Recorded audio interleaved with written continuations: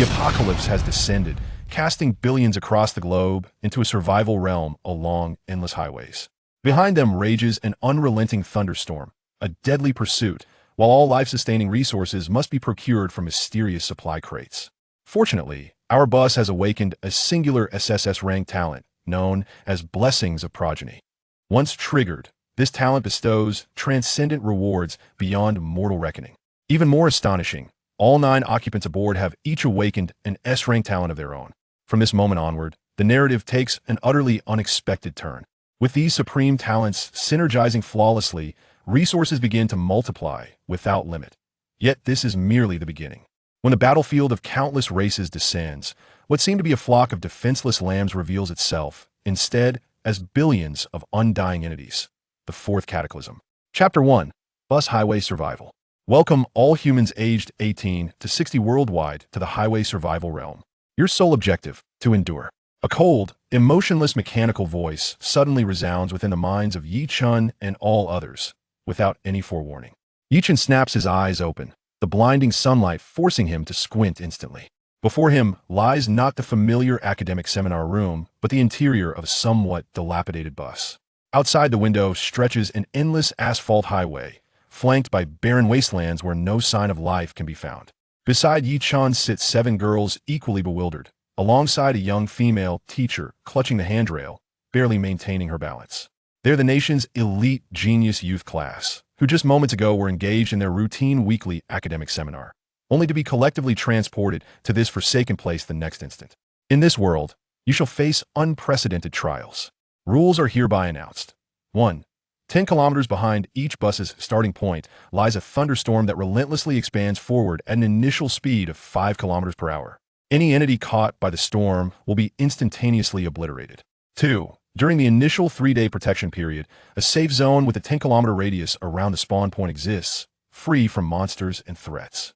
3. Once the protection period concludes, the storm shall begin advancing. 4. Supply crates will randomly appear along the route. To ease survival burdens, any pregnant woman will have her pregnancy terminated the following day. 5. Each individual has a 1% chance to acquire a talent. 6. The bus you now occupy serves as your initial vehicle, accommodating up to 50 passengers. Players within the same organization, such as school classes, company departments, or military units, will be matched together. Unorganized players will be matched randomly. 7. Each bus will awaken one unique vehicle talent. The voice echoes once more in their minds, crisp and merciless, like a freshly delivered death sentence, plunging all into an icy abyss. Now, I grant you 10 minutes to familiarize yourselves with the rules and to elect your sole captain. The timer begins. The chilling voice faded away, leaving the carriage in a profound silence, soon overshadowed by an insuppressible sense of panic. Survival on the highway, pursued by a thunderstorm, instant annihilation. Each piece of information struck them like a heavy hammer, violently assaulting the scientific worldview they had cultivated over the past 18 years. Students, a cold yet powerful voice resonated, immediately quelling all disturbances and whispers. All eyes instinctively gravitated towards her, as if they had found their anchor. The speaker was their team leader, Suzian. At merely 28 years of age, this remarkable teacher had earned dual doctorates in management and psychology. At that moment, she adjusted her slender metal glasses, her gaze behind the lenses exuding an unsettling calm. Panic will resolve nothing. We are currently facing a supernatural event, yet our minds remain functional. Now, I require each of you to utilize your most adept knowledge and, within 5 minutes, ascertain whether our present environment is genuine and evaluate the credibility of the rules. Her voice possessed an undeniable authority, akin to a refreshing spring pouring into the restless hearts of the assembly. Understood. The 7 prodigious young women responded almost in unison, and along with Yi-chun, they immediately set to work. This was their ingrained academic instinct, confronting any unknown, first analyze, then decide. Yi-chun also sprang into action, meticulously examining every detail of the carriage, touching the seats, feeling the texture of the fabric and foam, striving to uncover any flaws from his palpable reality. 5 minutes swiftly elapsed. Report to Teacher Sue. A girl with a neat ponytail and lively, sparkling eyes was the first to speak. She was Gu Qingyan, a genius in mathematical modeling and probability theory. From a probabilistic standpoint, the likelihood of all 9 of us experiencing an identical dream with highly uniform details including the rules we heard, is less than 10 to the power of negative 28. In other words, the probability that we are dreaming is lower than winning the lottery jackpot 100 times in a row. Thus, it is highly unlikely that this is a dream. No sooner had she finished her statement than a petite girl with a doll-like face and a somewhat aloof demeanor adjusted her glasses and took over the conversation. This was Chun Shi, a genius in theoretical and applied physics. The laws of physics are intact. I tested the built-in sensors of my phone. The gravitational acceleration is approximately 9.8 meters per second squared, and the air composition closely resembles that of Earth's atmosphere, showing no signs of alteration in fundamental physical constants. Chun Shi's words offered a slight sense of relief to everyone. However, her subsequent remark plunged their spirits once more into despair. Yet, there is one phenomenon that entirely contradicts known physical laws. She extended her fair finger towards the sky directly behind the bus. That storm. Everyone followed the direction of her finger. They are approximately 10 kilometers in the distance. A mass of ominous clouds loomed like a colossal curtain, with blue and violet lightning snakes writhing within. Even from such a distance, the breath of destruction sent shivers down their spines. A thunderstorm is an extreme weather phenomenon. Its internal energy is highly unstable, and its formation and movement require complex conditions. It cannot simply remain stationary in a fixed region for several minutes, like a wall. It resembles a backdrop painted in the sky, which is unscientific.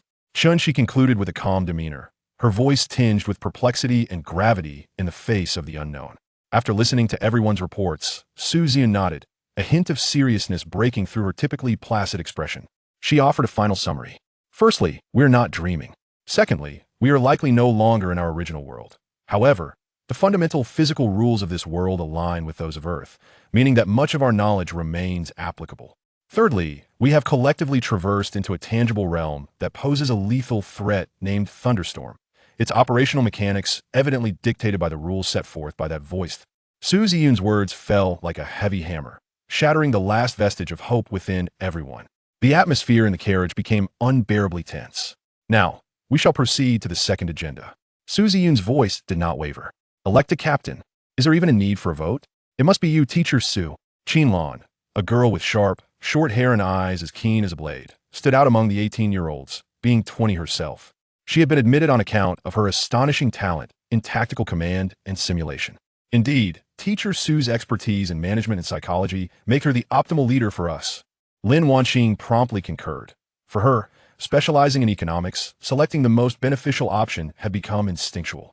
I concur. I second that. All the girls, including Yi Chun, unanimously deemed Su Ziyun the sole candidate for captain. However, Su Ziyun slowly shook her head. No, I cannot assume the role of the squad leader. Everyone was stunned, their faces etched with bewilderment. Why? Qinlan furrowed her brows and voiced the unspoken question lingering in everyone's hearts. If not you, then who among us is qualified? Su Ziyun's gaze swept over each individual, traversing those youthful, radiant yet perplexed faces, before finally resting on the sole male in the group, Yi Chun. Her eyes were calm, penetrating, even tinged with a cold, ruthless clarity. Because we have arrived in an entirely new world, one that may lack laws, morals, and order, only governed by the most primal survival instincts in a savage realm. In the world you once knew, you were the darlings of fortune. But here, you must first recognize your true position. What are you, what are we truly? Su Ziyun's question plunged the gifted young women into deep contemplation. Each could envision countless possibilities through the lens of their expertise, yet the answer now seemed glaringly stark. The first to respond was Lin Wanxing, who instinctively tried to measure the situation by value, only to find her complexion paling at the conclusion. Su Ziyun caught the subtle change in her expression and nodded, unveiling the brutal truth in plain terms. Indeed, in a world where order has collapsed, women, especially those as beautiful as you, will swiftly degrade from equal individuals into contested resources. The word resources struck like a needle, wounding the pride of every girl present. Our vehicle carries 8 women and 1 man. If I were to serve as the squad leader, when we encounter other teams in the future and the leader's identity is revealed, have you considered what it would signify? A team led by a woman, dominated by female members. What impression would that leave on others? Her voice was soft but sent a chill crawling up each spine within the carriage. She did not wait for a response, and instead provided the answer herself. It would symbolize weakness and vulnerability, an opportunity ripe for exploitation, a vast treasure trove of temptation that can be plundered with little resistance. This would attract countless unnecessary prying eyes and threats, exponentially increasing the difficulty of our survival. Su Ziyun's reasoning was lucid, unyielding, yet profoundly realistic. This inaugural lesson in survival was profoundly sobering, allowing these sheltered blossoms to scent the bloody stench of apocalypse for the first time. Therefore, the squad leader must be the only male among us. All eyes instantly converged upon Yi Chun, their gazes imbued with a complex blend of emotions. Having Yi Chun as the leader externally presents a male-led team, inherently shielding us from much of the gender-based hostility and unwarranted troubles. Internally, I will always be your teacher, your strategic mentor, and psychological advisor. That remains unchanged. I will assist Yi Chun in making the most rational decisions. Yi Chun will handle external affairs, executing decisions, and managing all outside negotiations. I will manage internal strategy, planning, and logistics. This is our optimal solution at present. Su Ziyun looked at Yi Chun, articulating each word with care. Yi Chun, are you willing to shoulder this responsibility? Yi Chun was taken aback. He had never imagined being thrust into such a position. Meeting Su Ziyun's calm, yet trusting gaze, and the 7 outstanding female classmates' looks, mingled with dependence, scrutiny, and hope, he realized the gravity of the moment. He understood there was no retreat. In this mad world, as the only male in this small group, he must bear the burden like a true man. Taking a deep breath, Yi Chun rose from his seat. I am willing. His voice was resolute and powerful. Time is up. Squad leader election completed. Squad leader, Yi Chun. Vehicle aptitude awakening. Chapter 2. All members possess S-class talents. More children, more blessings. Vehicle talent awakening successful. Talent name, more children, more blessings unique. Talent level, SSS class. Talent effect, female members within the vehicle have a 100 chance of conception, bringing random special rewards to the team upon conception. Repeated conceptions will significantly enhance the rewards. What? A voice, unable to contain its astonishment, erupted from the most vivacious member, Gu Qinjian. The air within the vehicle became utterly still in that moment. If the previous death rules had only sent a shock to their rational minds, the recently awakened vehicle talent delivered a profound ethical and emotional impact upon the 8 blooming young women. More children, more blessings? Conception? The amalgamation of these two terms, when coupled with the vehicle's sole male, Yi Chun, rendered their implications unmistakable. In an instant, nearly every girl's face bore a complex expression intermingled with shame, anger, bewilderment, and absurdity. Chun-Chi instinctively adjusted her glasses, her gaze behind the lenses momentarily straying from pure scientific analysis to a hint of confusion. Gu Qinkai's complexion turned ashen. She instinctively glanced at Yi Chun beside her, her lips parted, yet no words escaped. Everyone, remain calm. Su Ziyun's voice resonated once more, serving as an anchor to stabilize the crowd's crumbling emotions. Her expression remained inscrutable, her keen gaze sharp behind her thin-framed glasses. Firstly, this is a resource acquisition type talent. Secondly, its rating is SSS class. If this is indeed the highest level, it implies that its potential yield exceeds our wildest imaginations. Lin Wonking swiftly extricated herself from her state of shock, adjusting her rimless glasses as she added in a voice of pure reason, Ms. Su is correct. Analyzing from the perspective of return on investment, this is currently the only sustainable output method we know of, and it has reached the pinnacle of its rating. What kind of resource acquisition method is this? The astute strategist Qin Lan frowned, her gaze sweeping over Yi Chun and the pale-faced girls, her tone tinged with irritation. She did not shy away from paying a price for victory, but this price diverged starkly from any previous strategic simulations she had undertaken. Just as the atmosphere inside the vehicle reached a breaking point, the cold, mechanical voice unexpectedly echoed in everyone's minds once more. Player Su Ziyun, Talent Awakening. S-Class Talent, Daily Check-In. Effect. Select 1 reward from 3 randomly appearing options each day. Player Lin Wonking, Talent Awakening. S-Class Talent. Value Equilibrium. Effect. Accurately identify the current and potential value of any item. Once per day, force an absolutely fair equivalent exchange during transactions. Player Qin Lan, Talent Awakening. S-Class Talent. Domain of War. Player Chun Shi, Talent Awakening. S-Class Talent. Material Reconstruction. A cascade of golden light erupted from the individuals within a vehicle. Gu Qinjian, Gu Qinkai, Zhou Siyu, and Ran, without exception, including Yi Chun, all 9 individuals in the vehicle awakened their talents at that moment. Furthermore, every individual's talent rating was uniformly S-Class. Player Yi Chun, Talent Awakening. S-Class Talent. Infinite synthesis. Effect can synthesize 10 identical items into one higher-tier item of the same category. This is impossible. Gu Qingjian gazed at her talent panel, displaying the S-class talent. Then at the others bathed in the same radiant glow and their astonished expressions, exclaiming in disbelief. The system rules explicitly state that the probability of awakening an initial talent is only 1%. The chance of all 9 of us awakening, and all possessing S-class talents, is beyond calculation. This is absolutely impossible. A glimmer of insight flickered in Su Ziyun's eyes as she rapidly connected the two anomalous phenomena. No, this isn't mere coincidence. Her gaze roamed over everyone, ultimately resting on Yichun. The 1% probability applies to all ordinary people worldwide. But we are not ordinary. We are the chosen prodigies. So it is not surprising that all of us awaken with S-class talents. However, Su Ziyun's tone shifted, becoming incisively sharp. She paused, seemingly harboring a specific intent, before articulating the conclusion that everyone instinctively avoided. My talent allows me to select one resource from 3 options each day. If my talent does not yield the necessary resources, then more children, more blessings becomes our only viable option. This statement extinguished the flicker of joy that had briefly ignited at the awakening of their S-class talents. The atmosphere grew heavy once more. Su Ziyun inhaled deeply, aware that someone must take on the role of the villain at this juncture. Classmates, listen to me. What we're discussing is not a matter of ethics and morals in times of peace, but rather the existential question of survival. Even if we do not activate the vehicle, after 3 days of the novice protection period, the thunderstorms will commence their movements. We have no choice. Her gaze swept over the 7 girls before finally settling on Yichun. For the sake of fairness, and to preserve each individual's dignity to the greatest extent, I need to seek the opinions of each one of you. A pin drop could be heard in the vehicle.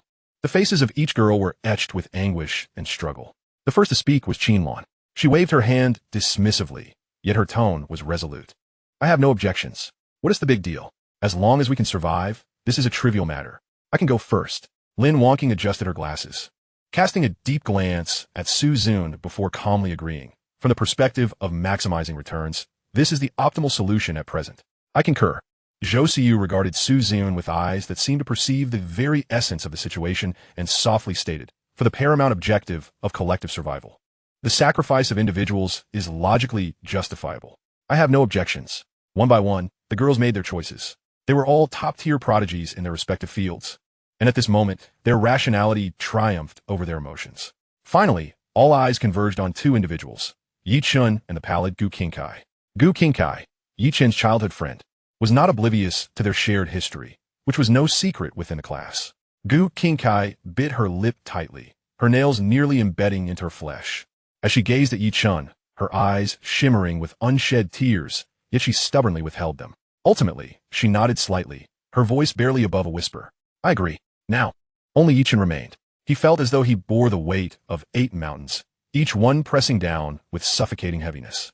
He looked into Su Ziyun's calm and trusting eyes, observed Qinlan's feigned nonchalance, Lin Wonking's rational countenance, and the pain-laden gaze of Gu Qingkai. He understood that as the leader of the group and the only man present, he could not falter. If this was the only path forward, Yichun rose, his voice low yet resonant enough to reach every ear. I comprehend my responsibility. I am willing. With Yichun's declaration, the absurd yet weighty plan concerning everyone's future was officially established. Chapter 3. The hearts of those who play economics are corrupted. Each day of the novice period is of utmost importance. Su Ziyun's gaze swept over everyone, her voice as calm as ice.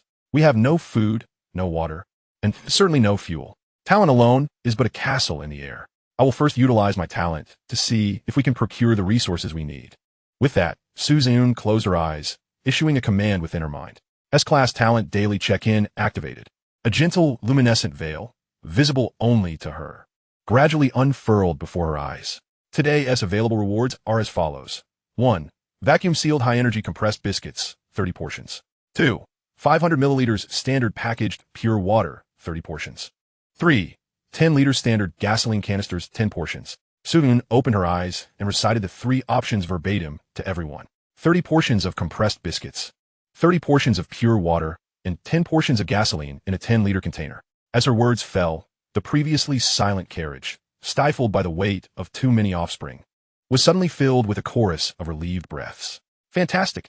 Gu Qingjian was the first to exclaim, her exquisite face alight with joy. We have food now.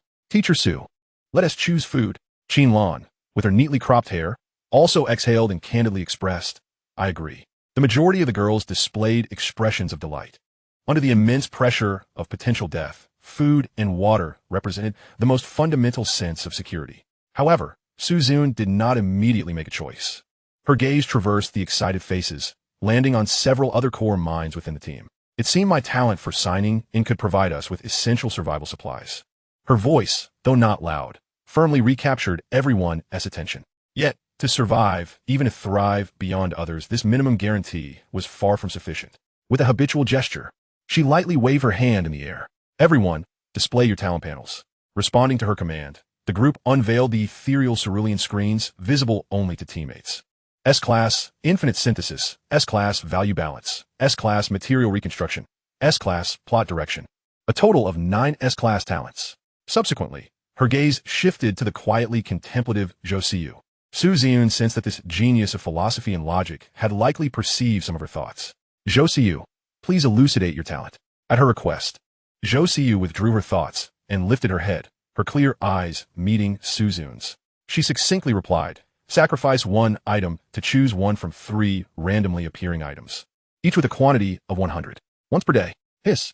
The moment this explanation was uttered, the atmosphere within the vehicle grew heated once more, overshadowing even the earlier yearning for food. 1 for 100. And it's a choice of 3. What a terrifying resource amplifier. A flicker of approval flashed in Suzune's eyes.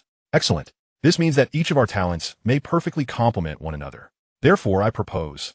Suzune's tone turned gravely serious. During the 3-day novice protection period, we shall remain here, stationary.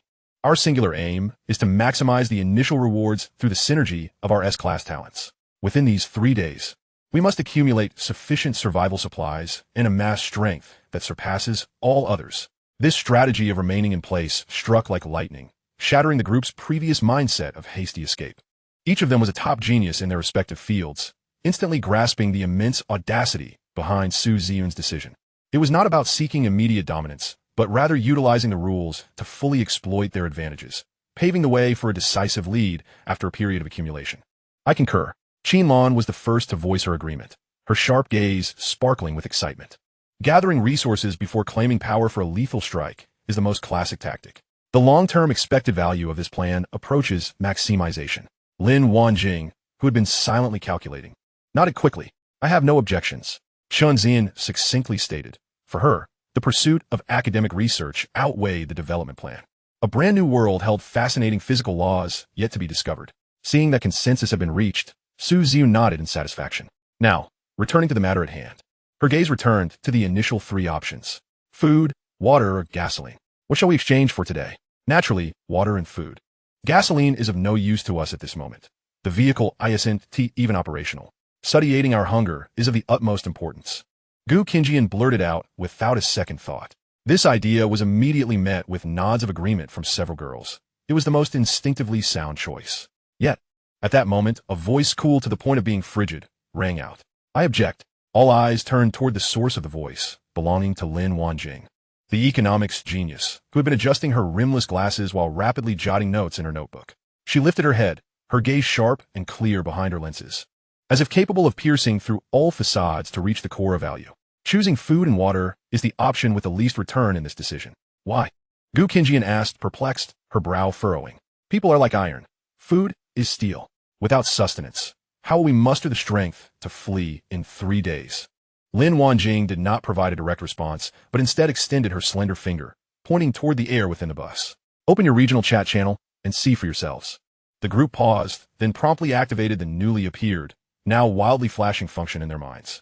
A torrent of messages flooded their retinas as if a dam had burst. Help! Can anyone tell me where this is? I'm so hungry. Is anyone forming a team? Didn't the rules say we would be randomly assigned? I'm so scared alone. Ha ha ha ha. We found a treasure chest. It contains water and bread. Who has food? I'll trade you a lighter. The vast majority were cries of terror or exchanges of the most basic information. However, interspersed among them were crucial pieces of intelligence. Lin Wanjing, with her delicate, fair fingers, seemed to glide over an invisible screen in the air. I have compiled a total of 3,721 valid messages from the chat channel. Of these, 812 mentioned treasure chests. Among those mentioning treasure chests, 304 clearly indicated that supplies were obtained. Of those 304, 291 yielded food or water, accounting for a striking 95.7%. Conversely, only one instance explicitly indicated gasoline was acquired, representing a mere 0.3%. A series of cold, precise figures, articulated calmly by Lin Wanjing, struck each listener like a hammer, rendering the entire carriage silent. Everyone was momentarily speechless, astounded by her formidable information processing and analytical capabilities. Lin Wanjing adjusted her rimless glasses and presented her final conclusion.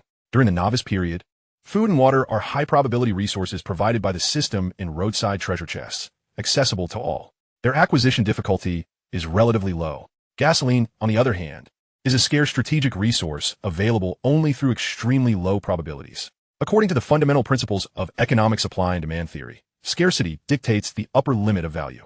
Her gaze swept across everyone, ultimately resting on Su Ziyun and Zhou Siyu. My recommendation is to choose gasoline. Then, we shall immediately execute two actions. Utilizing Zhou Siyu's unequal exchange talent, we will sacrifice one 10-liter gasoline canister to exchange for 100 portions of other resources. The remaining 9 portions of gasoline will be reserved for trading. With this currency, akin to gold at this stage, we can effortlessly trade with players who possess food and water but lack fuel, securing enough provisions to sustain us for several days, alongside any other essential resources. Lin Wanjing's words sliced through the dilemma like a razor-sharp scalpel, illuminating 2 pathways for capital operations that promised staggering profits. Inside the carriage, an eerie silence enveloped the atmosphere. Chapter 4. Capitalists should hang street lamps. All the girls, including the astute and composed Su Ziyun, gazed at Lin Wanjing with an expression akin to that reserved for a monster. They finally comprehended the terrifying prowess of a prodigy whose very essence was steeped in economics and game theory. While everyone else remained mired in the rudimentary thought of merely satisfying their hunger, she had already ascended to the 5th tier, pondering how to exploit information asymmetries and the scarcity of resources to achieve the most primal form of capital accumulation. I concur. Gu Qinjian opened her mouth, struggling to utter those words, her eyes reflecting profound admiration for Lin Wanjing. Monster was all Qin Lan could succinctly articulate, her gaze filled with awe.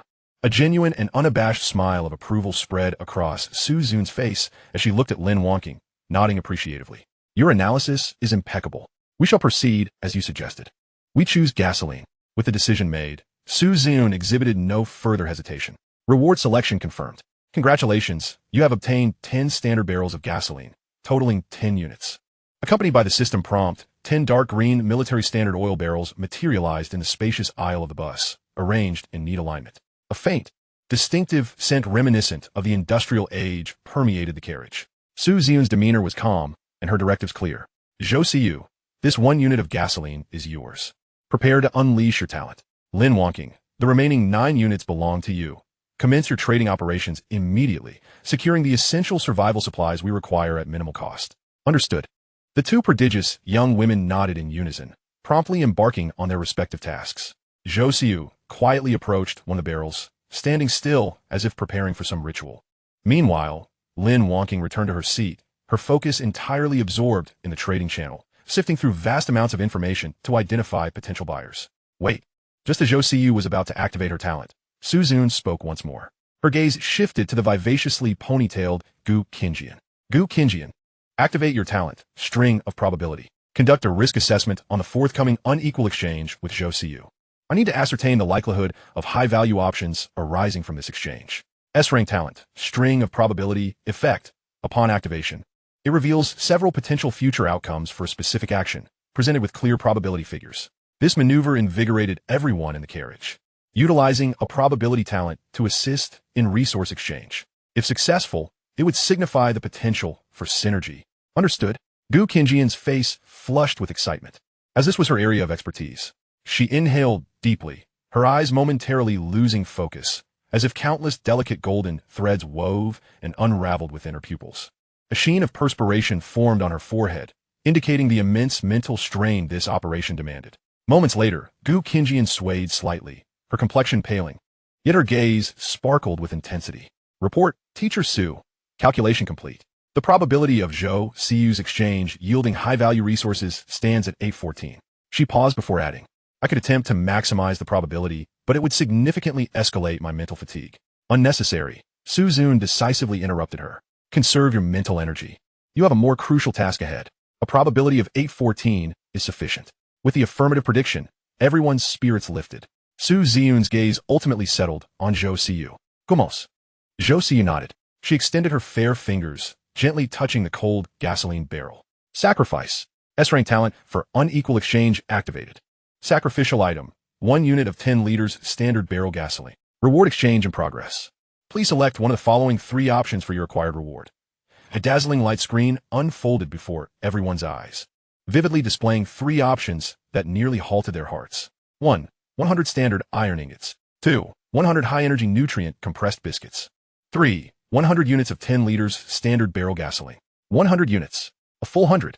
The air within the carriage seemed to be siphoned away by an invisible hand, as everyone held their breath, fixated on the third option. 100 barrels of gasoline. That amounted to 1,000 liters. If the previous 10 barrels merely provided them with the capital for trading, then this 100 barrels could elevate them to unparalleled energy magnates within the region. I still recommend selecting gasoline. The cold and rational voice of Lin Wonking resonated once more. Unbeknownst to them, she had concluded her browsing of the trading channel. Adjusting her rimless glasses, she calmly regarded the others.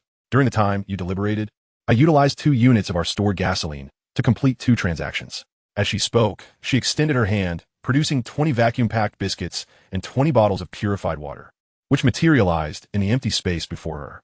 Transaction successful. You traded 1 unit of gasoline for 20 compressed biscuits. Transaction successful.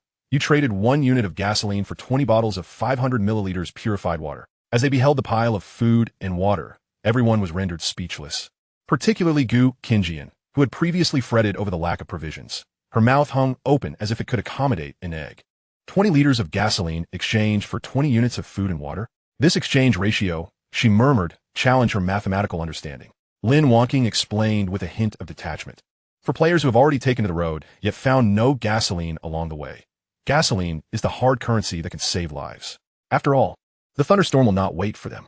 By exploiting this information asymmetry and survival necessity, we can engage in a risk-free arbitrage, distributing the food and water among the group.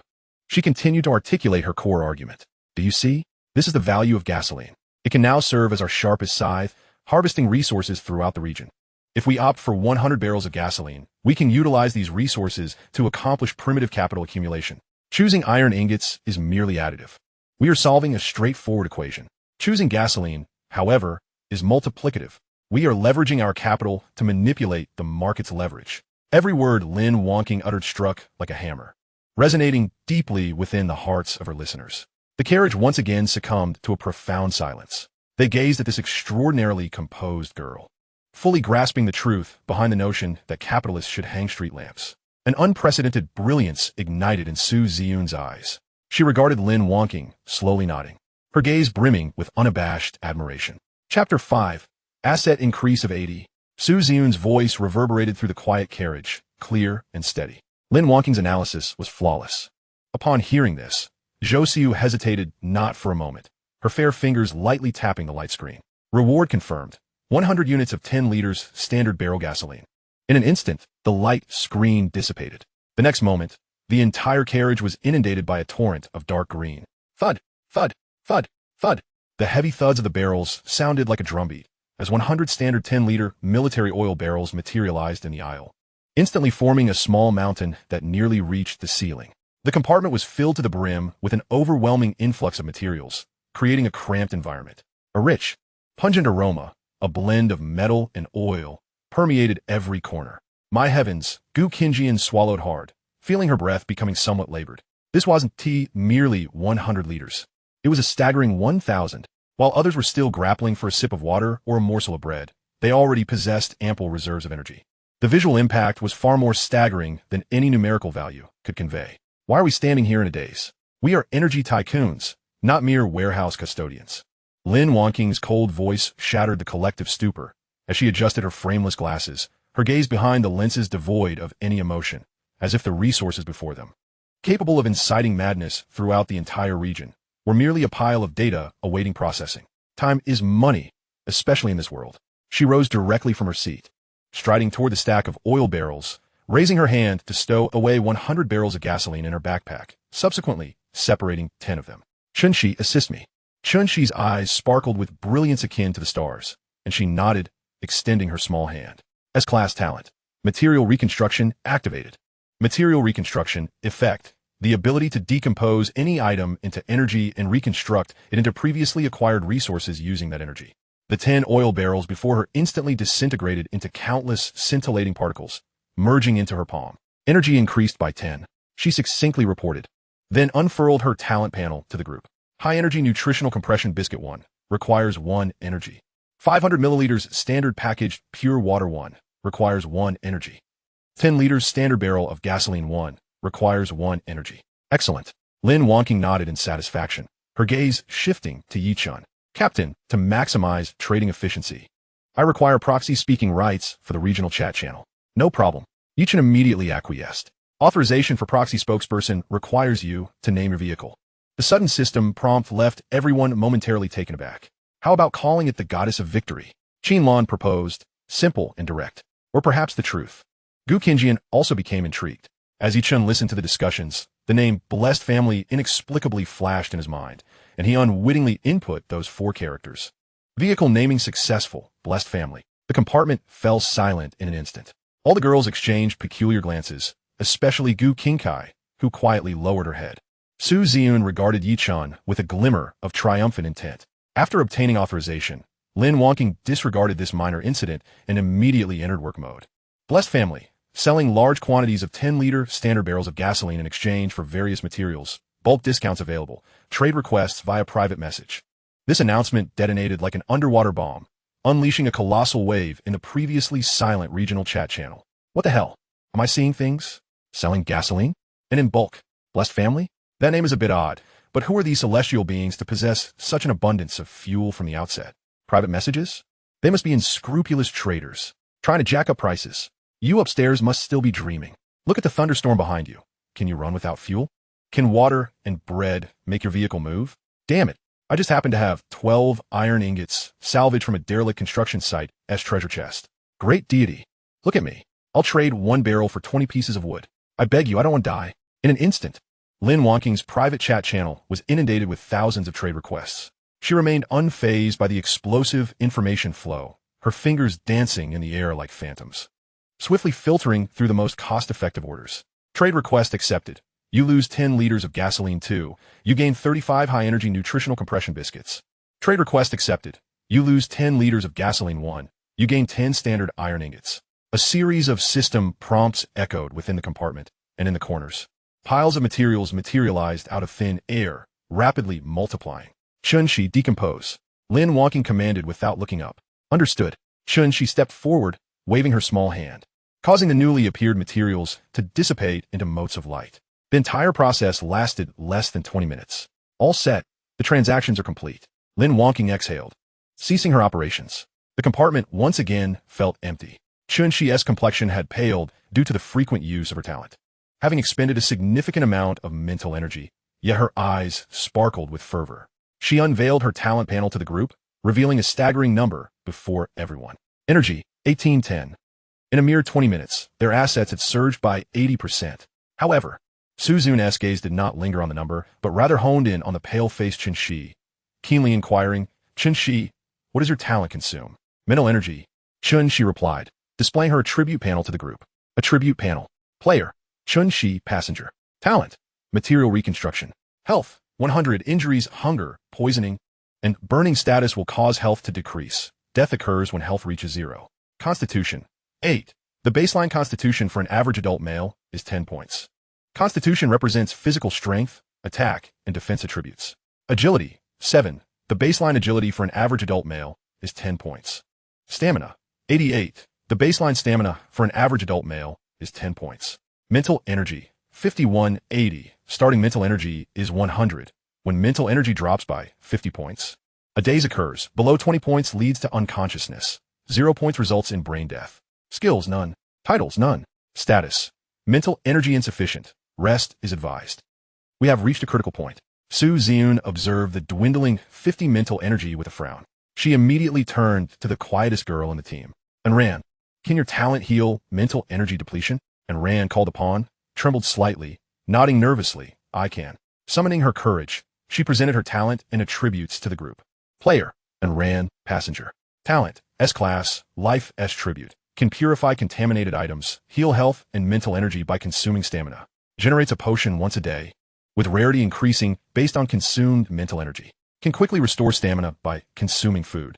Constitution 9, agility 6, stamina 1111, mental energy 15150. Chapter 6. From today onward, I shall dictate the market's rules.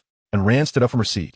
She approached the pale-faced Chun-Shi, whose mental energy had been excessively drained. And when it came to anything related to healing, this medical prodigy was no longer shy or anxious. Her expression was focused and earnest. S-class talent. Life S-tribute activated. A gentle, verdant light, reminiscent of fresh sprouts, radiated from Ran's palm, imbued with a reassuring vitality. She gently pressed her hand against Chun-Shi's forehead. Chun-Shi's body trembled slightly, feeling a refreshing and comforting energy surge into her mind, dispelling all fatigue and pain. Your stamina 1. Chun-Shi's mental energy recovers by 20 points. A system prompt appeared before Ran, and Chun-Shi immediately showcased a restored attribute panel to everyone. Mental energy 7180. By the heavens! Gu Qingjian's mouth fell agape once more, observing Ran and Chun-Shi, then glancing at the icy Lin walking beside them, murmuring to herself, "This is simply a perpetual motion machine, a flawless perpetual motion machine, capable of inciting envy to the brink of madness in any player." Lin Wonking trades gasoline for a vast array of essential resources. Chun-Shi utilizes these fundamental resources, employing material reconstruction, to transmute them into pure energy. As Chun-Shi's mental fortitude wanes, Ran employs Life Song to restore it. The stamina expended by Ran can be replenished with food that Chun-Shi can conjure at will. This forms a perfect, nearly flawless closed loop. No, it is not merely nearly perfect. It is capable of infinite cycles. Lin Wonking adjusted her glasses, her voice cold as she corrected them. Her gaze swept over the two cores of the perpetual motion machine, and Ran and Chun-Shi exhibited no excitement, only an aura of tranquility. Theoretically, given sufficient time, we could exchange a barrel of gasoline for the resources of the entire world. She spoke this statement with a casual air. Yet it sent shivers down the spines of everyone in the vehicle, including Suziun. For the first time, they intuitively grasped the terrifying potential of a team composed entirely of S-grade talents, perfectly synchronized, just as the group was still reeling from this revelation. Yi Chen's voice broke the silence. I just took a glance at the vehicle S panel. He projected a holographic display for everyone to see. Happiness Family, Level 1. Number of members, 9. Speed, 30 kilometers H. Durability, 50-50. Modification slots, 2. Upgrade requirements, wood 100, leather 50, iron ingot 100. Upgrade rewards, 1. Speed increases to 40 kilometers H. 2. Durability increases to 70. 3. Slight increase in defense. 4. Acquire any blueprint. 5. Modification slots, 2. Current function, decomposition. Decompose, can break down large resources into basic materials, such as a common table into wood. Our energy is more than sufficient to construct these materials. Should we upgrade the vehicle first? Yi Chun inquired, directing his question towards Su Ziun. Upgrading the vehicle signifies enhanced defense and greater safety, a truth understood by all. Su Ziun nodded, then turned to the team's chief economist. Lin Wonking, what is your perspective? I oppose it. Lin Wonking replied almost without hesitation, delivering her negative verdict. We will not upgrade today. Her voice was resolute. Why? Given our current capabilities, enhancing the vehicle's level to increase defense is not the optimal choice. Qinlan asked, her brow furrowed. It is not. Lin Wonking shook her head, her eyes shimmering with fervor behind her glasses. In comparison to the trivial sense of safety gained from upgrading the vehicle, I prioritize another matter. Market monopoly. We have started with the scarce strategic resource of gasoline. The value window for this information and resource disparity may only last 1 to 2 days. I need 1 day. Lin Wonking extended a slender finger, her tone calm, yet the content of her words brimming with audacity. Grant me 1 day, and I can completely disrupt the market prices of all basic resources in this area through a series of operations, such as high and low throws, establishing a new currency system anchored by gasoline. At that point, we will no longer be mere resource merchants, but the architects of the rules. The over 1 million survivors in the region will become miners at our beck and call. Inside the vehicle, an eerie silence fell. All the girls regarded Lin Wonking with the eyes of someone observing a monster, feeling their minds struggle to keep pace with the capitalist mentality she exhibited. While everyone else was still grappling with the first layer of survival, she had already ascended to the stratosphere, contemplating how to wield capital to enslave the entire world. Susan inhaled deeply, forcibly suppressing the tumult within her. She did not make an immediate decision, but turned her gaze towards Yi-chun. Yi-chun, you are the team leader. Her voice carried an unprecedented gravity. Though I am the teacher, the highest decision-making authority rests with you in this team. Certain decisions must be made by you. This was the first time Su Xiun explicitly returned power to Yi-chun in such a significant decision. All eyes focused on him instantly. Yi-chun felt the weight of this responsibility and understood Su Xiun's intent. He gazed into Lin Wangqing's eyes, which sparkled with confidence, then glanced at the astonished and somewhat hesitant expressions of the others. He realized this was his first major decision as the team leader. I concur with Lin Wangqing's plan. Yi-chun's voice was clear and resolute, devoid of any ambiguity. Risks and rewards coexist, but our team's advantage lies in having specialized talents. I trust her judgment. A barely perceptible smile tugged at the corners of Lin Wangqing's lips. In Su Xiun's eyes, a glimmer of satisfaction and encouragement shone through, as she felt pleased with Yi-chun's decisiveness. Excellent. She nodded, then posed a second, more fundamental question. As the team leader, what are your thoughts on our future mode of interaction and the distribution of resources? This inquiry was even more sensitive and crucial than the previous decision, as it pertained to the enduring cohesion of the team. Yi-chun fell silent. He surveyed the 8 women before him. There was the calm and wise teacher Su Xiun, the icy rationality of Lin Wangqing, the silent Qin Shi, and his childhood friend Gu Qingkai, with whom he felt the deepest guilt. Each was a unique genius, each possessing their own pride. The peculiar name of their vehicle, Happiness Family, flashed through his mind. Perhaps therein lay the answer. My thoughts are quite simple. Yi-chun raised his head, his gaze sweeping across each individual, his tone earnest and sincere. From this day forth, we are a family. All resources, whether acquired through talents or transactions, will belong to the team collectively, overseen and allocated by Lin Wangqing. As for the distribution of items, we will adhere to one principle: allocation based on need. Any equipment or item that is suitable for someone and can maximize its effectiveness will be directly assigned to them, without discussion or exchange. We are a whole. The strength of any individual reflects the strength of the entire family. I do not wish for any rift between us due to resources. Ladies, do we have any objections? Yi-chun concluded, observing the group in silence. Inside the vehicle, the sound of a pin dropping could be heard. The expressions on the girls' faces transitioned from initial scrutiny to relief, ultimately transforming into a warm sense of agreement. Yi-chun's proposal had entirely dispelled any lingering traces of discord within them. I have no objections. Qinlan was the first to speak, her tone light. I agree. This is the most efficient model. Lin Wangqing nodded in affirmation. I also concur. Gu Qingkai looked at Yi-chun, her eyes sparkling with admiration. Unanimously approved. Su Xiun smiled, delivering the final summation, her gaze toward Yi-chun filled with pride. Chapter 7. The True Purpose of Su Xiun. With the unanimous approval of the resolution, the oppressive and tense atmosphere within the vehicle dissipated entirely, replaced by an unprecedented sense of unity. They were no longer mere classmates and teachers thrown together temporarily. They had transformed into a genuine family with a shared goal, communal resources, and intertwined fates. The girls dispersed in small groups, returning to their seats. Yi-chun's gaze settled on the familiar silhouette of Gu Qingkai, who had remained somewhat silent throughout. He took a deep breath and made his way over. Go on. Comfort my sister well. Gu Qingjian winked at him, patting his shoulder, then stood to vacate her seat, her eyes conveying a subtle encouragement and relief. Yi-chun nodded slightly and took a seat beside Gu Qingkai. The girl's shoulders trembled ever so slightly, although she kept her head lowered.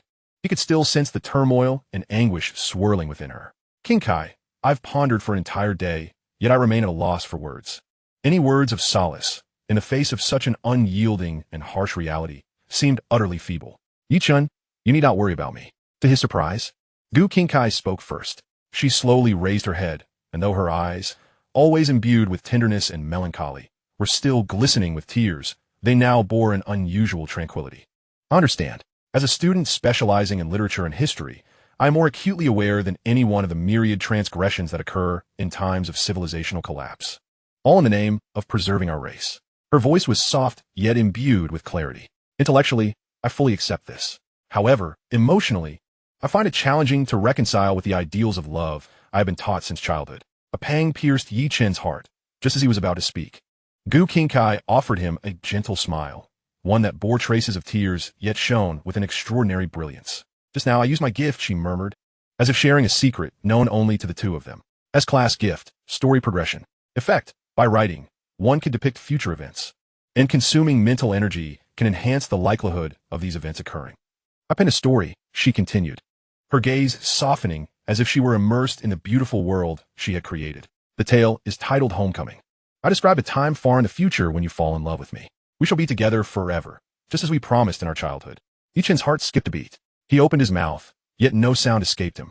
Gu Kinkai looked at him, her smile broadening, though tears finally betrayed her, cascading down her cheeks. Do you know, Yichun? When I wrote this ending, my gift did not even consume a sliver of my mental energy. This signifies that, according to the system's judgment, the notion of you loving me is not merely a future event requiring probability enhancement, but an established, predetermined fact. For me, that is enough. Truly, it suffices. She endeavored to smile, as if attempting to demonstrate her resilience through this expression. Yichun could no longer contain his emotions. He extended his arms and enveloped the girl who tugged at his very soul tightly in his embrace. No words were exchanged. In that moment, all guilt, heartache, and promises melted away into the warmth of their embrace. Meanwhile, at the other end of the carriage, Suzune settled beside Josiu. The girl, fond of philosophical contemplation, gazed quietly at the chat channel, absorbed in thought amid the flurry of communication. Thank you for your support earlier, Suzune began. During the voting process, it was Lin Wonking and Josiu, the most rational among them, who first expressed their stance, thus guiding the team's decision-making. Josiu withdrew her gaze, her clear eyes now fixed on Suzune, and instead of responding with gratitude, she went straight to the crux of the matter. Your goal is not merely to activate more children, more blessings, is it? Her tone was not a question, but an assertion. A smile of approval flickered across Suzune's face. She recognized that her deeper intentions could not escape the scrutiny of this prodigy in logic. Indeed, she admitted candidly, the name Happy Family is truly wonderful, and it is my ultimate objective. A glint of understanding flashed in Josiu's eyes as she spoke with her unique cadence. As if deconstructing concepts, from a humanistic perspective, your approach is the most astute. In a closed-knit group, once all female members establish the closest bonds with the sole male, the negative emotion of jealousy will be diluted by the principle of collective responsibility, ultimately evolving into a special emotional bond based on shared experiences. People inherently yearn for conformity. As long as this process is guided smoothly, in the end, everyone will psychologically accept one another and develop an unbreakable cohesion due to this collective, transcendent experience. We will truly come to love Yichun and every individual in his family. Josiu's analysis was calm and precise, articulating Suzune's entire scheme flawlessly. After a brief pause, the most pivotal question emerged as expected. But who will be the first to guide this process? Who will break the taboo and pave the psychological path for all others to follow? Is it you, Teacher Su? Suzune met Josiu's gaze, which seemed to penetrate all facades, and without a hint of evasion, she nodded resolutely. Yes, it must be me. Her voice was steady, yet it brimmed with undeniable determination. By virtue of my role as a teacher, as an elder, and as the authority within this team, it is imperative that I be the first to dismantle this ethical taboo, thereby alleviating the psychological burdens of all subsequent students and reassuring them that this is not a fall from grace. Josiu gazed deeply at Suzune for an extended moment. In her eyes, for the first time, a clear emotion emerged, admiration. Your grasp of human nature is indeed commendable. It is no wonder you hold dual doctorates in management and psychology. Chapter 8. Suzune's Offensive. Time slipped by quietly as Yichun and Gu Kinkai spent their moments together. In a bid to help the girl in his embrace forget her sorrow entirely, Yichun resorted to his tried-and-true antics, employing the playful behavior that had never failed to amuse her since their childhood. One moment, he mimicked the meows of a stray cat they once fed together, and the next, he recounted the embarrassing incident from their youth when he had blown up half the chemistry lab during an experiment. Initially, Gu Kinkai only leaned against him, quietly listening with a faint smile gracing her lips. But soon enough, she was brought to laughter by Yichun's exaggerated performances and vivid storytelling. That smile shone like sunlight breaking through after a storm, instantly dispelling all the shadows in her eyes. Observing her radiant smile, Yichun felt an immense sense of relief wash over him. Nightfall descended imperceptibly. The cacophony and shock of the day seemed to have been swallowed by the boundless darkness. Beside the bus, a bonfire blazed brightly, its orange flames crackling and dispelling the chill of the wilderness, providing a glimmer of warmth and security to this small team. The restless Qinlan had scouted the safety perimeter for several kilometers during the day. The outcome was precisely as the system had indicated. Aside from the seemingly endless straight road and the boundless desolation flanking it, there were no signs of biological activity, rendering it excessively safe. At this moment, the group gathered around the bonfire, savoring their first meal in this world. Under Ran's strong suggestion, the preparation of the food was deemed healthy. The compressed biscuits were crushed and mixed with purified water in precise ratios, then heated over the fire until they formed a thick paste. In Ran's words, liquid food is easier to digest and absorb, maximizing energy replenishment while minimizing the burden on the digestive system. Although the taste left much to be desired, no one complained. In this apocalyptic setting, being able to enjoy a warm meal was already a luxury. The atmosphere inside the carriage was warm and tranquil, reminiscent of a camping trip in the wilderness. However, this tranquility was soon disrupted. Su-Zun set down her bag and cast her gaze over Lin Wonking and Zhou Siu's faces, exchanging a knowing look with the two. Everyone, there's a matter we need to decide right now. Su-Zun's voice was soft, yet it immediately commanded the attention of all present, halting their actions. Regarding our vehicle SSS class gift, more children, more blessings. The mere mention of this term caused the warmth that had recently begun to rise in the air to plummet instantaneously. The expressions of the girls once again became somewhat intricate and unnatural. Now, Qinlan furrowed her brow, being the first to voice her dissent. Do we not just finalize a deal with Lin Wonking to secure a vast reservoir of energy? We are not lacking in resources. Is there truly a necessity to act so swiftly? Her words trailed off, but the implication was unmistakable. In the absence of resource scarcity, it seemed excessively urgent to initiate a plan intertwined with ethics and emotions. There is a necessity, came the response from Lin Wonking.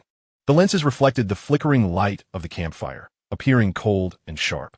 Qinlan, you must consider this from the perspective of asset allocation. What is our most significant asset at present? It is not the resources that can be purchased. Rather, it is the talent of more children, more blessings itself. This is an SSS-grade talent with a unique attribute as assessed by the system. This indicates that its output will most likely surpass any known method of resource acquisition. A top-tier production tool, from the very moment it is idled, incurs immeasurable costs. By not utilizing it now, we are squandering our team's most core advantage. From an investment return standpoint, this is an unequivocally erroneous decision. Lin Wonking's analysis was imbued with the cold, ruthless clarity of a capitalist. Before Qinlan could counter, Zhou Siu, who had been quietly contemplating, spoke up. Lin Wonking's utilitarian perspective is logically sound. She articulated in a tone that seemed to deconstruct concepts. Let me add a point. From the standpoint of existence, as long as more children, more blessings persists, it will inevitably become an option we must execute for the sake of collective survival. Its utilization is merely a matter of time. Since it is something that will inevitably occur, the distinction between early and late is, in essence, reduced to the magnitude of benefits. According to Lin Wonking's analysis, commencing sooner yields greater returns. Therefore, from a purely rational perspective, we should activate it immediately.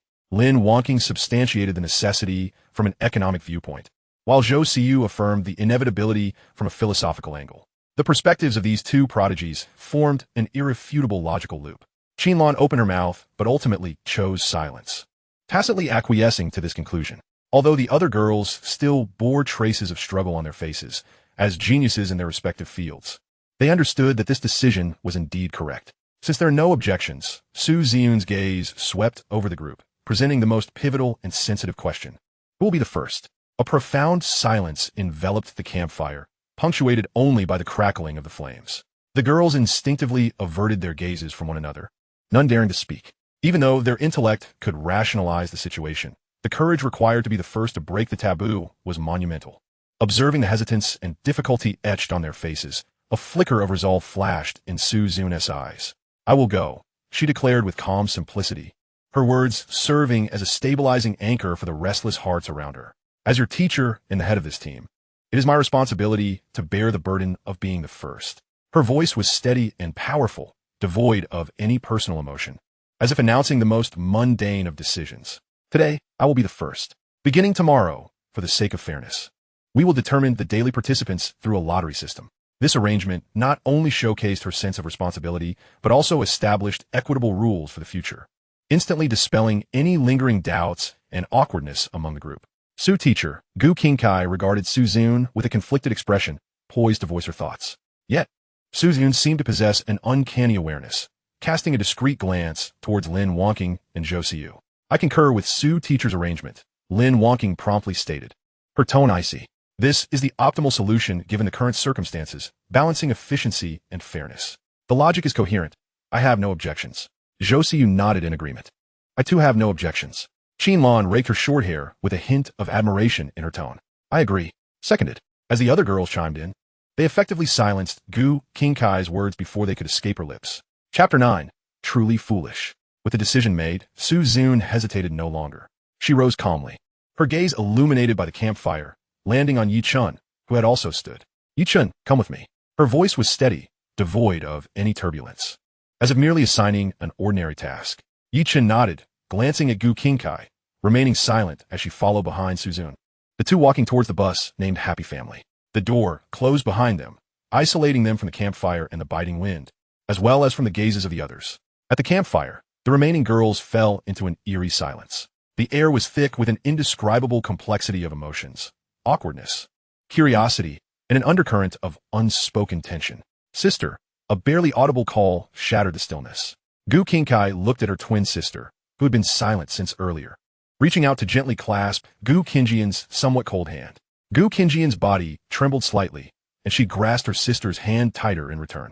She continued to gaze at the crackling fire, forcing a vibrant smile onto her face, and spoke in a buoyant tone. What's wrong? Is the atmosphere too heavy? Don't worry, this is all for survival. Statistically speaking, this is the choice with the highest survival rate we can make. She attempted to infuse levity into the atmosphere with her most familiar and rational language. However, Gu Qinkai merely watched her quietly, shaking her head gently. In her usually gentle eyes, there now resided a clarity and tenderness that seemed to perceive everything. Gu Qinkai said nothing further. Yet Gu Qinjian discerned everything in her sister's gaze. It was as if that gaze conveyed, "Sister, stop pretending, I know." The smile on Gu Qinjian's face gradually faded, ultimately dissolving into a long, resigned sigh. She ceased speaking, instead remaining quietly alongside her sister, together observing the flames before them, allowing the emotions long buried within to flow silently through their clasped hands. No one around them noticed the subtle shift in the atmosphere between the twin sisters. Only Gu Qinkai understood that, at the moment Yi Chun offered her comfort, her inner relief stemmed not solely from Yi Chun's clumsy concern. More significantly, it derived from the untold, true story she had penned with her talent, story direction. The conclusion of that story was not that Yi Chun fell in love with her. Rather, it was that all of them fell in love with Yi Chun, and Yi Chun, in turn, loved each of them.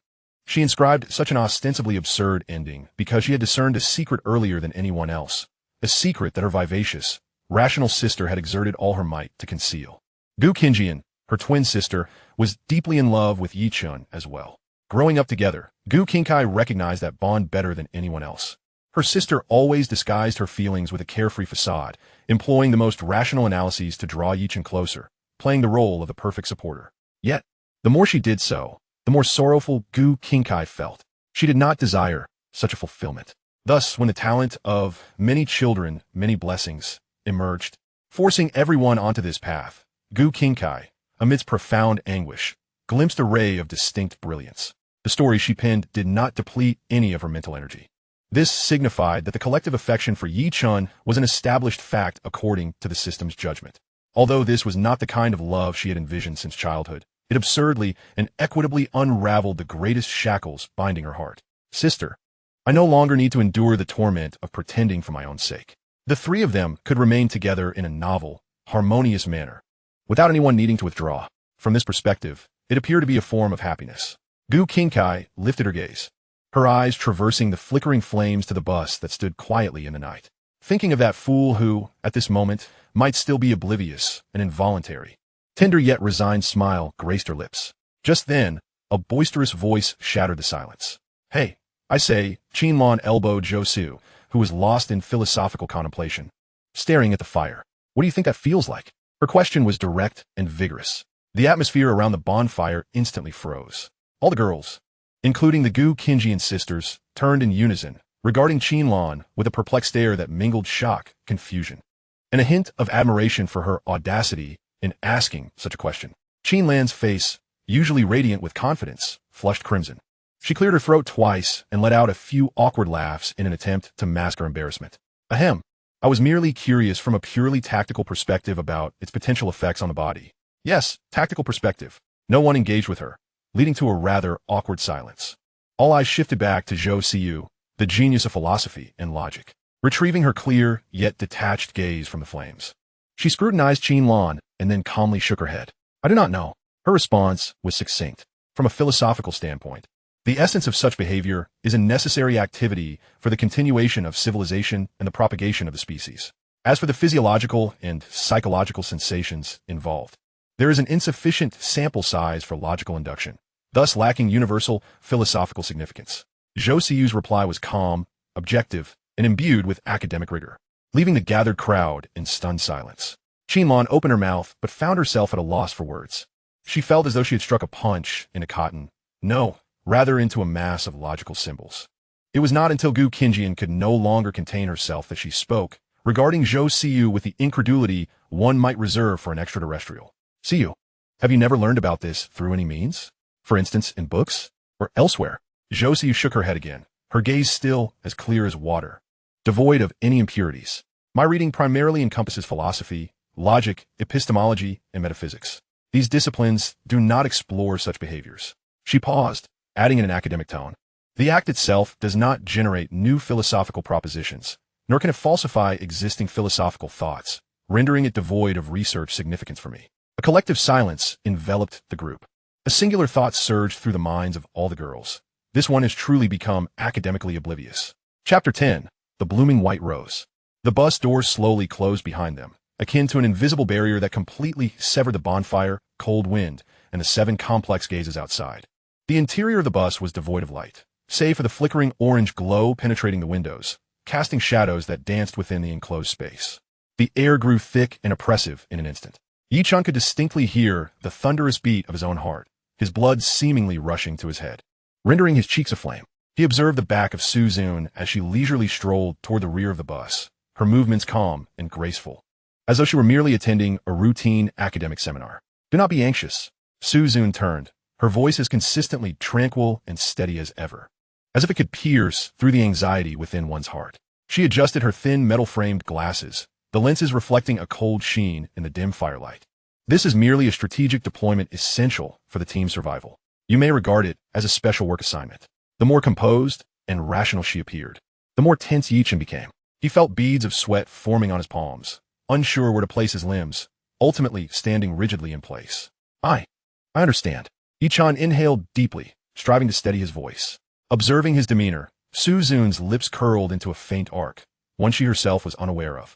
The boy before her, so different from the decisive man who shouldered all responsibilities earlier in the day. Perhaps this was more authentic. Yichun, she hesitated slightly, adopting an inquisitive tone. Do you understand such matters? The moment the question left her lips, Yichun's face turned a deep crimson, akin to a lobster being boiled. I know a little. His eyes darted away, his voice barely above a whisper. In school, we covered in health class, and I've read some biology materials. Have you ever practiced it? Su Zun's probing was direct and incisive, akin to a precise scalpel, slicing through all awkward facades. No. Yichun instinctively denied it with fervor, only to realize his reaction was overly intense, his voice dwindling to a whisper, not even once. I see. Su Ziyu nodded, her expression unchanging, as if merely confirming an inconsequential datum. Upon receiving this answer, she appeared to exhale a breath of relief. She turned, manipulating the latches of the rear seats. With a few soft clicks, the backrests of 2 rows of seats were fully reclined, merging with the seats behind to create a makeshift bed that, while rudimentary, was sufficiently spacious and flat. After completing this task, she turned back to Yichun, who remained standing there in a daze, and commanded in an unwavering tone, "Lie down." Huh? Yichun blinked, momentarily taken aback. "Lie down," Su Ziyun repeated calmly. Her words were cool and objective, as though analyzing a mathematical problem. Yet, Yichun discerned the underlying tension and unease, forcibly suppressed, that belonged to a woman. He hesitated no longer and complied, lying down on the makeshift bed formed by the seats. He could feel the texture of the fabric beneath him, and a faint fragrance belonging to Su Zun lingered at the tip of his nose, her unique scent.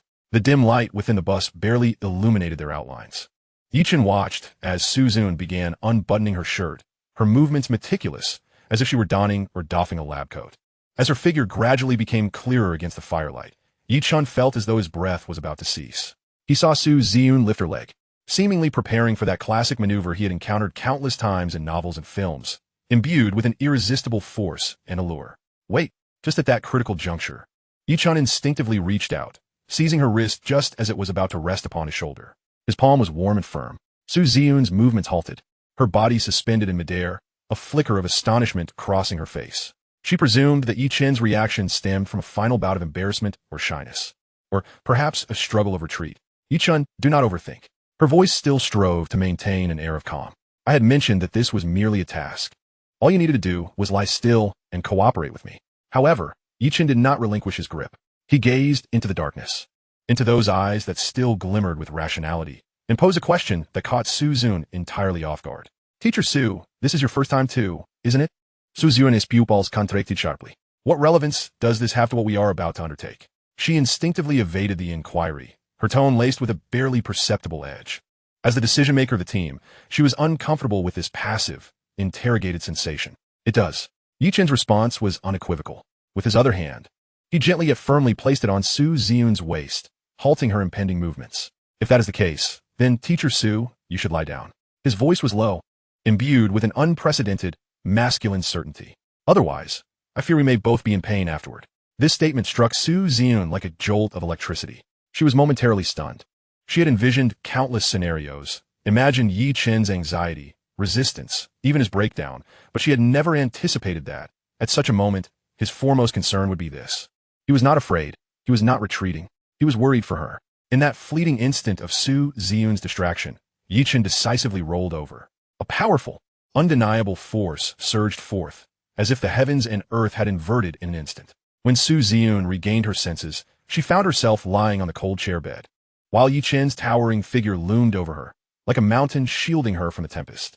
Outside the window, a flare of fire suddenly shot up, its bright glow flickering briefly, illuminating Yi Chen's resolute profile and his exceptionally bright eyes.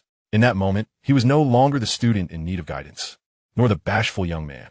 He had transformed into a true man, capable of bearing the weight of everything. Su Ziyun's heart inexplicably skipped a beat. She opened her mouth, only to find that her proud calmness and rationality had entirely abandoned her in that instant, leaving her mind a blank slate, unable to utter a word. Pain caused her body to instinctively tense. She bit her lip tightly to stifle any sound. Yet, the anticipated, persistent suffering did not come. Yi Chen merely leaned in quietly, enveloping her in his embrace, using his warmth to silently soothe her tremors. Time seemed to freeze in that moment. After an indeterminate span, Su Ziyun finally found her voice, which carried an unrecognized tremor and bewilderment. This feels quite different from what I had imagined. As a meticulous scholar, she had perused relevant materials, which had stated that it would be quite excruciating. Yet now, apart from the initial pain, what enveloped her more was an extraordinary sensation of being cherished and treated with tenderness. Upon hearing her words, Yi Chen's lips curled into a somewhat speechless yet tender smile. He lowered his head and gently pressed a searing kiss on Su Ziyun's smooth forehead. Don't rush. Teacher Su. His voice, a low and magnetically raspy whisper, brushed against her ear. It will soon be even more different. Then, half an hour later, with a creak, the bus doors swung open from within. Su Ziyun adjusted her slightly disheveled collar and stood at the threshold. Her steps remained steady, though her legs felt slightly unsteady upon touching the ground. She cast a composed glance at the girls by the bonfire, their postures varying between sitting and standing, her voice as calm and powerful as ever. Everyone, please board the bus. The wilderness at night is unsafe. Her voice, expression, and demeanor were unchanged from half an hour ago. She remained the same composed and wise Teacher Su. Yet, the lingering blush on her cheeks and her eyes, glimmering with a sheen of moisture, betrayed certain undisclosed secrets. The girls exchanged glances, refraining from further inquiries, and rose quietly to brush off the dust, forming an orderly line to board the bus. Lin Wonking, Chun Shi, and Ran were the first to return to their seats, eagerly preparing to resume their strategic enterprise.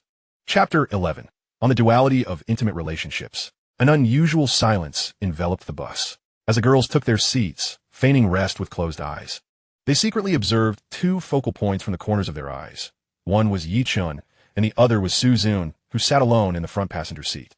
This perpetually calm and wise teacher was now resting her chin on one hand, gazing out at the desolate scenery, utterly motionless. Her expression remained tranquil, yet the eyes concealed behind her slender, metallic glasses had, unusually, lost focus, as if ensnared in some memory. Occasionally, she would uncontrollably recall the events that had transpired not long ago in the rear of the bus. The boy's clumsy yet irresistible assertiveness, his raspy, aggressive whispers by her ear, and that unprecedented feeling of being wholly possessed. Each time these images flashed through her mind, a charming flush would uncontrollably rise to her cheeks. The corners of her lips, which had always been habitually pressed together, would inadvertently curve into a sweet yet helpless arc that she herself was unaware of. Then she would suddenly snap back to reality, feeling a twinge of embarrassment at her irrational lapse, forcibly redirecting her attention back to the scenery outside.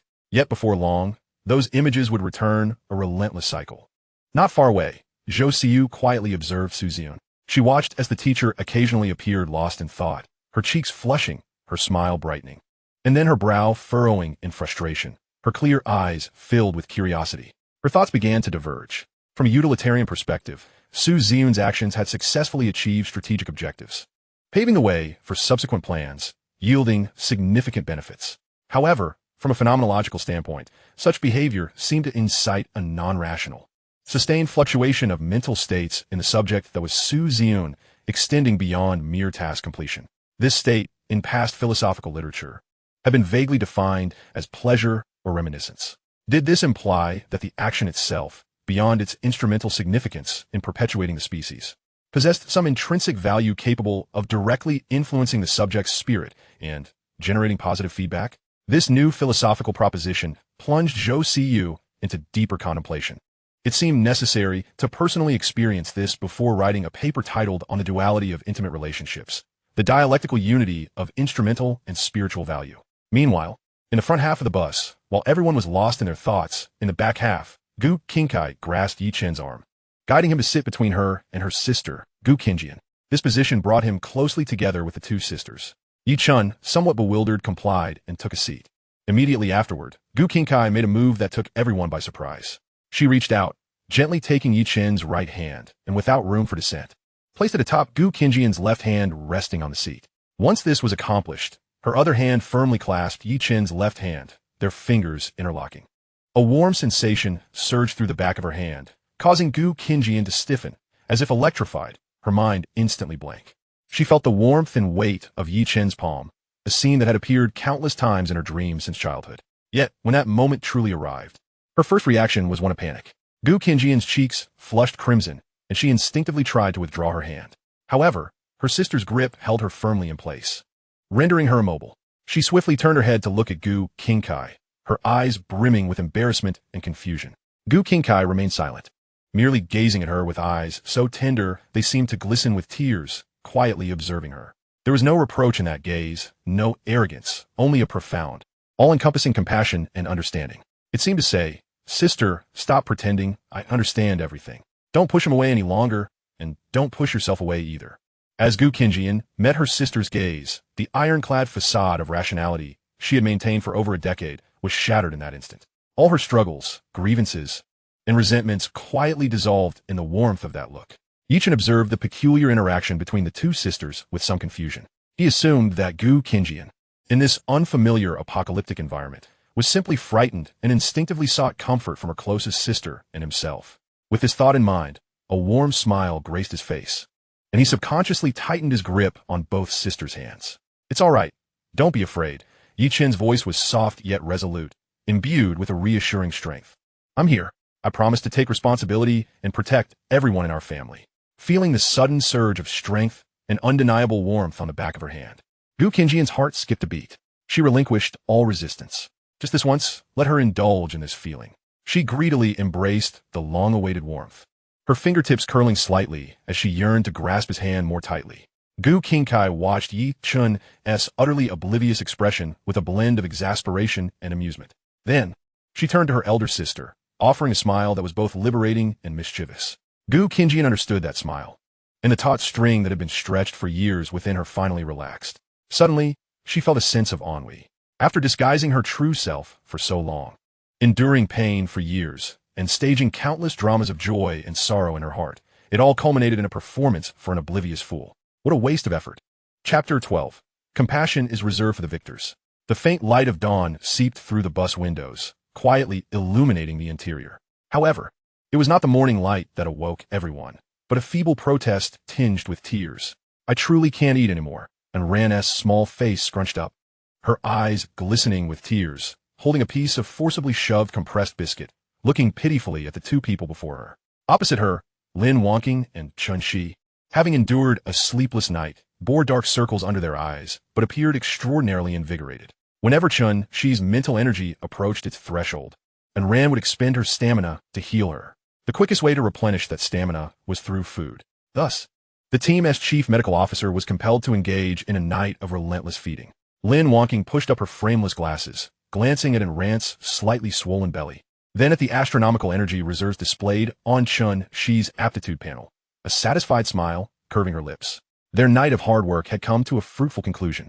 Su Xiun and Qin Lan also awoke, chuckling at the slightly comical scene. All right, stop bullying and Ran. Su Xiun stood up, ready to resume her role as the commander. Qin Lan prepared to go outside to start a fire, and, as usual, make some biscuit porridge for breakfast. Understood, Qin Lan replied crisply, turning to exit the bus. Wait. Lin Wonking's timely voice stopped them. All eyes turned to her.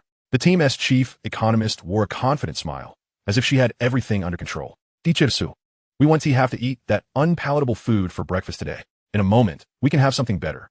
Saying this, she nodded at the equally excited Chun Shi beside her. Chun Shi, show us the results. All right. Chun Shi nodded vigorously, her small face pale from lack of sleep. But her usually quiet eyes now shone with a fierce brilliance akin to a supernova explosion. She extended her small hand and lightly waved it through the air. A pale blue light curtain unfolded before everyone. At the top of the curtain, under the section labeled Energy Reserves, an astonishingly long number lay quietly. Energy, 2,187,530. 2,187,000. The bus fell into an immediate silence. Units, tens, hundreds, thousands, 10,000s, hundreds of thousands. Gu Qinjian instinctively began counting the digits. Her heartbeat quickening with each place counted. When she reached the millions, she gasped, her voice faltering. My heavens! Qinlan's mouth hung wide open, her eyes, usually sharp as blades, now filled with disbelief. Even Su Xiun, known for her calm demeanor, found her pupils constricting behind her glasses upon seeing the number. She had anticipated Lin Wonking's plan would succeed, but she had never expected the results to be so staggering. In a single night, they had transformed from a destitute initial team into a wealthy powerhouse with over 2 million energy reserves. This colossal amount of energy was enough to propel them beyond all current teams. And Ran also saw the number. Although she had participated as an integral part of the perpetual motion machine throughout the night, she and T focused on the specific energy growth, only on expending stamina for healing and eating to regain strength. Now confronted with this stark, predatory figure, she was deeply shaken. However, unlike the excitement and joy radiating from others, a chill crept silently from her heart. Over 2 million energy. This implied that during the previous night, Lin Wonking had plundered countless resources for survival from over 1 million survivors in this area through transactions. And what of those survivors who had lost their basic resources? Could they still survive? At this thought, and Ran's complexion paled, and the kindness that usually sparkled in her eyes was tinged with sorrow and compassion. Though reason told her this was an apocalypse, where it was either kill or be killed. The medical ethics she had internalized since childhood, of saving lives and respecting existence, clashed violently in her mind with the cold numbers before her. Lin Wonking noticed the expression on Ran's face. Amidst the sea of excitement, her incongruous sadness stood out starkly. She remained silent, merely extending her finger and manipulating the air a few times. Open the regional chat channel. Although the others were puzzled, they complied. Look at the top. Lin Wonking's voice remained icy and devoid of emotion. Everyone looked up at the top of the chat channel. There, a line of shocking scarlet data was prominently displayed. Current regional surviving vehicles, 852, 143, 000, 000, 852,000. In just one day, nearly 15,000 initial buses had permanently vanished from this area. All present were top-tier geniuses. They instantly grasped the bloody implications behind that string of numbers. Lin Wonking's gaze swept over the crowd, ultimately resting upon the increasingly pallid face of Ran. Her voice resonated with an air of both explanation and the stark declaration of a brutal truth. This figure does not signify mere numbers, but rather vehicles. Following the rule that each vehicle accommodates at least 1 and at most 50 individuals. The death toll in our vicinity yesterday may have surpassed 1 million. I can see that I have employed the most barbaric means of capital exploitation, devoid of any moral constraints. My actions will undoubtedly hasten the demise of certain individuals. She paused, her eyes behind the lenses sharpening with an intensity akin to 2 glistening scalpels. However, I refuse to become one of those diminished figures. In the apocalypse, compassion is a luxury reserved for the victors. Our foremost task is to emerge as those victors. Chapter 13. The bus upgrades to level 6. Leading the world. Lin Wanking's frigid words sliced through the veneer of the apocalypse, laying bare the bloody reality before all present. And Rand's complexion grew ever more ashen, her head bowed in defeat, unable to contest this harsh reality. Just as the atmosphere within the vehicle thickened with oppression. Susi step forward. All right, let us momentarily suspend this discussion. Her voice, though not loud, deftly captured everyone's attention. Lin Wanking, you have performed admirably. And Rand, your kindness is not misplaced, but in these dire times, our primary objective must be to ensure our own survival. We currently possess an energy reserve exceeding 2 million. Please share your plans moving forward. Lin Wanking adjusted her glasses. This energy can be accessed at any time by Teacher Sue and the bus captain, without hindering my strategy. A look of absolute confidence adorned her face. I have already achieved preliminary market monopolization. Presently, I dictate the gasoline prices in this area. Capital is not consumed.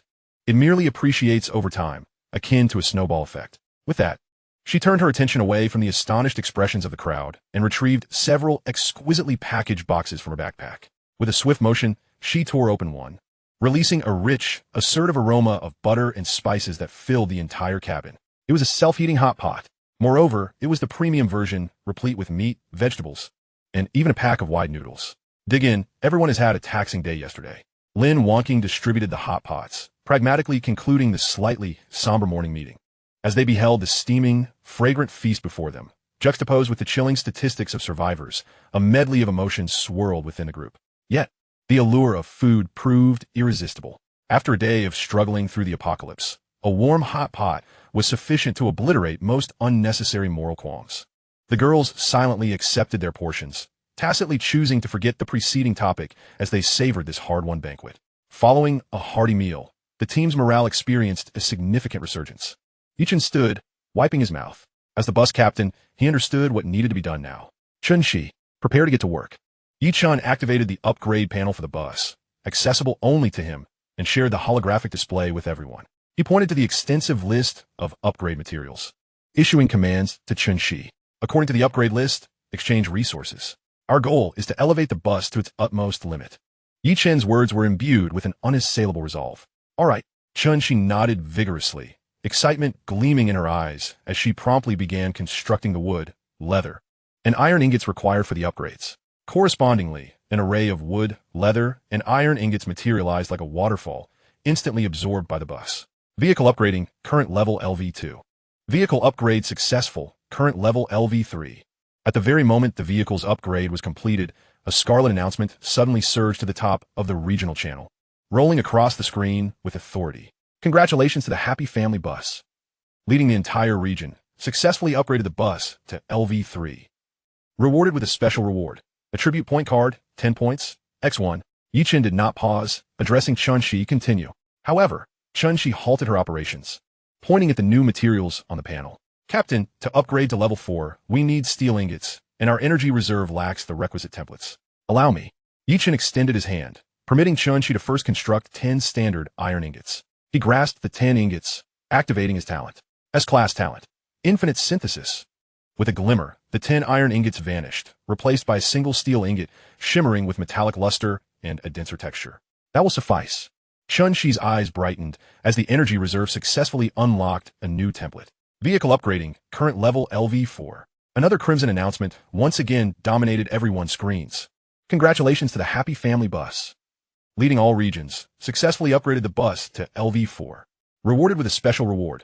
Attribute point card, 20 points, X1. Continue. Congratulations to the Happy Family Bus. Leading all regions, successfully upgraded the bus to LV5. Rewarded with a special reward. Attribute point card, 30 points, X1. When upgrading to level 6, the same issue re-emerged, this time requiring titanium alloy. Each employed the same strategy, using 10 steel ingots to successfully synthesize 1 titanium alloy. Congratulations to the Happy Family Bus. Leading all regions, successfully upgraded the bus to LV6. Rewarded with a special reward. Attribute point card, 50 points, X1. A flurry of 4 blood-red system announcements cascaded like a tsunami, completely overwhelming the entire regional channel. In that moment, the entire region erupted into chaos. What? Am I hallucinating? LV6. I haven't even gathered the materials to upgrade by 2 levels yet. The Happy Family Bus? What sort of monsters are these people? Leading the entire region? Not just all regions? This implies they're the first in the world to reach level 6. Are they using a cheat code? I'm in tears. I was just arguing for a piece of bread. The disparity between people is greater than that between humans and dogs. Big shot. Do you need any accessories? The kind that goes... As the regional channel descended into chaos due to Yi Chen's frenzied upgrades, profound transformations were simultaneously occurring within the Happy Family bus. With the vehicle's level elevated to 6, the interior space began to expand at an astonishingly visible rate.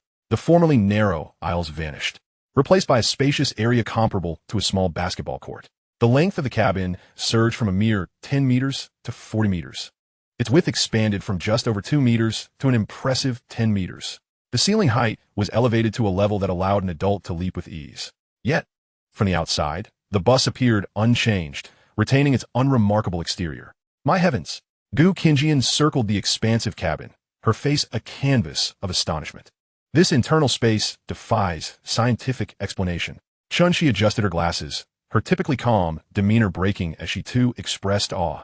Her eyes filled with fervent curiosity about such spatial technology. Yi Chun disregarded the crowd's exclamations, his focus purely on the system rewards. He retrieved 5 blueprints in one go. Large water purifier blueprint. Upon learning, one can construct a large water purifier that yields a stable output of 100 L of pure water daily. Blueprint for vehicle storage room. Upon learning, one can construct a dedicated storage room for vehicles, providing 500 storage spaces. Blueprint for lumber mill. Upon learning, one can build a lumber mill, which reliably produces 100 standard lumber daily. Blueprint for iron ingot factory. Upon learning, one can create an iron ingot factory, yielding 100 standard iron ingots daily. Blueprint for compressed biscuit factory. Upon learning, one can establish a compressed biscuit factory, generating 100 compressed biscuits each day. Yi Chen glanced at the resource production blueprints, handing the storage room blueprint to Chen-Shi and directly passing the others to Lin Wonking. Aside from the storage room, the rest hold little significance for us. You may handle them as you see fit. For Lin Wonking, who possesses the ability to accumulate capital, these small workshops with their fixed daily outputs are hardly noteworthy. Understood. Lin Wonking nodded, accepting the blueprints. Chapter 14. Unlocking the Modification Mall. Following this, Yi Chen produced the 4 attribute point cards. One shimmered with green light, 10 points, another glowed green, 20 points, a third radiated blue light, 30 points. And the last one emanated a majestic purple glow, 50 points. Upon seeing these cards, everyone's breathing grew slightly more rapid. Attribute points are a tangible currency that directly enhances personal strength. These cards shall be prioritized for allocation to those who utilize their talents most frequently at this stage. Su Ziyun was the first to speak, offering the most equitable suggestion. All eyes converged on Chun-Shi and Enran. No objections. Enran received the 10-point card, while Chun-Shi obtained the 20-point card. The remaining 2 were temporarily retained by Yi Chen for future distribution. After completing this, Yi Chen unveiled the upgraded bus panel before everyone. Family Happiness Bus. Level 6. Number of members 9. Speed 80 kilometers h. Durability 250. Modification slots 12. Upgrade requirements 100 titanium alloys, 100 electronic components, 1 energy core. Upgrade rewards 1. Speed increased to 90 kilometers h. 2. Durability increased to 310. 3. Slight increase in defense. 4. Acquire any blueprint. 5. 2 additional modification slots. Current function, decomposition. Yi Chen pointed to the gray upgrade button, addressing the crowd. This is the limit. It can only be upgraded to level 6. Beyond this, an item known as an energy core is required. Su Ziyun adjusted her glasses, unperturbed by the vehicle's level 6 status, which is already sufficient for us to dominate all current players. What does the modification slots signify? Qinlan Yinguit, leaning closer to observe the new function displayed on the panel, which showed the number 12. Yi Chen shook his head, expressing confusion. I am also uncertain. This function is locked and cannot be accessed. Just as everyone felt at a loss, a cold yet confident voice interrupted. Bus captain, extend your hand. All heads turned to see Lin Wonking speaking. Yi Chen, baffled, complied and extended his hand. Without further ado, Lin Wonking placed a heavy, brass-colored coin in his palm. Ding. Detected special currency, gold coin. Modification Mall has been unlocked. The Modification Mall has been unlocked? Yi Chen gazed at Lin Wonking in astonishment. Lin Wonking adjusted her rimless glasses, her gaze behind the lenses betraying no emotion. Gold coins are fixed drops from slain zombies. A standard zombie yields 1 gold coin. I discovered this in the trading channel late last night. She stated calmly, as though discussing a trivial matter. I have acquired the vast majority of gold coins currently circulating in the market. As she spoke, she initiated a trade with Yi-chan. Player Lin Wonking wishes to trade 5,300 gold coins with you. Do you accept? 5,300. The number rendered the bus interior silent once more. What monster? Gu Qinjian cradled her head, feeling as though her worldview had been reshaped anew. Just yesterday, we were fretting over food, and you have already begun to establish the next monetary system? Is this what it means to be a capitalist? Qinlan murmured. Her eyes filled with awe as she looked at Lin Wonking. Lin Wonking disregarded the group's astonishment, calmly gazing at Yi-chan. Accept. Yi-chan regained his composure and promptly confirmed the trade. He shared the modification mall interface with everyone. A dazzling array of modification options left the group in awe. Add a second floor to the bus, 500 gold coins. Standard single-person lounge, including bed, table, and chairs, 100 gold coins. Independent restroom, including toilet and wash basin, 50 gold coins. Independent bathroom, automatically refreshing 5 cubic meters of clean water daily, 500 gold coins. Outer steel plate armor for the vehicle, 100 gold coins. Replace all windows with bulletproof glass, 100 gold coins. Upon seeing the independent bathroom option, especially the note about daily refreshing water source, all the girls in the bus suddenly inhaled sharply. A bath? And Rand's cheeks flushed bright red, her voice trembling with disbelief. My heavens! We can finally take a shower. Gu Qinjian was the first to cheer, nearly jumping to the ceiling. After struggling for 2 days in this apocalypse, covered in grime, the allure of a hot shower was simply irresistible for the girls.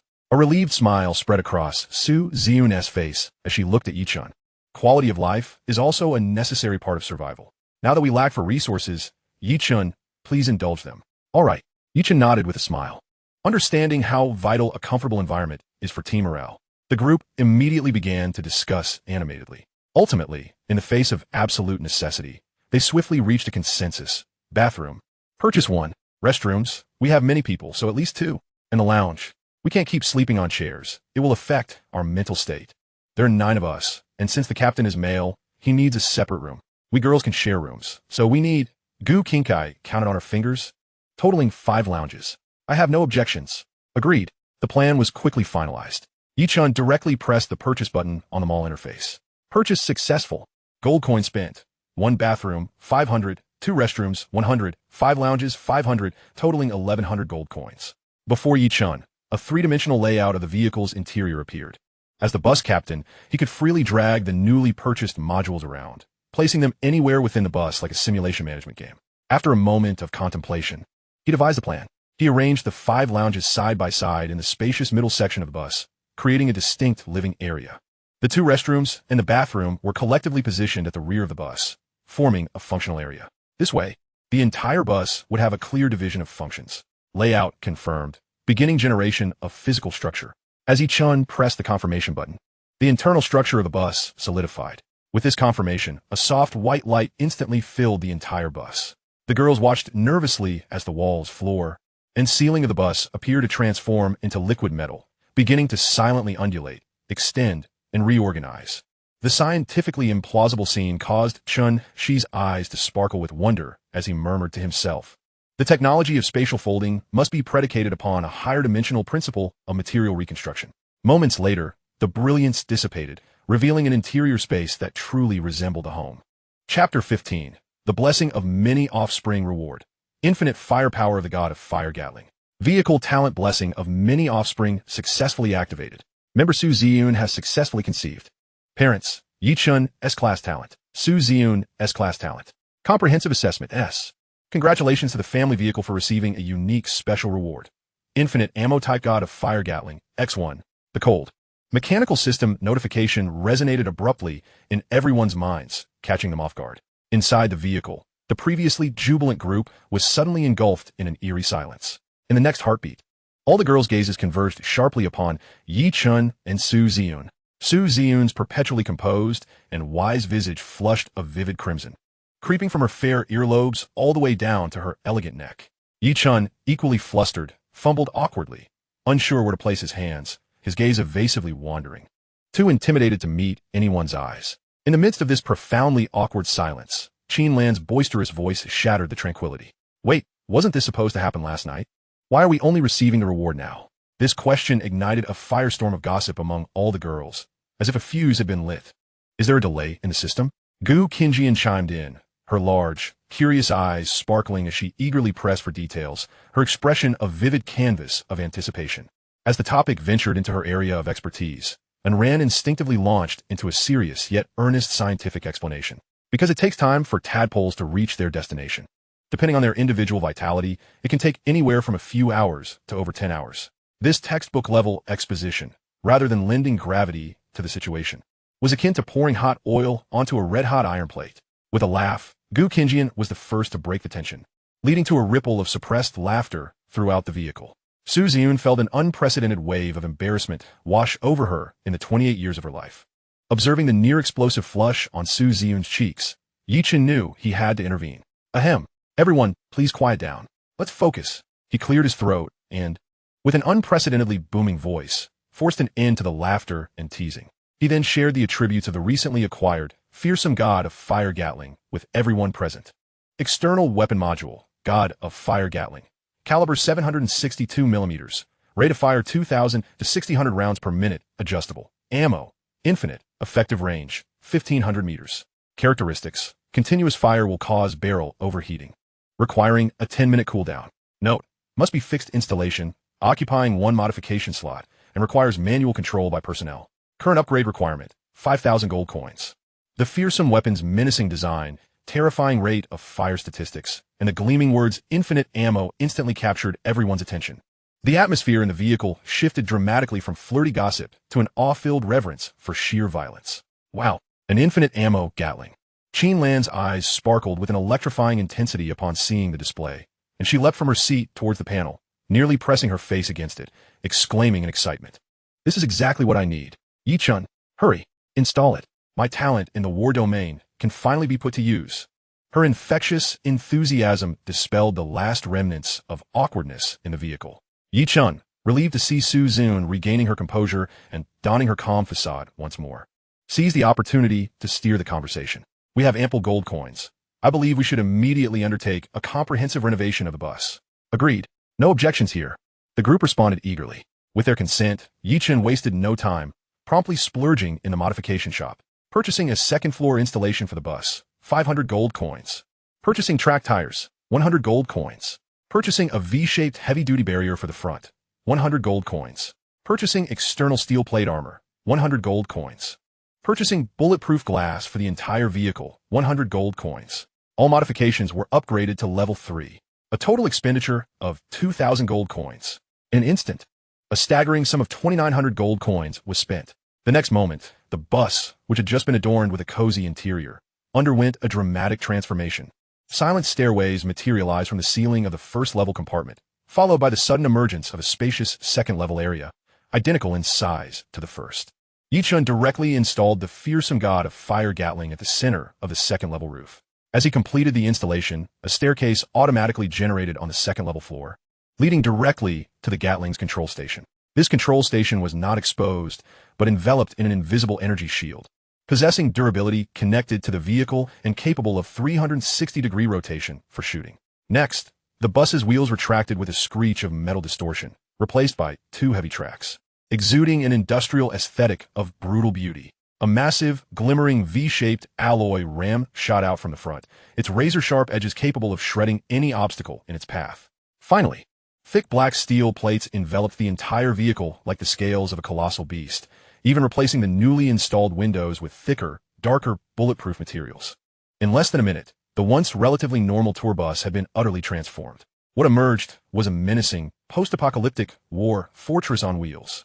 Witnessing this newly minted steel behemoth, everyone felt an unprecedented sense of security wash over them. Yi-chun nodded in satisfaction, unveiling the final vehicle panel before all.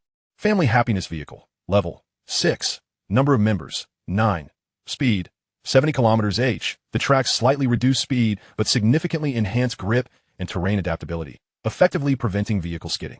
Durability, 1,000. Modification slots, 8, for slots utilized. God of Fire Gatling, Level 1. V-shaped heavy-duty barrier, Level 3, high strength, high hardness. External steel plate armor, Level 3, durability increased by 300. Bulletproof glass, Level 3, high strength, high hardness. Chapter 16. Are they ready to pay for their lives? Are we all prepared? Yi-chun stood before the sci-fi inspired driver's seat, surveying the now transformed control panel, and asked solemnly. The formerly rudimentary steering wheel and dashboard had vanished, replaced by softly glowing light blue displays. The entire cockpit resembled the core control room of a heavy machine, thoughtfully providing both automatic and manual driving modes. "We're ready for departure at any time." Su Zun's voice came from behind him, as steady as ever. "Staying in the novice zone holds no purpose. Advancing forward is our only choice." Outside the window, the ominous purple-black thunderstorm, seemingly suspended on the horizon, appeared even more vivid than the day before, exuding a heart-stopping aura of destruction that relentlessly reminded them of the harsh laws governing their world. Understanding this, Yi-Chen nodded and settled into the highly enveloping, ergonomically designed driver's seat. His hands instinctively reached forward, only to find the steering wheel absent. Realizing this, his gaze first fell upon the girl with sharply cropped hair, radiating an aura of combat readiness. "Qin Lan, the fire god Gatling and observation on the second floor are entrusted to you. Rest assured." Qin Lan's eyes erupted with an intense brilliance as she thumped her chest with a resounding thud, exuding confidence. "Whoever comes shall meet their demise. I can hardly wait." With that, she scarcely cast another glance at anyone before darting towards the staircase leading to the second floor, her eager silhouette reminiscent of a lioness poised to break free from captivity. Yi-Chen's gaze shifted to Gu Qingjian. "Qingjian, navigation is your responsibility. The probability model can be established at any moment." Gu Qingjian adjusted her glasses, her face adorned with a smile characteristic of genius confidence. "Chen-Shi, the vehicle's real-time maintenance and emergency repairs are in your capable hands." Yi-Chen directly assigned the tasks. The vehicle's durability could be restored through the consumption of iron ingots and other materials. "Understood." Chen-Shi nodded succinctly. Yi-Chen granted everyone access to inspect the vehicle, enabling them to open the panel and assess its various conditions at will. "Lin Wonking, continue monitoring the market. Our financial hegemony must remain unshaken." "Received." Lin Wonking pushed up her rimless glasses, her voice cold and efficient. A series of crisp and decisive responses echoed within the spacious cabin. Each member rapidly assumed their roles, and the previously relaxed atmosphere transformed into one of solemn professionalism. An elite team, with clearly defined duties, was poised to navigate this war machine into the blood-soaked wasteland. Taking a deep breath, Yi-Chan felt the metallic texture beneath his fingertips as his right hand slowly descended to press the conspicuous red start button at the center of the control panel. The blissful family set sail. As his words fell, he pressed the button with force. There was no earth-shattering roar, nor the usual cacophony accompanying engine ignition. Instead, a deep and heavy growl, akin to an ancient beast awakening from slumber, emanated from the depths of the vehicle. The entire body trembled slightly, and everyone felt a powerful force surging from within.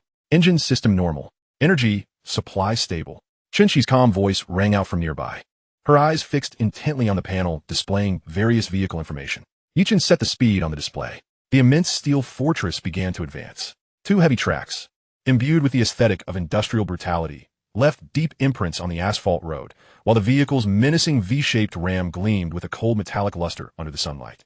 The vehicle smoothly exited the birthplace where it had lingered for nearly 2 days, officially embarking on a seemingly endless journey filled with uncertainty and peril. The scenery outside was monotonous and desolate. Apart from the infinitely extending road, there lay an expanse of barren land, silence appearing to be the sole melody of this territory. After approximately an hour of travel, a bus, overturned at the roadside and reduced to a charred skeleton, emerged in the view of the group. The skeleton bore several gaping, jagged wounds, as though inflicted by the claws of some monstrous beast. Shattered glass littered the ground, and dark red bloodstains had long since dried to a blackened hue, staining the surrounding earth. A supply crate lay discarded nearby, its contents evidently plundered. This grim tableau caused the faces of several girls, confronting death for the first time, to pale slightly. This is the fate of the defeated, and Rand's eyes betrayed a flicker of compassion as she instinctively bit her lip, her mouth moving silently, ultimately uttering no sound. Survival of the fittest. Lin Wonking's cold voice interjected beside her, devoid of any extraneous emotion. In this world, showing sympathy to the weak is the utmost irresponsibility towards one's own life. Yi-Chun remained silent, merely sitting in the driver's seat as he passed the dilapidated bus with a calm demeanor, his gaze betraying no emotion. The convoy continued onward. After several more hours of driving, they had yet to discover a single supply crate along the roadside. This outcome was anticipated by all. They had set off a full day later than other players, and the resources along the way were likely scavenged clean by those ahead of them. The burning bus further confirmed that they were not the only vehicle traversing this path. At that moment, Gu Qingjian's voice suddenly broke the silence. Captain, 3 kilometers ahead. A large obstacle has been detected, completely blocking the road. Yichun magnified the view ahead, revealing 3 or 4 buses, crashed into one another, entirely obstructing the roadway. This makeshift yet effective blockade posed a lethal trap for ordinary, unmodified vehicles. They faced a choice: either detour off the road into the unknown wilderness or halt, potentially falling prey to hunters lying in wait. Do you need me to fire a warning shot? Qin Lan's voice, brimming with suppressed excitement, resonated through the team chat channel established by Yi Chen's captain privileges. Not necessary. Yi Chen's response was succinct and forceful. Rather than decelerating, he increased their speed. Brace yourselves. The engine of the war fortress emitted a deeper, more resonant roar as speed surged to its peak. This colossal beast of steel, weighing at least several tons, charged toward the heap of scrap metal with unrelenting force. With a thunderous boom that sent shivers down the spine, echoing like the sound of bones shattering. The buses, impervious in the eyes of ordinary people, were rendered as fragile as paper before the V-shaped heavy-duty ram, instantly torn apart, crushed, and flung aside. Countless twisted metal fragments and shards of glass erupted like fireworks, splattering wildly into the desolate wilderness on either side of the road. Inside the cabin, everyone merely felt a slight tremor, barely a jolt. TCH, so dull. Qin Lan's disgruntled complaint echoed once more through the communication channel. This unparalleled, overwhelming power instilled an unprecedented sense of security in all. At that moment, however, Yichen gradually reduced the vehicle's speed. His gaze, icy and unyielding, swept over the wreckage of the buses. Through the team channel, he issued a new directive to Qin Lan on the second floor. Qin Lan, flush out the rats hiding here. Qin Lan paused momentarily, then erupted with exhilaration. Are we making a move? Indeed. Yichen's voice was devoid of emotion. Send them to meet their end. He glanced at the buses used as a blockade, discerning that these lurking individuals were stained with the blood of countless innocents. Since they had crossed paths, he saw no harm in playing the role of the Grim Reaper. Chapter 17, because we did not harm her. Received. The communication channel from the second floor relayed Qin Lan's crisp response. Yichen's orders served as the final key to unlock the last shackles binding this innate warrior. Within the cabin, the girls paused their activities, the atmosphere subtly shifting to one of gravity. They understood that this might be their first genuine encounter with human conflict. Report. Captain. Soon, Qin Lan's voice resonated once more through the communication channel, imbued with an unmistakable thrill and disdain. Through the tactical binoculars, 2 crucial pieces of information came into view. Approximately 5 kilometers ahead, a bus was hastily accelerating away, kicking up dust as if it were fleeing from death itself. This was likely the main force of these rats. A mere 1,000 meters ahead, by the roadside, stood a woman. A woman? Yichun furrowed his brow. Indeed, a woman. Her tattered clothing and disheveled hair suggested abandonment. Qin Lan's tone revealed no trace of compassion. A classic sacrificial tactic, exploiting our potential sympathy to buy time. Or perhaps merely a decoy, attempting to lure us into a trap. As the armored vehicle advanced, the woman standing in the middle of the road finally heard the engine's roar, akin to a beast's growl. She abruptly turned around, and upon seeing the terrifying mobile fortress, steeped in a post-apocalyptic aesthetic, she momentarily froze before her eyes ignited with ecstatic hope. It was as if she had spotted her only lifeline. Disregarding everything, she dashed to the center of the road, arms outstretched, fervently waving and desperately shouting, attempting to halt what she perceived as her sole chance of survival. Inside the vehicle, Ran watched the woman's desperate and frenzied figure ahead, instinctively clutching the hem of her clothing, her face etched with compassion and conflict. As a doctor, her intrinsic kindness made it unbearable to witness. Yet reason reminded her that in this brutal world, any thoughtless act of kindness could plunge the entire team into an abyss from which there was no return. A typical moral dilemma. Lin Wonking remained focused on the ever-refreshing data on the trading channel, coldly uttering 4 words.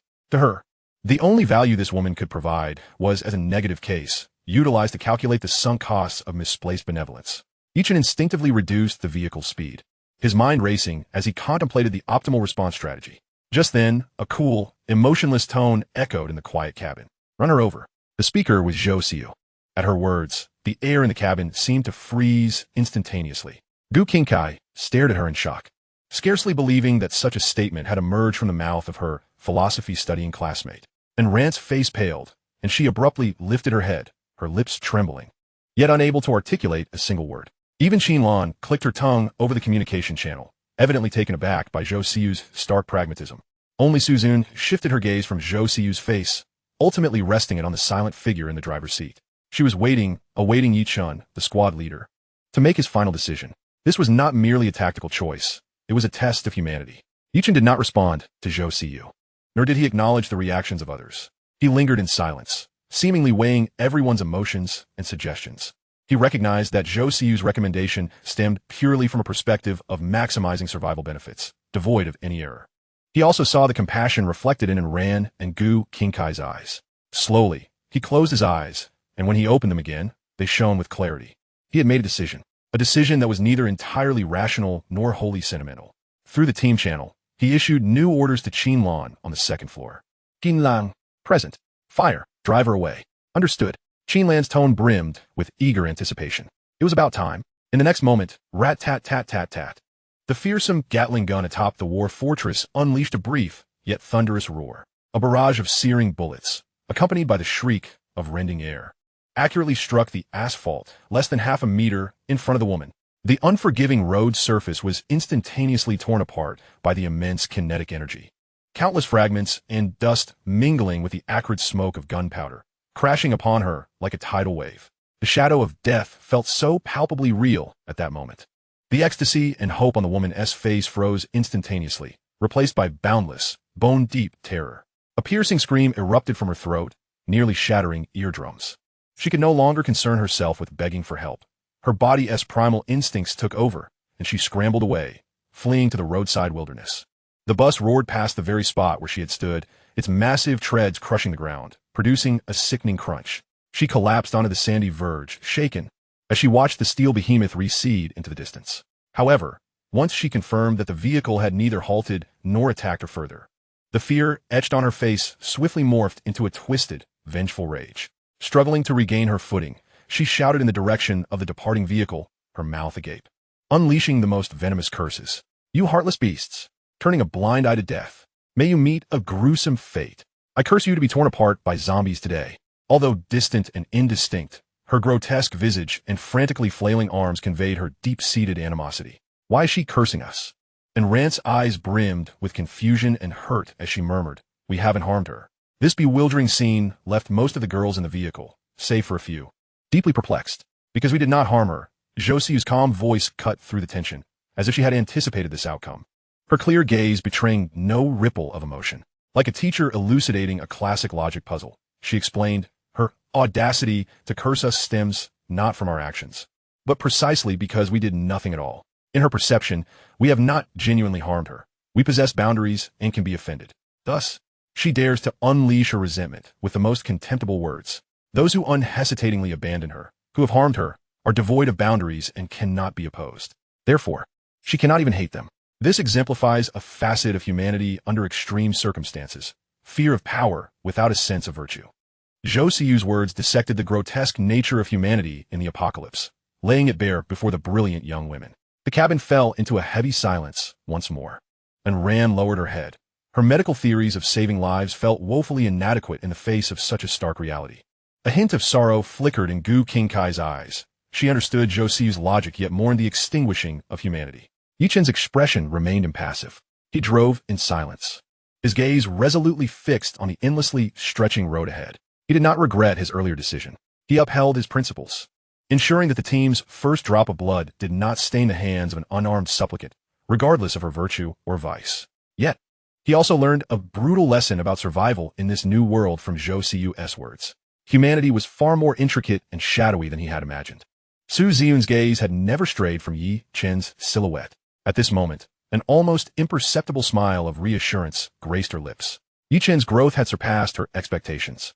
He had not been ensnared by emotions, nor had he succumbed to sheer utilitarianism. He began to forge his own unique code of conduct in this chaotic world. Chapter 18, Despair of the Dragon Brother. Meanwhile, 5 kilometers ahead, the atmosphere inside the speeding bus was suffocatingly tense. The air was thick with a pungent stench of sweat, mingled with the acrid scent of smoke and cheap perfume, starkly contrasting with the pristine and spacious happy family bus that Yi Chen occupied.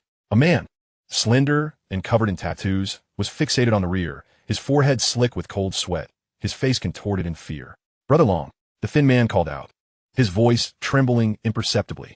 He abruptly turned to the bald, scar-faced man, lounging in the spacious rear seat, clutching a ragged, vacant-eyed woman. They haven't slowed down at all. The woman we threw out couldn't delay them. The man known as Brother Long exhaled a smoke ring slowly, a flicker of gloom and irritation crossing his fierce, scarred visage. He shoved the trembling woman aside and sat up straight. Damn it!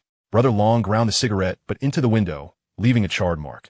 Despite his harsh words, the fleeting glint of apprehension in his eyes betrayed his inner turmoil. This group of individuals, prior to their arrival in this chaotic realm, were mere thugs and ruffians, engaged in dubious enterprises like debt collection and guarding. Over half of them had served time in prison. For them, laws and order were mere shackles. However, upon entering this lawless world where power reigned supreme, they felt as though they had arrived in paradise. The repressed, dark desires for killing, looting, and possession were unleashed without restraint. Fortuitously, their initial bus had awakened a unique talent known as life detection, enabling them to scan and reveal the locations and approximate numbers of all other players and creatures within a 10-kilometer radius. This ability, combined with the thin man's C-grade eagle eye talent, was akin to giving wings to these born hunters. Since their departure yesterday, they had been prowling the area like sharks sensing blood, seeking out isolated prey. From yesterday to today, 3 buses filled with survivors had fallen victim to their merciless onslaught. The men aboard? Naturally, they were dealt with in the most brutal manner. The women, however, were reduced to mere playthings for their unbridled lust. They had plundered vast quantities of food, water, and resources, even managing to upgrade their bus to level 2, outfitting it with rudimentary ramming horns and metal plating, establishing themselves as the dominant force in the area. Initially, Brother Long believed that by the second day of their novice phase, most survivors would have already set off, leaving no fresh prey in their wake. Yet, just an hour ago, a blaring red dot signifying extreme danger suddenly illuminated their onboard radar, approaching at an alarming speed. The thin man also spotted the happy family bus in the distance, resembling a tank with a God of Fire Gatling gun mounted atop. His years of street smarts left no room for hesitation. Brother Long immediately commanded a full-speed retreat, ruthlessly discarding a woman as a sacrificial pawn. To him, it was a strategy that served a dual purpose. If the other party was a soft-hearted savior, stopping to assist, it would afford them time and opportunity, perhaps even allowing them to devise a plan to deal with these do-gooders, an area in which they were well-versed. Conversely, if the other party was as ruthless as they were, simply rolling over them would provide insights into their modus operandi, allowing for potential negotiation should it serve their interests. However, he never anticipated that the response would take a third form, gunfire to drive them away. This action, seemingly less lethal than outright murder, conveyed a sense of order that sent shivers down Brother Long's spine. He feared not the cruelty or kindness of the other party, but rather the very concept of order. It implied that they might not hesitate to eliminate him. This sensation ignited a long-dormant, deep-rooted fear within him. Brother Long, they're catching up. The thin man's terrified, almost sobbing scream jolted Brother Long from his reverie. Their speed is too great. Our bus can't outrun them. Brother Long whipped around, peering through the rear window, and finally beheld the terrifying red dot rapidly approaching. It was not merely a bus. It was a colossal steel beast, clad in black armor, its front adorned with menacing ramming horns and running on heavy tracks. Especially alarming was the Gatling gun atop, slowly rotating as it sought a target, its 6 dark barrels resembling the eyes of death, exuding an overwhelming aura of doom. Damn! Brother Long's pupils constricted to pinpricks, a chill radiating from his spine to the crown of his head. His proud level 2 bus felt as fragile as a soda can in the presence of this war fortress. Faster! Drive faster! Brother Long roared, kicking the back of the driver's seat in frantic desperation. If we can't shake them, we'll all be dead. Yet, his frantic cries seemed feeble and powerless. The distance between them and the steel monstrosity continued to diminish at a visible rate. The shadow of death loomed over the fleeing bus. Chapter 19, Yi Chen's Growth. As the happy family bus drew nearer, the roar of its engine pounded against the hearts of Brother Long's crew. Yi Chen, seated at the wheel, could now clearly discern the scene unfolding within the rival bus. He saw the expression of the bald, scar-faced man, twisted in a mix of terror, savagery, and disbelief. He observed the men wielding crude weapons, their once fierce demeanor replaced by the despair of a rabbit confronted by a wolf. He also noted the women huddled in the corners of the bus, their gazes vacant, resembling broken dolls. Their faces bore no fear, no hope, only a profound silence, as though everything outside was irrelevant to them. A cold chill surged within Yi Chen. In just over a day, the ugliness and cruelty of humanity had been unreservedly unleashed to this extent. He hesitated no longer. Qinlan, Yi Chen's voice resonated through the team channel, icy and resolute. Target their tires and bring them to a halt. Got it. I've been waiting for this, came Qinlan's exhilarated response from the second floor. In the next moment, the god of fire Gatling gun unleashed a deep, thunderous roar. Rat-a-tat-tat-tat. A precise line of fire cleaved through the air, viciously tearing into the rear tires of the fleeing bus. Boom!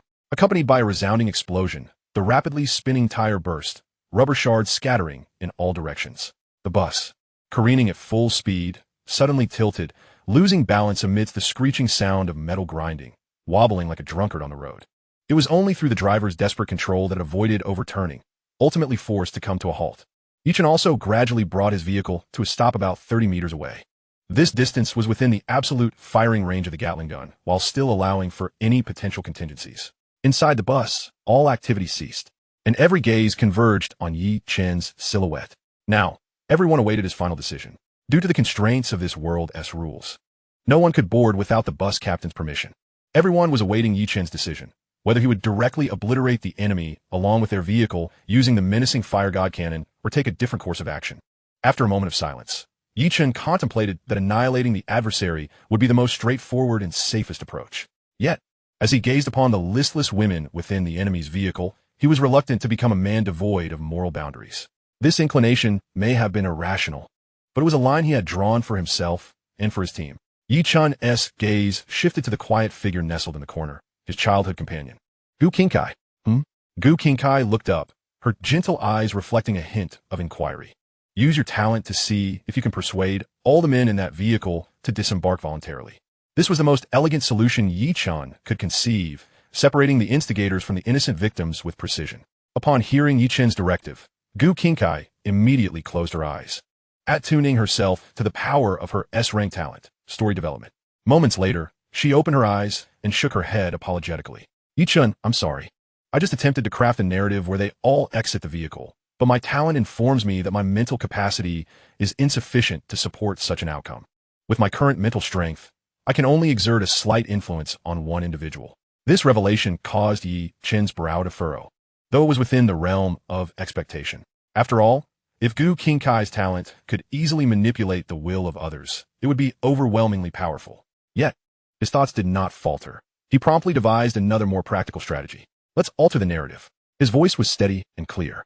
You will weave a tale in which, 1 minute from now, everyone in the vehicle will experience a countdown to an imminent explosion, devoid of any actual threat. Gu Qingkai's eyes sparkled with understanding. She instantly grasped Yi Chen's intent. This was a psychological assault. She nodded emphatically and shut her eyes once more. Success. Good. Yi Chen swiftly issued a command through the team channel to Qinlan, stationed on the second floor. From this moment forth, engage in single-shot mode, maintaining a frequency of 1 shot every 10 seconds, targeting their vehicle to instill panic. Understood. Commencing now. Meanwhile, within the forcibly halted bus, chaos erupted. Everyone don't panic. Get down. Find cover. Manga shouted, rolling to the side as the vehicle came to a stop, yanking a terrified woman in front of him as a makeshift shield while he awkwardly crouched behind the seats, fixating on the distant steel fortress. The interior was a cacophony of men as curses intertwined with women as screams. Yet, as minutes dragged on, the anticipated storm of metallic fury did not descend upon them. The enemy vehicle remained ominously still, exuding a silent yet suffocating pressure. After what felt like an eternity, Longu's mood oddly lightened a fraction. Their adversaries had not unleashed a lethal assault, suggesting they still adhered to some moral code, or perhaps had reservations. His gaze swept over the trembling women, a glimmer of ruthless satisfaction flashing in his eyes. These women were his talisman, having navigated the underbelly of society for years. He understood all too well the absurd moral shackles of the so-called righteous. Everyone, listen up, Longu hissed, lowering his voice to address his equally terrified subordinates. Don't panic. They won't dare harm us. As long as we don't open the door, they can't come in, unless they destroy the vehicle. But in that case, all these women will perish too. They wouldn't dare. Longu's analysis rekindled a flicker of hope in the eyes of his despairing subordinates. Yes, Longu is right. We could just wait it out. They can't possibly sustain this forever. As long as we remain inside, we're safe. Listening to their affirmations, Longu smirked with smug satisfaction. As long as he could survive, he had plenty of tricks up his sleeve. However, at that moment, bang, a gunshot rang out, a bullet striking the side of the bus with a thunderous crack, causing every occupant to freeze in shock. Longo, they're attacking. One of the smaller men screamed. They don't care about the hostages. Everyone, shut up. Longo barked fiercely. Can't you see they're just firing single shots? This is just to scare us, to force us out. Don't move. Whoever moves, I'll be the first to deal with them. Just as the crowd settled slightly due to Long Ji's admonishment, a chilling system notification echoed in everyone's minds. Warning, critical vehicle component breached, imminent explosion. Countdown begins. 605958. What? It's going to explode. The incessant countdown reverberated like a death knell, shattering any facade of calm. Bang! Another shot. It sounded even more piercing. Longo, open the door. If we don't, we'll all be blown to bits. There's only one gun firing. If we scatter, we might have a chance to survive. Yes, Longo. Waiting here for an explosion means certain death. Splitting up gives us a glimmer of hope. Longo hesitated. He hadn't heard any mention of an explosion occurring before the vehicle's durability was exhausted, and instinctively, he felt doubt creep in. However, as he observed his men losing their grip on sanity amidst the relentless countdown, his last shred of hope crumbled. Damn it. Are you trying to drag us all down with you by not opening the door? You want to die, but we don't. One of the most sycophantic underlings. His eyes ablaze with fury, picked up a metal rod from the ground and slowly approached Longo. Witnessing the scene spiral out of control, Longo raised his hands in surrender, shouting, I'll open the door. I'm opening it. Brothers, don't act rashly. I'll open the door, and we'll scatter. He scrambled to the vehicle door, unhesitatingly pressing the button to open it. Creak. The door slowly swung open. The icy winds of the desolate wilderness sweeping in. Prepare. Yichen observed the slowly opening door and calmly uttered 2 words into the team channel. The moment the door cracked open, Longo was the first to be shoved out by his impatient subordinates, stumbling and crashing to the ground. As he stood on the frigid earth, an overwhelming dread seized his heart. He quickly lifted his head, gazing in terror at the war machine not far away. What awaited him were 6 barrels, slowly rotating and now aimed directly at him. No! Longo's pupils constricted in that instant. Hot. Longo's demise did not hinder the escape of the others. Instead, they felt relieved that he had drawn the initial fire. Without a moment's hesitation, they leapt from the bus and scattered in every direction. Yet all of this was in vain. The gunfire was swift and merciless. Yichun surveyed the remnants of flesh strewn across the ground, his expression devoid of any emotion. Simultaneously, within Longo's bus, the countdown in their minds quietly concluded, and the anticipated explosion never materialized. All the remaining women stood bewildered, awaiting death, when suddenly, a chilling notification echoed in their minds. The bus captain has died. Please elect a new captain within 10 minutes. The women were taken aback, their previously vacant expressions now tinged with a flicker of confusion. Yichen cast one last glance at them, but they were no longer his concern. Whether they chose to save themselves or await death was irrelevant. He had accomplished what he believed necessary. We're leaving. He calmly started the vehicle. The Happiness family vehicle once again rumbling to life as it maneuvered around the abandoned bus, continuing its journey forward. Chapter 20. Zhou's extraordinary application of talent within the confines of the Happy Family vehicle. The atmosphere remained serene. The recent brief yet bloody cleansing seemed but a trivial matter, leaving no ripples on the faces of these prodigies. Their psychological endurance and emotional regulation far surpassed that of ordinary individuals. Lin Wonking did not divert her gaze from the market monitoring, as if the gunfire had merely been a distraction in her work, and Ran was intently healing Gu Qingkai, a soft, verdant glow emanating from her palms, slowly infusing Gu Qingjian's temples to replenish the spiritual energy she had just expended. All done, Qingkai Jia. Your spiritual energy is fully restored, and Ran whispered, then added somewhat bashfully, but it would be best to rest a bit more. Gu Qingkai smiled, affectionately patting the top of her head. I know. Thank you, and Ran. Suzun did not partake in their exchange. Her gentle, appreciative gaze remained fixed on the silhouette of the man at the driver's seat. Yichen's growth had surpassed her expectations. He had not succumbed to a bloodthirsty nature due to his overwhelming power, nor had he allowed compassion to ensnare the team in unnecessary troubles. He had discovered a unique balance between cold rationality and the boundaries of humanity, an equilibrium vital for a leader navigating through this chaotic apocalypse. At this moment, Yichen was not reveling in the euphoria of victory or the exhilaration of power. His mind raced, replaying the series of actions that had just transpired. Employing his talent, he had compelled a dozen ruthless thugs to exit their vehicles and step into the line of fire. This was no mere application of talent. It was a manifestation of infinite potential. His thoughts began to wander. Gu Qingkai's story direction could conjure possibilities from thin air, while Gu Qingjian's probability string could transform any possibility into certainty. It was akin to Gu Qingkai sketching a map leading to the future, while Gu Qingjian could forcibly amend it, ensuring that no matter the path taken, they would ultimately reach their destination. This revelation caused Yi Chen's heart to race uncontrollably. He realized that the true strength of their team perhaps did not lie in the magnitude of each individual's talent, but rather in the explosive power unleashed when these talents harmoniously converged, capable of altering the very rules of the game. A bold, nearly insane idea surged within his mind. He suddenly turned around, his gaze fixed intensely on Gu Qingkai. Qingkai, try your talent once more. Yi Chen's voice brimmed with barely contained excitement. Describe a story. Today, we will obtain the energy core required to upgrade our vehicle. The energy core was a crucial material necessary for elevating their war fortress from level 6 to level 7. A rare item that could not be constructed directly through energy.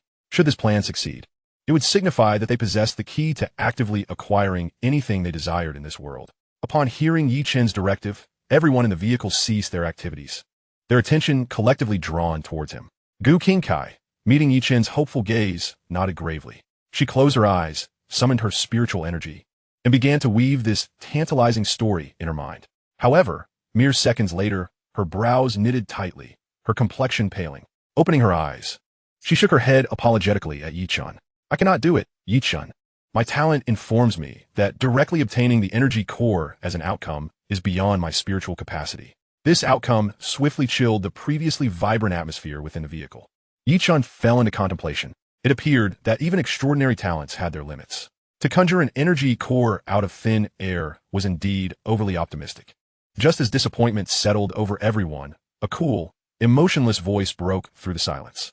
Your description contains logical errors. All eyes turned towards the source of the voice, Zhou Siyu, who had been quietly seated in the corner, seemingly lost in a world of her own. She regarded Yi Chen with calm, clear eyes, devoid of any turbulence, as if pointing out a blatant error in a thesis. You attempt to define the outcome directly, while Qingkai's talent is to narrate a story. A story requires a reasonable process, not an arbitrary conclusion. Her words struck like lightning, instantly clearing the fog in Yi Chen's mind. We cannot directly obtain the energy core, but we can achieve this outcome through an event. Zhou Siyu's gaze shifted to Gu Qingkai, offering her a revised proposal. Qingkai, your story should not state that we obtain the energy core. Instead, you should write, in the time that follows today, we will encounter a formidable monster, and defeating this creature will grant us the energy core. With that, her attention turned to Gu Qingjian, who had fully restored her spiritual energy. Then, Qingjian, once Qingkai's story is successfully narrated, you will activate your talent to elevate the probability of our victory over this monster to 100%. Zhou Siyu's proposition plunged the entire vehicle into a profound silence. The next moment, all the girls' eyes sparkled with unprecedented brilliance. The fog had lifted. If Yi Chen's earlier thought had been the realization of how talents could be utilized, then Zhou Siyu's proposal was a disassembly and reassembly of the two talents, forming a logically impeccable, perfect loop capable of shifting reality. It transformed an unattainable ultimate goal into two easily achievable process objectives. This was beyond mere talent synergy. Is it possible to do it this way? Gu Qingjian exclaimed, clutching her head, feeling as if her understanding of mathematics had been completely upended. A monster. Qinlan gazed at Zhou Siyu, murmuring in awe. Even Suzun could not help but cast Zhou Siyu an openly admiring glance. This girl, who usually seemed ethereal and detached from worldly affairs, had, in some dimensions, surpassed everyone present. Quick, Qingkai, let us proceed as Siyu suggested. Yi Chen urged loudly, eager to validate this brilliant concept. All right, Gu Qingkai promptly nodded, closing her eyes once more. This time, her spiritual energy encountered no hindrance. The story of encountering a monster flowed effortlessly from her. Successful. She opened her eyes in delight. My spiritual energy expenditure was minimal. It's my turn. Gu Qingjian immediately took over, her gaze losing focus as countless golden threads interwove at the depths of her pupils. Merely 2 seconds later, she regained clarity, a relaxed smile gracing her face. Done. The probability of victory is locked in. Spiritual energy consumption is less than 1/10. Success. We truly succeeded. The vehicle erupted in uncontainable cheers. Yi Chen turned to Zhou Siyu, who remained composed in the corner, as if she had merely accomplished a trivial task, and genuinely praised her. Readers, all handsome guys, please give a thumbs up. Chapter 21. Tactical Nuclear Rocket Launcher. The happy family vehicle cruised steadily along the desolate highway. After dealing with Long Gu and his gang, the journey ahead faced no further obstacles. Inside the cabin, the atmosphere was calm, yet focused, as everyone awaited the monster they were destined to encounter today. Lin Wonking remained at her workstation, meticulously monitoring the resource flow and price fluctuations across the entire regional channel. The numerical data, reflecting Chun-Shi's energy reserves, was steadily increasing at a languid pace.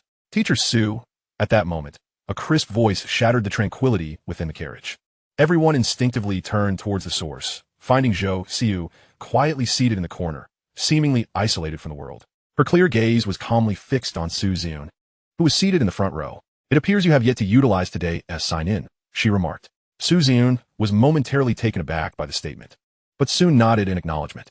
After a series of events from vehicle modifications to departure, encountering obstacles, and resolving conflicts since morning, she had indeed overlooked this matter.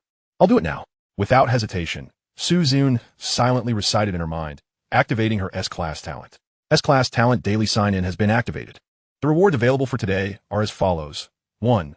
1 random special blueprint. 2. 100 precision electronic components. 3. 1 RPG, 7 high explosive rocket. Su Xiun recited the 3 options verbatim to everyone. Upon hearing the third option, the atmosphere in the carriage shifted to a subtle tension. RPG. Qinlan from the second floor's eyes lit up, only to furrow her brow in disappointment. But there's only one? Something felt amiss. Gu Qingjian adjusted her glasses.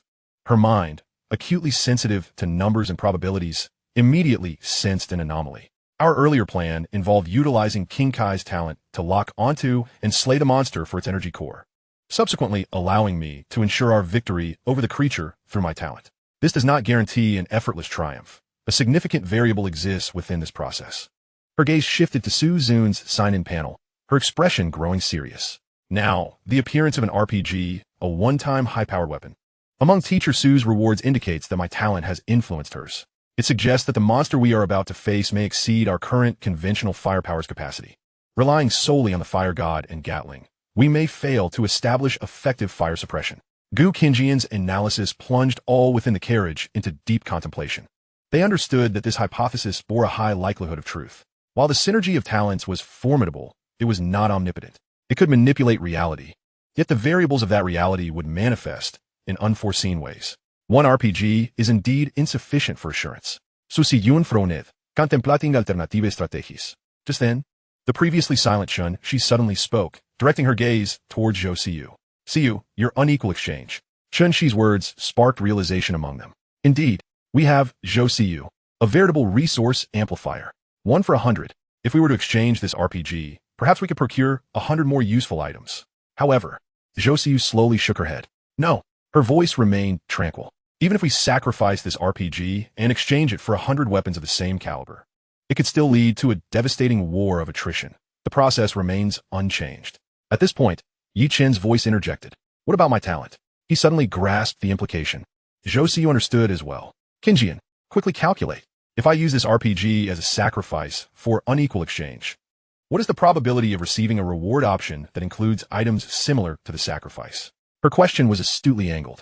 She was not inquiring about the probability of acquiring a specific weapon, but rather that of obtaining items akin to the sacrifice itself. Though puzzled, Gu Qingjian immediately activated her talent. Countless streams of golden data flickered in her pupils. This time, the computation was astonishingly swift. In a mere second, Gu Qingjian opened her eyes, her expression reflecting incredulity. She presented the result to the group. On the luminous screen, only one undeniable outcome appeared. Probability 100. Indeed, it is as I thought, Zhou Xiu murmured, affirming her hypothesis that everyone's talents were still influenced by Gu Qingkai's. She immediately turned to Su Xiun. "Teacher Su, choose the RPG." "All right." Su Xiun nodded, selecting the reward. A heavy, metallic glinting RPG rocket materialized before Zhou Xiu. Without a moment's hesitation, she extended her fair fingers to gently touch the cold projectile. Offering S-Class talent unequal exchange has been activated. Sacrificial item, 1 RPG, 7 high explosive rocket. Please select your reward from the following 3 options. A resplendent screen unfolded before all, clearly displaying 3 options that nearly halted their hearts. 1. 100 RPG, 7 high explosive rockets. 2. 100 RPG, 7 high explosive rockets. 3. 100 RPG, 7 high explosive rockets. 3 identical options. My heavens. Gu Qingjian felt her mind falter. Yet, Zhou Siyu remained unfazed, calmly selecting any option before turning to Yichun. She initiated a trade with him. Player Zhou Siyu offers you 100 RPG, 7 high-explosive rockets. Do you accept? Accepted. Yichun confirmed instantly. 100 RPG rockets appeared in his backpack. Taking a deep breath, he realized the moment to witness the marvel of Gu Qingjian's talent had arrived. Combine. S-Class Talent Infinite Synthesis has been activated. Synthesizing 100 RPG, 7 high-explosive rockets. Synthesis successful. Congratulations, you have obtained 10 PF-97 Cloud explosive rounds. 10 missiles, more menacing in form, with warhead markings resembling special cloud patterns, replaced the original rockets. Yichun suppressed his excitement and issued another command. Combine. Synthesizing 10 PF-97 Cloud explosive rounds. This time, the radiance of the synthesis was more brilliant than any prior instance. A golden beam soared skyward, piercing through the carriage roof, bathing the entire war fortress in a divine glow. Congratulations. Triggered ultra-rare synthesis. Synthesis successful. Congratulations, you have obtained 1 strategic weapon M388 David Crockett tactical nuclear rocket launcher. As the light dissipated, a compact yet ominously powerful micronuclear warhead, accompanied by a massive recoilless launch tube, lay quietly within Yichun's backpack. He shared its attributes with everyone. Weapon name, M388 David Crockett tactical nuclear rocket launcher, radiation-free special edition. Weapon type, strategic weapon. Explosive yield, 5 tons of TNT. Effective range, 2 kilometers. Effective kill radius, 150 meters. Note, single use only, cannot be recovered post-launch. Please use with caution, for you never know what surprises or shocks it may bring. Inside the carriage, a profound silence ensued. Everyone stared, slack-jawed, at the diminutive yet cataclysmic nuclear warhead. Their minds blank. They had inadvertently created a nuclear weapon in this manner. Story progression, string of probability, daily sign and unequal exchange, infinite synthesis. Under the harmonious synergy of 5 S-rank talents, a perfect, miraculous, and extraordinary collaboration was forged. Chapter 22. Our greatest advantage is wisdom. The first to awaken from the stupor was Qin Lan on the 2nd floor. Her exclamation resonated through the team channel, imbued with uncontainable joy and tremor. Yichun, this thing, let me use it. I must use it. Qin Lan's voice was saturated with the fervent desire akin to a child beholding a beloved toy. For this innate war fanatic, nothing could elicit greater excitement than wielding a nuclear weapon she could launch herself. At that moment, Yichun's voice rang out. Qingyan. Gu Qingyan, still immersed in profound shock, instinctively replied, "Ah, here, recalculate," Yichun stated with a steady tone, yet underscored by meticulousness. Given all our existing weaponry, including this tactical nuclear weapon, what is the probability of defeating the monster we are about to encounter today? Under the condition of 0 casualties and vehicle durability not falling below 99%? This inquiry was more detailed and demanding than any before, providing an exceedingly precise and stringent definition of the nebulous concept of victory. The group fell silent, puzzled as to why. Having already secured the ultimate trump card of nuclear weaponry, they would engage in what appeared to be a redundant calculation. Yet Gu Qingyan, without the slightest hesitation, trusted Yichun with a blind faith cultivated since childhood. Understood. She promptly activated her talent. Golden streams of data flickered in her pupils once more.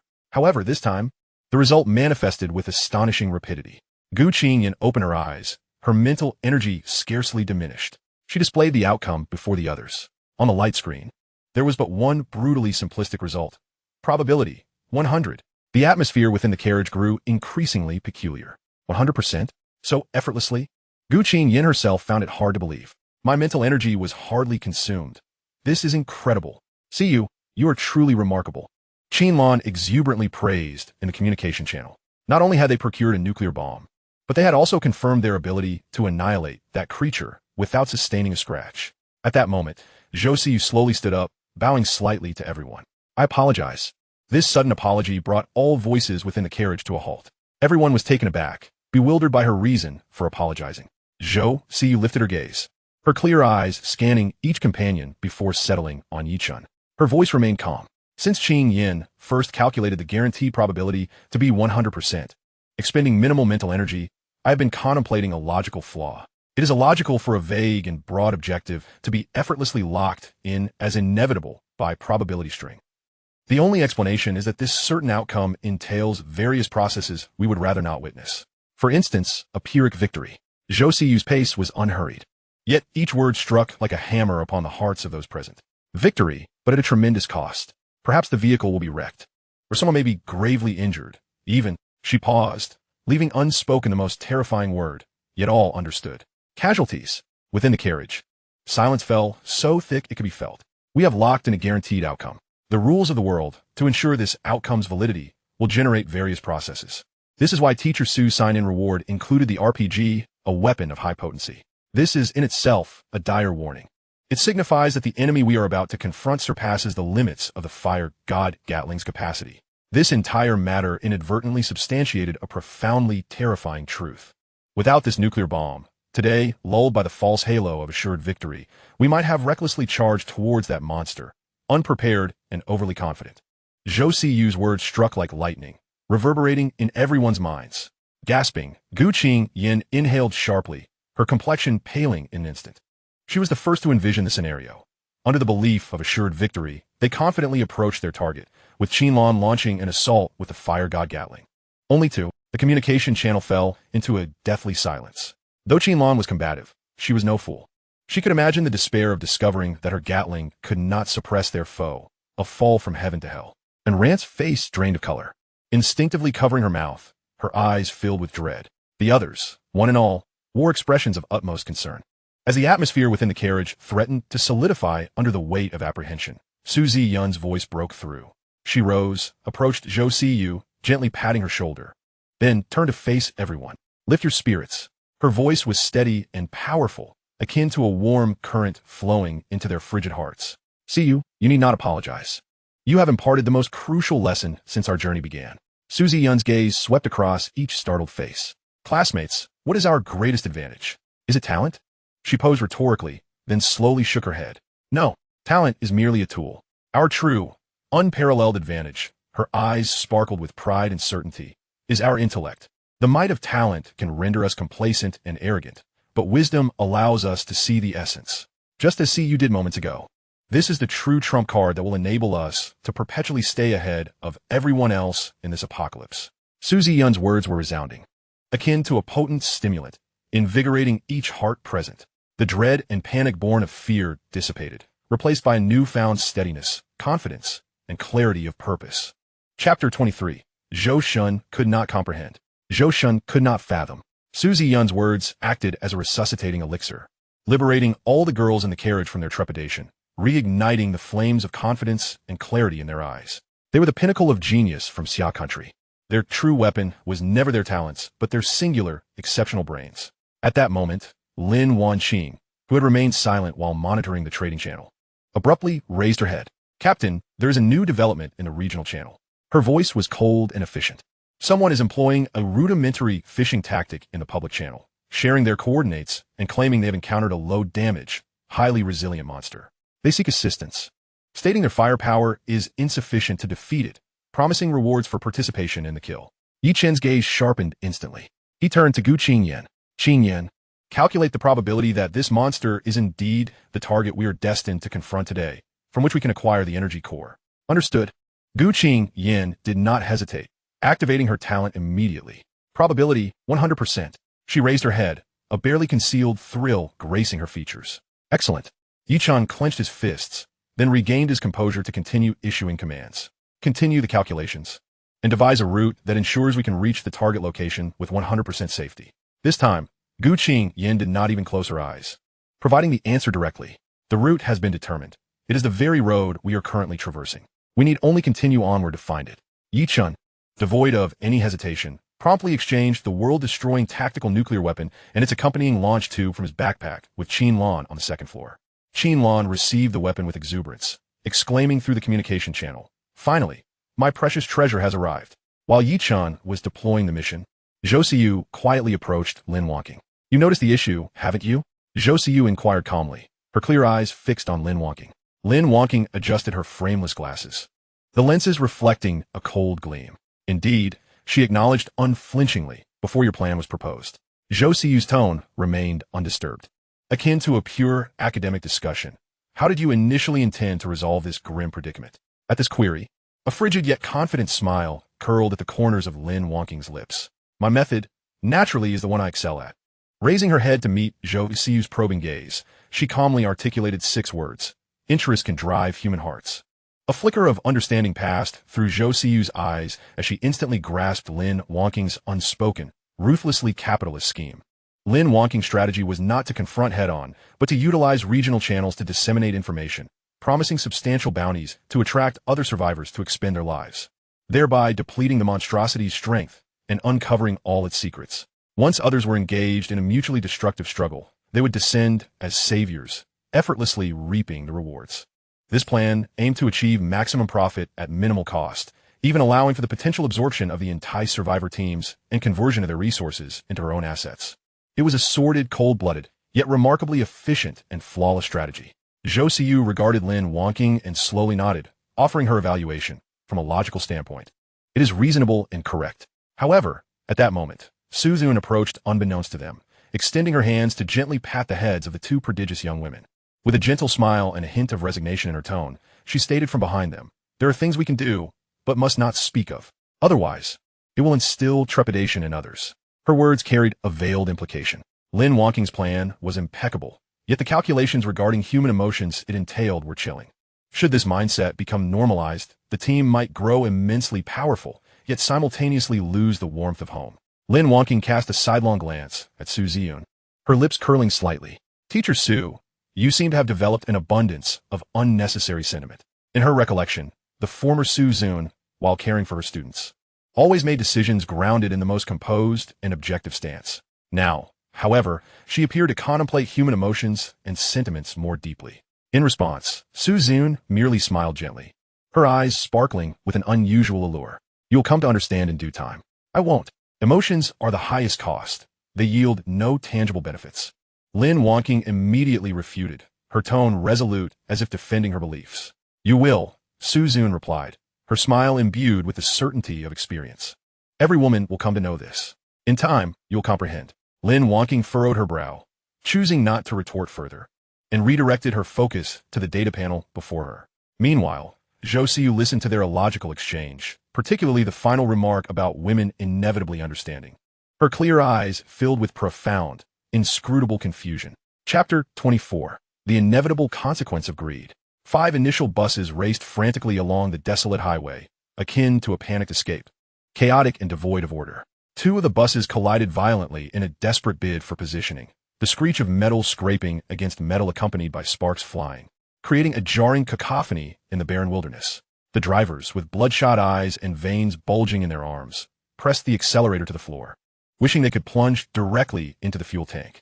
Inside the vehicle, chaos reigned. Violent jolts tossed passengers about. Mingling screams, cries, and curses filled the air with despair. Just half an hour prior, they had constituted a formidable survivor alliance of over 20 buses. Through encounters on the road and communication across channels, they had continually united, seeking warmth in numbers to face any crisis. Now, only these last 5 remained. A roar, filled with brutality and hunger, reminiscent of some feral beast, echoed from behind them. The sound caused everyone to involuntarily shudder, a chill racing from their feet to the crown of their heads. The drivers were solely focused on fleeing, not daring to glance back. Approximately 500 meters behind them, a massive zombie bear, towering over 5 meters, charged forward with heavy yet swift strides, relentlessly pursuing them. Each footfall sent tremors through the hardened asphalt, leaving shallow footprints in its wake. Its skin was mottled with decay, its fur clumped grotesquely. Most terrifying was its hollow-eyed skull and the gaping maw capable of swallowing a person whole. The emergence of this monstrosity stemmed from a disaster ignited by greed. The initial instigator of this survivor alliance, a man named Chang'e, had fortuitously awakened an A-grade talent known as Luck Amplified. Its effect allowed him to use it once every 4 hours, with a 90 probability of receiving a random reward and a 10 chance of invoking a punishment. Within a 7-day cycle, as the usage increased, the rarity and quantity of rewards would escalate, but correspondingly, the severity of the punishments would also rise. Leveraging this talent, Chang'e amassed a substantial amount of initial resources, rapidly upgrading his bus to level 2 and using this as leverage to attract a multitude of survivors to form the vast alliance. Just yesterday, he had drawn a minor punishment, a sluggish, ordinary zombie, easily dispatched. This trivial consequence lulled Chang'e and his team into a false sense of security, leading them to believe the talent was a divine blessing. Desire, after all, is an insatiable beast. An hour ago, Greed compelled him to invoke the talent once more. And then, retribution arrived, accompanied by a blood-red beam of light shooting into the sky. The towering zombie bear was summoned before his bus. Chang'e barely had time to react. The bear simply raised its paw, larger than the bus door, and with a single swipe, the rear of Chang Ji's level 2 bus, along with its occupants, was smashed into a gory, blood-soaked pancake. This gruesome and shocking spectacle shattered the psychological defenses of everyone within the alliance. Run! Run for your lives! Someone screamed, the first to cry out in desperation. In an instant, the entire alliance collapsed, over 20 buses scattering like headless flies. Yet, their flight appeared utterly futile in the face of the colossal bear. Half an hour. In merely half an hour, nearly 20 buses were overtaken, each obliterated with the simplest and most brutal of methods, reduced to twisted heaps of scrap metal along the roadside. Boom! A resounding metallic clang echoed behind them once more, accompanied by yet another deafening roar of a beast. Without needing to glance back, it was evident that yet another vehicle had succumbed to the claws of that monstrous creature. Now, only 4 vehicles remained. The shadow of death had thoroughly enveloped the hearts of all present. Damn it! At this rate, we're all doomed. Inside the lead bus, a man resembling a makeshift commander wore an expression of madness and ferocity, his voice a hoarse roar over the internal communication channel. Everyone listen up. Increase the chatter in the area channel. Send coordinates directly. Lure them over here. Just say there's a world BOSS spawning here. High health, strong defense, negligible damage. Rewards for participation. Hurry. Under this frenzied notion, a cascade of deceitful and enticing messages began to flood the entire area chat channel, rolling out in a manner akin to a relentless barrage. Urgent assistance needed. Coordinates 345-782. World BOSS sighted. Limited time event. Is anyone there with heavy firepower? We've encountered a gigantic zombie bear. It doesn't deal much damage, but it's incredibly tough. We can't handle it. Upon entering the BOSS area, the system will provide a prompt. Just participate in the kill to receive substantial rewards. We're short on manpower. Rewards will be shared. First come, first served. These messages, like stones cast into a tranquil lake, instantly stirred up a tempest in the entire regional channel. What? A world BOSS? Is this for real? Not much damage? I sense a whiff of conspiracy. Are they trying to lure us in as cannon fodder? Who cares? Fortune favors the bold. What if I score an S-rank talent? Brothers, the coordinates are close to me. I'll scout ahead. You fools upstairs in this world, the only one you can trust is yourself. Yet, in this apocalyptic setting, gamblers were never in short supply. Faced with the lure of immense profit, there would always be those willing to wager their lives on a slim chance. Although the survival world did not provide a map function, selecting coordinates sent by other players would generate a rudimentary directional arrow indicating the target location in the player's field of vision. At that moment, within the lead bus, the commander fixated intently on the regional channel before him. The chat channel was already reeling with fish nibbling at the toxic bait they had cast, woven from countless lies. Hurry! Faster! The man urged the driver frantically, his eyes fixed on the approaching zombie bear. If they could just hold out until those scapegoats arrived, they would have a glimmer of hope for survival. Chapter 25. Global First Kill of Level 4 Region BOSS. The Happy Family vehicle glided steadily along the desolate highway. Yet the atmosphere inside was far from the previous ease. Everyone understood that a preordained battle, pivotal to the future of their team, was imminent. After nearly an hour of travel, a twisted and wrecked bus finally came into view. The vehicle appeared as if it had been brutally crushed by some immense weight. The entire roof caved in, merging with the chassis to form a colossal, irregular iron disc. The windows were shattered, dark crimson. Already dried blood oozing from the crevices of the metal disc, spreading across the ground to create a ghastly, dark patch. Good heavens, Kinjian thought, instinctively covering her mouth at the gruesome scene. Yi Chun's expression turned grave. He remained silent, merely guiding the Happy Family vehicle past the heap of scrap metal. However, this was merely the beginning. Every few hundred meters, or at least every kilometer, another similarly crushed and mangled bus appeared along the roadside. It felt as though an invisible giant was striding down this highway, each step leaving behind a footprint composed of buses and flesh. The oppressive, bloody atmosphere silently permeated the interior of the vehicle. Qinlan, Yi Chun's voice resonated through the team channel, cold and resolute. Received. Came Qinlan's response from the second floor.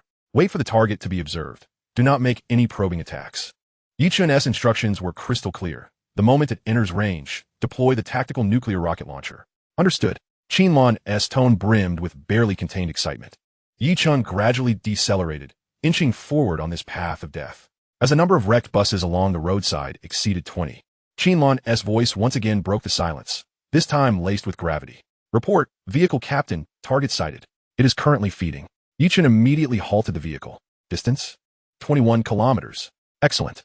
Yichen glanced at the distance and decisively commanded, prepare to fire right here.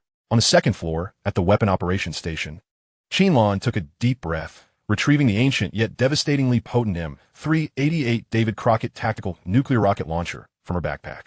She steadied the launcher against her shoulder, gently loading the compact nuclear warhead. In Qinlan's memory, the original M388 was intended for tripod fixed launch. However, this version was shoulder-mounted. S-rank talent. Domain of war activated. A faint blood-red halo, visible only to her, radiated outward, enveloping the entire operations station. Enhanced by her talent, all her senses surged to their peak. The cold weapon in her hands felt as though it had become an extension of herself. Through the scope, she locked on a massive figure tearing apart a bus wreckage 2 kilometers ahead. It was a gigantic zombie bear, towering over 5 meters, akin to a small mountain. Its fur was largely decayed, revealing dark red muscle and stark white bones beneath. Its claws were larger than a fire axe, each swing capable of easily rending the hardened vehicle. A cruel smile curled at the edges of Qinlan's lips. She did not aim with precision, but rather focused on the general area, then pressed the launch button. There was no earth-shattering roar, no dazzling light effects. An inconspicuous warhead was silently expelled from the launcher, tracing an almost negligible parabolic arc through the air toward its distant target. Time seemed to stand still in that moment. 1 second, 2 seconds. It was in the third second that an explosion of blinding white light, 1,000,000 times more radiant than the sun, erupted in the vicinity of the zombie bear. Silence enveloped the world, as if a mute button had been pressed. Immediately following, a colossal fireball ascended. The road, the wilderness, the ruins, and that zombie bear, all were instantaneously vaporized, obliterated from existence in the face of such cataclysmic energy, with no chance to struggle. Within a radius of 150 meters from the explosion's core, all matter was reduced to its primordial particles in mere fractions of a second. Only after a dozen seconds did the terrifying shockwave, potent enough to topple everything, finally reach the Happy Family vehicle. Boom! Even the reinforced Happy Family shook violently in the face of the already diminished shockwave. Moments later, the long-awaited, world-rending roar of thunder crashed down. Everyone instinctively covered their ears. Yet the terrifying sound wave relentlessly penetrated all barriers, striking mercilessly against their eardrums and hearts. When the crowd finally emerged from their brief deafness and shock, they beheld an unforgettable spectacle. On the horizon, 2 kilometers ahead, a colossal, magnificent mushroom cloud, imbued with an aura of death and destruction, rose slowly and inexorably into the sky. At that moment, a series of system prompts erupted like a cacophony in everyone's minds. Congratulations! You have successfully slain the level 4 elite boss, the mutated zombie giant bear. Rewards: Energy Core X1, S-Class Talent Upgrade, Card X5. All Attribute Point Card, 50 points, X1. World Announcement: Congratulations to the Happy Family for achieving the global first kill of the level 4 regional boss, the mutated zombie giant bear. Rewards: All Attribute Point Card, 50 points, X3. Modification Component Upgrade, Card X1. Can elevate any modification component to level 4. World Announcement: The triple repetition of the Crimson World Announcement ignited a tsunami of excitement in all regional chat channels. What the hell? Was that a world announcement? Did I see that correctly? A level 4 boss? Another one from the Happy Family? Who on earth are these people? Are they driving an aircraft carrier down the road? Can someone please explain the enormous mushroom cloud in the eastern sky? I could see it clearly from dozens of kilometers away. For a moment, I thought the apocalypse had arrived. Wait, mushroom cloud? Level 4 boss? First kill announcement? If you connect these dots, I have an extremely terrifying, hard-to-believe suspicion. I share your thoughts. Don't tell me they used a nuclear bomb. Chapter 26, 112. It felt as though a century had passed before the terrifying shockwave capable of toppling everything finally subsided. Yi Chen shook his heavy, still buzzing head and struggled to rise from the ground. The ringing in his ears persisted, rendering the outside world nearly inaudible. He turned his gaze towards the cabin. The girls had immediately crouched on the floor to ensure their safety, and now they raised their heads, their pallid faces clearly reflecting the aftermath of the tremendous impact. Yi Chen opened his mouth, only to find that his voice seemed distant and unreal amidst the intense ringing in his ears. He swayed unsteadily and rushed towards the others, helping the nearest sisters, Gu Qingkai and Gu Qinjian, to their feet before assisting everyone else. At that moment, A series of staggering footsteps echoed from the stairs leading to the second floor. Qinlan, gripping the railing, descended with unsteady steps. Her complexion was similarly pale, yet her eyes sparkled with an almost frenzied excitement and shock. She regarded the people in the cabin, still dazed, and broke into a wide, raucous laugh. Ha ha ha! How exhilarating! Did you see that? Ha ha!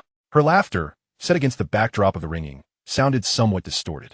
Yichen watched Qinlan flail about like a lunatic, feeling the buzzing in his ears grow louder. Everyone, stay still. I'll check. A firm voice rang out. It was Ran, this usually shy girl, akin to a punching bag, now bore an unprecedented seriousness and focus befitting a healer. Ignoring her own dizziness, she steadied herself first and rushed to the nearest Suzune, her small hand glowing with a gentle emerald light as she began to assess her condition, dispelling the negative effects of the shockwave.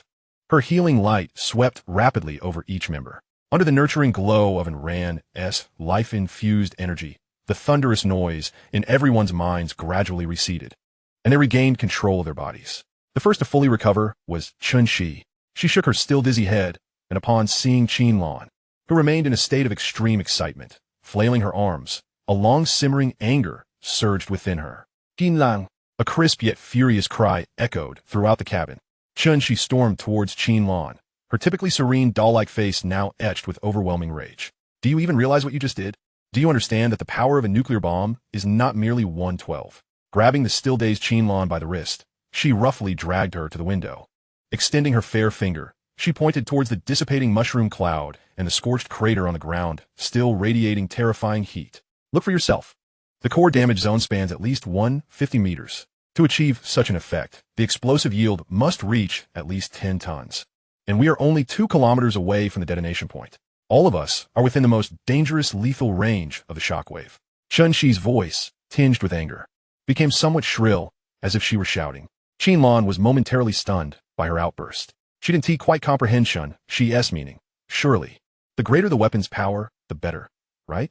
Observing the bewildered expression on Qinlan's face, a mix of confusion and astonishment, Chun-Shi felt a rush of frustration, nearly fainting from exasperation. Just as she prepared to continue her physics lecture to Qinlan, a warm hand suddenly rested atop her head, gently stroking her. Yichen's voice came softly from behind her. All right, don't be angry, don't be angry. Chun-Shi abruptly turned her head to face Yichen, his face adorned with a helpless smile, and felt the soothing touch on her head, leaving her at a loss for words. His interruption dissipated much of her pent-up frustration, and her intended words eluded her. Irritated, she swatted Yichen's hand away and moved aside to inspect the vehicle panel, carefully assessing the damage inflicted by the recent shockwave. Qinlan still felt somewhat perplexed, entirely clueless as to what had upset Chun-Shi, and could only scratch her short hair, casting a pleading glance toward Yichen. Yichen sighed in resignation and patted Qinlan on the shoulder. It's all right, Chun-Shi isn't blaming you.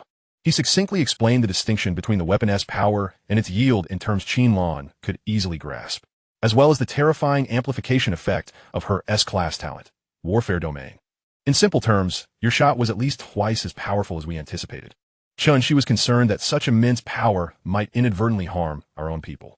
Upon hearing Yi Chen's explanation, Qinlan finally understood, and a hint of embarrassment crossed her face as she stuck out her tongue. Why did he think that much? Yi Chen chuckled and shook his head, then raised his voice to capture everyone's attention. All right, let's not dwell on it any longer. Now it's time to revel in our spoils. With that, he retrieved the astonishingly generous rewards from his backpack, presenting them one by one to the group. First, 5 cards shimmering with S-Class Golden Light. S-Class Talent Upgrade Card. Collect 100 cards to elevate any S-Class talent to SS Class. Note, the highest talent awakening for players is S-Class, and through subsequent upgrades, it can reach a maximum of SSS Class. Next, a uniquely shaped card, seemingly composed of countless modification components. Modification Component Upgrade Card can elevate the level of any installed modification component by 1 level. Maximum upgrade to LV4. Yichen continued, in addition, there's a reward of 5,000 gold coins for the kill, along with 4 cards that grant 50 attribute points each. Currently, we have a total of 1 card with 30 points and 5 cards with 50 points of S-Class talent. Let's store them collectively, and once we gather 100 cards, we can discuss their allocation. Does anyone have any objections? Yichen proposed. I agree. No problem. The others nodded in unison. Yichen's gaze swept over the group as he continued. Regarding the modification component upgrade card, based on the current circumstances, I suggest we apply it to the Fire God Gatling. elevating its level to 4 to better handle unforeseen situations. I concur. Qinlan was the first to raise her hand, her eyes sparkling with enthusiasm. I second that. Su Zun also nodded in agreement, acknowledging that enhancing conventional firepower was indeed the most cost-effective choice. The decision was swiftly approved. Yichen took his place in the driver's seat and restarted the vehicle, preparing to set off once more. However, as he instinctively glanced in the rearview mirror, he was met with a sight that furrowed his brow.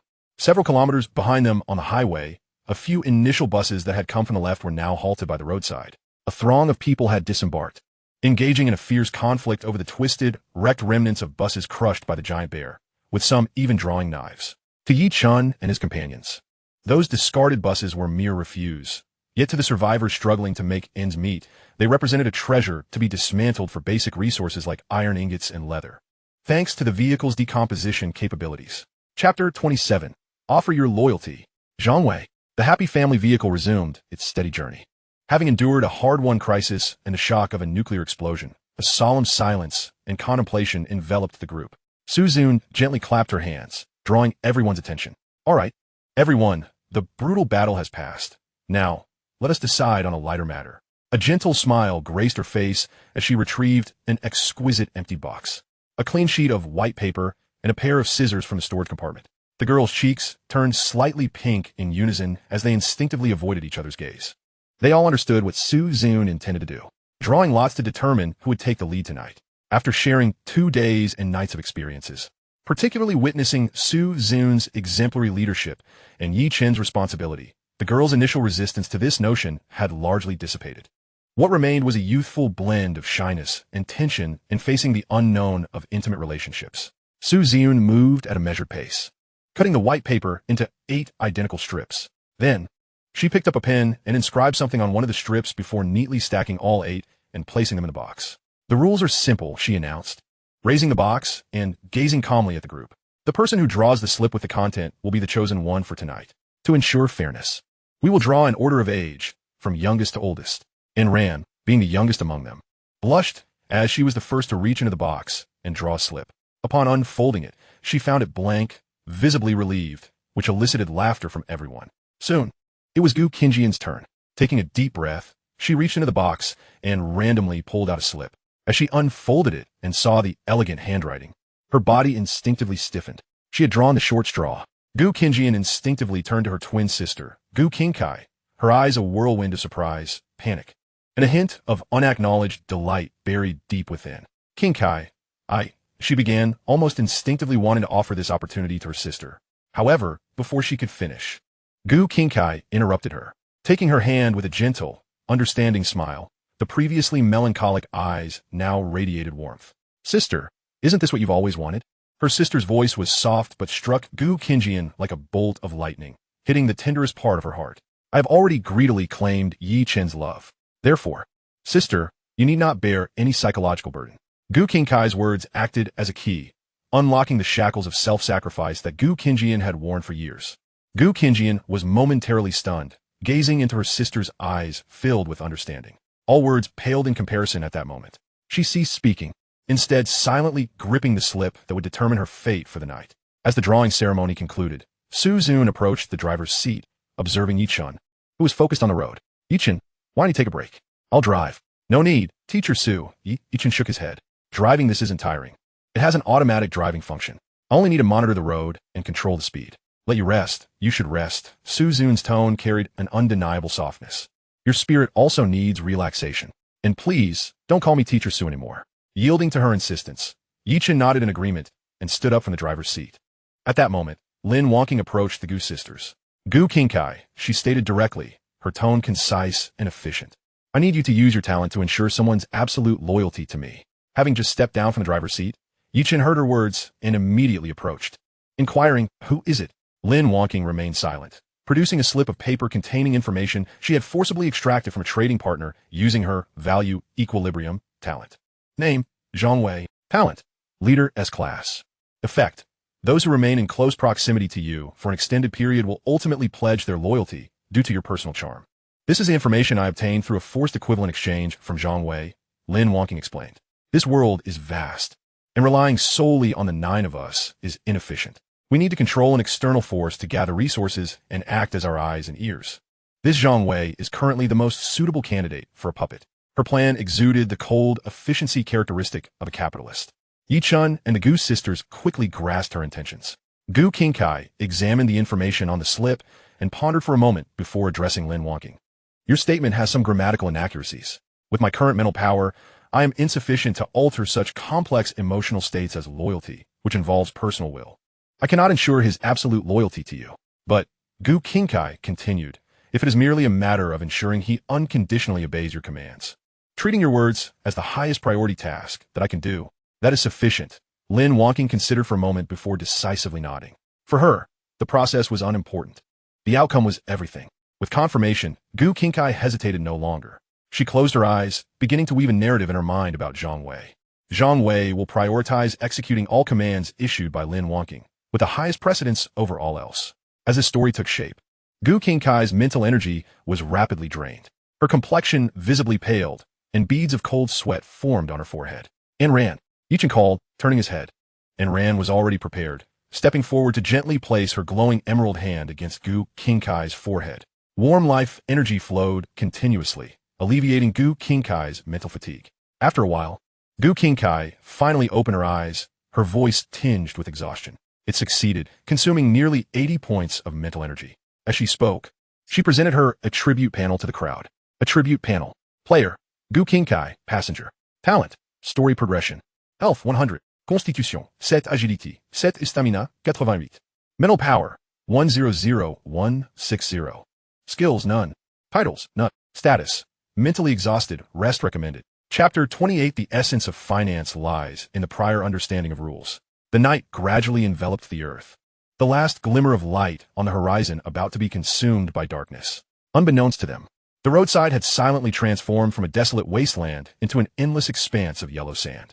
A cold, emotionless mechanical voice resonated simultaneously in the minds of everyone in the vehicle. Announcement.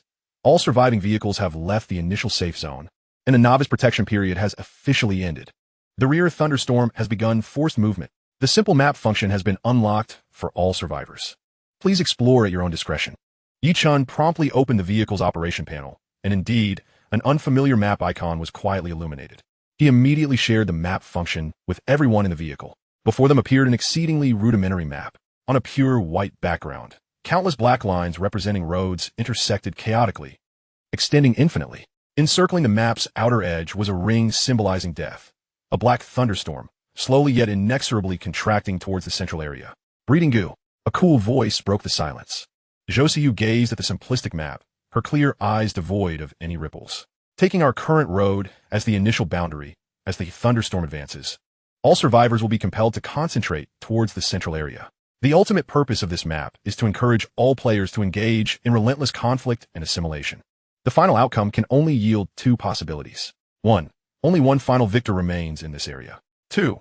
When the number of surviving vehicles decreases to a certain threshold, our area will merge with others, initiating a new and more brutal selection round. Josiu's analysis was calm and precise, sending a chill through everyone. It seems we must prepare early. Yi Chun spoke gravely, a sense of urgency swelling within him. However, at that moment, Su Zun, who had been focused on driving, suddenly emitted a surprised gasp. It's snowing. Snowing? Really? Look quickly. The girls in the vehicle crowded by the window, their faces lighting up with delight as they watched the delicate white snowflakes gently descending from the dark sky in the desert. A truly peculiar sight. Yet, amidst this atmosphere of surprise, a voice stood out starkly. Snowing?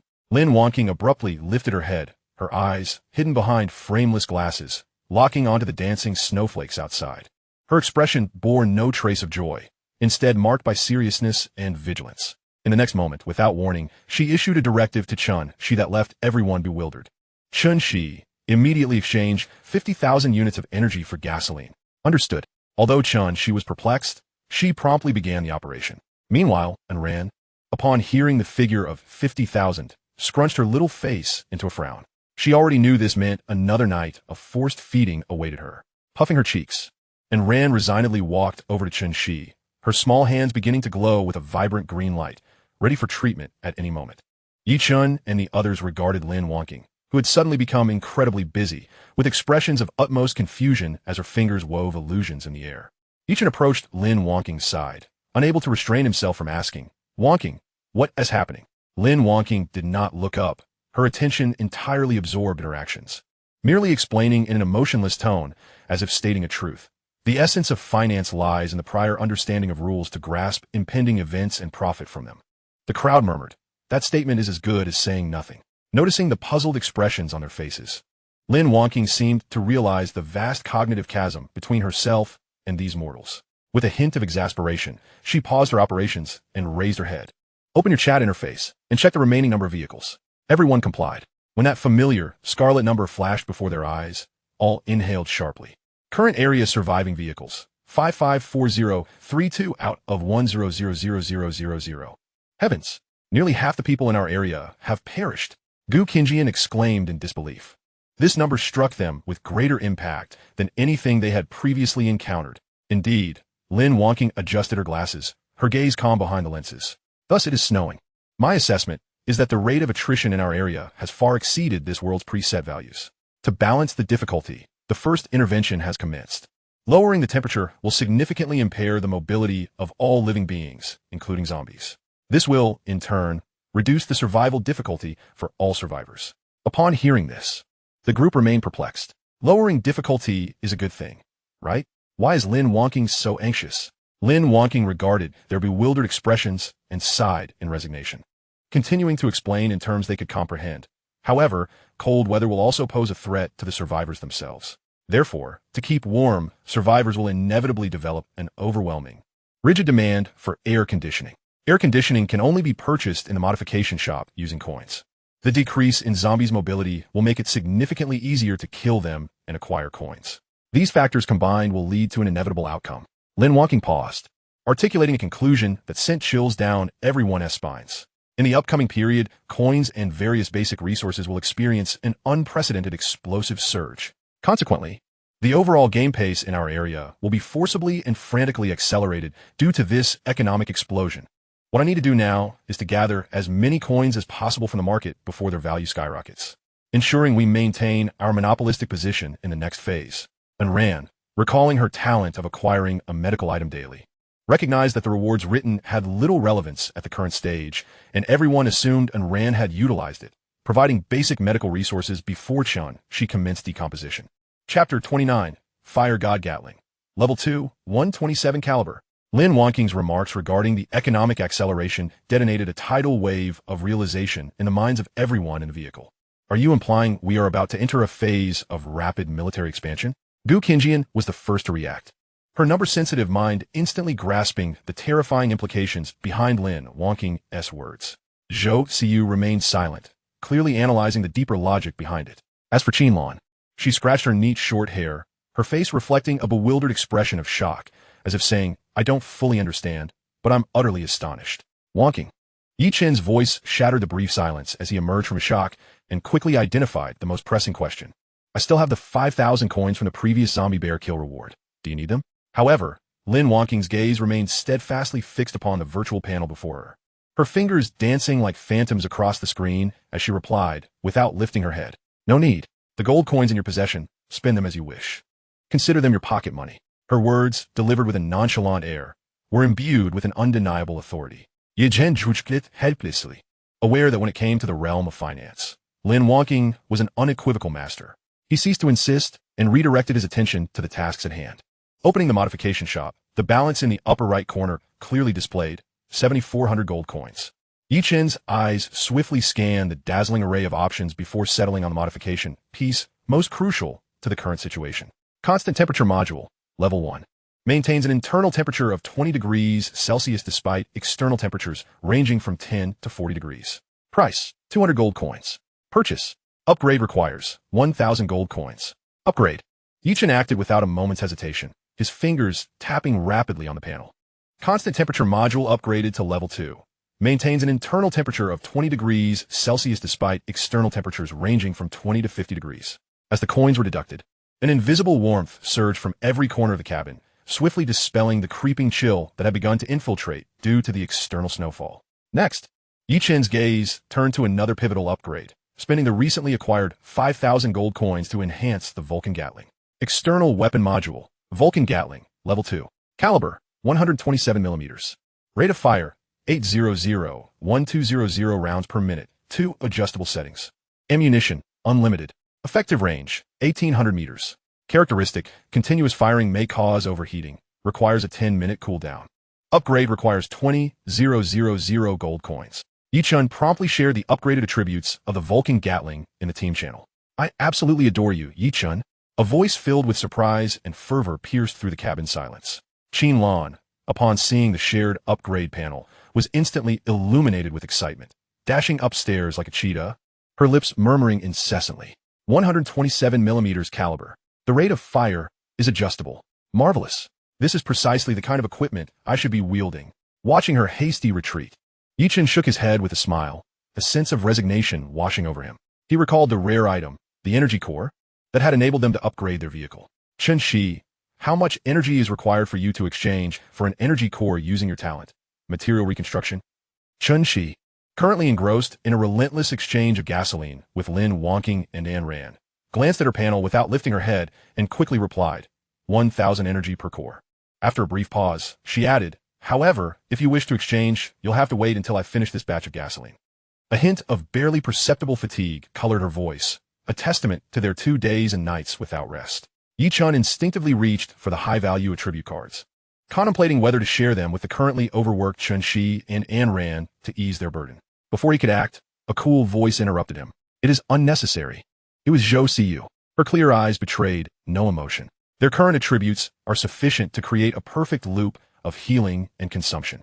Any overflow of attribute points will be a waste of resources. Chen-Shi, busy with her tasks, took a moment to respond. Siyu is right. Yi-chun, don't waste them. With this affirmation, Yi-chun reluctantly abandoned his idea. He nodded and expressed his true thoughts. I was considering saving these high-value attribute cards. If we encounter a crisis that our current capabilities cannot resolve, we can allocate these attribute points to Kinjian or Kinkai to forcibly alter the outcome with their talents. Rational. Zhou Siyu offered her approval. This strategy undoubtedly maximized the utilization of the team's most essential and nearly unreasonable rule-level advantage. Yi-chun sighed, scratching his head, feeling a bit bashful. I just feel that your high-intensity overnight work is too exhausting. His concern was purely genuine. Yet, this simple, direct expression of care, devoid of ulterior motives, caused the rapid motions of Chen-Shi, Lin Wonking, and the preparing healer Anne Ran to halt in unison. A flicker of confusion crossed Chen-Shi's typically placid, doll-like face for the first time, and she instinctively pushed up her glasses, yet found herself at a loss for words. Anne Ran uttered a soft ah, her cheeks flushing crimson as she instinctively lowered her gaze, her hands nervously entwined, unable to meet Yi-chun's eyes. Their reactions left Yi-chun feeling somewhat awkward. He instinctively raised a hand to touch his nose, offering a sheepish smile, uncertain of what to say. The atmosphere within the cabin grew peculiarly enchanting. This scene was keenly observed by Zhou Siyu, who regarded Yi-chun's somewhat awkward smile and then glanced at Chen-Shi and Anne Ran as clearly unusual, illogical responses, her clear eyes filled with profound, perplexing confusion. What underlying logic could provoke such intense emotional fluctuations and behavioral interruptions in the target? What significance lay within this? Chapter 30. Chen-Shi and Anne Ran wished to draw closer, but found themselves at a loss.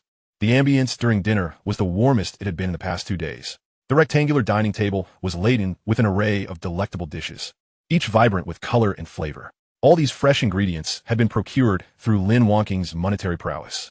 She had bought a single portion of every new ingredient available in the market. These ingredients then entered Chen-Shi's material reconstruction list, transforming into resources that could be infinitely replicated using energy. The chef at the helm was Gu Kinkai. Wow, Kinkai, your culinary skills remain as exceptional as ever. Gu Kinjian exclaimed, her mouth full of meat, her praise slightly muffled. Eat slowly, sister. No one is competing with you. Gu Kinkai replied with an exasperated smile. Serving Yi-chun a piece of fish. Yi-chun, give this a try. The ingredients are limited, but it's still your favorite flavor. Upon tasting it, Yi-chun found the fish tender and the sauce rich, a perfect match for the flavors etched in his memory. Delicious, he exclaimed sincerely. Kinkai, your cooking is still remarkable.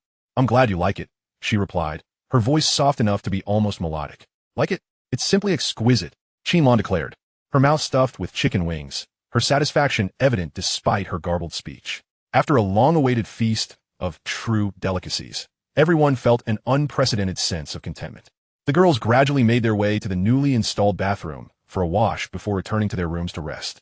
The ability to enjoy a hot shower and then lie down on a soft bed for sleep, such a commonplace occurrence in peacetime, had become a luxurious indulgence in these times. Meanwhile, the trio of Lin Wanqing, Chun Shi, and An Ran had once again entered their perpetual work mode. Before Lin Wanqing floated numerous transaction windows, each refreshing with data. Her fingers moved with precision in the air, coolly managing every transaction. Chun Shi, with her eyes closed, continuously generated the vast array of fundamental resources that Lin Wanqing required. And Ran, like a diligent nurse, was constantly attending to Chun Shi's treatment. Each observed the tireless figures of the three women and could not refrain from speaking. Wan Qing, Chun Shi, and Ran, you have hardly closed your eyes since yesterday. Please, do rest early tonight. His voice carried a genuine concern that disrupted the seamless and efficient workflow among the trio. Lin Wan Qing and Chun Shi, moving in unison, halted their swift actions simultaneously. And Ran instinctively lifted her head. Lin Wan Qing seemed to be appraising the value of Yi Chen's words. A hint of bewilderment flickered across Chun Shi's usually serene, doll-like face. She pushed her glasses up nervously, but could not articulate a single word. And Ran, blushing fiercely, shyly lowered her gaze, her hands twisting together anxiously, unable to meet Yi Chen's eyes. Under their scrutiny, Yi Chen felt an unexpected wave of awkwardness. His intention was merely to express concern for their well-being, yet the response was far from what he anticipated. Clearing his throat, he instinctively touched his nose, forced a smile, and headed toward the bathroom. As she watched Yi Chen's somewhat flustered figure retreat, and Ran cautiously lifted her head and glanced at Chun Shi and Lin Wanqing. In a voice barely above a whisper, tinged with guilt, she said, "Should we have responded to him?" After a moment of silence, Chun Shi's usually calm expression betrayed a rare hint of distress. I've never been in a relationship, so I don't know how to reply." She paused, looking at Ran, and countered, "But you didn't respond either, did you?" I was too embarrassed, and Ran's voice dwindled further, her cheeks reddening even more. They exchanged a glance, each seeing in the other's eyes a reflection of the same confusion and helplessness. It was a peculiar sensation, as if they had bypassed all the customary stages of romance, dating, confessions, and had plunged straight into married life. Logically, they understood that Yi Chen was their future partner, yet emotionally, they were far from prepared. They yearned to draw closer, yet shyness held them back. They longed to communicate, but found themselves at a loss for words. This psychological bewilderment and clumsiness rendered them mute in the face of Yi Chen's simple and pure concern, resulting in their sole response of silence. While Chun Shi and Ran grappled with this sudden emotional conundrum, Lin Wanqing beside them appeared entirely unaffected. In the instant Yi Chen turned away, she redirected her full attention elsewhere. For her, contemplating how to respond to Yi Chen's concern paled in comparison to calculating the profitability of her next transaction. Emotions were the most exorbitant currency in the world, yielding no tangible returns. Her singular focus remained on accumulating wealth. Chapter 31, Gu Qinjian. After showering, Yi Chen returned to his room, the steam still clinging to him. He pushed the door open, revealing a dimly lit room illuminated only by a soft bedside lamp. His gaze immediately fell upon the distinct outline of a figure under the covers, tucked in snugly, leaving only a barely noticeable breathing hole in the center. A gentle smile crept upon Yi Chen's lips, uncontrollably tender. He refrained from turning on the lights or making a sound, instead tiptoeing to the edge of the bed. Watching the figure cocooned like an ostrich, his eyes filled with warmth and mirth as memories of the past began to resurface. "Qinjian, do you remember when we were in 3rd grade? I got into a fight with that chubby kid from the next class and knocked out one of his front teeth." His voice was soft, almost as if he were speaking to himself. The figure beneath the covers stirred slightly. "You came running over, crying, with a little notebook, insisting on calculating the angle and force required to inflict maximum damage. In the end, you never figured it out before the teacher arrived. We both ended up in detention. And you cried harder than I did, lamenting your failure to calculate." As Yi Chen reminisced, he couldn't help but chuckle. "And remember in the 2nd year of middle school, when we sneaked into the chemistry lab to try to make fireworks. We messed up the ratios and boom, shattered half the lab's windows. You were so scared, trembling behind me, muttering that you'd lose your spot in the physics competition." The memories unfolded vividly, warm and clear, unique recollections that belonged solely to the three of them. The figure beneath the covers trembled slightly upon hearing these recollections. A muffled voice emerged from the cocoon. "Yi Chen, in your heart, am I an elder sister or a younger sister?" This question pierced through the facade of childhood friendship like a sharp blade, striking at the core. Yi Chen's smile slowly faded. He paused for a moment, then replied in an unprecedentedly serious tone, "I have always known your feelings for me." Those few simple words seemed to possess an immense power. Suddenly, The covers were thrown aside with a swift motion. Gu Qingjian's anxious and irritated face appeared before Yichun. Her eyes were red-rimmed, lips tightly bitten, and those usually lively eyes were now filled with shock, disbelief, and a hint of embarrassment at having her facade pierced. "W, what did you say?" Her voice trembled slightly with excitement. Yichun did not shy away from her gaze, letting out a resigned sigh. "I've known since childhood. My feelings for you and for King Kai have never differed in my heart. They are equally profound." This declaration caused Gu Qingjian's pupils to constrict suddenly, her mind going blank. She opened her mouth, but reality would not allow her to continue. A hint of bitterness tinged Yi Chen's voice. "King Kai has also known about your feelings for me and is aware of my feelings for you. Neither of us has spoken about it, simply because we understand you too well." Yi Chen gazed into Gu Qingjian's eyes, which widened in astonishment, as he unveiled the gentle secret. "Given your personality, if King Kai and I truly ended up together, you would undoubtedly smile and bless us, then quietly withdraw in the most decisive manner to allow us to flourish." Yi Chen's words shattered the last bastion of resistance within Gu Qingjian's heart. She could no longer contain her emotions, tears streaming down her cheeks like pearls slipping from a broken string. "So it turns out, you both know everything. My self-deception, my cautious sacrifices to maintain balance among the three of us, were so transparent in your eyes." She had believed herself to be the noble figure sacrificing for the greater good, only to realize she was the one being delicately shielded by their silence and understanding. A massive wave of grievance, heartache, and a sense of relief for being completely seen washed over her, rendering her speechless. I thought I was hiding it well," she murmured through her tears, forcing a smile that was more painful than crying. "I thought I was being a good sister." Yichun extended his hand, gently wiping away the tears from her cheeks with his fingertips. He cradled her tear-streaked face in his hands. Even an ostrich believes that burying its head in the sand is an effective concealment. Yichun's tone held a hint of teasing, but his gaze was imbued with unprecedented seriousness. "But Qingjian, things are different now. Our issues have been perfectly resolved." His words brought Gu Qingjian's sobs to a halt. She gazed into Yi Chen's eyes, which shone with a remarkable brightness under the light, and instantly understood his meaning. Indeed, in this absurd world, unbound by mundane rules, within this team blessed with the gift of numerous offspring, the enigmatic triangle problem that had troubled them for over a decade was unexpectedly resolved in the most incredible manner. No longer would anyone need to make sacrifices, nor would anyone have to withdraw. Gu Qingjian looked at the man before her, whom she had loved for over 10 years, and had also pushed away for just as long. A radiant, heartfelt smile finally blossomed on her tear-streaked face. She suddenly felt that this apocalypse might not be so dire after all. She extended her arms, tightly embracing Yichun, burying her burning cheeks deep into the nook of his neck.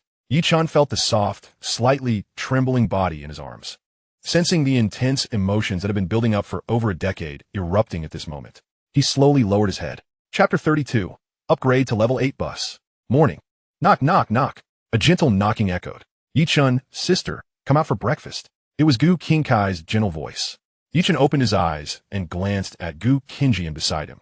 Her face, usually adorned with a lively smile, now bore an expression of tranquility and contentment, her long eyelashes fluttering slightly due to the knocking. Yichun carefully rose, tucked her in, and then walked over to open the door. "Is she still not awake?" Gu Qingkai peeked in and asked softly. "Let her sleep a little longer," Yichun replied with a smile. "I'll just take her a portion." "All right." Yichun returned to the room with breakfast, placing it on the bedside table. Gu Qingjian seemed to catch the scent of the food. Her eyelids fluttered, and she slowly opened her eyes. Upon seeing Yichun, her cheeks flushed crimson, and she instinctively wanted to burrow back under the covers. "All right, don't be shy. Get up and eat," Yichun said with a helpless smile. Once Gu Qingjian was settled, Yichun left the room and made her way to the hall. At the dining table, the girls were already gathered, enjoying this rare, sumptuous breakfast. Yichun was somewhat surprised to find that Zhou Siyu, who usually sat in the corner lost in thought, was now seated at the driver's seat, her hands steady on the control panel. Her eyes unfocused as she gazed at the snow-laden scenery rolling past. Outside, a white expanse lay before them, snowflakes swirling down. 2 treads had passed, leaving clear tracks. Yichun opened the regional chat channel. Current area surviving vehicles, 542188100000. After a night of fermentation, the channel was buzzing with activity. Damn, this cursed weather. Why did it suddenly turn cold? My car windows are all frozen. Fortunately, I earned enough gold yesterday to buy a temperature control module. The roads are covered in snow. The tires are slipping wildly. Our car almost veered off the road just now. Brothers, the Mutual Aid Alliance is selling gasoline at a fair price. Is that for real? Let me check. Holy crap. It's true. These prices are too reasonable. Long live the Alliance. Thanks to the Mutual Aid Alliance. I was almost out of gas. You saved my life. Doesn't it feel like overnight everyone suddenly has money? Yi-Chen gazed at the surviving numbers and chat messages, unable to suppress a sigh.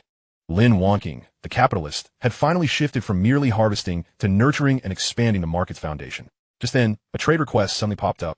Player Lin Wonking offers you 150,000 gold coins. Do you accept?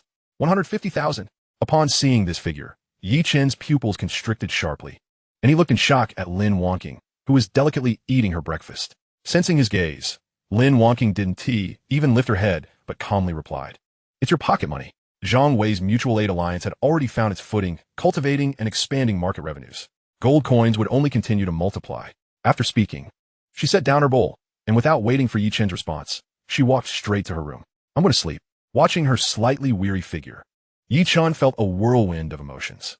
"Yi-Chen, hurry up and level up the vehicle. After I finish swapping resources, I want to sleep too."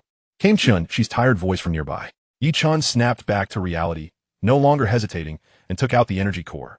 Upgrade. Detected sufficient upgrade materials. Titanium alloy 100. Electronic components 100.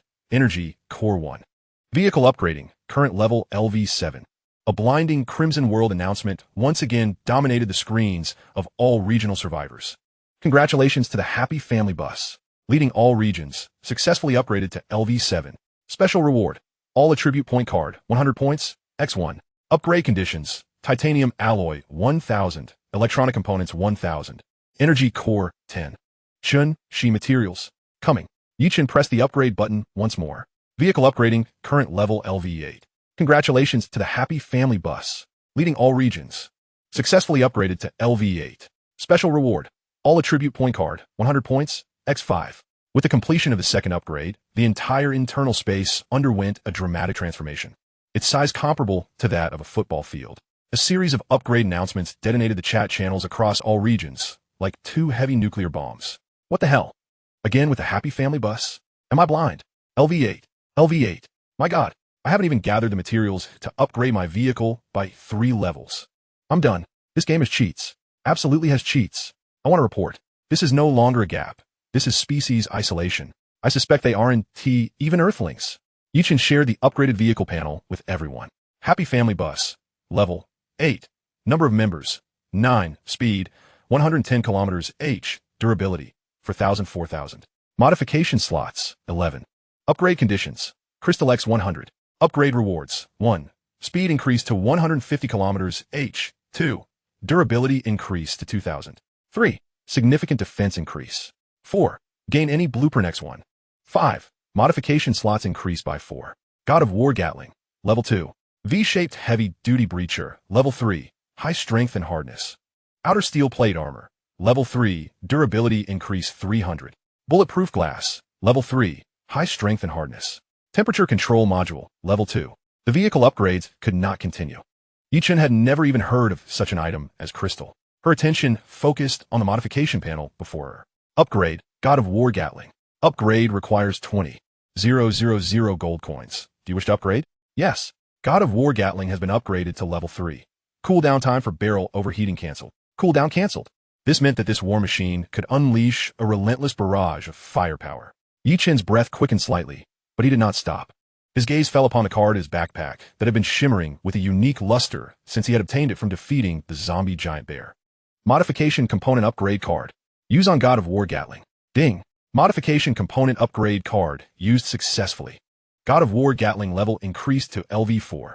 Accompanied by the system prompt, a radiance more intense than any previous upgrade erupted from the vehicle's rooftop.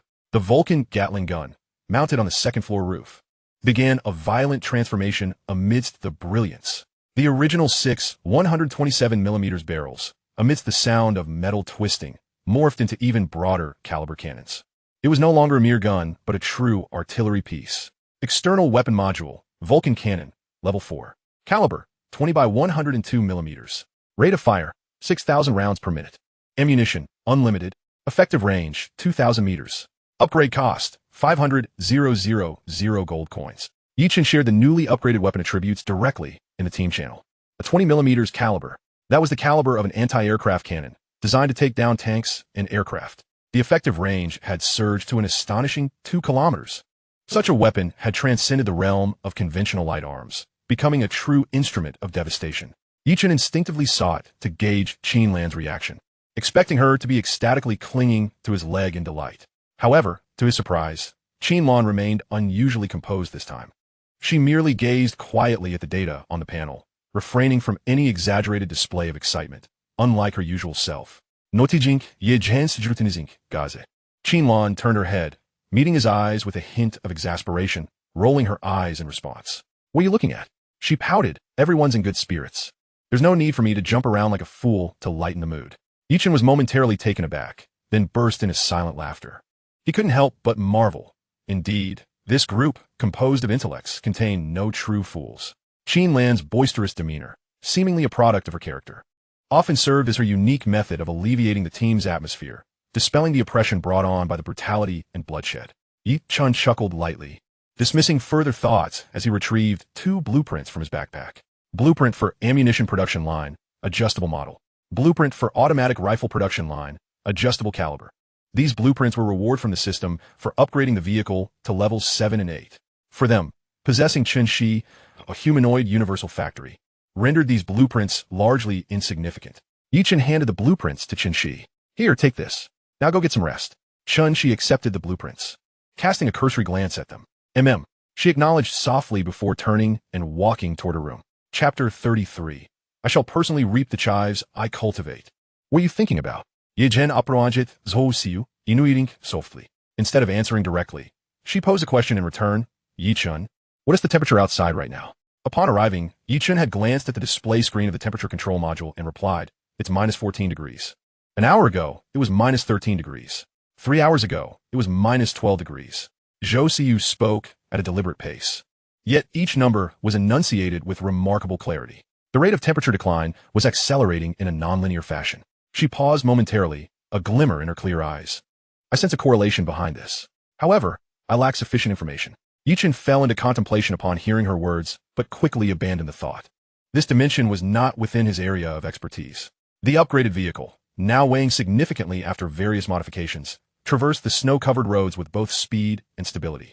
The occasional supply crates and abandoned structures lining the roadside were treasures to ordinary survivors, yet they were entirely disregarded by the group. The zombies, sluggish in their movements due to the frigid temperatures, became prime targets for Qinlan on the second floor. Throughout the morning, the newly upgraded 20mm Vulcan cannon scarcely ceased its operations, the deep and rhythmic cannon fire serving as the sole background music. Su Ziyun's daily check-in once again brought delight to the team. 10 kilograms of fresh beef. With Qin's material reconstruction, this meant that from this day forth beef, a luxury item, would officially be included in their daily menu. The atmosphere within the convoy was relaxed, with everyone's objective crystal clear, to reach the map's central region at a pace several times that of other players. No one noticed that the temperature displayed on the temperature control module had quietly dipped below a critical threshold, minus 20 degrees. At the very moment the temperature reached this point, a prompt echoed within the minds of all survivors in the area. Due to the completion of regional progress, special regional event, the winter has officially arrived. Event description, from a map's boundary line, a special BOSS, the extinction, will respawn every 1,000 kilometers. The extinction will advance at a uniform speed of 40 kilometers per hour towards the map's central region. Its speed will increase by 10 kilometers every 24 hours. All extinctions share a life status. Any damage inflicted on one will be synchronized across all extinctions. Event duration, 3 days. Event rules. During the event, killing zombies spawned by the extinction will yield 1 point. Inflicting damage on the extinction itself will grant points corresponding to the amount of damage dealt. Points can be exchanged for various resources at the event store at any time. Regional points leaderboard activated. Time's up. If the extinction is not successfully killed, the event will end forcefully. Successful elimination of the extinction will reward all surviving players in the region with substantial points. This sudden world-class event left everyone stunned. Indeed, Zhousiu ceased her contemplation, her clear eyes reflecting a moment of realization. She had finally discerned the underlying logic connecting all variables, the anomalous drop in temperature and the current mandated participation of all players in a global event. Let us go. Let us head over together. She gradually halted the vehicle, rising from her seat to address Yichen. The two walked to the dining table, where the others, roused by the prompt, had already emerged from their rooms. Everyone, please share your thoughts. Su Ziyun scanned the group, being the first to speak, posing the most critical question. In light of this event, should we participate, or should we continue with our original plan to head towards the central point? Gu Qinjian was the first to respond. The total distance the extinction will traverse in 72 hours is approximately 3,600 kilometers. Throughout the event, they pose no direct threat to us. Zhou Xiyu also provided her assessment. The resources rewarded by this event do not significantly benefit us at this stage. However, participating in the event inevitably entails unknown risks. The rewards from the leaderboard also harbor considerable uncertainty. Therefore, the most rational course of action would be to abstain. Both Gu Qinjian's calculations and Zhou Xiyu's analysis converged on the same conclusion: avoidance. This seemed to be the choice most aligned with the team's interests, garnering nearly unanimous agreement. Yet at that moment, a voice emerged to challenge this consensus. No, we must participate this time. The speaker was Lin Wangqing. Her statement elicited astonished expressions from all present. In everyone's mind, Lin Wangqing had always been the one to prioritize risk avoidance and cost control. How could she actively choose to engage in such a high-risk, low-reward event? Why? Gu Qinjian asked, bewildered. Wangqing, have you lost your mind? This isn't like you at all. Qinlan scratched her head in confusion. Lin Wangqing adjusted her frameless glasses, her gaze sweeping across the group. Currently, the vehicle levels within the region have essentially stagnated at level 23. In the relentless pursuit of survival and the elusive rewards that accompany it, the overwhelming majority of players, constituting over 80% of the survivors, are inevitably drawn into this event like moths to a flame. I cannot allow them to be consumed in such a futile manner. Lin Wangqing's words left the crowd perplexed. Is this truly the same cold-hearted capitalist? When did she become so compassionate?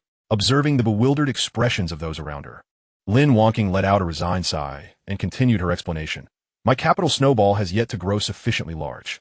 If a significant number of players are eliminated from the market, leading to a substantial contraction, all my previous strategies and future resource accumulation plans will suffer a catastrophic blow. It was at this moment that the crowd began to comprehend her intentions. Indeed, she remains the capitalist who should be strung up for her greed. Her motivations are not rooted in a desire to save lives. Rather, she is reluctant to lose the very resources she has painstakingly nurtured. She intends to harvest her own crops. Thus, Lin Wangqing turned her gaze towards Qinlan. This time, I require you to command this battle. Command? Qinlan zponde. A hint of surprise in her voice. I have no issue with that, but how can I make that ragtag group listen to me? The corners of Lin Wangqing's mouth lifted into a confident smile, one that suggested she had everything under control. She shared a screenshot from her private chat interface in the team channel, which contained a single brief message. Zhang Wei, I need your assistance. Chapter 34, The Idealist of the Apocalypse. Zhang Wei. Although our acquaintance has been fraught with displeasure, you have nonetheless gained immense profits through our interactions. This time, I hope you will lend us your aid. His wording carried a deliberate tone of humility. Yet he attempted to maintain his dignity by reminding her of her own gains. However, Lin Wangqing merely regarded the message in silence, refraining from a reply. Time passed.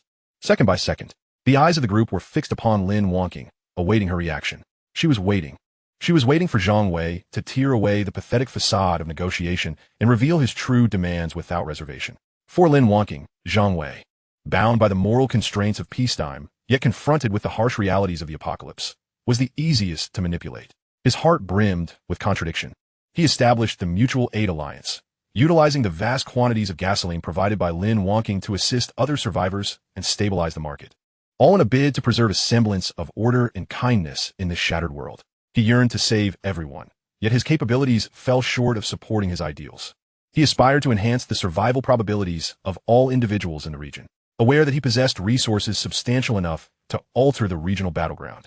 He felt an urgent need to release these resources, bolstering the strength of the survivors and increasing their odds against the exterminators. Yet he hesitated, or rather, he dared not completely relinquish control to the cold-hearted capitalist in his eyes. As expected, Lin Wangqing's silence became the final straw. Minutes later, Zhang Wei's second message appeared, tinged with evident impatience and veiled threats. Zhang Wei, I know that due to your capabilities, I cannot refuse your orders.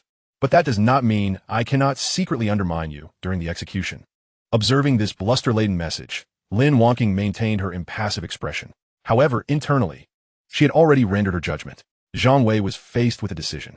The harsh reality was compelling him to make a singular choice that contradicted his principles. Indeed, mere seconds later, Zhang Wei's message, filled with compromise and reluctance, finally arrived. Zhang Wei, after this event concludes, the assets held by all participating players will undoubtedly multiply. At that time, I will mobilize the Mutual Aid Alliance to assist you in consolidating those profits. Exchanging future gains for present assistance was a tempting proposition that Lin Wonking could not refuse. A subtle smile crept across her lips. The fish had taken a bait. She finally lifted her hand and typed her first and only message in this negotiation on the virtual keyboard. Lin Wonking, can you resist? Those 5 short words shattered Zhang Wei's psychological defenses, built upon threats and interests. Silence lingered on the other end of the screen for a full minute. Zhang Wei, what do you want? Lin Wonking, command authority. Through you, I want all players in this region to heed my directives. Zhang Wei, understood. When can the resources be released? He remained undeterred, attempting to lure Lin Wonking into exposing herself before the public eye. However, such a crude and almost laughable trap was beneath her attention. Lin Wonking, you provide as many coins as I give resources. How you distribute those resources is your concern. The private chat ended there. Lin Wonking closed the chat window and turned her gaze to the ever-patient Qinlan. Qinlan, Zhang Wei will soon send detailed information regarding the exterminators. From that moment onward, the battlefield is yours. The glint of fierce determination ignited in Qinlan's eyes as she nodded vigorously, her silence speaking volumes of her unwavering resolve. Lin Wonking then shifted her attention towards Yichun. Driver, I need to request 2 50-point all-attribute cards. Her tone was as casual as if she were requesting a routine office expense. I need them to increase Changxi and enhance single-use generation and healing limits in preparation for the potential large-scale resource consumption to come. Not a problem. Yichun replied without hesitation, promptly trading the 2 cards to her. Lin Wonking accepted the cards and handed them directly to Chunxi and Enran, who silently utilized them, feeling their mental and physical limits expand once more. They exchanged a glance, each recognizing the gravity reflected in the other's eyes. They understood that a formidable battle lay ahead. Since we have resolved to participate, we must be thoroughly prepared. Su Ziyun's voice rang out at the opportune moment as she stood up to finalize the last deployment before battle. I propose we divide the team into 3 groups. The command group, consisting of Qinlan and Zhou Xiyu, will be responsible for tactical formulation, risk assessment, and battle simulations. The logistics group, comprising Lin Wonking, Chun Shi, and Enran, will handle resource allocation and production. The remaining members will form the mobile group, tasked with addressing any unforeseen circumstances. This division maximized the team's strengths, and no one voiced any objections. Agreed, it is settled. Yichun rose from his seat and returned to the cockpit, filled with a sense of sci-fi wonder. He glanced outside at the retreating, snowy landscape, feeling the war fortress's steady operation. Then, he decisively maneuvered the control stick. With a low hum, the massive steel beast, weighing several tons, executed a graceful arc, completing a 180-degree turn. The fierce V-shaped ram at the front was once again aimed at the direction from whence they came. This time, their target was no longer the center of the map. The happy family had officially entered the fray. Chapter 35, Qinlan's Tactical Arrangements. Just as the happy family turned around and headed back toward the battlefield, a notification ping echoed through Lin Wonking's private chat channel. It was Zhang Wei. Zhang Wei. This is the entirety of the intelligence we have gathered regarding the extinction entity. 1. The extinction entity possesses no offensive capabilities. Its sole modus operandi is to advance towards the center of the map at a constant velocity. 2. The extinction entity is a colossal living mechanical construct, continuously spawning ordinary zombies at an observed rate of approximately 100 per minute. 3. The movement trajectory of the extinction entity adheres strictly to predetermined roads, without deviation. Attached are the current coordinates and expected route map of the 837 known extinction entities. Lin Wonking replicated the intelligence and, without a moment's contemplation, directly forwarded it to the command group members, Zhou Xiyu and Qinlan. Zhou Xiyu scrutinized the information, her mind racing to deconstruct and analyze the data. Moments later, she relayed her analytical conclusions to Qinlan. Analytical conclusion. The essence of the extinction entity is that of a mobile, high-defense, and high-health zombie battalion. Its inherent threat level is 0. The true peril emanates from the ceaseless tide of corpses it generates. Tactical highlights, segmentation, clearance, control. Meanwhile, in the weapons operation room on the 2nd floor, Qinlan perused Zhou Xiyu's intelligence analysis, her usually languid eyes now imbued with seriousness.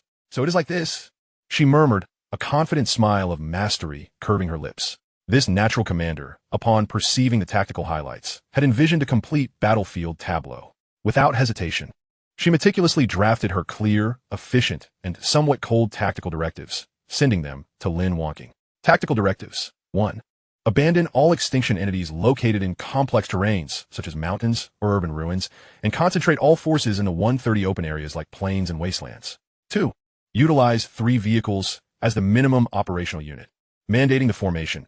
Every 2 vehicles equipped with light weapons must be paired with 1 vehicle outfitted with heavy firepower or a ram modification. 3. Combat methodology. The ram-equipped vehicles shall breach the zombie tide. Light weapon vehicles shall follow, employing mobility to swiftly clear the scattered zombies from the periphery, prohibiting prolonged engagement and deep incursions into the horde. 4. All operational units must cooperate in a manner akin to devouring, gradually eliminating the existing zombie tide. 5. Once the zombie tide is cleared, all dangers will be substantially mitigated. Units need only maintain a speed exceeding that of the extinction entity to remain invulnerable. At that point, free engagement is permitted. 6. Vehicles in proximity to each extinction entity must operate as cohesive teams to immunize against mutual attack damage. End of directives.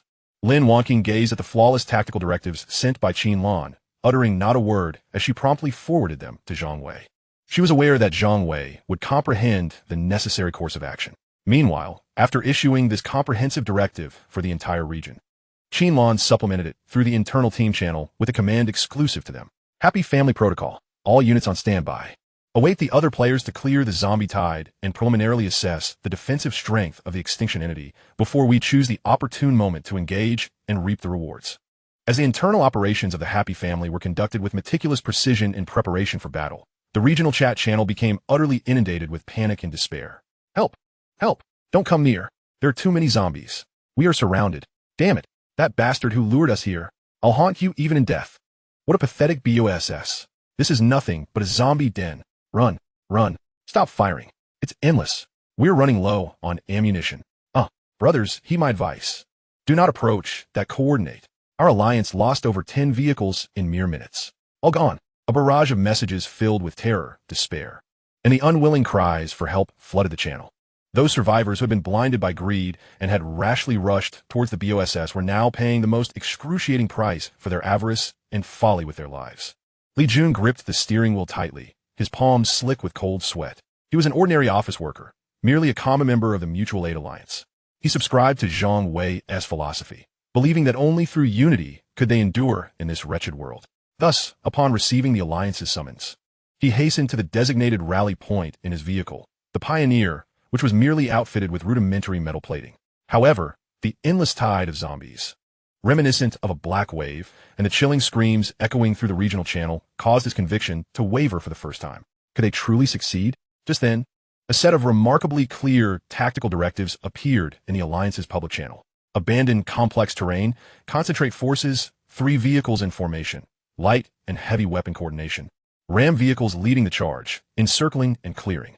This tactical outline, lucid, composed, and imbued with undeniable professionalism, shone like a beacon, instantly dispelling the confusion and fear in Li Jun's heart. All Alliance members, execute the new tactics immediately. Zhang Wei's familiar and rallying voice resonated through the channel. This is our only path to survival. With no trace of hesitation left, Li Jun bellowed in the Alliance channel. Pioneer, light weapon vehicle.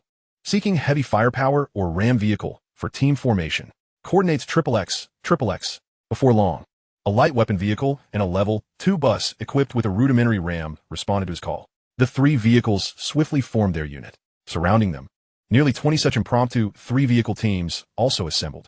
Brothers, the driver of the ram vehicle shouted in the communications channel. Let us proceed as per the tactics. Our fate hinges on this wave. I'm going first. With the roar of engines, the ram vehicle plunged headlong into the boundless tide of zombies without the slightest hesitation. Bang! Bang! Bang! Countless zombies were sent flying by the tremendous impact, tumbling like broken dolls to either side. Follow up.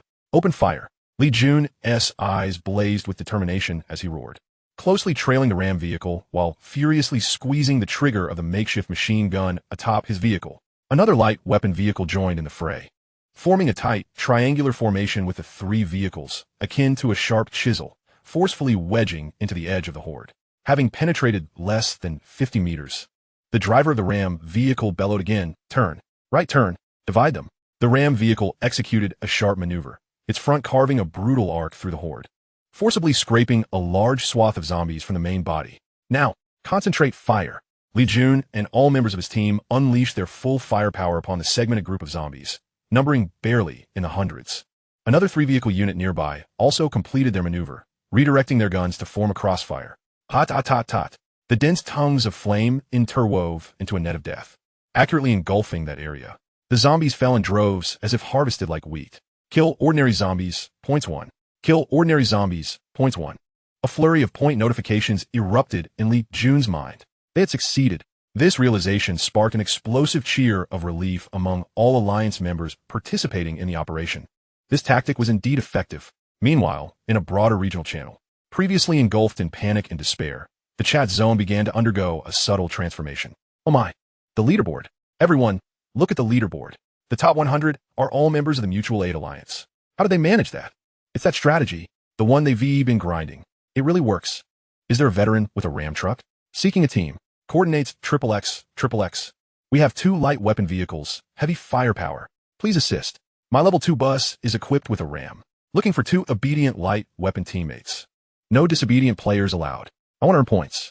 The instinct for survival, the allure of profit, and the hope inspired by exemplary figures instantly ignited the enthusiasm of all survivors. Countless makeshift 3-vehicle squads began to spontaneously form through communication in the regional channel. For the first time amidst the chaotic battlefield, a glimmer of order emerged. Meanwhile, far from the fray, the Happy Family vehicle continued to glide steadily through the snowy terrain. On the second floor at the Weapon Operations Station, Qin Lan sat leisurely, her gaze fixed on a virtual screen displaying various intelligence from the distant battleground. She observed the flickering lights, akin to fireflies, methodically executing her script to divide and clear the undead horde, a satisfied, predatory smile curving her lips. The stage was set, and the protagonist's grand performance was just beginning. Chapter 36, A Bounty of Offspring, Double Rewards. Half a day passed quietly, as the sun dipped below the horizon, casting a golden-red hue across the snow. The situation in the highway world had transformed dramatically compared to daylight. Once again, it was proven that with unified leadership, clear objectives, and efficient organization and planning, humanity could unleash a terrifying collective force. This truth was vividly exemplified in this post-apocalyptic setting. At this moment, the 130 open areas marked by Qin Lan were witnessing spectacular hunting scenes. Before each colossal living machine, known as an extinction, thousands of various buses congregated densely. These vehicles, arranged in groups of 3, formed efficient hunting teams, akin to a swarm of ravenous ants tirelessly gnawing at the extinction. Zombies? Just hours ago, they had instilled dread in the hearts of all survivors. But now they had become a coveted rarity, more sought after than supply crates. Whenever a zombie emerged from the extinction's body, some players barely had time to glimpse its form before being torn to shreds by a barrage of intertwining gunfire. Some audacious players, eager for the first hand of points, even drove their vehicles to within 50 meters of the extinction, dancing dangerously on the edge. The scene had transformed from a desperate escape to a frenzied communal celebration of monster hunting. However, new challenges soon surfaced. Despite the astonishing efficiency in clearing zombies, the massive extinction remained an immovable mountain. Its defenses far exceeded anyone's expectations. After half a day, under the concentrated fire of hundreds of thousands of players, its health had only diminished by 5%. The conventional weapons of most players proved utterly ineffective against its formidable armor. The Happy Family vehicle continued to traverse the snowy expanse smoothly. Inside, the atmosphere remained calm, with everyone monitoring the dynamics of the entire region through real-time battlefield information shared by Lin Wonking. Zhou Siyu gazed at the almost unchanged BOSS health bar and the rapidly fluctuating numbers on the leaderboard, a glimmer of realization flickering in her clear eyes. This event resembled a mandatory initiative aimed at enhancing the overall combat capability of players in the region. The emergence of the Happy Family vehicle had significantly accelerated the development of this area, suggesting that this event may have been activated prematurely. This also explained why the current collective firepower of players was insufficient to challenge the extinction's defenses. Meanwhile, in the regional chat channel, the initial excitement and fervor gradually gave way to new complaints and anxieties. What's going on? This BOSS has absurdly high defenses. It's not even a scratch. Merely polishing it. Is this a joke? At this rate, we'll be battling until the end of time. I can't earn points. But my ammunition is running low. Exactly. Zombies vanish as soon as they spawn, making them impossible to snag. This point system is too difficult. Amidst the chorus of complaints, some quick-wit players began to hatch new plans. Anyone want to team up to hunt at other locations? There are too many people here. We can't compete. Let us find a more remote BOSS and take our time. We already have the tactics. As long as we form a good team, it's definitely better than exhausting ourselves here. The person above is right. 1 point can be exchanged for 10 liters of fuel. This is a deal we can work with. Our convoy has 2 level 3 vehicles equipped with rams, seeking a reliable heavy firepower teammate to pull off a big score. Falcon Squad is recruiting. Requirements. Vehicle level must reach level 3, priority for those with rams or heavy machine guns. Our target is those remote spawn points. Absolutely no one will contest with us. Those eager to earn big, hurry and private message me. Limited spots available. We'll set off once we gather 90 vehicles. Hunting Patrol Squad is recruiting. Requirements. The Happy Family vehicle, having decided to participate in a regional event, saw the default lottery activity for the night automatically postponed. Su Xiun approached Yi-chun, holding a few white tablets in her hand. Yi-chun, take these? Her voice tinged with a barely perceptible hint of amusement. Yi-chun examined the tablets in her palm, confusion evident in his eyes. What are these? Su Xiun adjusted her thin-framed glasses, a teasing smile curving her lips. Vitamin C. And Rand's talent, just randomly generated today. And she specifically instructed that you should take it daily from now on. Yi-chun looked even more bewildered. Vitamin C? Observing Yi-chun's utterly perplexed expression, Su Xiun could no longer contain herself, letting out a light laugh as she clarified more directly. And Rand believes that since last night until now, our vehicle's bounty of offspring talent reward hasn't T-triggered again. Therefore, she conducted a rigorous analysis from a clinical perspective and concluded that it's likely due to fluctuations in your quality. Her conclusion is that you need a supplement. As Su Xiun's words fell, an eerie silence enveloped the entire cabin. The next moment, puffed. Gu Qingkai, who was drinking water, was the first unable to hold back, nearly spewing water everywhere, stifling her laughter while her shoulders quaked uncontrollably. Quality. Ha ha ha. Oh my god. Ayn Rand is just too adorable. Qin Lan's voice rang unabashedly through the communication channel. Yi-chun froze in place, instinctively turning to look at the source of all this commotion, where Ayn Rand was blushing fiercely, wishing for a place to hide. The charming blush spread from her delicate cheeks to her exquisite collarbone. Realizing Yi-chun's gaze was upon her, she attempted to explain with her most professional knowledge. No. What I meant was from a clinical perspective, an individual's nutritional balance indeed influences, vitality. Her voice grew softer and more disjointed, ultimately abandoning the attempt at explanation. Her flustered yet endearing demeanor as she tried to rationalize the driving issue with science only heightened the laughter within the vehicle to new heights. Even Lin Wonking, who is usually cold and rational, couldn't help but let a slight smile grace her lips at this scene brimming with the essence of life. Yi-chun felt a level of embarrassment he had never experienced before in his life. Under the watchful gaze of 8 pairs of eyes filled with teasing, banter, tenderness, and curiosity, he felt as if he were being subjected to public execution. Gritting his teeth, he seized several pieces of vitamin C and, under everyone's scrutiny, unceremoniously shoved them into his mouth, swallowing them down with a gulp of water.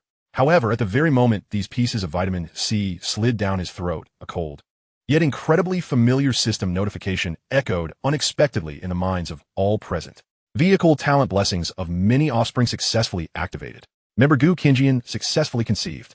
Parents, Yi-chun S-level talent. Gu Qingjian S-level talent. Comprehensive assessment. S. Congratulations to the Happy Family for receiving a unique special reward. Unlimited ammunition RPG-1. The timing of this notification was almost eerily coincidental. The laughter in the carriage came to an abrupt halt. A peculiar blend of shock, absurdity, and incredulity washed over the faces of all the girls. Their gazes flitted between Yi-chun, the innocuous bottle of vitamin C, and the protagonist of last night's events. Gu Qingjian. Yi-chun's mouth fell slightly agape, and he entertained an utterly absurd thought, to regurgitate the vitamins he had just swallowed. What the hell? Clearing his throat, he forcibly redirected his focus to the reward at hand, sharing the attributes of a new weapon for all to see. External Weapon Module Auto RPG. Rate of fire, 1 round per minute. Ammunition, unlimited. Effective range, 1,000 meters. Note, requires fixed installation. Occupies 1 modification slot. Automatically targets and attacks upon panel operation. Current upgrade requirement, 200,000 gold coins. Upon seeing the attributes of this new weapon, everyone's attention was immediately captivated. An auto RPG, unlimited ammunition. On the second floor, Qin Lan let out a delighted shriek the moment she saw the panel, her voice crackling through the internal communication channel, brimming with exhilaration. My heavens, another colossal contraption. Automatic target locking? ISNT, this just a miniature automated turret. The emergence of this new weapon marked a qualitative leap in the team's firepower configuration. If the fire god cannon was responsible for sweeping away large swaths of enemies, then this auto RPG was specifically designed for pinpointing elite units and demolishing sturdy fortifications. Qinlan, this new toy is entrusted to you. Without a shred of hesitation, Yichen granted the installation rights of the auto RPG to the most proficient individual. The S-level talent in the domain of warfare possessed a passive ability that fostered an innate familiarity with all weapons. Wielding a weapon felt as if one had used it thousands of times before. Rest assured, I will ensure it finds the finest position. Chapter 37. The protagonist appears. 2 hours to solo the exterminator.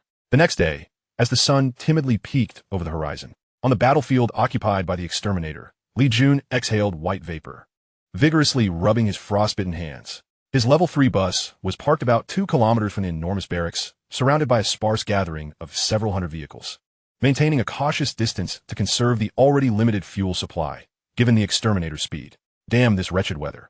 Fuel consumption has surged by a third. Li Jun heard another driver in the vicinity cursing in the channel, lamenting, I can't earn points, and I can't even take down the boss. At this rate, we'll all be finished. Li Jun sighed in agreement. After a night of revelry and combat, the once bustling battlefield had transformed into a desolate scene. Most opportunists, realizing the lack of resources here, had spontaneously formed teams to venture to other areas where exterminators were present, in search of new opportunities for profit. The remaining players, like him, were the underpowered who dared not risk greater dangers. Just then, a deep, resonant roar, starkly contrasting with the sounds of their ordinary bus engines, echoed from the distant road. What is that sound? It seems a vehicle is approaching. All the drivers instinctively turned towards the source. In the dim morning light, a colossal beast, its entire body clad in black armor, with a menacing ram on its front and heavy treads beneath, barreled towards them at high speed, crushing ice and snow in its wake as it advanced towards the rising sun. Particularly, the 2 formidable turrets atop its roof gleamed ominously in the morning light, casting a chilling metallic glimmer. My God! Li Jun's mouth fell open, overwhelmed by shock that defied description. The more than 500 drivers present fell utterly silent. They gazed at the war fortress that seemed to have emerged straight from a post-apocalyptic film, their minds blank. Could this possibly be the Happy Family? It was unclear who first snapped back to reality, voicing the name that now resonated throughout the entire region with trembling awe. This name seemed to possess an enchanting power. The previously chaotic vehicles instinctively, almost reverently, began to retreat to the sides of the road, creating a clear path leading to the throne of the exterminator in the center of the battlefield. Unfazed, the Happy Family maintained its speed as it traversed the road paved by reverence. Ultimately, it turned around approximately 1,000 meters from the exterminator, continuing at a steady pace. As everyone speculated on what this formidable entity would do next, whoosh, a barely perceptible sound of air being sliced through rang out. A small rocket, trailing a faint tail of flame, launched from the roof of the Happy Family, tracing a precise parabolic arc before crashing down violently onto the enormous exterminator. Boom! A violent explosion erupted. Fire and smoke billowed instantaneously. Everyone instinctively glanced at the boss's health bar for the regional event. Exterminator remaining health, 924. 92.5% health. Reduced to 92.4% by that single blow. In the aftermath of a momentary silence, the scene erupted into chaos. Did I just see that correctly? One shot. Just one shot took down a portion of the health of the exterminator.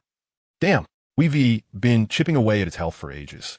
And it's still more than what they did in one shot. Wait until you see its other weapon, which hasn't even fired yet. My heavens. Does that mean they could solo this boss with just one vehicle? The terrifying implications of this realization were etched on the faces of all present. Inside the Happy Family, report. Vehicle Captain, RPG dealt damage to the exterminator. The automatic attack system has been set and will continue to fire. Qinlan's voice came through the internal communication, laced with a note of seriousness. Without awaiting Yi Chen's command, she aimed the fire god cannon's muzzle at the distant colossal target. Rat-a-tat-tat-tat-tat. The preheating hum of the rotating barrel had just begun when, in the next instant, a devastatingly dense sound of tearing filled the air as the fire god cannon unleashed its fiery breath. The 20mm caliber fire god cannon roared for the first time in this world. A torrent of bullets, as dense as raindrops, formed a visible metallic deluge, spanning the distance of 1,000 meters, and struck ferociously against the armor of the exterminator. Under the auspices of warfare domain, the power of each artillery shell has been elevated to its utmost potential, Sparks fly. For the first time, the seemingly indestructible armor of the extinction has manifested a multitude of visible dents. Extinction remaining health, 922920918. The boss's health bar is plummeting at a terrifying pace. Gu Kinjian, observing the rapidly fluctuating data on the screen, calmly reported the outcome. With the synchronized assault of the Fire God Cannon and RPGs, we will require approximately 2 hours and 8 minutes to vanquish this extinction. However, at that moment, Lin Wanking's cold voice resonated through the communication channel, reaching Qinlan on the second floor. Qinlan, once the extinction's health reaches 10, immediately cease all attacks. Huh? Why? Qinlan was momentarily taken aback, perplexed. To afford the players in other regions a bit more time for growth, Lin Wanking stated with an unruffled tone. We shall complete the kill on the final day of the event. Qinlan pouted, feeling somewhat unsatisfied, yet replied decisively, understood. Soon, an enthusiastic player disseminated the alarming conclusion that the Happiness Family team could solo the BOSS in 2 hours across the regional chat channel. After a brief silence, the entire channel was inundated with the wails and pleas of countless players. 2 hours solo. Oh, great one. Spare us a chance to survive. Please. Great one from the Happiness Family. Be gentle. Let us earn more points. We are nearly too broke to afford a vehicle. Indeed, if the Great One feasts, at least allow us a sip of broth. Yet, as time inexorably ticked away, the extinction's health continued to descend steadily. When the health bar dipped to 50, the sentiment in the regional chat channel began to shift subtly. Damn, is the Happiness Family team being too excessive? They're not leaving even a drop of broth for others. Exactly. Their greed is appalling. One person monopolizing the BOSS. What about the rest of us? What nonsense is this Happiness Family? They are nothing but highway robbers, relying on their superior gear to monopolize resources and suppress us ordinary players. The darker aspects of human nature, jealousy and greed, began to ferment unabashedly in the anonymous realm of the internet. An increasing torrent of slander and vitriol emerged in the channel. Just as this wave of negativity was about to peak, a golden ID adorned with the Alliance's certification emblem appeared before everyone's eyes. Alliance LP Zanwe, survivor. Please remain calm. Regarding the strategy for the Extinction BOSS, our Alliance has engaged in amicable discussions with the Happiness Family team. The Happiness Family team has expressed that their proactive assault on the BOSS is intended to test its defensive strength, providing data support for subsequent strategies. Moreover, to prevent any unforeseen incidents, they will cease their attacks once the boss's health is suppressed to a safe threshold of 10, and will patiently await the final day of the event, ensuring ample score farming time for all of us. Please do not heed the rumors and cherish this hard-won opportunity. Zhang Wei's words resonated with authority, akin to a bucket of cold water extinguishing the fervent flames of negativity. The regional channel fell into a brief silence once more. Moments later, oh wow. So that's the case. I knew the Great One from the Happiness Family wasn't that kind of person. Woo, I wronged the Great One. I apologize. Happiness Family is awesome. Voice crack. Alliance leader Zhang Wei is magnificent. Thank you for securing such splendid benefits for us. Just moments ago, players who had been hurling curses underwent a complete 180-degree shift in attitude, with expressions of gratitude, apologies, and praise flooding the channel in a frenzied manner. Chapter 38. The matter resolved, we may depart. The cool voice of Su Ziyu resonated within the vehicle. By this time, several hours had elapsed since Qin Lan ordered the ceasefire. During those hours, the boss's health bar, which had scarcely fluctuated, saw the extinction's health diminish by a mere 1%, courtesy of the relentless efforts of the players. This statistic vividly illustrated a reality. The overall strength of players in the region had surged. In less than 2 days since the event commenced, the collective prowess of the players had ascended to a significantly higher echelon. Level 3 buses, once symbols of expertise, had now become the standard fare. Level 4 vehicles were not uncommon on the battlefield. The top players, astute and quick to seize opportunities, who organized efficient teams to farm points at the earliest opportunity, had generally upgraded their vehicles to level 5. As the extinction's health dwindled further, the long-suppressed greed for leaderboard rewards among these significantly empowered players began to stir restlessly. What you say holds truth, Suva nodded in agreement. Human nature is such. When they perceive a chance to partake, they will not allow higher entities to exist. She glanced at the leaderboard, where the Happiness Family score had grown to an astonishing height, far surpassing the combined total of the 2nd to 10th places. Our score has escalated too high, exceeding the total of all others combined by several multiples. Remaining here will only render us a target for envy. She turned to Lin Wanking and said, Wanking, instruct Zhang Wei to take some action, divert the players' attention from us, and give them something to occupy themselves with. Murky the waters. No problem. Lin Wonking replied succinctly. At that moment, Yi-chan could not restrain himself from speaking. According to normal game logic, shouldn't such a world BOSS have a second phase or some ultimate ability? If we just leave, what if some unforeseen event occurs? Su Ziyu cast a glance at the driving Yi-chan, her gentle eyes hidden behind her glasses twinkling with mirth. Based on CES analysis and the current circumstances, it appeared that the purpose of this event was more akin to a forced initiative by the system to elevate the overall strength of our region rather than anything overly complex. Therefore, the absence of intricate mechanisms is quite reasonable. Suzy nodded, taking over the commentary. Indeed, from increased strength of the zombies spawned by the extinction, its characteristics, and fixed movement speed, everything points to one conclusion. This is a compulsory event designed to accelerate the overall development of our region. As she spoke, a barely noticeable wrinkle formed on her brow.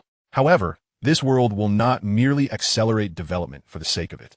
A forced elevation of overall strength will inevitably correlate with some forthcoming, more significant event, much like the recent cooling trend relates to the advent of the Lingdong Yazi event. Su Ziyu articulated her intricate logical deductions in language comprehensible to all. Yi-chan immediately grasped the crux. We could have Kinkai use her talent to try and predict what might happen next.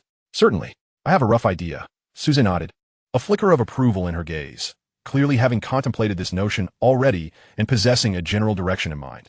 Since this enhancement of strength is intended to confront a forthcoming event, it stands to reason that this future occurrence will necessitate the collective efforts of all players within the region. Her gaze shifted to the quietly attentive Gu Kinkai. Kinkai, you might attempt to narrate a tale. In the days to come, we may serendipitously acquire some vague information regarding the imminent significant event. This does not imply any inevitable outcomes. It is merely about obtaining information. Thus, the consumption of your mental energy should theoretically be minimal. Upon hearing this, Gu Kinkai nodded emphatically. She closed her eyes, swiftly constructing the story proposed by Zhou Siyu in her mind. In the forthcoming days, the happy family vehicle may, due to an unforeseen circumstance, acquire some nebulous information about the next major event. This is merely a possibility. The narrative was complete. Gu Kinkai opened her eyes, a hint of relaxed joy gracing her features. I succeeded. The mental energy expenditure was remarkably low, under 10 points. Now it is my turn, correct? Beside her, Gu Kinjian could scarcely contain her excitement, rising with a glimmer of enthusiasm in her eyes. Zhou Siyu nodded at her. Indeed. However, this time, you are not attempting to manipulate reality, but rather to awaken Kinkai's innate talent. You must elevate the probability of the story that Kinkai just penned to 100%. This time, you're not bending reality, but rather Kinkai's very potential. Hence, the expenditure should also be minimal. Gu Kinjian immediately nodded in understanding. She closed her eyes and activated the string of probability. Indeed, merely a second later, she returned to normal, a smile of realization illuminating her face. All set. The expenditure is practically negligible. We have succeeded. This outcome stirred a wave of exhilaration within the carriage, offering greater possibilities for the future utilization of talents. Siyu method. Lin Wonking observed Zhou Siyu, her gaze behind her glasses shimmering, unable to restrain herself from speaking. It's somewhat akin to leverage in finance, utilizing minimal capital to manipulate an asset worth hundreds of times more. Yet, Zhou Siyu slowly shook her head. No, it is different. She regarded Lin Wonking with a tone of academic rigor, correcting her. Kinkai's talent resides on a predetermined mainline, offering countless possibilities leading to divergent outcomes. Conversely, Kinjian's talent ensures the emergence of these branches becomes a certainty. We are not manipulating reality. Chapter 39, Hidden Skills and Fame. Regional Chat Channel, Mutual Aid Alliance Zhongwei. Attention all surviving members of the region. The Mutual Aid Alliance will dispatch all fortified Level 4 flagship vehicles. We shall officially commence the Spark Plan with this as our core. The essence of the Spark Plan, all vehicles of Level 3 or below, lacking combat capabilities, may apply to join.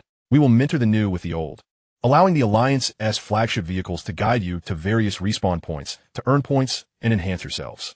We shall not abandon a single companion. Humanity will ultimately prevail. Zhang Wei's proclamation, imbued with fervor and idealism, shone like a beacon piercing through the bleak, wintry night, instantly illuminating the hearts of countless survivors, long eroded by despair and cold. After a brief silence, the entire regional chat channel erupted with fervor. Did I just hear that correctly? Is Zhang Wei really leading us? These inferior vehicles to earn points? Incredible. The Mutual Aid Alliance is outstanding. Zhang Wei is magnificent. I'm signing up. I'm the first to volunteer. Oh my, I thought I was doomed. My vehicle is only level 2. No one was willing to take me. Thank you, Zhang Wei. Thank you, Mutual Aid Alliance. This is a true leader. Those level 5 big shots are hoarding resources, fearful of others snatching them away. Only Zhang Wei is still thinking of us, ordinary folks. From this day forth, Zhang Wei shall be recognized as the sole leader of our region. Anyone who disagrees, I'll be the first to run them over. Long live the Mutual Aid Alliance. Humanity shall triumph. In an instant, the praises and support for Zhang Wei and the Mutual Aid Alliance surged to unprecedented heights within the regional channel. The negative sentiments born from jealousy and suspicion were swept away, replaced by a fervent sense of salvation and leadership. At that moment, the name Zhang Wei was utterly deified in the hearts of all mid to low-tier survivors. His reputation and prestige reached an unparalleled zenith. He was no longer merely the leader of an organization. He had become the widely acknowledged spiritual leader capable of guiding the majority towards victory.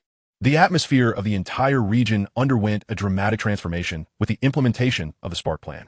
The previous days of despondency, brutality, and mutual suspicion were supplanted by order. Countless survivors, under the unified coordination and command of the Mutual Aid Alliance, began to act in an organized and planned manner. Players no longer fought each other for trifling gains. The channel ceased to be filled with insults, deception, and cries of despair. Instead, it was filled with real-time battle reports, requests for resource assistance, and tactical exchanges between teams. Something named hope and order took root and blossomed for the first time in this cruel apocalypse. Everyone basked in this hard-won collective sense of honor and anticipation for the future. Very well done. The price of ammunition can be lowered by another point. The initial layout is complete. Lin Wonking mused, finally experiencing a rare moment of respite. After sending a directive to Zhang Wei, she lifted a cup of coffee crafted from energy by Chun Shi and gazed at the monotonous, snowy landscape outside the window. The cold wind howled, and the snow fell in a flurry. Yet, in her eyes, each snowflake represented the sound of gold coins flowing. The rules of this world were ruthlessly filtering the survivors, and she was exploiting this very rule to extract everyone's value to the utmost. Grow a little faster, my little leeks, she whispered softly, a chilling smile playing on her lips. The true scythe had long been prepared. Unbeknownst to anyone, at the edge of the battlefield, where all survivors reveled and fought, the Happy Family vehicle had quietly altered its course, proceeding towards the very center of the map, away from everyone's line of sight, in accordance with the original plan. The flagship of the Mutual Aid Alliance. The atmosphere within the carriage was stifling, almost suffocating. Zhang Wei's brows were furrowed, his gaze fixed intently on the upgrade panel of a level 6 bus, his face etched with an inescapable fatigue and struggle. Upgrade requirements: titanium alloy 100, electronic components 100, energy core 1. The energy core. What's wrong? A calm voice came from beside him. Zhang Wei turned to see Fong Mingyuan sitting beside him, seemingly appearing out of nowhere. Upon seeing him, the tension in Zhang Wei's brow eased slightly. Old Fong, the upgrade condition for level 6 requires an energy core. Our people have inquired everywhere, and no one has seen this item. His voice was heavy with a deep sense of helplessness. But Lin Wonking does. Fong Mingyuan calmly uttered the name Zhang Wei, was reluctant to acknowledge. Indeed, Zhang Wei nodded, his brow furrowing anew, the lines on his forehead deepening even further. The mere thought of that name filled him with visceral disgust and powerlessness. A hand rested heavily on his shoulder. It was Fong Mingyuan. Zhang Wei let out a heavy sigh. Fong Mingyuan said nothing more, simply offering him a cigarette, which he lit. There are always two sides to every situation. Fong Mingyuan's voice remained steady. For instance, take this recent incident. Without the vast array of affordable resources and ammunition released by Lin Wonking as support, the players in our region would have been utterly incapable of suppressing the zombie tide in such a brief span of time. Nor would their strength have seen such a significant enhancement. The cigarette ember continued to glow within the confines of the carriage. Zhang Wei took a deep drag, the acrid smoke choking him slightly. Yet the dry, somewhat painful sensation rendered his consciousness more alert than ever before. I harbor a profound aversion towards this individual. Zhang Wei exhaled a long plume of smoke, his voice hoarse and tinged with uncontainable disdain. She embodies the quintessential cold-heartedness of capitalism. Without her, the current population in our region could have easily increased by half. The smoke billowed from his mouth, rising before him, only to be thwarted by the ceiling, dispersing helplessly around. Fong Mingyuan observed the dissipating smoke, calmly speaking. We must unite all available forces and leverage every resource at our disposal to realize our shared ideal. He extinguished the cigarette and shifted the topic. A few talented individuals within the alliance have identified the issue. Zhang Wei abruptly lifted his gaze towards him. Lin Wangqing has likely imposed a cognitive alteration upon you at a fundamental level, akin to a subconscious compulsion. Fear not. We have already begun to formulate some solutions. Lin Hu and his team have organized the majority of the grassroots players in the region to mobilize. I must head over to oversee matters. Fang Mingyuan rose and walked to the door, turning back to cast a profound glance at Zhang Wei. The same ideal, our predecessors faced far greater hardships. They had a path to tread. There is no reason we cannot do the same. Chapter 40. Though the ages are vast and the horizons boundless, the future is as expansive as the sea, and the days ahead are long. Oh, predecessors! Zhang Wei appeared dazed, mumbling to himself. Since he realized he could not reject Lin Wangqing's commands, he confined himself to this room for a full 2 days. Confusion, anguish, hatred, and self-denial. These negative emotions had consumed nearly all his mental space over the past 2 days. With a direct doctoral appointment at Peking University and becoming a deputy county-level official at the age of 28, his life had been smooth sailing, instilling in him an unwavering hope for the future and his ideals. Though the ages are vast and the horizons boundless, the future is as expansive as the sea, and the days ahead are long. This had once been a proud reflection of his life. He had never believed there was an obstacle he could not surmount in this world. The arrival of the road world had not left him feeling at a loss. In his view, ideals could still be realized in a different world. Armed with the principle of uniting all possible forces, the Mutual Aid Alliance, under his call, had swiftly amassed a grand scale on its very first day. That unwavering confidence in the eventual triumph of ideals was his innate charm, attracting numerous like-minded individuals who willingly followed him, until he encountered Lin Wangqing, who was frantically amassing wealth. In the collective judgment of the alliance, Lin Wangqing was undoubtedly a once-in-a-century talent in capital operations. Her keen insight, rapid rise to affluence, and ruthless methods were nothing short of astonishing. Zhang Wei also believed that Lin Wangqing was the talent they desperately needed. If only they could integrate her into the alliance. Her assistance would undoubtedly expedite their progress towards their ideals. He had complete confidence in his ability to inspire her with his vision and S-rank talent leader, persuading her to embrace the alliance's cause and serve it. However, reality dealt him the heaviest blow of his life. In his horror, his own hands moved uncontrollably, inscribing his talent information and completing that transaction, which could only be deemed humiliating. 1 bottle of water. He realized that this world, filled with various extraordinary talents, was rife with uncertainty. More troubling events soon followed. His subconscious would compel him to execute the commands issued by Lin Wangqing, as if it were a habit ingrained over many years. This once privileged individual experienced, for the first time, the crushing frustration of feeling utterly powerless to resist. He locked himself away in his room, ensnared in a vortex of self-denial, struggling to escape. A sharp, burning pain surged through his finger, snapping his wandering thoughts back to reality. The still-burning cigarette fell from his fingers, merely adding to the pile of butts at his feet. As dawn broke, sunlight streamed through the car window, warming his face. Facing the rising sun, the silhouette of a predecessor materialized in his mind. Little one, you seem rather lost. Time waits for no one, dear child. There are no insurmountable obstacles in this world, as long as one is willing to strive. He gradually stood up, extinguishing the nearly burned-out cigarette underfoot. His bloodshot eyes brimmed with determination. You, Lin Wangqing, are a genius, and I too am. Throughout history, which figure of renown has not been a paragon of singular genius? Yet, solitary endeavors are difficult to sustain. Collective efforts are easily directed. Individual strength is ultimately finite, but the collective belief is boundless. In a command room on the 2nd floor, Fang Mingyuan was continuously issuing orders to those around him when he heard footsteps approaching from behind. Turning around, he beheld that familiar figure. Zhang Wei's resolute and confident demeanor reemerged. In his eyes, there was no longer confusion or despair. The tension that had gripped Fang Mingyuan for the past 2 days unfurled at that moment. They had not made the wrong choice. Their leader had returned. The others, noticing Fang Mingyuan's sudden silence, lifted their heads to see the alliance leader they had not seen for 2 days. Joy radiated from every face. As long as Zhang Wei continued to stride forward with confidence, they were willing to follow in his footsteps, overcoming all challenges. Now, what difficulties do we face? Zhang Wei approached Fang Mingyuan and asked directly. Fang Mingyuan paused slightly, weighing his words before responding. The Energy Core. Currently, the Alliance, including the Mutual Aid Vehicle, has 5 vehicles that have reached level 6. Today, that number will exceed 30. By tomorrow, this figure, I'll handle it. Perceiving Fang Mingyuan's concern, Zhang Wei revealed a formidable confidence. Reinforced in his convictions, He no longer viewed Lin Wonking as an inescapable nightmare. Every occurrence could potentially yield beneficial value. Zhang Wei, let us discuss the energy core. After all this time, isn't that your ultimate goal?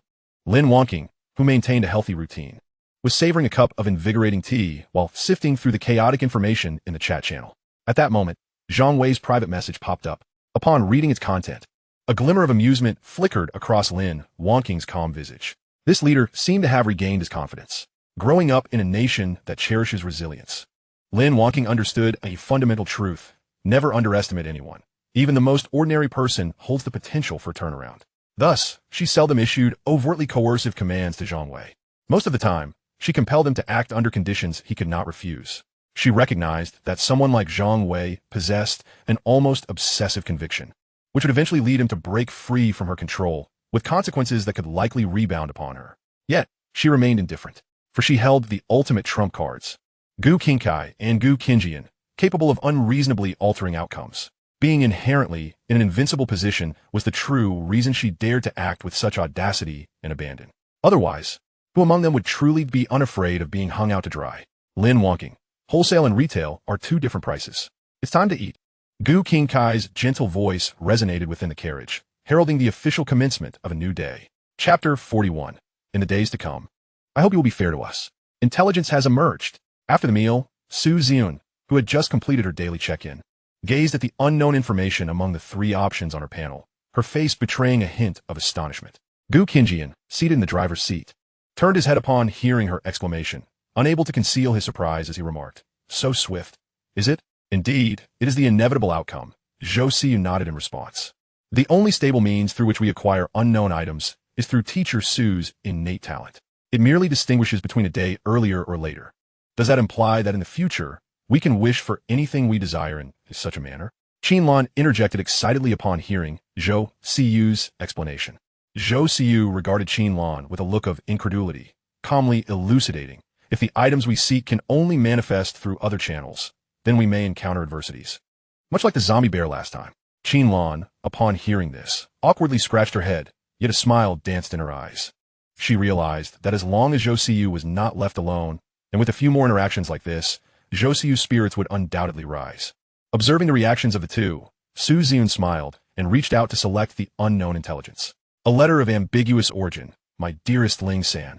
This newly emerged civilization is developing at an astonishing pace.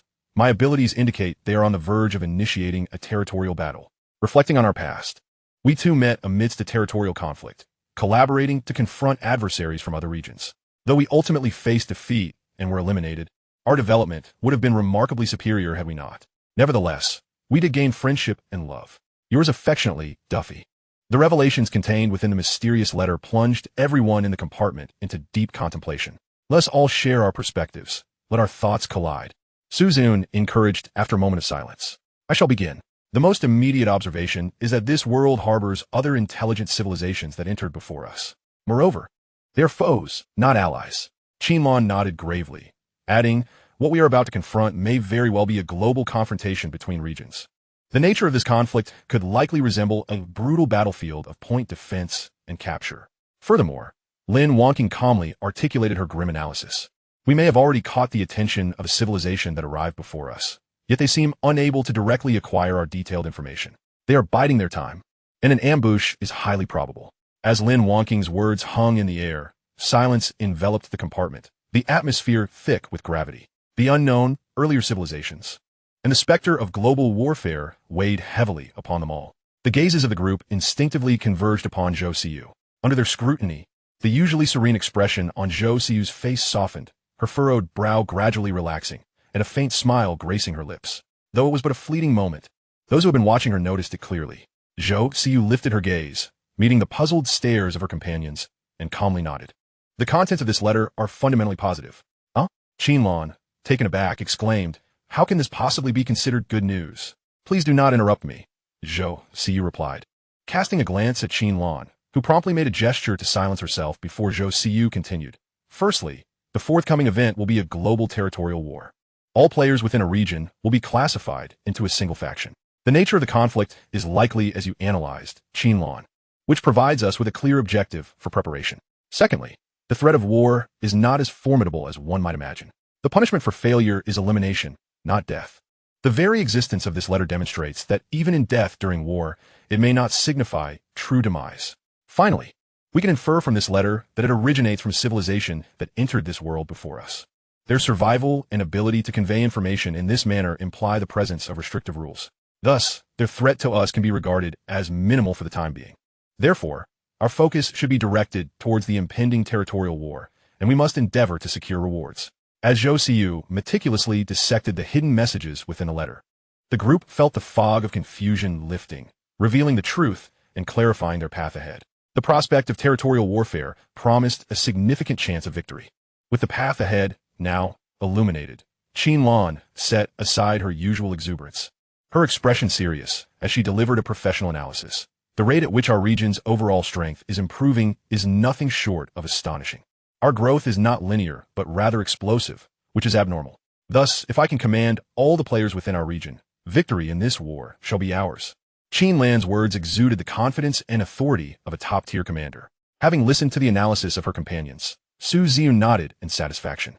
She gently nudged Yi Chun beside her, signaling that it was time for him to summarize and allocate the forthcoming tasks. Sensing Su Ziyun's cue, Yi Chun looked at the expectant gazes of the group, inhaled deeply, and began to assign tasks. Wonking, your logistics team remains unchanged, while maintaining your established plans. Strive to enhance the overall strength of the players within our region to bolster our chances of victory in the upcoming war. His gaze shifted to the remaining members. Our mobile team will temporarily cooperate with Wonking's actions until the event officially commences. Specific task allocations will be determined once the event arrives. The group nodded in understanding, promptly springing into action. As Lin Wonking passed by Yi Chun, she paused momentarily, softly advising, before the event begins, I will prepare ample gold for you. At that time, upgrade the vehicle's components as much as possible. Seeing Yi Chun nod, she seemed to recollect something and turned to the departing group, revealing a statement that left him utterly astonished. I have never contemplated the notion of a life partner. However, for the remainder of our lives, our team shall remain unchanged. This is a collective decision. Therefore, I shall endeavor to cultivate feelings for you. Their choices will mirror mine, including Zhou Siyu. Lin Wonking's candid and rational declaration, while calm, contained explosive implications that left Yi Chun at a loss for words. Instinctively, he raised his gaze, scanning the girls nearby who pretended to be busy, yet were secretly observing. Their expressions varied, yet all were imbued with a sense of agreement. At that moment, a warm and gentle hand clasped his. It was Su Ziyun. She approached Yi Chun, tilting her head to meet his astonished gaze, her eyes shimmering with an unparalleled tenderness. We only hope that in the days to come, you can treat each of us fairly. Feeling the warmth of her hand, he looked into Su Ziyun's eyes and then glanced at the distant figures of Gu Qingkai, Gu Qinjian, and all the others, whose faces radiated trust and expectation. The unease in Yi Chen's heart gradually transformed into a profound sense of responsibility. He slowly nodded, a radiant smile illuminating his face as he offered his singular answer. I will. Chapter 42, Lin Wonking's Tip. At noon, the system's notification echoed in the minds of all surviving players in the region. Thanks to the collective efforts of all survivors in this region, the extinction boss has been successfully defeated. The winter of Ling has arrived. The event has concluded. The points exchange shop will remain open for 24 hours. It will close once the time is up. As the life force of all exterminators reached zero simultaneously, the colossal figure, akin to a mountain, crashed onto the highway, disintegrating into a myriad of luminous data points. The relentless blizzard that had persisted for an entire 3 days ceased abruptly at that moment. Long-awaited sunlight pierced through the clouds, casting its radiant glow upon the earth. The channel resonated with the exuberant voices of players, jubilantly celebrating their survival and the newfound glimmer of hope in this desolate world. Some jest, likening themselves to a swarm of ants triumphing over an elephant. Congratulations to the Happy Family team for securing first place in this event. Reward: 50 S-rank talent upgrade cards. A notification echoed distinctly in the minds of Yi Chun and his companions. The voice of Qin Lan, tinged with dissatisfaction, broke through the channel. It's truly disappointing. This is supposedly a collective welfare mission, yet we receive no weapon rewards. This event was essentially a communal benefit aimed at all players across the region. Zhou Siyu's voice, imbued with unusual patience, emanated from the driver's seat. The points are the reward for this endeavor, which can be exchanged for substantial upgrade resources. However, with Chun Shi in our midst, resources hold little value for us. Our true gains are just commencing. Lin Wonking took over Zhou Siyu's words, turning to Yi Chun. Here, I'll give you some pocket money. Spend it freely. There's more to come. Yi-chun beamed with a radiant smile and extended his palm towards Lin Wonking. Thank you, wealthy Wonking. Through heartfelt exchanges in the morning, Yi-chun found himself no longer entangled in his thoughts. The women had expressed their feelings. And if he continued to hesitate, he would surely look down upon himself. Lin Wonking's lips curled slightly upward, having resolved to attempt to cultivate feelings. She was willing to unveil more of her authentic emotions before Yi-chun. Lin Wonking initiated a transaction of 5 million gold coins. Would you like to accept? 1,500,000.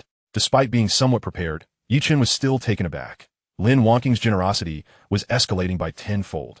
Unable to restrain himself, he murmured, "Is this considered maintenance?" His voice, though soft, was clear enough for all in the channel to hear. Qin Lan's teasing voice chimed in. "Should I be considered as well? I can take care of you too, little brother." Ha! Laughter erupted within the vehicle. Yi-chun noticed even Zhou Siyu, typically stoic, had the corners of her mouth twitching, evidently in high spirits.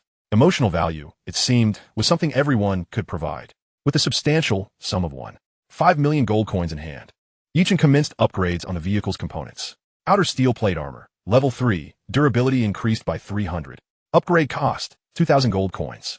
Bulletproof glass, level 3, high strength, high hardness.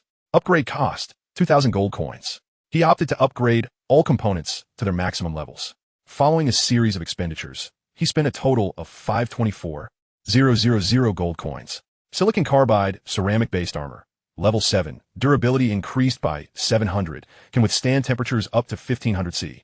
Upgrade cost, 1 million gold coins. Amorphous carbon glass, level 7, can resist RPG armor-piercing rounds, heat-resistant. Upgrade cost, 1 million gold coins. Upon completing the armor upgrades, the bus's exterior underwent another transformation. The previously discernible outline of the bus was now unrecognizable. The angular armor glinted with a chilling brilliance, and coupled with the tracks, it resembled a colossal mobile war fortress. With the defensive upgrades concluded, Yi-chun proceeded to activate 2 external weapon modules. External weapon module, Vulcan Cannon, level 4. Upgrade cost, 500,000 gold coins. External weapon module, Automatic RPG, level 1. Upgrade cost, 200,000 gold coins. He chose to upgrade. External weapon module, Vulcan Cannon, level 5. Caliber, 25 millimeters. Rate of fire, 1,000 rounds per minute. Ammunition, infinite. Effective range, 2,000 meters.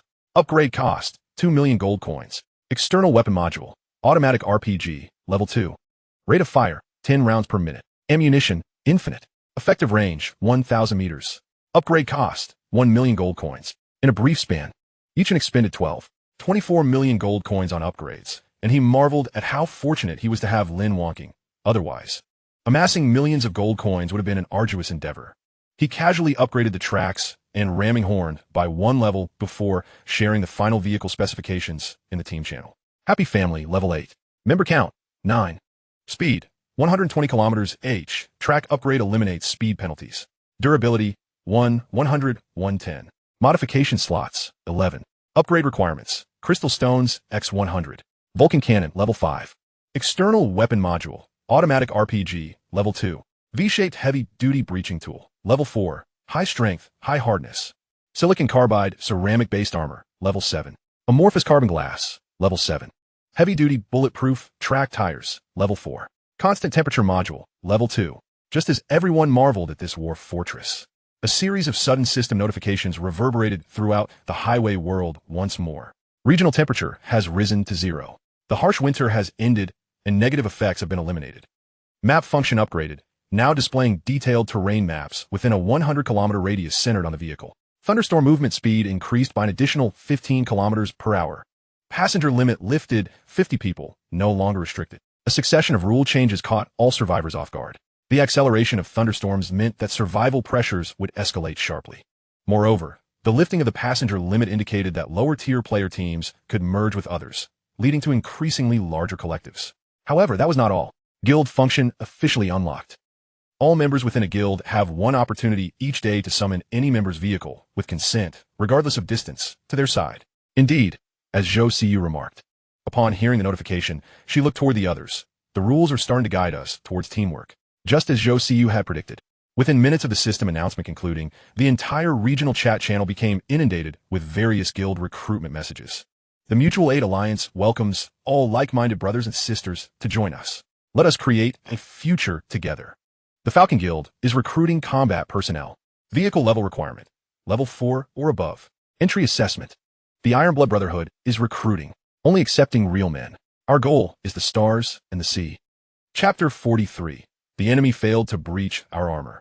The most immediate manifestation of the end of the harsh winter was the rapid rise in temperature. In just a few hours, the accumulated snow on the road melted away. The constant temperature module indicated that the outdoor temperature had skyrocketed from previously below -10 degrees to a scorching 40 degrees.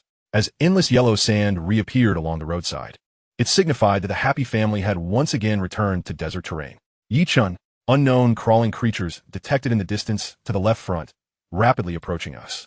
Qinlan's voice came through the internal channel. Upon hearing this, Yi-chun immediately stood up from his seat and swiftly made his way to the front of the vehicle. Through the massive bulletproof glass, he spotted a vague black dot on the distant horizon, trailing a cloud of dust as it raced toward the vehicle. Qinlan, attack the moment it enters range. Do not let it near the vehicle. Understood. Though the vehicles had just undergone significant enhancements, Yi-chun opted to resolve the impending danger beyond the safety line, driven by a fundamental caution towards this unknown realm. Clang! The moment an unidentified creature entered the shooting range, Qinlan decisively opened fire. The 25mm shell, assisted by the targeting system, accurately struck the rapidly moving black dot. Boom! A burst of yellow-green viscous fluid mixed with sand erupted in the distance. Damn, it exploded! Qinlan exclaimed, her brief remark conjuring vivid imagery in the minds of the onlookers. Soon after, an internal message was transmitted, detailing Qinlan's kill and the accompanying reward. Killed a Zerg worker, earned 1 gold coin. A Zerg worker? Yi-chun pondered, somewhat perplexed. Is this akin to Star Wars? Zhou Siyu glanced at Yi-chun with a hint of exasperation. Such insurmountable situations will not arise. This world possesses its own coherent logic. Based on the recent encounter, these newly emerged creatures should not pose a significant challenge. Here they come again, this time, in vast numbers. Should we engage? Qinlan's voice resonated once more, unmistakably infused with excitement. Having tested the waters with the first creature, her long-honed combat instincts assured her that these beings posed no threat to their current capabilities. Yi-chun beheld the horizon, now shrouded in a dark mass. Likely hundreds or even thousands of black dots converging like a tide towards them. Fire at will. Do not let them approach the vehicle. After watching countless Zerg films, we cannot rule out the possibility of them spitting acid. It would be quite troublesome to clean off the vehicle. With no time to deliberate further, Yi-chun commanded Qinlan to annihilate the approaching swarm. Understood. Qinlan cheered, elated by the authorization to fire. Bang, bang, bang, bang. The upgraded Vulcan cannon no longer emitted the sharp staccato of before. Instead, it resonated with a deep thud, reminiscent of heavy artillery. Although the firing rate had decreased, the power had undeniably escalated to an entirely new level. Delegating the extermination of the Zerg to Qinlan, Yi-chun shifted his focus to the enhanced map functionality. At the center of the Happy Family vehicle, a detailed representation of the desert terrain and structures within a 100-kilometer radius was now visible. In the upper left corner, a black dot resembling a pit caught Yi-chun's attention. Upon clicking, the name of the Zerg worker nest appeared. Yi-chun, take a look at this, just revealed. Qinlan's voice interrupted his contemplation, drawing his gaze to an item shared on the internal channel. It was a weapon module, peculiar in shape and seemingly composed of some biological shell. External weapon module, bone spike launcher system, level 1. Firing rate, 10 rounds per minute. Effective range, 100 meters. Upgrade requirements, bone spike launcher system, level 1x2, 1,000 gold coins. Note, perhaps it needs to eat too? No ammunition restrictions? Yi-chun quickly identified a critical issue at a glance. With a modicum of thought stemming from his own knowledge, he discerned the essential nature of the item. This is not merely a weapon. It is a living biological weapon. A biological weapon? The group expressed mild surprise at Yi-chun's assertion. Qinlan, let 2 of them in to test their damage capability. Yi-chun instructed, then elaborated to the others. Indeed, based on the notes, information, and acquisition method, I deduced that this is not simply a weapon, but a living biological armament, likely producing its own ammunition. The group exchanged confused glances, struggling to grasp Yi-chun's reasoning. Yi-chun scratched his head, attempting to clarify in more accessible terms. This embodies the core underlying logic of biological phenomena. Evolution is diverse, not a singular option. It inevitably branches out into different forms and functions. Observing Yi-chun's earnest effort to elucidate, Su Zun's gentle voice interjected. Yi-chun, we trust your judgment. Yes, indeed. Gu Qingjian chimed in with a smile. two stray Zerg workers, under Qinlan's leniency, successfully breached the Vulcan cannon's fire blockade. Advancing to within 200 meters of the vehicle, the group finally glimpsed the true appearance of the Zerg workers. They bore a resemblance to mantises, their bodies sheathed in dark yellow exoskeletons, with scythe-like forelimbs that assuredly lent them formidable melee capabilities. Their tails sported a retractable bone spike launcher akin to that of a bee. Whoosh, whoosh. The two workers halted, and their tail spikes shot out, 2 half-meter-long spikes, slicing through the air and forcefully embedding themselves into the armor of the happy family vehicle. Clang, clang. 2 crisp sounds echoed.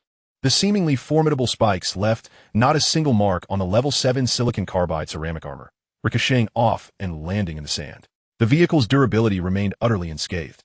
Effective damage, 0, Chun-Shi reported calmly. Clearly, these workers were merely the most basic cannon fodder units.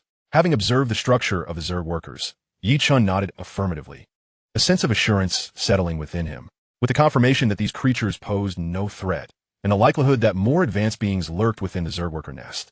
The next course of action was self-evident, to seek out the higher-tier Zerg and acquire weapon components to enhance their arsenal. He turned to the group and solemnly proposed, I suggest we proceed directly to the Zerg nest. Chapter 44. Altering Zhang Wei's fundamental cognition. Therefore, our next step is to sell the intelligence regarding this Zerg nest to Zhang Wei. Lin Wonqing calmly decided, regarding the black dot Yi Chun had marked on the map. We neither have the time nor the necessity to personally eliminate those numerous Zerg workers. We should disseminate this information and allow local players to assist us in gathering it. While we pursue high-yield targets, that is the optimal solution. Her gaze swept across the group as she elaborated her plan. Simultaneously, I need to request the tribute cards for King Kai and Qinjian, enabling them to utilize their talents. This will exert a mental influence on Zhang Wei and his core members. What will the influence entail? Su Ziyun immediately inquired. For the next 3 days, the Mutual Aid Alliance will not harbor any hostility or engage in attacks against the Happy Family vehicle. Lin Wonqing replied, This is an experiment. If successful, it will demonstrate our capability to modify Zhang Wei's subconscious perceptions on a deeper level, transforming him into our most loyal ally. The audacity of this bold, even somewhat reckless plan cast a brief silence over the compartment. To directly alter the core cognition of an S-tier talent wielder using a talent, such ambition was indeed remarkable. I understand. Gu Qingkai and Gu Qinjian exchanged glances, responding in unison. They recognized the profound implications of Lin Wonqing's actions. It was not only to ensure a flawless Zerg extermination, but also to strategically position themselves for future regional conflicts. Yi Chun retrieved 4 level 50 all-attribute cards from the storage compartment, distributing 2 to each of Gu Qingkai and Gu Qinjian, who promptly utilized them. Qingkai, you will write it down. Zhou Siyu's timely voice provided theoretical support for the operation. Describe a fact over the next 3 days. Zhang Wei and all members of the Mutual Aid Alliance will, by sheer coincidence, genuinely believe that cooperating with the Happy Family vehicle is their only choice that aligns with their interests at this stage. Then, Qinjian, raise the probability of this coincidence to 100%. Under the guidance of Zhou Siyu, this operation, which could be deemed a cognitive manipulation, became clear and actionable. Gu Qingkai inhaled deeply, closed her eyes, and rapidly constructed in her mind the content that would influence the entire regional landscape. Moments later, she opened her eyes and gave a firm nod to her sister. Gu Qinjian understood immediately and activated the string of probability. An invisible wave instantaneously transcended reality. It was accomplished. The Mutual Aid Alliance, flagship assistance vessel. Zhang Wei had just received a private message from Lin Wanjing, containing detailed intelligence regarding the insectoid species.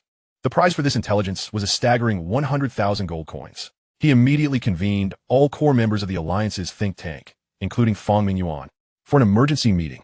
The authenticity of this intelligence we assessed to be over 95. A member responsible for intelligence analysis spoke first. However, Lin Wanjing's intentions are also abundantly clear. It is a blatant scheme. Fang Mingyuan gazed at the map displayed on the screen and calmly uttered 2 words. He turned to Zhang Wei, who wore a frown, and continued his analysis.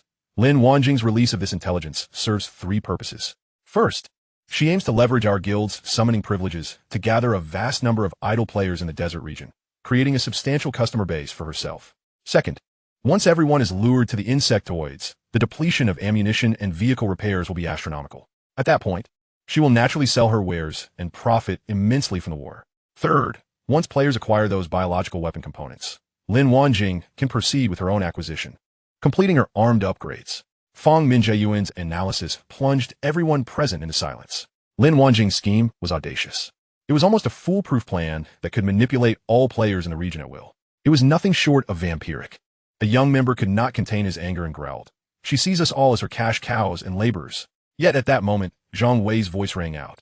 His gaze unusually clear. However, this also presents us with an exceptional opportunity to enhance the combat capabilities of the entire region. He suddenly felt that Lin Wanjing, whom he had always regarded as his greatest rival, did not seem so odious after all. Collaborating with her appeared to be the most advantageous choice for the alliance at present. Once this thought took root, it spread like wild grass. We do not know what we will face in the future. Zhang Wei stood up, casting his gaze over the crowd. Yet this world encourages us to engage in large-scale collective cooperation. And the insectoids are the best leveling beasts the system has bestowed upon us. Although Lin Wanjing's plan reeked of capitalist greed, it could objectively allow the strength and cooperative ability of our entire region to undergo a qualitative leap in the shortest possible time. Therefore, I have decided to execute this plan. We are less than 2 hours' drive from the desert. Immediately organize an advance team to verify the intelligence. Once confirmed, we will initiate the guild summons. Zhang Wei's resolution invigorated everyone present. Soon, an advance team composed of the Alliance's elite sped toward the depths of the desert. An hour later, they successfully reached the desert terrain and encountered the first wave of insectoid workers. Combat erupted instantaneously upon confirming the authenticity of the intelligence. Zhang Wei wasted no time and opened the guild channel. The next moment, a miraculous scene unfolded over the vast desert. Blinding white lights flashed as bus after bus appeared out of thin air in the desert. Thousands of vehicles assembled in mere minutes, forming an unprecedentedly colossal convoy that would astound anyone. Following this, Zhang Wei's powerful voice resonated throughout the entire regional chat channel. The Mutual Aid Alliance issues the highest level mobilization order to all surviving members of the region. We have discovered an endless swarm of insectoid monsters deep in the desert. Slaying them will yield vast resources and gold. This is a crisis, but also an opportunity for us all to prepare for the impending regional war. To protect our shared home, the Mutual Aid Alliance hereby promises we will lead everyone to collectively combat the insect tide. Now join us immediately. Let us unite and fight for the future of humanity. This idealistic and radiant speech was perfectly suited for the apocalyptic environment, instantly igniting the enthusiasm of all survivors.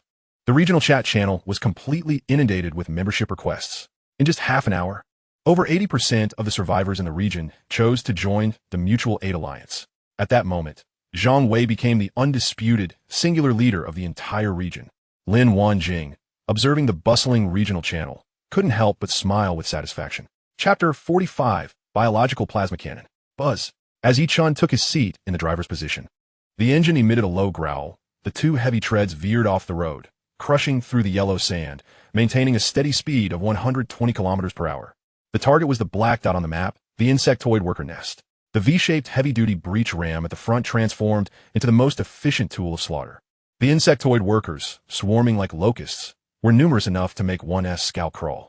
Yet before they could approach, they were obliterated by the tremendous impact. Yellow-green viscous fluid mingling with sand, leaving two conspicuous trails behind the vehicle. Bang, bang, bang. In the weapon operations room on the second floor, Qinlan's eyes sparkled with excitement. The upgraded Vulcan cannon felt like a heavy hammer with each shot, deep and powerful. She didn't even need to engage the auxiliary targeting. Merely aiming the barrel at the densest clusters of insects unleashed a torrent of 25mm shells that shredded swaths of workers into pieces. Whoosh! The automated RPG system faithfully executed the commands set by Qinlan, with a rocket launching every few seconds, precisely striking the distant swarms and erupting into clouds of yellow-green carnage. The Happiness Family vehicle, in an utterly unreasonable manner, crushed every insectoid worker that stood in its path. Unstoppable, it barreled straight toward the nest. Qinlan hadn't even activated the war domain. As they approached, the number of insectoid workers did not diminish. In fact, they surged forth even more densely. The dark swarm of insects poured out from the nest, which resembled a magnified anthill, charging recklessly toward the invading war fortress. Yichun halted approximately 1,000 meters from the entrance of the nest. It was not due to reluctance to advance, but rather that the sheer number of workers ahead was enough to impede the movement of the treads. Qinlan, the command of the vehicle is now in your hands. Received. These little pests are truly relentless. Qinlan's voice rang in the channel, her tone devoid of any tension. filled instead with the thrill of battle, stemming from the confidence in her vehicle's combat and defensive capabilities. Yichun, move, maintain the current distance, and circle at low speed. The next moment, the roar of the Vulcan cannon and the explosions of the RPGs resonated in a death symphony outside the nest at an even higher frequency. Every second, nearly 100 insectoid workers were utterly erased by this unreasonable metal storm. The massacre continued for nearly half an hour. The once seemingly endless tide of insectoid workers, continuously surging forth, abruptly ceased as if their source had been severed. The entrance of the nest fell into an eerie silence, thick yellow-green liquid covering the ground. No more small creatures? Qinlan halted her fire with a lingering sense of satisfaction. Yichun, draw closer. Qinlan issued the command. Received. A flicker of seriousness passed through Qinlan's eyes as she manually controlled the automatic RPG, locking the crosshairs onto the abyssal mouth of the cavern. Whoosh! The rocket, trailing a fiery tail, accurately penetrated the entrance, followed by a muffled explosion from within. A sharp, piercing, and furious insectoid shriek erupted from the depths of the nest, a sound so intense that it caused a slight ringing in the ears of those present, accompanied by a violent tremor from the nest. An enormous beetle, comparable in size to a heavy-duty truck and shrouded in a thick, dark exoskeleton, slowly emerged from the depths of the hole. Its presence evoked the sensation of a tank coming to life, with 6 robust appendages supporting its massive frame, each movement embedding its limbs deeply into the sandy terrain. It's coming. Qinlan's tone was serious, yet as she observed the beetle's legs sinking into the sand, her heart bore little sense of imminent danger. Without hesitation, she fired another RPG as a test. Boom! The first rocket struck the beetle's armored front with a resounding crash. The explosion instantly engulfed it in flames, causing the hardened shell to crack, yellow-green itcher seeping from the fissures. The beetle emitted a pained screech, its massive body shuddering violently. Remarkable defense. Qinlan Muset Unfa. As she prepared to unleash a second rocket. This time, she aimed for the beetle's thick limb joints. Boom! Another thunderous roar echoed. The precise strike proved effective. The left front limb of the tank beetle was obliterated in the explosion, yellow-green fluid gushing forth. The now unbalanced colossal body lurched to one side, rendered immobile. Clang! Clang! Clang! Clang! Clang! Before it could struggle, Qinlan swiftly switched weapons. The 25mm cannon of the flamer rained down like a tempest, accurately targeting the relatively vulnerable abdomen exposed by the beetle's tilt. The shells effortlessly tore through the thin abdominal shell, reducing flesh and blood to a pulp. The tank beetle emitted a mournful wail, its immense body convulsing violently, but it was all in vain. Within mere seconds, this seemingly formidable creature was reduced to a smoldering heap of indistinguishable flesh and bone.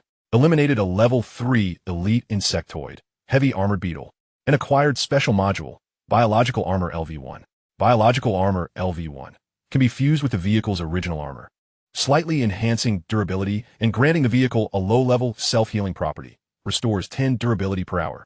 Upgrade requirements. Biological armor LV12, 10,000 gold coins. Self-healing armor. Yichun gazed at the panel shared by Qinlan, astonishment etched across his face. But that's not all. Qinlan chuckled lightly, aiming the flamer and RPG once more at the now silent cavern entrance. This time, a devastating and relentless barrage of firepower was unleashed. Under the continuous bombardment, the entire insect nest began to tremble violently, collapsing entirely, culminating in a deep, resounding crash that leveled it to the ground.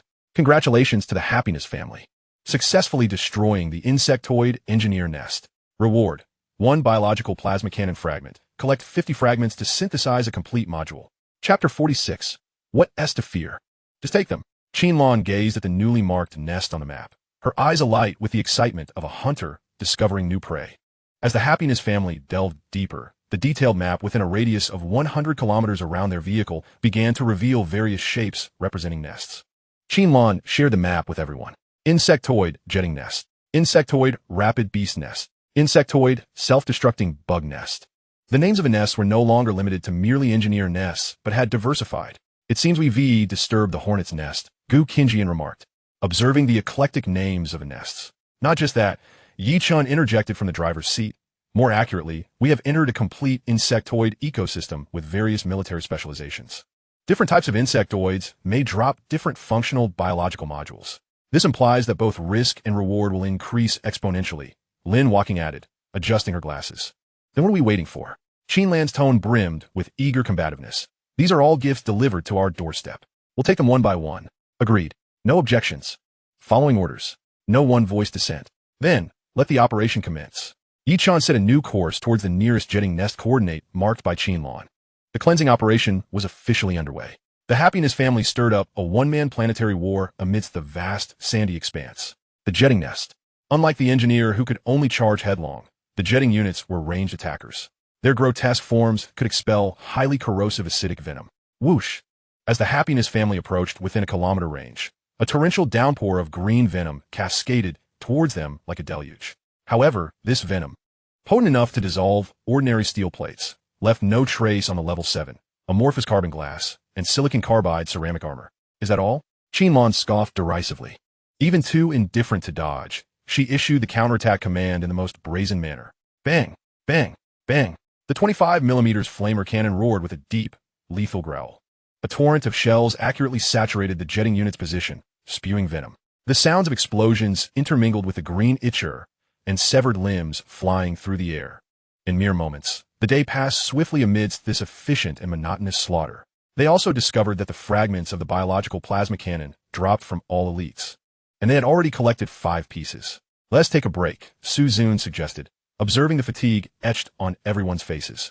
In the regional chat channel, chaos reigned supreme. Wolf Squad Coordinates, XXX, has encountered a level 3 elite heavy armored beetle. Brothers nearby, hurry and come to support. This thing can't be taken down alone. Damn, there are too many of these wretched bugs. I'm almost out of fuel. Which brother can sell me some? Market price. No, I'll pay 10% more. Dragon Soul Guild Recruiting. Join us to farm monsters, and the biological modules obtained will be prioritized for the guild warehouse, with dividends based on contribution at the end of the month. Brothers who want to achieve great things, come. Ammunition. I need ammunition. Damn it. The price of ammo has gone up by 5%. Is there no justice left? The entire channel was filled with various cries for help, trade requests, and calls for group formation. Yet beneath the chaos of the small guilds lay an underlying order.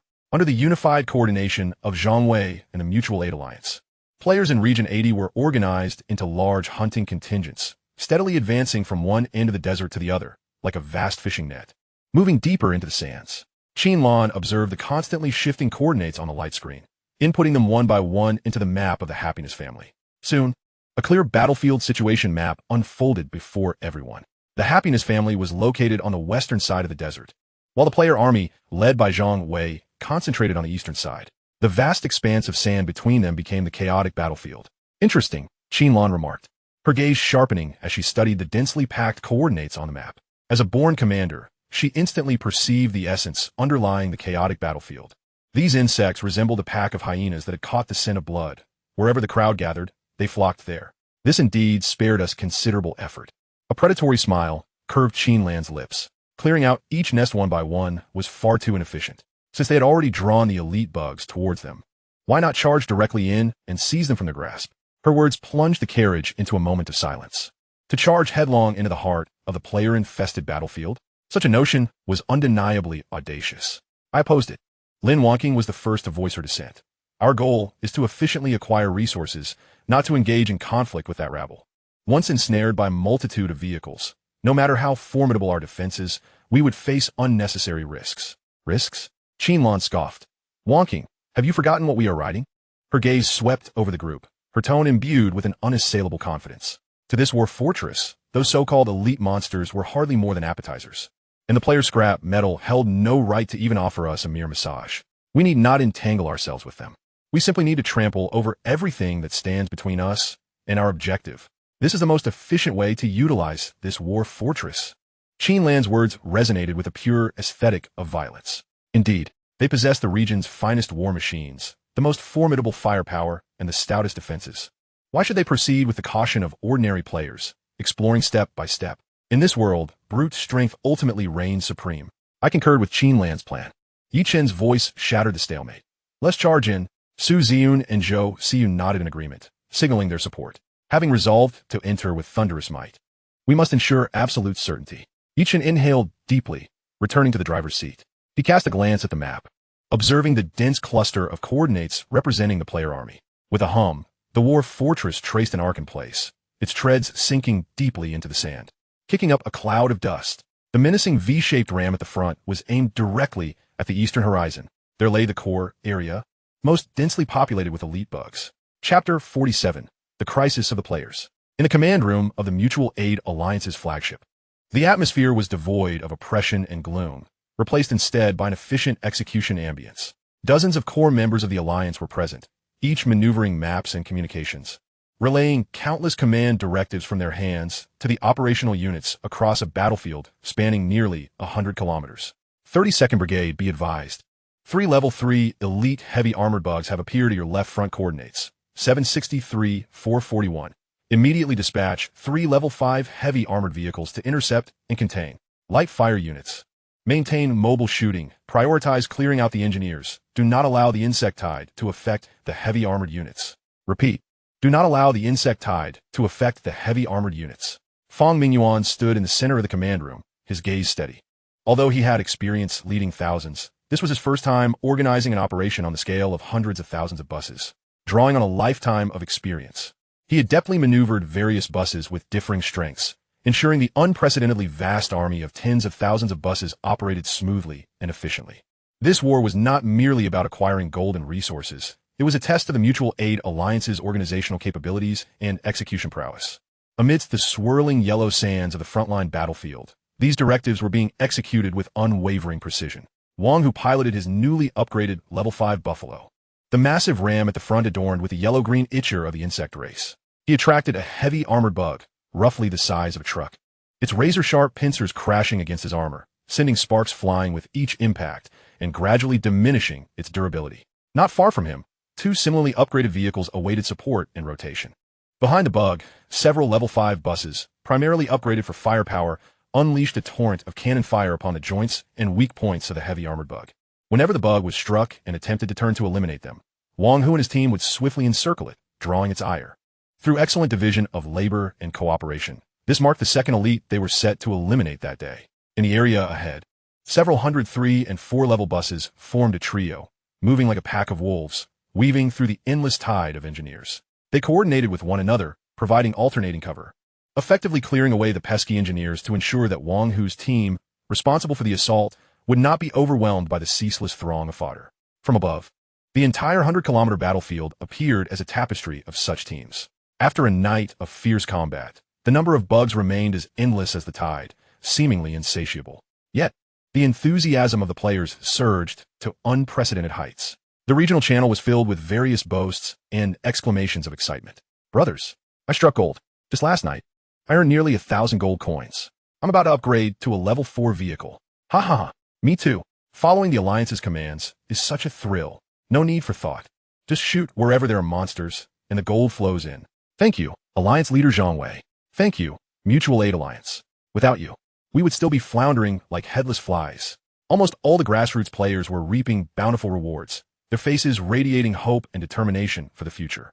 At this moment, dawn was just breaking. What is that?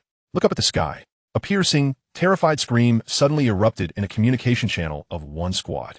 The vehicles clearing the insect swarm instinctively lifted their heads, following the direction of the sound. In the distant skyline, a tiny green that was hurtling towards them at a terrifying speed, trailing a green streak. The dot rapidly enlarged in their view, and soon, everyone could discern its shape. It was a mass of viscous green liquid, over 10 meters in diameter, its surface crackling with visible blue arcs of electricity. A wave of primal fear surged within the hearts of all players witnessing the scene. Get away! Quickly, get away! Someone roared in the regional channel. The entire battlefield descended into chaos. All vehicles began to veer wildly, accelerating in a frantic attempt to evade the impact point of the green liquid. However, in their confusion, they resembled headless flies. Mere seconds later, the massive liquid, following a parabolic trajectory, accurately struck into a section of the convoy that could not evade in time. There was no explosion, no thunderous sound.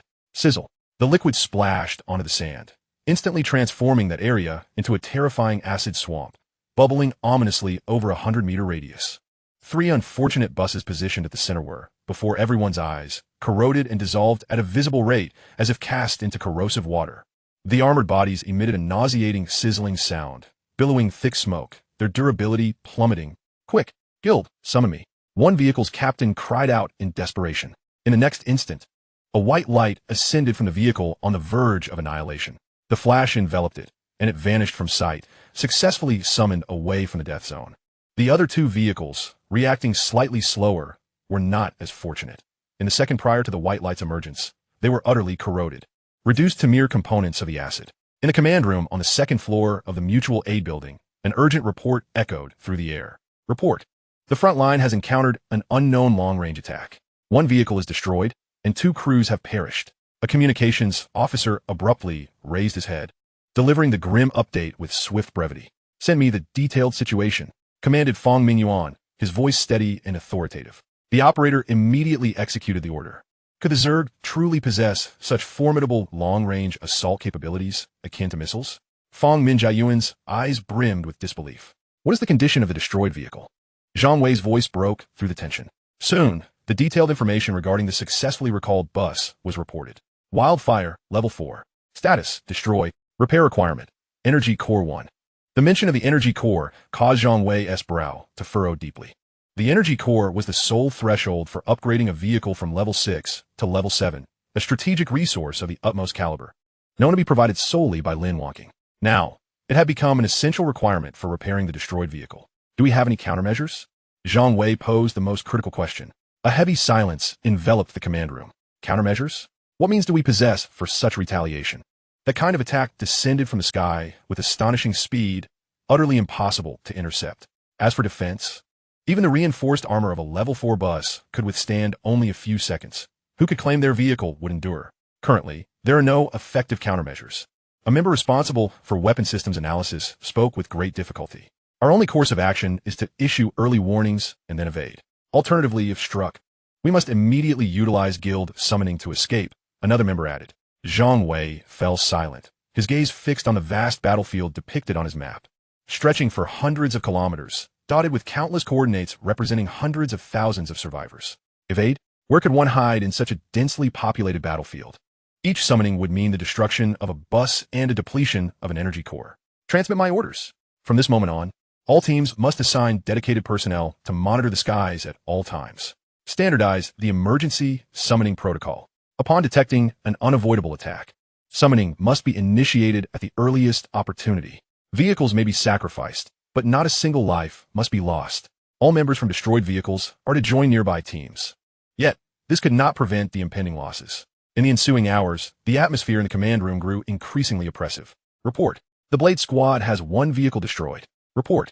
3 vehicles have been lost. Report. The relentless stream of damage reports struck the nerves of everyone present like a death knell.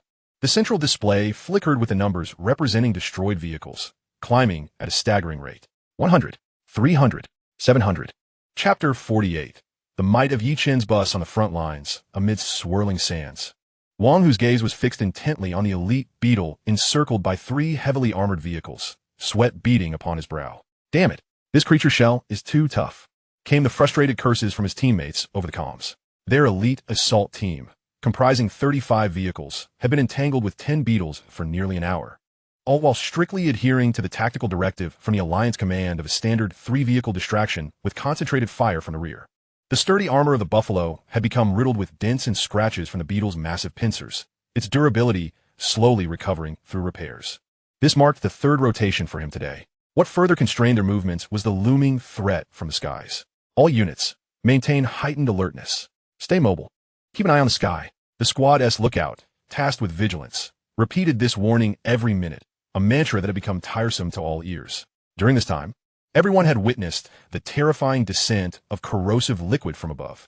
The feeling of helplessness and despair, watching comrades' buses dissolve into pools of scrap metal, had morphed into a haunting nightmare for every player. Boom! At that moment, a deep, resonant roar unlike any ordinary bus engine reverberated from the distant battlefield. What sound is that? Wang Hu, observing the beetle, instinctively glanced toward the source of the noise. There, on the horizon, a massive cloud of dust surged towards the chaos of their front line. What is that? A new elite from the Zerg? The thought barely crossed his mind when whoosh. Before anyone could discern the nature of the dust cloud, a sharp whistling sound sliced through the air. Wang Hu's pupils constricted. A rocket, trailing a long plume, soared through the air, striking precisely at the joint of the elite beetle they were grappling with. Boom! A tremendous explosion érupted. The beetle emitted a painful screech as a robust limb was violently severed in the blast. Yellow-green ichor gushed forth as its massive body tilted helplessly, rendered immobile. Before Wang Hu and his team could fully process this sudden turn of events, whoosh, whoosh, whoosh, a series of spine-chilling whistling sounds erupted from the distance. 9 rockets, seemingly guided by an unseen force, accurately targeted the remaining 9 elite beetles engaged with other squads. Boom, boom, boom. The explosions rang out in quick succession. In less than a minute, all 10 elite beetles, which had posed a significant challenge to thousands of players, were systematically incapacitated. Their limbs severed and bodies crashing to the ground, utterly immobilized. In that instant, the chaotic battlefield descended into an eerie silence. Everyone stared, dumbfounded, at the fallen elite beetles. Their minds blank. What has transpired? Just then, clang, clang, clang. A resounding, metallic barrage echoed from afar, like a drum roll. Subsequently, all witnessed the 10 recently incapacitated elite beetles, as if struck by an invisible hammer, beginning to tremble violently, crack, and shatter. Yellow liquid sprayed everywhere, and their once impenetrable shells burst apart under the onslaught of a terrifying metallic storm, crumbling as if made of paper. In that fleeting moment, the 10 elite beetles were utterly reduced to a pile of indistinguishable wreckage. It was only then that the full, imposing visage of the war fortress emerged from the swirling sands. The vehicle was entirely enveloped in sharply defined black armor, its front adorned with a menacing V-shaped ram, heavy treads designed to crush all beneath, and atop it, 2 massive turrets loomed. What the hell? Wang Hu's jaw dropped uncontrollably, his astonishment beyond articulation.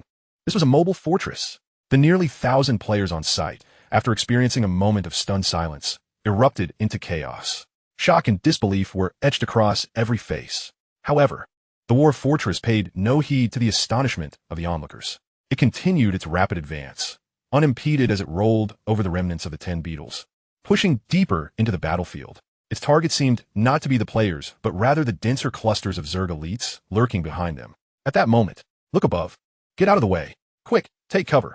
A piercing, terrified scream reverberated through the channel, emanating from the lookout responsible for aerial surveillance. Instinctively, everyone looked up. On the distant horizon, 5 or 6 verdant dots, trailing elongated tails, arched gracefully through the air, hurtling towards this area with a deafening roar. Observing their destination, it became evident that they were aimed directly at the war fortress charging at high speed. Damn it, he might not be on our combat channel. The young lookout responsible for that sector, named Zhao Li, instantly reacted, his brow drenched in sweat. Without a moment's hesitation, he activated the emergency loudspeaker mounted on the vehicle's roof, pouring every ounce of his strength into a heart-wrenching roar directed at the happy family vehicle. The fortress ahead, its corrosive liquid. Yet, the war fortress continued its relentless advance, heedless of his warning, as Zhao Li beheld the approaching green lights and the oblivious war fortress. A flicker of despair crossed his eyes. There was no time left. This thought raced frantically through his mind. He suddenly recalled the guild's summoning feature. Raising the loudspeaker once more, and with his last reserves of strength, he bellowed, "It's too late. Hurry, join the Alliance of Mutual Aid. We'll pull you out." Chapter 48. The Majestic General Qinlan. Zhao Li's voice, strained from exertion, became hoarse, tinged with desperation. The players around him who heard his cries felt a wave of sorrow wash over them, reminiscent of a rabbit mourning its fallen kin. Every individual present had either experienced firsthand or witnessed the horror of that corrosive liquid. It represented an insurmountable death chasm for all players at this stage. Ignoring defenses, it dissolved upon contact. Countless individuals watched helplessly as this war fortress, emerging with unparalleled might, was poised to be devoured by the descending green harbinger of death. Alas, what a pity! Wang Hu closed his eyes, unable to bear the sight of the impending tragedy, lamenting how such formidable combat prowess could be squandered due to a moment's negligence. Before he could finish his thought, a sizzling sound erupted. The viscous liquid struck the speeding war fortress with pinpoint accuracy, enveloping it entirely in an instant. Almost simultaneously, 5 or 6 massive globules of green acid struck again, completely covering it from head to tail. Billowing clouds of thick smoke rose, and a pungent odor pervaded the air. Zhao Li's cries abruptly ceased as he weakly lowered his hand, his eyes filled with despair and regret. It was over. This was the singular thought that emerged in the minds of all players present. Even a level 6 bus would likely succumb within 3 seconds to such a concentrated dose of corrosive liquid. Many players instinctively closed their eyes, unable to bear witness to the fortress being reduced to a heap of scrap metal. What a tremendous loss. Wang Hu muttered, his heart a tumult of emotions. Indeed, had he joined the alliance sooner, this tragedy could have been averted. The battle channel was filled with sighs of resignation. Yet, just as everyone believed the mysterious fortress was destined to become a pile of junk, a series of thunderous, rhythmic cannon blasts erupted, not only persisting but intensifying. "They're still alive," a player exclaimed in disbelief. The crowd opened their eyes in astonishment. There, amidst the molten green acid capable of dissolving steel, the war fortress emerged unscathed. It maintained its speed, charging forward with the corrosive liquid cascading off its smooth, angular armor, leaving no trace behind. The terrifying machine gun atop the vehicle continued to unleash a torrent of fire, shredding the encroaching Zerg with merciless precision. Even the cockpit glass, despite the acid's assault, remained spotless, with visibility untouched. Good grief. A player's jaw dropped in shock. They're still alive? Not merely alive. Look, the firepower hasn't ceased. Under the incredulous gazes of the onlookers, the war fortress, adorned in green slop, advanced with the nonchalance of a leisurely stroll. Its speed remained unimpeded, its firepower relentless. As if the earlier corrosive attack were nothing more than a minor inconvenience. The battlefield was littered with the remains of vanquished Zerg and thousands of players, stunned into silence. Their perceptions shaken to the core. Silence reigned for several long seconds. Wait, a player seemed to recall something, suddenly breaking the stillness with a quavering voice over the channel, ignoring the corrosive liquid and the overwhelming firepower and appearance. Could this be the legendary vehicle?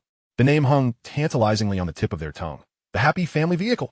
As this name was hysterically shouted by one player, the battlefield erupted in a frenzy. Indeed, it must be them. Only they possess such power. My heavens, I am witnessing a living legend. Their might transcends dimensions. This is truly a dimensional strike. All gazes turned toward the retreating war fortress, a blend of reverence, fervor, and trepidation reflected in their expressions. Inside the Happy Family Vehicle, the atmosphere starkly contrasted with the tumultuous shock and adoration outside. It felt as relaxed as a picnic. Done. We've cleared all the cans in this area, Qinlan remarked, stretching her stiff neck in the weapons control room on the second floor. Yichun, coordinates, 892, 533. Let's move to the next point. Received. Yichun adeptly plotted a new course on the map as the war fortress's treads turned, kicking up clouds of yellow dust. Oh, by the way, Qinlan recalled. Her curiosity piqued. What were those people shouting into the loudspeakers when we charged past? It was so noisy, I couldn't catch a word. Her inquiry elicited a few light chuckles within the vehicle. Gu Qinjian, who had been closely monitoring the battle, flashed a mischievous glint in his eyes and replied earnestly into the communicator. They were cheering you on. Really? Qinlan paused, taken aback. Yes, Gu Qinjian stifled a laugh. Weaving an elaborate tale, they were likely shouting things like General Qinlan is mighty, or General Qinlan is invincible. The noise was too chaotic for me to discern, but they were definitely praising you. Ha ha! In Qinlan's ears, the thunderous cheers and adoration seemed to echo, bringing forth a satisfied laugh as she patted the god of fire cannon. Not bad. These little ones have quite the discerning eye. Once this general is in a good mood, I might just leave them a couple of low-health elites to pick off. As Qinlan's triumphant tone rang out, laughter filled the vehicle. Even Zhou Siyu, who had been focused on data analysis, couldn't help but let a smile creep onto her lips. Chapter 50, The Frenzied Players. As the sun set and rose again, illuminating a new day, the battlefield had transformed entirely from the previous day. The name Happy Family was no longer a mere legend. It had become a symbol, a representation of absolute strength and overwhelming dominance in the hearts of all players. Countless players had witnessed how this war fortress carved a bloody path through the ceaseless tide of Zerg with an unyielding and brutal aesthetic of violence. It disregarded the corrosive liquid potent enough to melt steel. Its artillery effortlessly shattered the heavily armored insects, which had posed a considerable challenge to elite squads. As easily as one would crack a walnut, it even deemed the ordinary Zerg workers unworthy of its attention, merely using its horn to crush everything obstructing its path, reducing them to mere grains of sand. Discussions about it on the regional chat channel became a new focal point. Brothers, I just spotted the Happy Family heading towards coordinates 911, 550. There seem to be several jetting elites over there. Did you record it? Hurry up. I'm relying on watching the Big Shots battle videos for my meals. So fierce. Absolutely ferocious. I feel like we're not even in the same world. Jealous. Why can't it be me with such prowess? What am I lacking?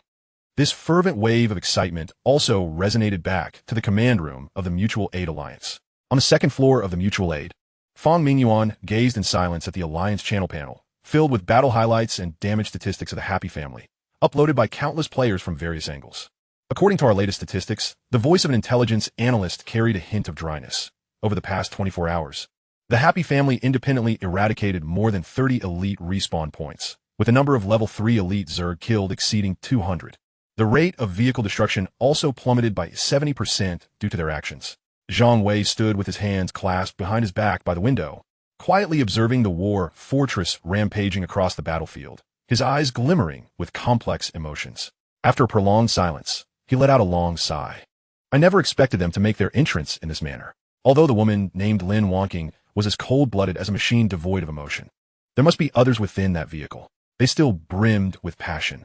In his perspective, influenced by the lower classes, the Happy Family's proactive approach to tackling the toughest adversaries and purging the most dangerous elite Zerg, regardless of their subjective intentions, objectively alleviated the pressure on the entire battlefield and saved countless lives of lower-tier players. What else could this be if not fervor?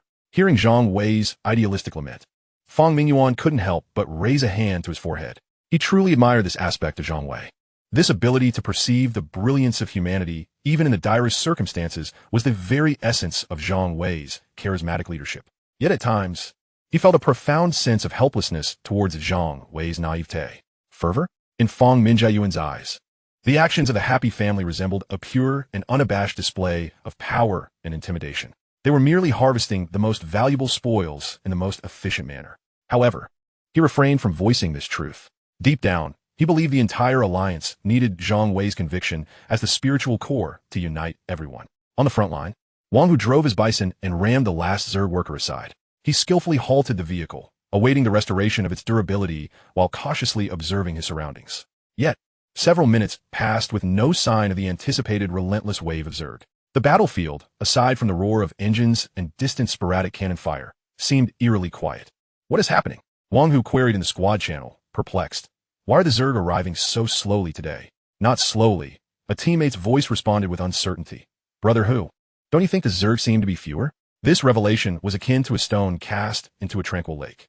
An increasing number of players began to notice this anomaly. The once relentless tide of Zerg, akin to crashing waves, was visibly dwindling. The elite armored insects, once ubiquitous, had now become rare, requiring a deliberate search to encounter. Meanwhile, the ordinary Zerg workers had also become sparse compared to yesterday. No way. Are we actually clearing them out? When one player voiced this shocking speculation in the regional channel, everyone fell silent. This thought was too insane, yet strikingly real. They, a group of survivors who had struggled to make ends meet just days prior, were indeed on the verge of completely annihilating the endless Zerg in this desert. Thanks to the organization of the Mutual Aid Alliance and the leadership of the Happy Family, after a brief moment of shock, an overwhelming sense of anxiety swiftly replaced the joy of victory, sweeping through the hearts of all players. It's over. If the Zerg are gone, will we earn our gold? No, I haven't earned enough to upgrade to a level 5 vehicle yet. Damn it, I should have grinded a bit more yesterday. I feel like I missed out on a fortune. Before everyone could recover from the anxiety of impending gold shortages, some more astute players began to sense new opportunities. Brothers, the Zerg on the outskirts have been cleared. The real main force must be at the center of the desert. There are nests there. Any brave brothers willing to charge in? Fortune favors the bold. If we don't rush in, we might miss out. Expedition team recruiting. Vehicle level must be no less than level 5. Objective, the center of the desert. Let us take down the Zerg's lair. Those want to get rich. Hurry and message me. Scout team, recruiting professional observers and heavy armor vehicles. We don't seek to kill, just to delve deep into the central area and locate new elite respawn points. Find the coordinates, sell the coordinates. In an instant, the regional channel was once again inundated with various messages regarding team formations and explorations. Greed and anxiety birthed an even more frenzied gold rush. Chapter 51, Biological Plasma Cannon LV-1.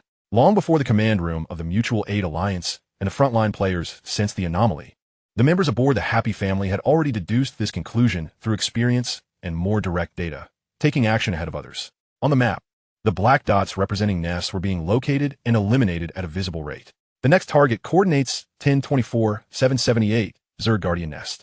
In the weapons operation room on the second floor, Qinlan's calm and efficient voice resonated through the internal channel. Su Zun, seated at the driver's position, skillfully maneuvered the vehicle, tracing an arc in the sand as they sped towards the new objective. In just over 10 minutes, a new nest appeared before them.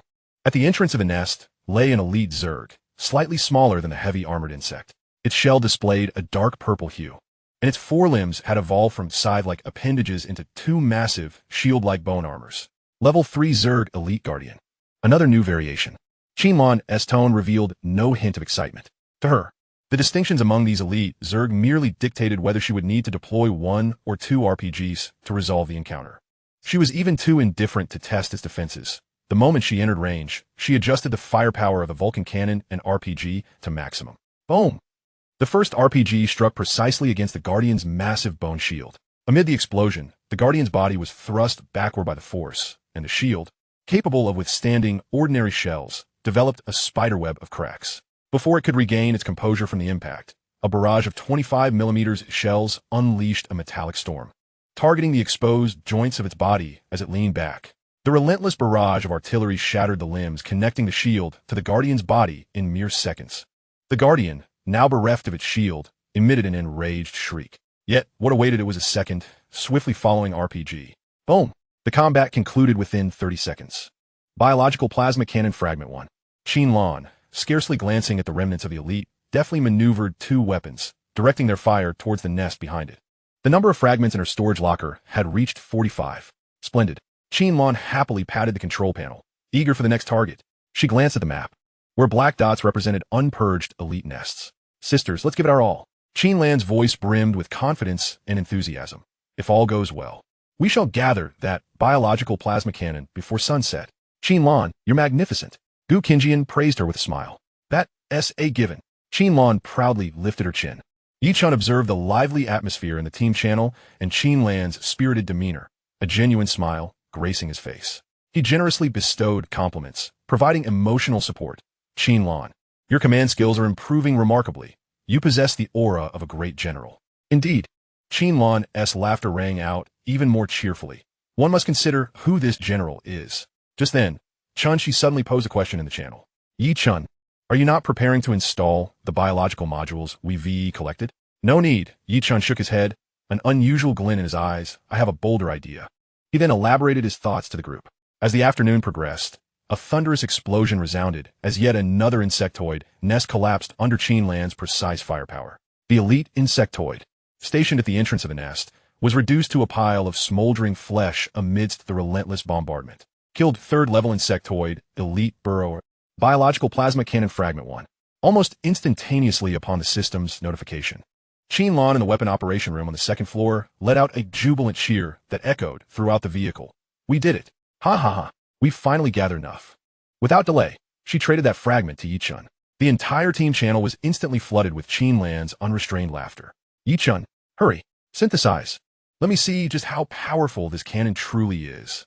Qin General is formidable. One only needs to witness her prowess. Yichun did not hold back his praise, filling the emotional atmosphere to the brim. Indeed, Qinlan's laughter grew even more vibrant, and one need only consider who this general is. Beside the driver's seat, Gu Qinjian joined in the jest. Sister Qinlan is incredible. She is practically a war deity. Let's keep it low-key. Qinlan Feigen modesty. Yet the uplift in her tone betrayed her satisfaction. In the vehicle on the first floor, as they observed Yi Chun and Gu Qinjian bantering like children, delighting Qinlan, Su Zun, Lin Walking, and Chun-Chi could not help but smile in amusement. Lin Walking's clear voice rang out in the team channel, instantly silencing everyone. Everyone, look at the regional channel. The boss has appeared. Yi Chen's heart quickened, and he promptly opened the regional chat channel. The previously anxious channel, filled with various group exploration messages due to the diminishing scale of the insect tide, was now in complete chaos and panic, akin to being struck by a nuclear bomb. What the hell? What is that thing? There's a health bar above it. It's so damn massive. It's the BOSS. It's the insectoid BOSS. The panel is up. Desert Insectoid Queen. Qinlang. Yi Chen's voice remained composed. Are we confident? A brief silence fell over the channel. Moments later, Qinlan's voice resounded once more. No problem. Good. A newfound light ignited in Yi Chun's eyes, and he hesitated no longer. He immediately opened the 50 fragments. Detected 50 biological plasma cannon fragments. Proceed with synthesis. Synthesize. Module synthesis in progress. Congratulations. Acquired external weapon module. Biological plasma cannon LV1. External weapon module. Biological plasma cannon level 1. Charge time, 500 seconds. Power, extremely high. Effective range, 5,000 meters. Upgrade requirement, biological plasma cannon LV-12, 100,000 gold coins. Yichin displayed the panel to everyone. Chapter 52, Seizing the Boss. The happy family vehicle sped across the sandy terrain toward the coordinates of the continually refreshing insectoid queen in the regional channel. Within Yichun's backpack lay a newly synthesized yet uninstalled weapon module. External weapon module, biological plasma cannon LV-1. Yichin's audacious plan was now clear to all. This opportunity to acquire the insectoid modules might be singular. Yichin intended to reserve them for a miracle through an unequal exchange with Zhou Xiu. Sacrificing one module could yield 100. However, executing this daring scheme required the full cooperation of everyone's talents. The immediate priority was to conclude the looming insect tide event. They needed to defeat the final boss, the desert insectoid queen, before other players could. In the second-floor weapon operation room, Qinlan's astonished voice suddenly echoed through the internal channel. It's gigantic, gazing at the colossal entity towering in the distance. Even she could not suppress a gasp. Her exclamation reverberated throughout the vehicle, causing everyone to instinctively turn their gaze. On the distant horizon, an indescribably massive creature loomed, resembling a moving mountain of flesh and blood, dominating the battlefield center. Desert insectoid queen. It stood at least 20 meters tall, its lower body a bloated, writhing abdomen, while its upper body bore a distorted humanoid silhouette, entirely encased in dark purple armor. Surrounding it, countless vehicles, under the unified coordination of the Alliance of Helpers, operated with clear division of labor. They formed a massive crescent-shaped encirclement around the monstrous queen, akin to a swarm of ants. An incessant barrage of artillery rained upon the queen from all directions, a relentless onslaught that barely caused its massive health bar to diminish at an almost imperceptible rate. Indeed, the mobility of reproductive species queens was always their Achilles heel. Yichin observed the almost immobile insectoid queen, expressing his own amazement. As he noted, the queen, with its enormous size, moved very slowly, clumsily dragging its massive abdomen. Each step seemed to require all its strength. Just as everyone was observing, the queen halted its movement. Its swollen abdomen began to rhythmically contract violently. Moments later, a massive egg, over 5 meters in diameter and enveloped in viscous fluid, was expelled from its being. The egg landed on the sandy ground, quickly cracking open, and a creature resembling a carnivorous flower emerged, rooting itself upon touching the ground.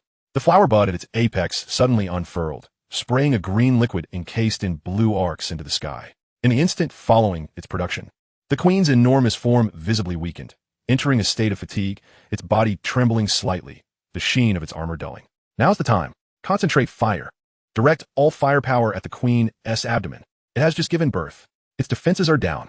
The seasoned players, having evidently discerned the pattern, swiftly seized this fleeting opportunity. In an instant, all firepower was mercilessly concentrated upon the queen. As they unleashed their onslaught, the observation posts, tasked with high-altitude vigilance within the Alliance's combat channel, sent forth a heart-wrenching roar. Calculate trajectory. Confirm impact point. Coordinates 884, 629. Quickly, have your people pull you away. Now. Panic ensued among the multitude of vehicles within the vicinity. Hurry, pull me. Guild summon. At that critical juncture, a blinding white light erupted from the vehicles at the designated coordinates.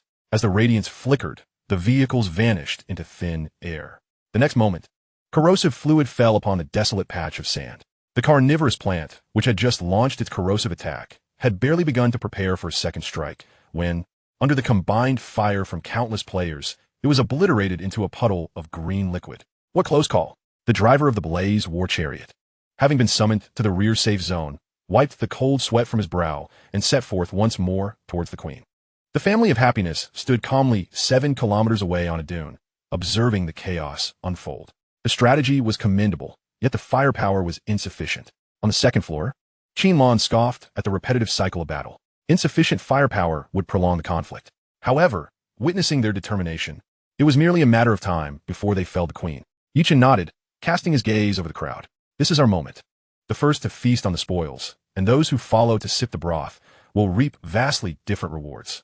Yichin inhaled deeply, his eyes gleaming with unprecedented fervor as he surveyed the tumultuous battlefield. Qinlan, prepare to take command of the battlefield. His voice resonated with calm authority. We shall make our presence felt. This is precisely why we ventured here, not to play second fiddle. Qinlan concurred with Yichin's words, exuding an air of dominance and decisiveness.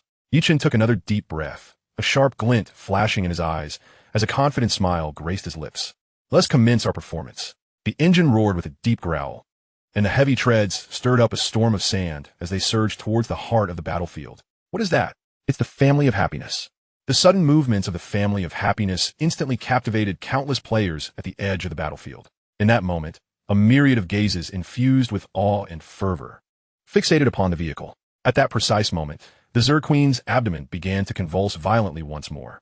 Another carnivorous plant burst forth from beneath her. Warning!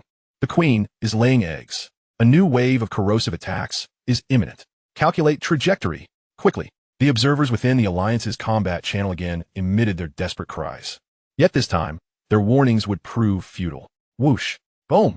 Just as the bud of the carnivorous plant began to unfurl, still gathering energy, a rocket propelled through the air, trailing a long plume of fire, and struck directly into its delicate core. The explosion instantly engulfed it in flames. The formidable biological turret, which posed a significant threat to the players, was rendered incapable of retaliating before it had even fired a single shot, collapsing under the collective gaze of onlookers. Everyone stood dumbstruck, their minds blank as they beheld the flame that had barely ignited before extinguishing, before they could recover from their shock. The Queen's moment of vulnerability had arrived. Bang! Bang! Bang! Bang! Bang! Qinlan operated the Vulcan cannon atop the vehicle, unleashing a thunderous roar. Chapter 53. Why should they reap all the benefits? Bang! Bang! Bang! Bang! Qinlan maximized the firing rate of the Vulcan cannon, the muted cannonades blending into a singular resonant sound. A torrent of 25mm shells rained upon the vast abdomen of the Zerg Queen. Boom! Boom! Boom! The automated RPG system also commenced launching one rocket after another into the same spot. The Queen's thick carapace began to show visible cracks under such relentless firepower. Web-like fissures rapidly spread across her exoskeleton. The Queen's massive health bar began to steadily decline at a rate of 1 per minute. This revelation sparked a thunderous cheer among all players on the battlefield. Incredible. The firepower is astonishing. Look at the Queen's health bar. It's dropping. It's truly dropping. The family of happiness. Our eternal deity, Wang Hu, piloting his bull vehicle, stood in awe, gazing at the war fortress unleashing its fury in the distance, and at the expanding wounds on the Zerg Queen, filled with boundless shock and reverence. Just then, the Queen's colossal form trembled violently, emitting a piercing shriek into the sky. Her carapace shimmered brightly once more. The moment of weakness had ended. Clang, clang, clang, clang, clang. The projectiles that had previously inflicted massive damage now fell short. The rate of health decline slowed. Ah, her hide has thickened again. Qinlan clicked her tongue in displeasure. The prolonged concentration required for controlling the firepower, leaving her feeling slightly fatigued. Enran, she called out without hesitation in the team channel. I'm here. Enran hurriedly ascended to the second floor. A warm and gentle energy enveloped Qinlan, banishing her fatigue and clearing her mind like never before. Thank you. Qinlan's lips curled into a battle-hungry smile, her gaze sharpening like a blade. The domain of war has commenced. An invisible wave radiated outwards from the family of happiness, instantly permeating the surroundings. Bang! Bang! Bang! The cannon fire of the Vulcan intensified, each blast seemingly imbued with immense force. The rate of fire quickened, and each shell's power underwent a qualitative leap. Whoosh! Boom! The RPG launcher blazed with brilliance. The rockets it fired trailing thick plumes of flame. Excitement glimmered in Qinlan's eyes as she concentrated all firepower upon the cracks in the Queen's carapace. Shatter for me. Bang! Crack! The first shell, empowered by the domain of war, achieved astonishing results. The Queen's one solid carapace shattered like glass struck by a heavy hammer, breaking apart and revealing the flesh beneath. Before the Queen could react, a subsequent storm of metal and rockets surged into her body. Wail! The Zerg Queen emitted a mournful cry of excruciating pain, her massive form quaking violently as yellow-green fluid gushed forth from her wounds. Her health began to plummet at an unprecedented and terrifying rate. In mere minutes, it had dropped to 50. The Queen's wails abruptly ceased. A frenzied aura erupted from her being. Her colossal form contracted violently, compressing from over 20 meters to less than 10. From beneath her abdomen, dozens of thick tendrils plunged into the ground. Her contorted upper body slowly retracted inward, replaced by a vast chamber that continuously gathered energy. The next second, buzz, a thick, azure pulse beam erupted from that chamber, striking the front of the family of happiness with a speed too swift to react. Boom! Yi-chan felt the entire vehicle shudder violently, an immense shock wave emanating from the front, causing the vehicle to lurch backwards slightly. His heart raced as he immediately opened the vehicle's panel. Durability 1, 095, 011, 000. It only lost 50 points. Yi-chan let out a sigh of relief and immediately shouted through the channel to Qinlan. The damage it inflicts on us is minimal. Eliminated. Acknowledged. Qinlan observed that after the queen transformed, its defensive capabilities seemed to have increased somewhat, even with the enhancement of the War Domain's Fire God Cannon. It could only leave a series of indentations on its compressed carapace. Her gaze swiftly fixed on the chamber that had just discharged a pulse and was now recharging its energy. So you wish to play a game of counterbalance? Qinlan let out a cold sneer, instantly redirecting all firepower to the flickering chamber. I'll shatter you. A barrage of shells and rockets incessantly poured into the chamber. The queen, accumulating energy, let out an even more agonized shriek, suffering severe internal damage. It took a full minute to recover from the pain, swiftly adjusting the chamber's direction in an attempt to evade Qinlan's firepower. At that moment, the queen's health had already fallen below 35. Victory seemed to be within reach. Suddenly, an incongruous voice erupted in the regional channel. Brothers, we can't let this continue. If the Happiness family takes down the BOSS after all our hard work, we won't get a single strand of hair. This statement was like a stone cast into a tranquil lake, instantly stirring up a tumultuous wave. Indeed, why should they reap all the benefits? They feast while we are left with nothing but broth? This is utterly unfair. With so many of us, are we to remain at the mercy of one person? The flames of jealousy and greed, once ignited, spread rapidly like wildfire. Soon, another voice emerged, unabashedly inciting the crowd. Let us send some of our people to assist the Happiness family, as long as we can hold them off for a few minutes. The BOSS will belong to all of us. At that time, all participating brothers will owe compensation to the Iron Blood Brotherhood. This declaration completely shattered the last vestige of reason in many hearts. In the next moment, dozens of buses, which had been waiting for an opportunity and had not exerted their full strength, abruptly turned their heads, abandoning the main battlefield. Their target was no longer the Zur Queen. In the astonished and bewildered gazes of countless players, these buses surged forward like a pack of hunting wolves, swiftly forming an impenetrable encirclement, enveloping the war fortress in the center. Chapter 54, Let You Soar. Dozens of various buses blocked every route forward. The Fire God Cannon and RPG operated from the rooftops by Qinlan momentarily ceased their assault on the queen. In the regional channel, the sudden turn of events erupted once more. What the hell? What is happening? The Iron Blood Brotherhood has surrounded the Happiness family? Have they gone mad? How dare they lay hands on the boss? What is there to fear? The BOSS is nearing death. Who wouldn't want a piece of the pie now? No matter how formidable the Happiness family is, can they contend with dozens of vehicles at once? Brothers, don't be afraid. They only have one vehicle. We can outlast them. The BOSS is for everyone. In the driver's seat, Su Zion's hands did not touch the vehicle's control panel. She did not glance at the arrogant players outside, but calmly observed Yi-chan, who stood up from his seat and walked toward the front of the vehicle. These clowns posed no real threat to the Happiness family. She was waiting for Yi-chan's reaction.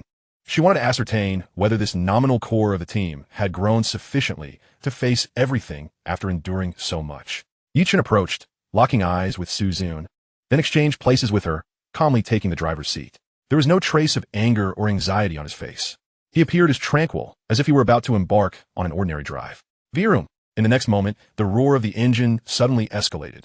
Yi-chan manipulated the vehicle screen, hesitating not for a moment, and immediately pushed the speed to its maximum. Boom! The once dormant war fortress, disturbed from its slumber like a beast awakened, saw its menacing V-shaped heavy-duty ram crash violently into the several buses attempting to block its path. Crack! The buses crumpled as if made of paper, instantly mangled by the sheer force of the impact, their massive bodies hurled into the air, rolling several times before crashing heavily onto the distant sand. The players inside, caught in the violent tumbling and collisions, suffered grievous injuries and let out blood-curdling screams.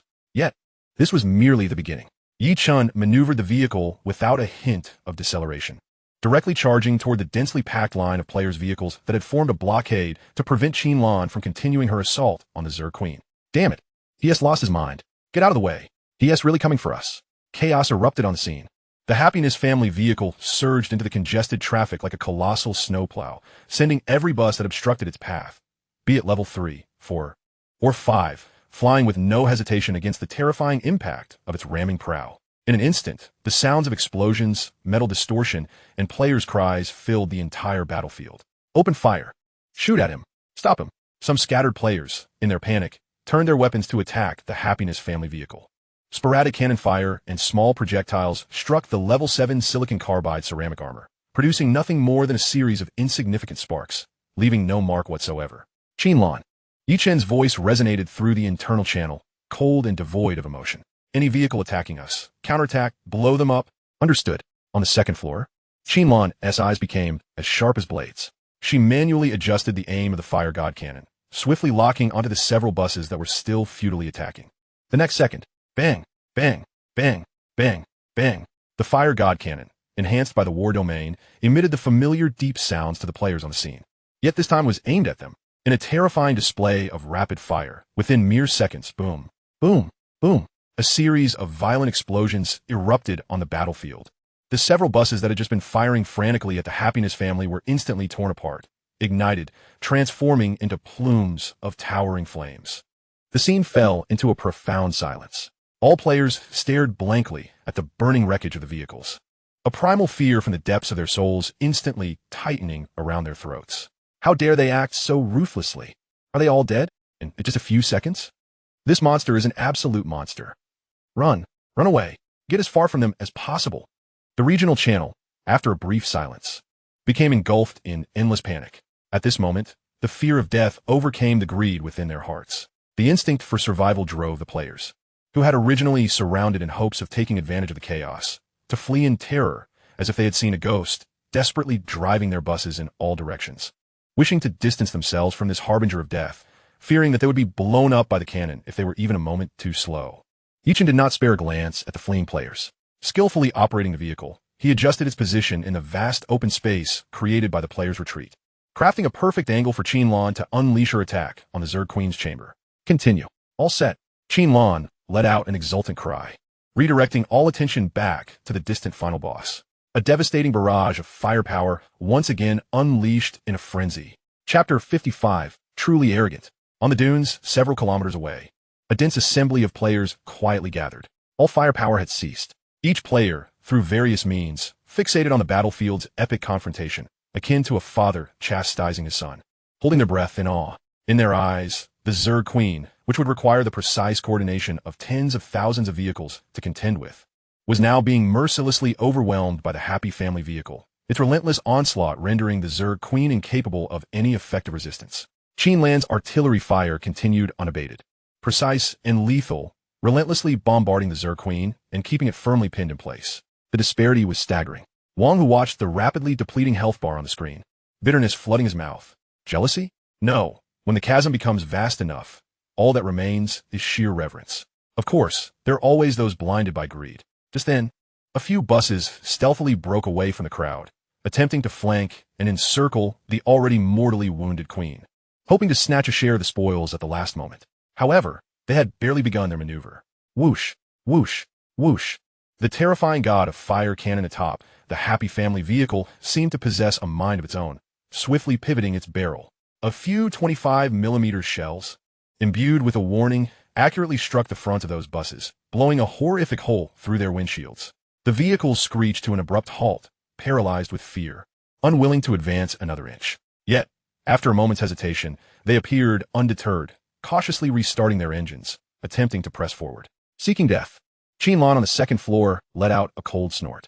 This time, the shells would not serve as mere warnings. Bang, bang, bang. The dull sounds of cannon fire erupted, with several shells striking the bodies of the buses with pinpoint accuracy.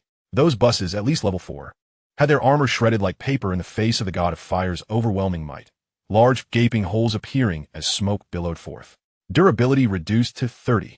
Blood-curdling screams erupted from within the vehicles, causing the drivers to panic, instinctively turning their vehicles around and fleeing in a frenzied escape, watching those battered buses retreat in terror. The last flicker of hope among the players was extinguished. No one dared to make any further moves. They all became the most loyal spectators, silently awaiting the demise of the Zerg Queen. Under the unrelenting firepower of Qinlan, the Zerg Queen's health bar was finally depleted. Its colossal form stiffened abruptly, emitting a final, earth-shattering wail before collapsing, transforming into a myriad of luminous particles that dissipated into the air. Congratulations to Happy Family for successfully slaying the Desert Zerg Queen. Kill reward: 1 LV-1 radar module.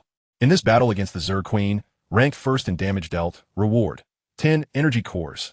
A series of system notifications echoed in the minds of Yi Chun and the others. However, Yi Chun did not take stock of their spoils. He simply turned the vehicle around, revving the engine to full throttle, and sped back in the direction they had come. Virum! The engine roared, its treads kicking up clouds of yellow sand. The players, still blocking the way, upon seeing the harbinger of death charging towards them, were paralyzed with fear, hastily turning to flee. He's coming. Quick, get out of the way. Damn it, don't block the path. In an instant, chaos erupted once more among the player convoy, as they scrambled to the sides to clear a passage. Some vehicles that failed to evade in time were violently struck by the menacing V-shaped ram, tumbling away like bowling pins. Under the gaze of all, mingled with fear and reverence, the Happy Family vehicle did not pause, sweeping past and swiftly disappearing over the horizon. The scene fell into a prolonged silence, leaving behind a battlefield in disarray and the now emptied core area. After a while, a player finally broke the tranquility in the regional channel with a trembling voice. Truly arrogant as hell. This phrase seemed to act as a switch, instantly igniting the channel. Arrogant? Brother, that is called strength. If I were driving such a vehicle, I'd be even more brazen. You all would have to pay me protection fees. Or else you can forget about staying in this desert. Exactly. Now this is what the apocalypse is about. Having strength means you can do as you please. Enough talk. I'm officially a die-hard fan of Happy Family now. Anyone who speaks ill of them will have to deal with me. Chapter 56, Probability 0001. Just as the Happy Family vehicle sped away, a series of cold mechanical notifications echoed in the minds of all survivors globally. Global announcement. A region has successfully achieved the world's first kill of the final boss, the Desert Zerg Queen. This region is officially designated as Area 1. All survivors of Area 1 receive a reward of 1,000 gold coins. The next event officially enters the countdown phase. All regions that have yet to defeat the final boss will commence a 24-hour countdown. Upon the countdown's conclusion, the event will officially begin. All regions will be teleported into the event space in order of ranking, from lowest to highest. Regions that have not defeated the final boss by the end of the countdown will lose their eligibility to participate in this event. A series of announcements detonated in the cabin of the Happy Family vehicle, plunging it into a brief silence. Each person rapidly processed the immense information contained within. However, due to having gleaned vague insights from that mysterious letter beforehand, they did not feel much panic. Instead, there was a sense of understanding, as if it had been anticipated. Area 1 Sheen Lan's voice came through the internal channel, murmuring to herself, but her tone was laced not with fear, but ignited with an unprecedented fervor for battle. So, does this mean we will take on the world? The rules dictate that we enter last. Zhou Siyu adjusted her glasses, her calm demeanor now tinged with a hint of gravity. This means that the lowest-ranked regions will enter the battlefield first, giving them ample time to familiarize themselves with the terrain, establish defenses, and even form alliances. As Area 1, we will be the last to enter, facing all the enemies who have already made their preparations and united against us. We become the target for everyone, Lin Wonking added, articulating the perilous situation they were about to face. Yi Chun's gaze fell upon the 10 energy cores lying quietly in the storage compartment. So, it turns out that energy cores, this top-tier strategic resource, is produced through such world-class events. He instantly understood. His previous conjecture had been correct. This area, due to their existence, has developed at a pace far surpassing that of all other regions. The energy cores, a vital resource unheard of in other areas, had been secured by them early on, and Lin Wonking had even considered them as pivotal bargaining chips for market manipulation. Other regions, even those ranking in the top 10 for damage dealt to the Queen, could only obtain 10 cores each, totaling a maximum of 100 energy cores. Thus far, Lin Wonking has sold over 300 units to Zhang Wei. This asymmetrical advantage in resources stands as their greatest strength. Fortunately, what was summoned was a zombie bear, rather than a queen of the insectoid race. Otherwise, we would have faced utter annihilation from the very outset. Gu Qinjian, still haunted by the thought, sighed, a trace of fear lingering on her visage. That won't happen. Zhou Siyu's voice resonated within the channel. In this world, there are no insurmountable dilemmas. Moreover, we had already secured an assured outcome at that time. Therefore, even if it had not been the zombie bear, it would have been another creature of equivalent difficulty. Yi Chun nodded in agreement, then deftly shifted the conversation to the audacious miracle plan he had proposed and which everyone had unanimously endorsed. Given that we are now aware that our forthcoming objective is a regional war, we can officially commence our strategy. He gazed at the group and declared solemnly, The first module we ought to sacrifice should be the biological plasma cannon. This is currently our sole top-tier module, and it cannot be synthesized or upgraded. Furthermore, Lin Wonking can continue to acquire ordinary biological modules through the market for synthesis. More importantly, once successful, we will possess over 100 plasma cannons. After upgrades, this will adequately compensate for our deficiency in heavy firepower, rendering us a decisive force in the impending conflict. Yi Chun articulated his plan with clarity.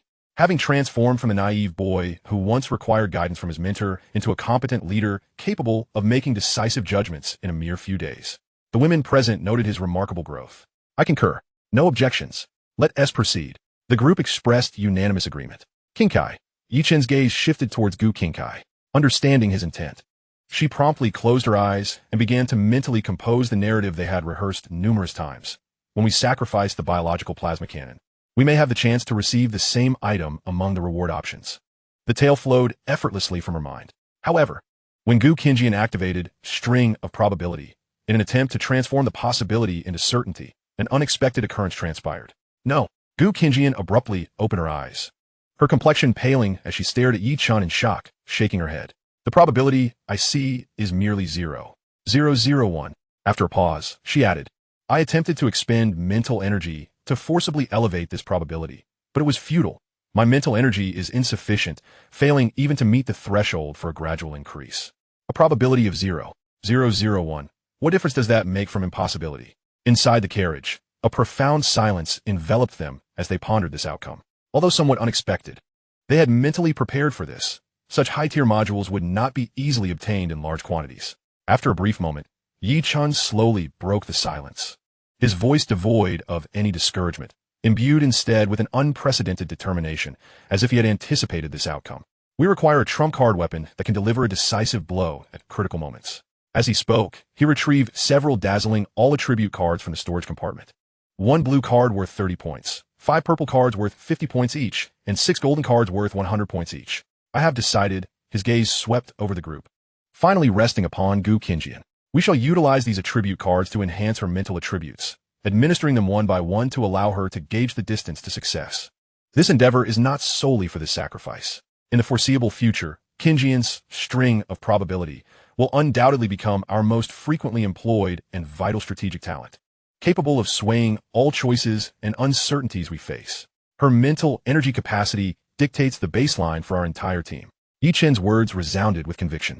Within the carriage, no dissent was raised. All understood that this was the most prudent and forward-thinking decision under the current circumstances. Chapter 57. Biological Plasma Cannon LV 1100. Yi Chun gazed at the array of attribute cards shimmering in his grasp, then glanced at Gu Kinjian's face, illuminated by determination and expectation. Taking a deep breath, he made his resolution. Kinjian, are you ready? At any moment, Gu Kinjian affirmed with a firm nod, fully aware that what lay ahead would be the ultimate test of her mental strength. Yi Chun hesitated no longer. He first picked up the blue card worth 30 points. Use. A flash of brilliance erupted as the card disintegrated into countless specks of light, merging into Gu Kinjian's being. Her body trembled slightly as she closed her eyes, attuning herself to the surge in her mental energy limit. Moments later, she opened her eyes and activated String of Probability once more. No, Wile Sinsa Shunja. I am still far from the minimum threshold. She shook her head, a serious expression dawning upon her face. Yi Chun remained undeterred. This was all within his expectations. He then grasped the 5 purple cards, each worth 50 points. Once more, the first 50-point card was absorbed. Gu Kinjian closed her eyes to feel the transformation, then opened them, a glimmer of joy flickering in her gaze. There has been a change. I can feel the string representing success beginning to vibrate slightly, but still insufficient to pull it. Continue. The second, third, fourth, and fifth cards followed in succession, with a total infusion of 250 points. Gu Kinjian's complexion flushed slightly from the rapid surge of mental energy, her breathing becoming a touch more labored. The probability string is now clearly visible. She looked at Yi Chun, her eyes sparkling with excitement. I can nudge it. However, each increment of 0.01 in probability demands a massive expenditure of my current mental energy. Even with Ran's assistance, it remains insufficient. I need to enhance it further. It's still not enough. Yi Chun's gaze fell upon the 6 dazzling golden cards, each worth 100 points. These were the pinnacle of their team's strategic resources. Without hesitation, he took the first one. Use. Boom. As the 100 points were integrated, Gu Qingjian's body jolted violently, an immense wave of mental energy erupting within her. She braced against the overwhelming surge, her astonished gaze fixed on Yi Chun. Now, I'm confident. As long as Enran can continuously replenish my mental energy through gradual infusion, I can force the probability to 100 within approximately 24 hours. Yi Chun glanced at the remaining 5 100-point cards in his hand, a sense of reassurance washing over him. No, that time frame is too lengthy. It's not secure enough. He then picked up 3 more, adding another 300 points. One day is too long. The event is set to commence tomorrow, and I must seize the opportunity for a second use of Zhou Siyu's talent. With an additional infusion of 300 points, Gu Qingjian felt as though her mind had transformed into an overclocked computer, the world around her appearing as a tapestry woven from countless data points and probability strings. That's sufficient. Completely sufficient. Her confidence surged, her eyes alight with determination. Now, with Enran's collaboration, I'm confident I can complete this within half an hour. As Yi Chun finally halted with the last 2 100-point cards still in hand, the overwhelming boost of nearly 700 points settled upon the table. Attribute panel. Player, Gu Qingjian, passenger. Talent, string of probability. Health, 100. Constitution, 8. Agility, 7. Stamina, 88.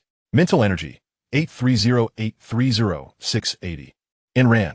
Yi Chun turned his head. Yes.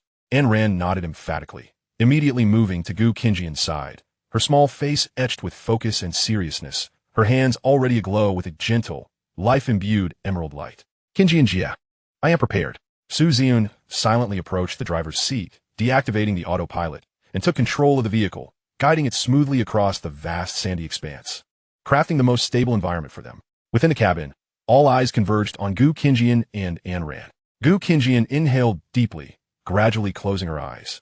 Her hands hovered before her as if grasping the very thread of fate that connected her to reality. Activate the probability thread.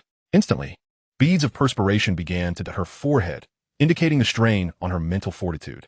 Enran promptly placed her luminous hands gently against Gu Qingjian's temples. Warm life energy flowing steadily into her. One was expending energy, while the other was replenishing it with all her might. Time trickled by, each second stretching into eternity. The atmosphere within the cabin grew taut with tension. Enran's delicate face began to pale as her vitality waned rapidly. Observing this, Yi Chun swiftly broke off a piece of high-energy chocolate and tenderly offered it to Enran. Open your mouth, he urged softly. Enran remained silent, obediently parting her lips to accept the sustenance that would restore her strength. Yi Chun continued to feed this girl, who was giving her all for the team, his eyes filled with compassion and tenderness. Half an hour felt as though it spanned a century. At last, Gu Qingjian's tightly shut eyes flew open. Her visage bore a hint of fatigue, yet it was overshadowed by an unmistakable, radiant joy. We succeeded. Her voice was slightly hoarse, yet brimming with exhilarating relief. You've worked hard, Yi Chun said, stepping forward at once, gently wiping the fine beads of sweat from her forehead with his fingertip. Feeling the warmth of his touch, Gu Qingjian's heart raced. She gazed into Yi Chun's concerned face, happiness flooding her as she shook her head. It's not hard. For you, for everyone. It's all worth it. See you. Yi Chun wasted no time. He retrieved the Soul Bioplasma Cannon module from his backpack and handed it to the awaiting Zhou Siyu. She nodded, accepting the module, her fair fingers lightly grazing its cold surface. Sacrifice.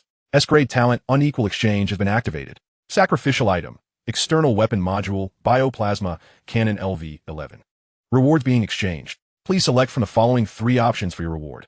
A brilliant light screen unfurled before everyone, clearly displaying 3 identical options that made their hearts nearly cease beating. 1. External weapon module Bioplasma Cannon LV-1100. 2. External weapon module Bioplasma Cannon LV-1100. 3. External weapon module Bioplasma Cannon LV-1100. My heavens! Qinlan exclaimed, unable to contain her astonishment at the options. This is just too incredible. It's like stepping from one foot to the other and soaring straight to the heavens. She freely expressed her admiration, her eyes filled with the unreasonable power of such rules. If Qingjian's attributes improve further, might we not be able to wield even higher-level bioplasma cannons in the same manner? Wouldn't that render us invincible? Zhou Siyu selected her reward and traded the 100 brand-new modules to Yi Chun. Yi Chun smiled as he echoed Qinlan's sentiment. In theory, it is entirely feasible. However, this time, even the level 1 module exerted such a tremendous strain on Qingjian. Higher levels will likely be unattainable for us in the short term. He paused before adding, when we have time, we should experiment with other ordinary modules to see the highest level Kinjian can successfully sacrifice. Chapter 58. One Cannon, One Mushroom Cloud. External Weapon Module Bioplasma Cannon, Level 1. Charging time, 500 seconds. Power, extremely high. Effective range, 5,000 meters. Upgrade requirement, Bioplasma Cannon LV12, 100,000 gold coins. Yichin gazed at the module in his hand, unwavering in his resolve. Upgrade, External Weapon Module Bioplasma Cannon, Level 2. Charging time, 500 seconds. Power, extremely high. Effective range, 10,000 meters. Upgrade requirement, Bioplasma Cannon LV22, 100,000 gold coins. Upon seeing the cost for the next level of upgrades, Yichin's brow furrowed. Not enough. Just then, a trade request appeared. Player Lin Wonking is offering you 10,000 gold coins. Do you accept? He turned to Lin Wonking, who, sensing his gaze, smiled slightly. 10 million. Yichin stared at the staggering figure, even having mentally prepared himself, yet still taken aback by Lin Wonking's astonishing earning prowess. Spend freely. Lin Wonking's voice was calm. The current market demand for energy cores has peaked. Selling energy cores not only maximizes the gold coins we can harvest from the event, but also enhances the overall combat strength in our region, preparing us for the impending regional confrontations. A win-win situation. Yichin nodded with a smile, choosing to accept. Thank you, wealthy Wonking. Armed with ample resources, Yichin hesitated no longer and began a frenzied synthesis and upgrade process. He first spent 2 million gold coins to combine 2 level 2 bioplasma cannons into 1 level 3. External Weapon Module Bioplasma Cannon, Level 3. Charging time, 500 seconds. Power, extremely high. Effective range, 20 kilometers. Upgrade requirement, Bioplasma Cannon LV32, 5,000 gold coins. Yichin's breath quickened. He glanced at his remaining gold coins, gritted his teeth, and pressed on. He did not pause, investing another 7 million gold coins, consuming 4 level 2 and 2 level 3 modules. Finally, a brand new weapon module materialized in his hands. External Weapon Module Bioplasma Cannon, Level 4. Charging time, 600 seconds. Power, extremely high. Effective range, 50 kilometers. Upgrade requirement, Bioplasma Cannon LV42, 20,000 gold coins. 50 kilometers. As everyone beheld the terrifying range data on the panel, they struggled to fathom the magnitude of power this cannon would unleash. Qinlan, proceed. Yichin traded the new level 4 bioplasma cannon to Qinlan on the second floor for her installation.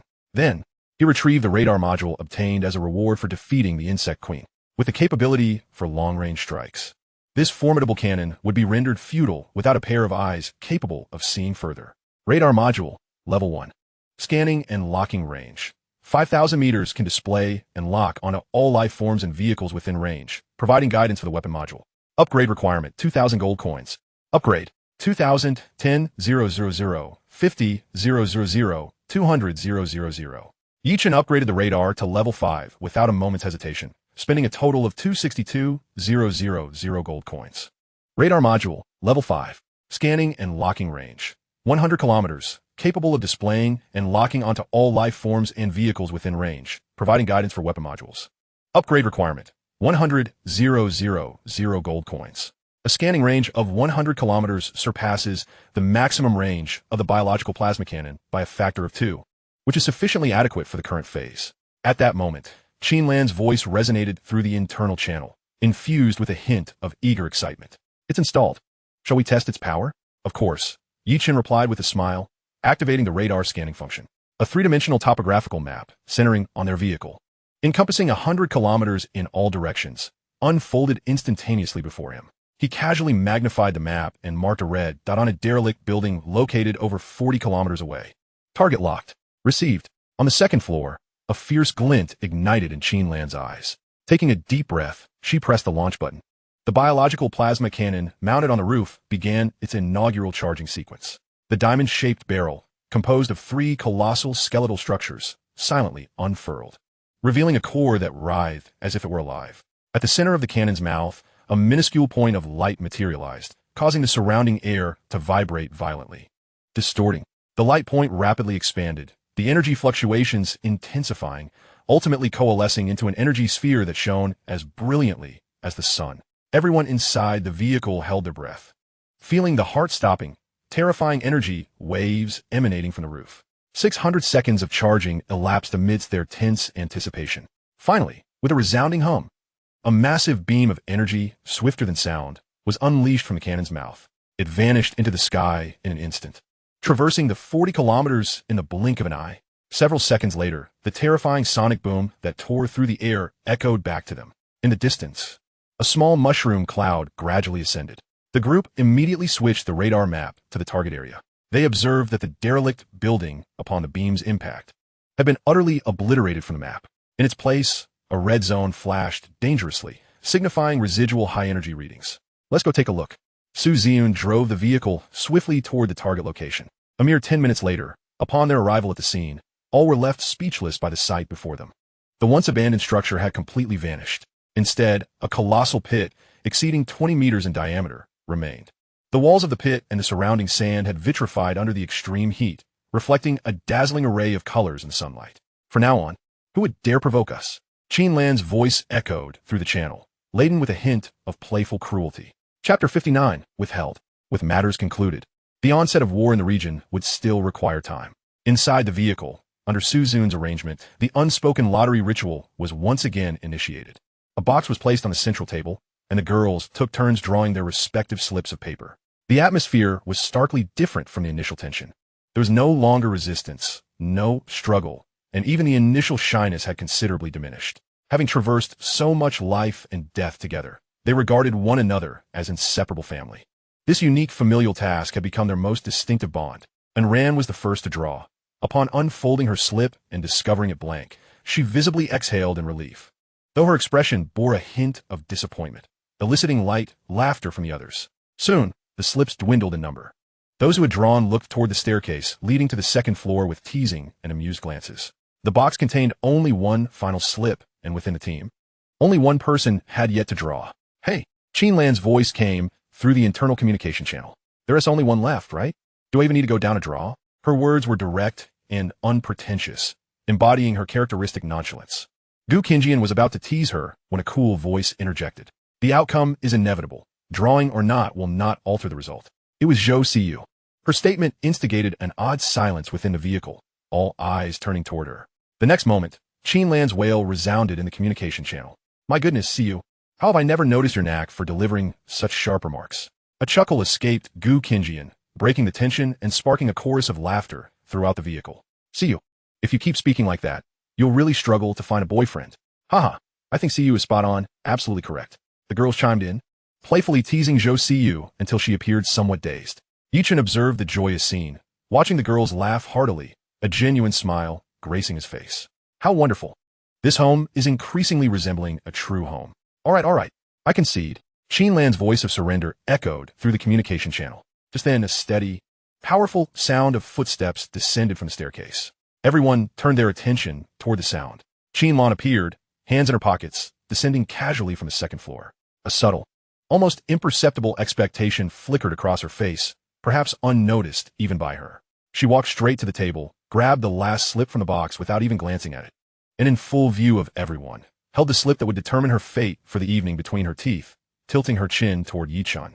Her gaze seemed to convey, young man, are you prepared to undergo my inspection? Dinner concluded amidst laughter and merriment. When Qin Lan, clutching the slip representing her fate for the night, fixed an aggressive gaze upon Yichun, all the girls exchanged knowing smiles, anticipating the spectacle. Ahem, I'll go take a shower first, Yichun stated, seeking an excuse to escape under the teasing gazes. Go on. Qin Lan released the slip from her mouth, waving her hand nonchalantly, a predatory smile curling at the corners of her lips. Make sure to wash up well, be ready for my inspection. Her tigerish words ignited another wave of laughter within the vehicle. When he returned to his room, still enveloped in the steam of his shower, Yichen found Qin Lan already there. She had not cocooned herself in the blankets like Gu Qinjian, but sat cross-legged on the bed with an air of confidence. Upon hearing the door open, she looked up, her eyes sparkling with unmasked excitement beneath the dim light of the bedside lamp. Quick on the draw, she remarked, patting the space beside her. The implication was unmistakable. Yichun felt his heart race uncontrollably. He had never encountered such an assertive woman. Taking a deep breath, he approached and sat at the edge of the bed. However, before he could utter a word, an irresistible force emanated from her side. Lan reached out, wrapping her arm around his neck and, in a strikingly dominant manner, pulled him onto the bed. Stop dawdling. You're not acting like a man. Her voice, a tantalizing whisper against his ear, held an alluring rasp. The night was still young. As the hours wore on, Yi-chun gradually shifted her arm and thigh that lay across him. Lan, having fallen into a deep, sound sleep, exhaled evenly, her face devoid of the day's sharpness, replaced by a rare, endearing softness. He cautiously lifted the blanket, preparing to rise from the bed. However, just as his feet barely touched the ground, a powerful arm shot out from behind, seizing his wrist with lightning speed. Where do you think you're going? Lan's voice, laced with a hint of languid sleepiness, echoed in the quiet room. Yi-chen's body instantly stiffened. Without turning his head, he replied, I just need to use the restroom. Hold it, came Lan's voice, devoid of any room for negotiation. Huh? Yi-chun was taken aback, a mixture of amusement and disbelief crossing his features. Can you even hold it? In response, the pressure on his arm intensified abruptly, and he was roughly yanked back against an irresistible force. I said. Lan turned over, her bright eyes still glimmering in the dark, fixed intently on him, a wicked smile curling at the corners of her lips. You won't die from holding it. Yi-chun, the war reignited. The following morning, Yi-chun awoke to the call of his biological clock. Slowly opening his eyes, he felt as if a heavy truck had run over his body, particularly in his lower back, which throbbed painfully. Glancing at the still sleeping Lan beside him, her face, usually radiant, now bore an endearing expression of slumber. Yi-chun's lips twitched as he found himself developing a newfound, profound appreciation for the combat prowess of this female general. Struggling to sit up, he dressed and stretched, attempting to alleviate the soreness in his back. However, all his efforts were in vain. As he stepped into the dining area, every girl's gaze converged upon him, filled with unspoken teasing and mockery. Good morning, chauffeur. Gu Qinjian was the first to speak, grinning like a cat that had stolen cream. You look quite invigorated. It seems you had a decent rest last night. Cough, cough. It was fine. Yi-chun forced a smile, endeavoring to maintain a normal gait. But the slight stiffness in his back betrayed him. He sat at the dining table, eating breakfast in silence. After the meal, as he stood up, a sharp pang of pain shot through his lower back, causing him to pause momentarily. This subtle detail did not escape the notice of one person. Anran, the usually shy girl who kept her head down, quietly set down her utensils, stood up, and approached Yi-chun from behind. Just as he prepared to stretch his body, he suddenly felt a soft, warm hand gently press against his lower back. Almost immediately, a vibrant green light radiated from that small hand, slowly permeating his body. The persistent ache that had plagued him melted away under this warm energy like snow in the sun. Yi-chun turned in surprise. There stood Anran, her head bowed, her face as red as a ripe apple, her usually timid eyes now filled with earnestness and focus. She said nothing, merely treating him in silence. A warm current surged in Yi-chun's heart as he looked at the shy girl, and a genuine, gentle smile graced his face. He reached out, gently ruffling Anran's soft hair. Anran's body trembled slightly, her cheeks reddening even more.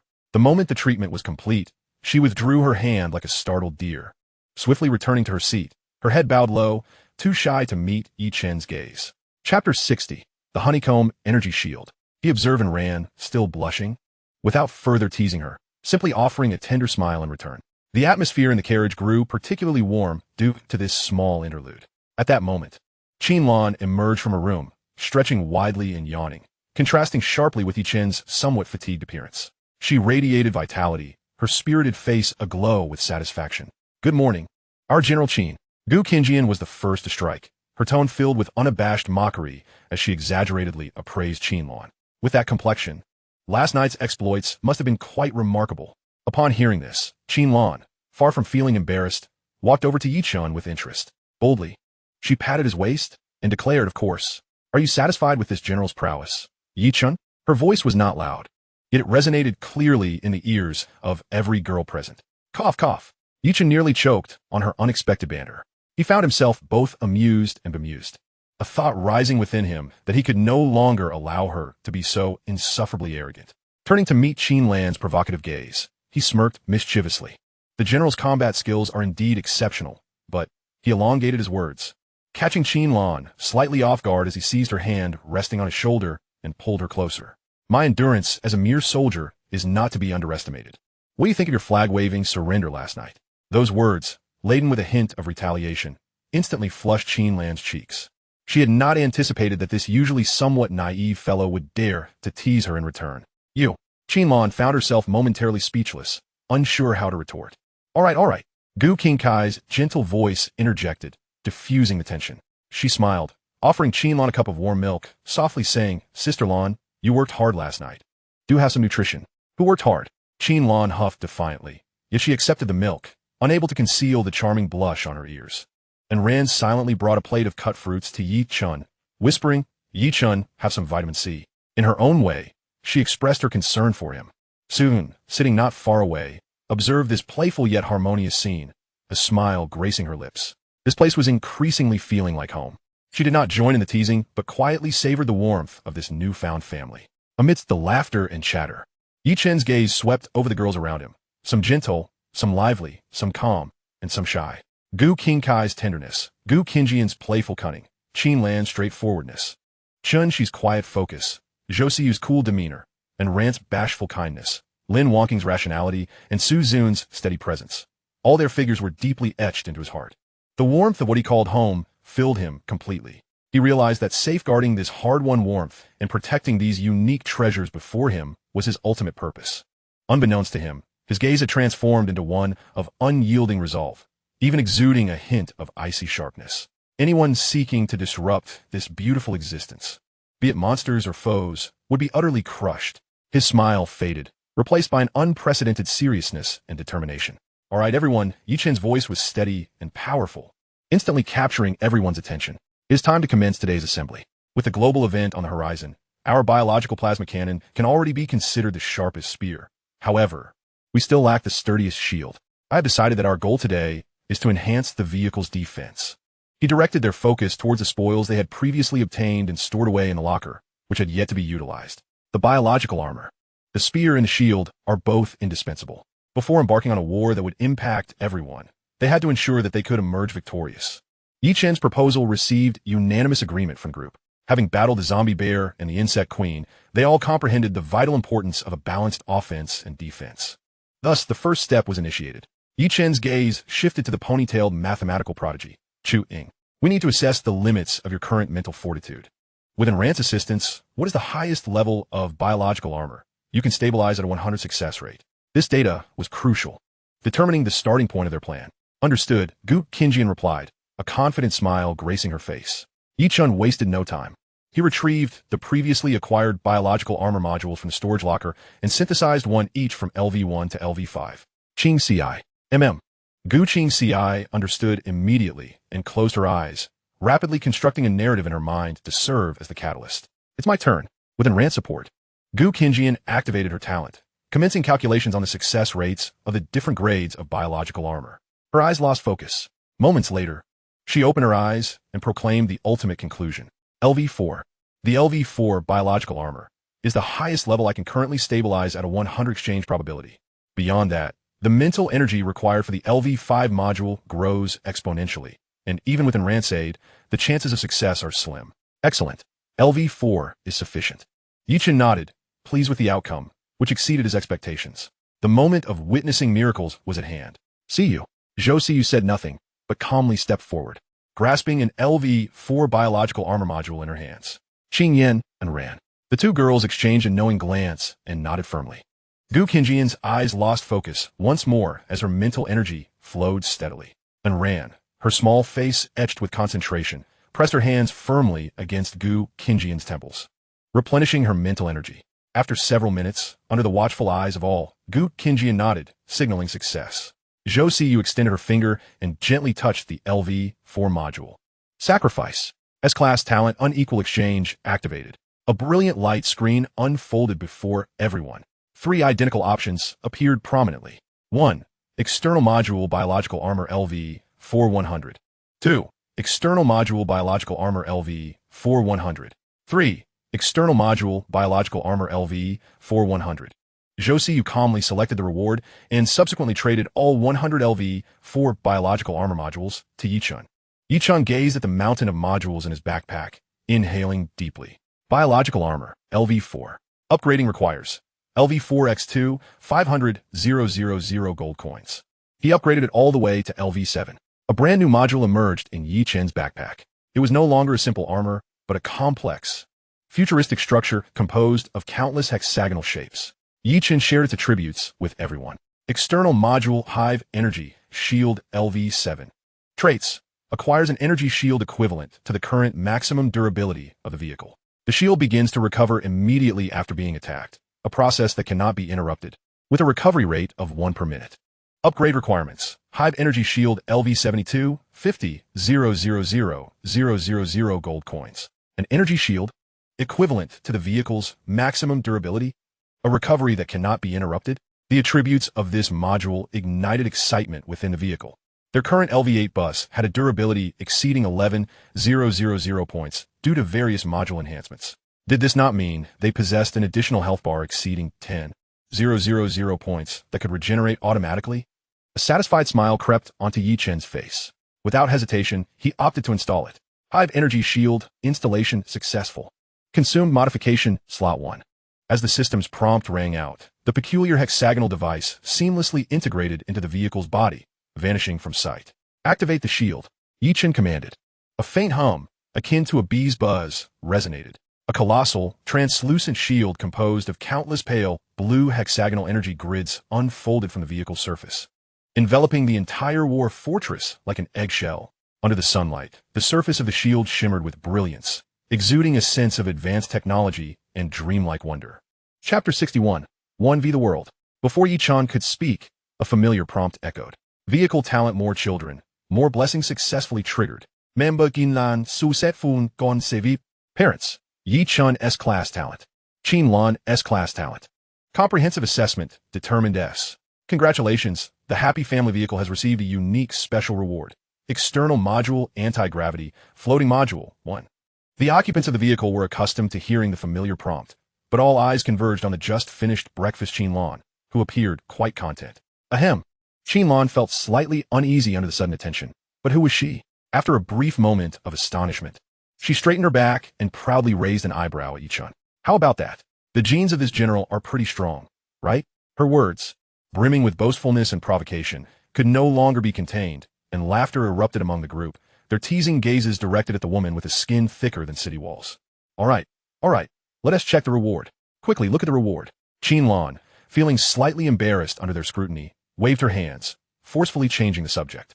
Yi Chen chuckled, shaking his head as he shared the attributes of the newly acquired module, which sounded incredibly sci-fi. External Module Anti-Gravity Floating Module LV1. Upon installation, the vehicle will break free from ground restrictions, gaining flight capability, with speed matching that of the vehicle. Upgrade requires 100,000 gold coins. Flying. Qin Lan's eyes widened in disbelief as she leaped up from her seat, nearly pressing her face against the light screen, exclaiming in astonishment, "What the hell? Are we becoming an air force?" Her exuberance ignited everyone else. The vehicle erupted in uncontainable cheers. Yi Chen's eyes mirrored their shock and joy, without hesitation. He chose to install it. Anti-gravity floating module installation successful. Consume modification slot 1. With the system prompt, the once heavily armored chassis of the vehicle silently expanded its metal armor to the sides. Subsequently, four futuristic circular floating devices gradually emerged from the vehicle's underside, firmly affixed to each corner. The center of the devices glowed with a soft blue light, pulsating like a breath. A faint yet powerful hum resonated. Everyone felt the vehicle tremble slightly as the war fortress, weighing several tons, slowly and steadily ascended, ultimately hovering half a meter above the ground. With the four floating devices emitting a gentle blue glow, the entire vehicle seemed liberated from the shackles of gravity. Just as everyone was awash with shock and excitement at their elevation from the ground to the sky, a global announcement reverberated in the minds of every survivor worldwide. The regional war event will commence in 3 hours. Event rules. 1. Combat between factions will be conducted on a regional basis. 2. Within the battlefield, there exist 10 energy beacon zones, and within each occupied energy beacon zone, one can continuously earn 100 points per hour. 3. Defeating enemy vehicles will yield points based on the tier of the opposing vehicle. 4. Points can be exchanged in the event shop. 5. Should a vehicle be destroyed during the event, it will be deemed eliminated, returning to the original zone and forfeiting all subsequent rewards. Upon the commencement of the event, entry will begin from Zone 51, with 10 zones being transported in every hour. Once the event concludes, all zones will merge with up to 10 occupied energy beacon zones. A series of announcements abruptly sobered the crowd, who had been reveling in the joy of flight moments before. The last to enter, Yi Chun furrowed his brow tightly. This rule is undeniably laden with unfairness for their designated Zone 1. By the time they entered, they would be confronted by other zones already acclimated to the battlefield, likely having fully occupied all 10 energy beacons. As the others pondered swiftly, Yi Chun opened the events points shop, his gaze landing on the top-tier item information, which he shared with everyone. Item, crystal. Category, special resource. Exchange price, 10,000 points. Item, energy core. Category, special resource. Exchange price, 3,000 points. Crystal. The mere mention of this name made it clear to everyone that this was precisely the upgrade material their bus required. I believe our objective extends beyond merely acquiring materials to upgrade our bus. Yi Chun's voice resonated within the quiet cabin. He lifted his head, casting his gaze over each companion, his eyes ablaze with an unprecedented ambition. We should seize all 10 energy beacons. Let all zones merge with us, achieving consolidation and amassing sufficient strength in advance to confront those civilizations that entered this world before us. This decision was audacious to the extreme. It implied that they would take on all other zones as a single entity while striving to capture all energy beacons. This was no longer a simple 1v50.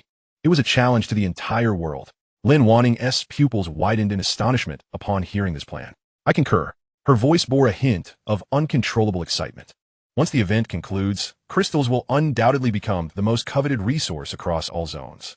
If we can occupy all energy beacons, it equates to expanding our market to a global scale. At that point, players from around the world will pay for our monopoly. This could catapult our development speed to explosive heights. The risks are excessively high. Zhou Siyu frowned, presenting an opposing viewpoint. Our actions will completely defy the rules currently established in this world, potentially leading to unpredictable consequences. However, a methodical approach will forever keep us trailing behind others.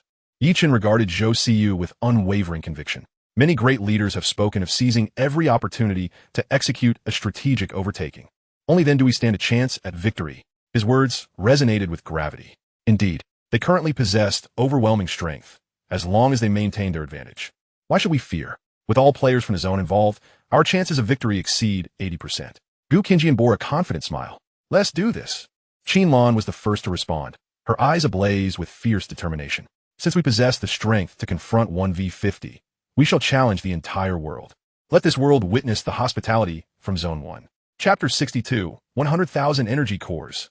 The consensus among the group was reached. To conquer all 10 energy beacons and incorporate all surviving players into the territory of Zone 1. This plan was madly ambitious and exceedingly domineering. Yet it was precisely this unreasonable madness that best suited their team, now armed with overwhelming strength. I have a thought on how to achieve our goal. Yi Chun directed his gaze at the group, voicing his inquiry. Should we conserve our firepower rather than squander it on capturing points? Given our combat prowess, merely arriving at a beacon and then holding it defensively is a tremendous waste of our mobility and firepower. Shouldn't we take the initiative like a sharp blade, swiftly targeting and eliminating the command vehicles of other zones? Qinlan, intrigued by his words, regarded Yi Chun with a hint of approval gracing her lips. Correct, continue. I'm eager to hear thoughts. Her tone was light, yet her gaze was intensely serious. She suddenly realized that Yi Chun had matured into someone capable of leveraging their advantages to effectuate significant impact on the larger scenario. Receiving affirmation, Yi Chun's thoughts crystallized further. The overall strength of Zone 1, thanks to Lin Wanning's strategic planning and prior events, is undoubtedly far superior to any other zone. Our advantage is overwhelming. Therefore, I suggest that Lin Wanning coordinate with Zhang Wei to select the highest level, most formidable vehicles within our zone to form an elite strike team. We shall serve as the spearhead of this elite unit, crashing through the enemy lines with thunderous might.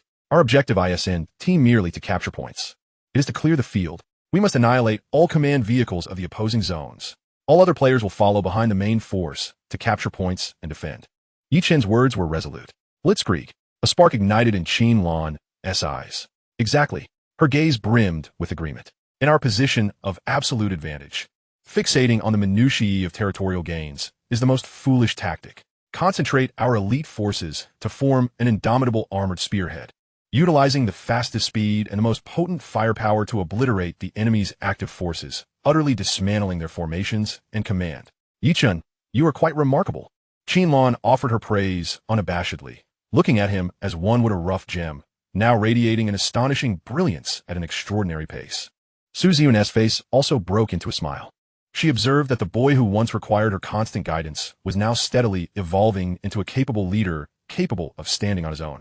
To execute this plan, we need the sharpest spearhead. Yi-chun's gaze shifted to Lin Wanning, who had remained silent, yet was evidently calculating the numerous pros and cons in her mind. Wanning, I require a substantial amount of gold. I need to upgrade all weapons and defensive modules of our vehicles to the current top tier before the event commences. Upon hearing this, Lin Wanning adjusted her frameless glasses. Gold is not an issue, she responded calmly. In fact, I'm preparing to clear out my stock. What do you mean? Gu Qinjian inquired, puzzled. Energy cores, Lin Wanning explained succinctly. According to the exchange list of the event shop, the price of an energy core is 3,000 points. This has officially established the final pricing for this top-tier strategic resource. In other words, once the event begins, all players will have the opportunity to obtain energy cores. They will no longer be our exclusive monopoly, and their market value will inevitably plummet. Thus, I must liquidate the 100,000 energy cores we have stockpiled before they depreciate. 100,000? Gu Qinjian's mouth fell open, nearly wide enough to fit an egg. The others were equally stunned into silence by this staggering figure. In recent days, Chun-Shi has been relentlessly producing. Yet no one anticipated the staggering quantity of energy cores that have been amassed. Given the need for a clearance sale, Yi-chun, after a brief moment of astonishment, was the first to regain his composure, his eyes gleaming with a spark of brilliance. Why not be even bolder? Let us implement a discount, reducing the price to a level that every ordinary player can afford. They are on the brink of engaging in regional warfare, where obtaining points will enable them to exchange for higher-tier resources. It is now the moment when they are most eager to enhance their strength and most willing to spend. This strategy could significantly increase the number of elite teams. Yi-chun's proposal cast an eerie silence over the carriage. Qinlan and Gu Qinjian exchanged peculiar glances, contemplating the transformation of the once bright and cheerful young man into someone who now considers the dynamics of human nature. Meanwhile, Lin Wanking, upon hearing Yi-chun's remarks, displayed an unreserved smile of approval on her delicate face. Yi-chun, you possess remarkable talent, she acknowledged, bestowing upon him her highest commendation. Then it is settled. Yi-chun returned her gaze with a confident smile. Additionally, inform Zhang Wei of our plan and have him select personnel to form an elite assault team. We shall serve as the vanguard, leading them to obliterate all enemies in our path. Chapter 63. A happy family? Not to worry. The Mutual Aid Alliance Command Center was shrouded in a haze, the atmosphere tense. Zhang Wei observed the central holographic display, which showcased Lin Wanking's audacious collaboration proposal and the clearance sale of 100,000 energy cores, plunging him into a prolonged silence. Everyone, please share your thoughts. He finally prompted. The plan is feasible. Fang Mingyuan was the first to respond. His tone is steady as ever. Based on the intelligence we currently possess, and considering the pricing of energy cores in the event marketplace, survivors in other regions possessing level 7 buses are exceedingly rare. We might not even gather 100 in a single area. Given the overall strength of our Region 1, if we can entirely absorb these 100,000 energy cores, we could at least form an elite assault team comprising tens of thousands of level 7 buses. This force would be formidable enough to crush any individual region, with the Happy Family as the spearhead and the elite assault team following closely to coordinate actions. We could rapidly dismantle and eliminate the surviving forces of other regions through a blitzkrieg strategy. This tactical approach is sound. As for vehicles below level 7, they could be tasked with securing points and defense in the rear, which is also entirely reasonable. However, a newly appointed young officer rose, his face etched with deep concern. But once we complete the integration of all regions, the Happy Family will become an insurmountable entity. Their rate of development will skyrocket. At that point, who could possibly counterbalance them? This question loomed heavily over the hearts of all present, like a colossal stone. Indeed, to conspire with a tiger for its skin, what advantage could there be? A bespectacled, middle-aged man spoke bitterly. Once the event commences, energy cores will swiftly become a resource accessible to all high-level players. Lin Wanking's decision to clear inventory essentially allows an impending devalued commodity to realize its final worth. Yet we also require energy cores to enhance the Alliance's battlefield yield. We cannot afford not to purchase. His tone carried a hint of reluctance. The command center fell into a stifling silence once again. Ultimately, it was Zhang Wei who shattered this stillness. His eyes were remarkably clear at that moment. I have contemplated this matter for quite some time. I have decided to endorse this plan, he declared emphatically. Every aspect aligns perfectly with our ultimate strategy for integrating regional power and fostering collective advancement. Regarding Lin Wanking, a confident smile graced his lips. She is merely a small team. Their influence is entirely dependent on the parasitism of the region. We, on the other hand, can represent the entire world, the countless survivors. As long as we can achieve the integration of all regions, with the people's hearts aligned, this seemingly insurmountable dilemma will naturally resolve itself. Zhang Wei's words resonated with profound confidence, rekindling the spark in the eyes of everyone present. Indeed, even if the happy family were to grow immensely powerful, once they complete global integration, harnessing the collective force of billions of players, would a happy family still pose a problem? Excellent. Let us proceed. The Alliance leader's assertion ignited fervor among the crowd. As the young analyst spoke again, he looked at Zhang Wei and proposed, since energy cores will be available to everyone in the event marketplace once it commences, they will no longer be an absolutely scarce resource. I believe we can further negotiate the price. After a spirited debate, both parties reached a final agreement. 100,000 energy cores at a total price of 300 million gold coins, to be settled in batches by the Mutual Aid Alliance. The moment the agreement was finalized, Zhang Wei immediately activated the Alliance's public channel, broadcasting his compelling message to every member of the Alliance. Brothers, sisters, this is Zhang Wei, to prepare for the impending regional war, ensuring that every companion in Region 1 survives this battle and ultimately claims victory. I hereby announce, in the name of the Alliance, that from this moment forth, the Alliance warehouse will offer energy cores to all members, in unlimited quantities and without distinction, at a cost of 500 gold coins each. We are one family. I hope to see thousands of unstoppable war machines on the battlefield, rather than the regret of being eliminated due to resource scarcity. Humanity shall prevail. This proclamation ignited a frenzy throughout the entire Alliance. Did I hear that correctly? 500 gold coins each. Unlimited? My goodness. Long live the Alliance leader. They were selling for over 11,000 in the market before. The leader is truly rewarding us. I thought I wouldn't be able to reach level 7. Leader, you are my second parent. The leader truly treats us like family. This is what an alliance is meant to be. This is what a leader is. Indeed, I was prepared to fight tooth and nail for points to exchange for cores in the battlefield, but now I can level up directly. Isn't that just a slaughter? The rewards will surely be higher. This is a true leader. He genuinely cares for us ordinary players. No more talking. I'm off to sell everything to gather gold. I too want a level 7 bus. Regional war. I'm going to crush them. In an instant, the praise and support for Zhang Wei reached unprecedented heights. Countless bottom-tier players, in that moment, glimpsed the hope of becoming stronger and thriving in the apocalypse.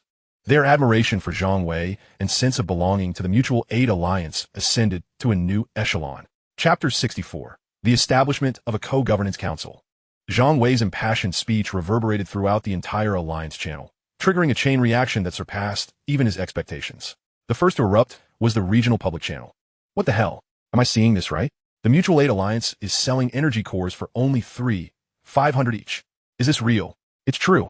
My friend with a level 6 bus just traded for an energy core. They're leveling up to 7 now. Are they insane? Selling something worth over 10,000 at a loss. Is Zhang Wei the philanthropic type? You just don't get it. This is about vision. The leader appears to be determined to elevate the strength of our entire Area 1 to an unprecedented level before the impending great battle. The news swept through the regional channel like a tsunami. Those survivors who had previously maintained their independence and hesitated to join the Alliance of Mutual Aid could no longer remain passive at this moment. Strength. In this apocalyptic world, what could incite greater fervor than a tangible enhancement of power? On the other hand, for those small guilds still struggling for survival, desperately trying to maintain their little territories, this revelation was akin to a resounding slap that left them utterly stunned. Inside the command vehicle of the Iron Cavalry Alliance, President Li Mang gazed with a grim countenance at the dwindling number of online members in his guild channel, while the regional channel buzzed with fervent discussions. His heart sank little by little. What shall we do, leader? A trusted confidant inquired, his voice dry. In just half an hour, a third of our brothers have withdrawn from the guild to join the Alliance of Mutual Aid. What will happen if this continues? Li Mang forced a self-deprecating smile. His eyes filled with despair and bitterness. Do we still have a choice? He raised his gaze to the luminous screen displaying the name Zhang Wei, a figure extolled and praised by countless individuals. We have painstakingly maintained our guild, cherishing the energy core as if it were a treasure, hoping to use it to unite hearts and solidify our position. Yet they have treated this resource as if it were mere cabbage. This is not warfare. It is a dimensional assault. We have lost. He stood up, casting one last glance at the name of the guild he had painstakingly established. A flicker of pain crossed his eyes, but more so, a sense of liberation. Convey my orders. He inhaled deeply, his voice hoarse yet resolutely firm. The Iron Cavalry Alliance is hereby disbanded.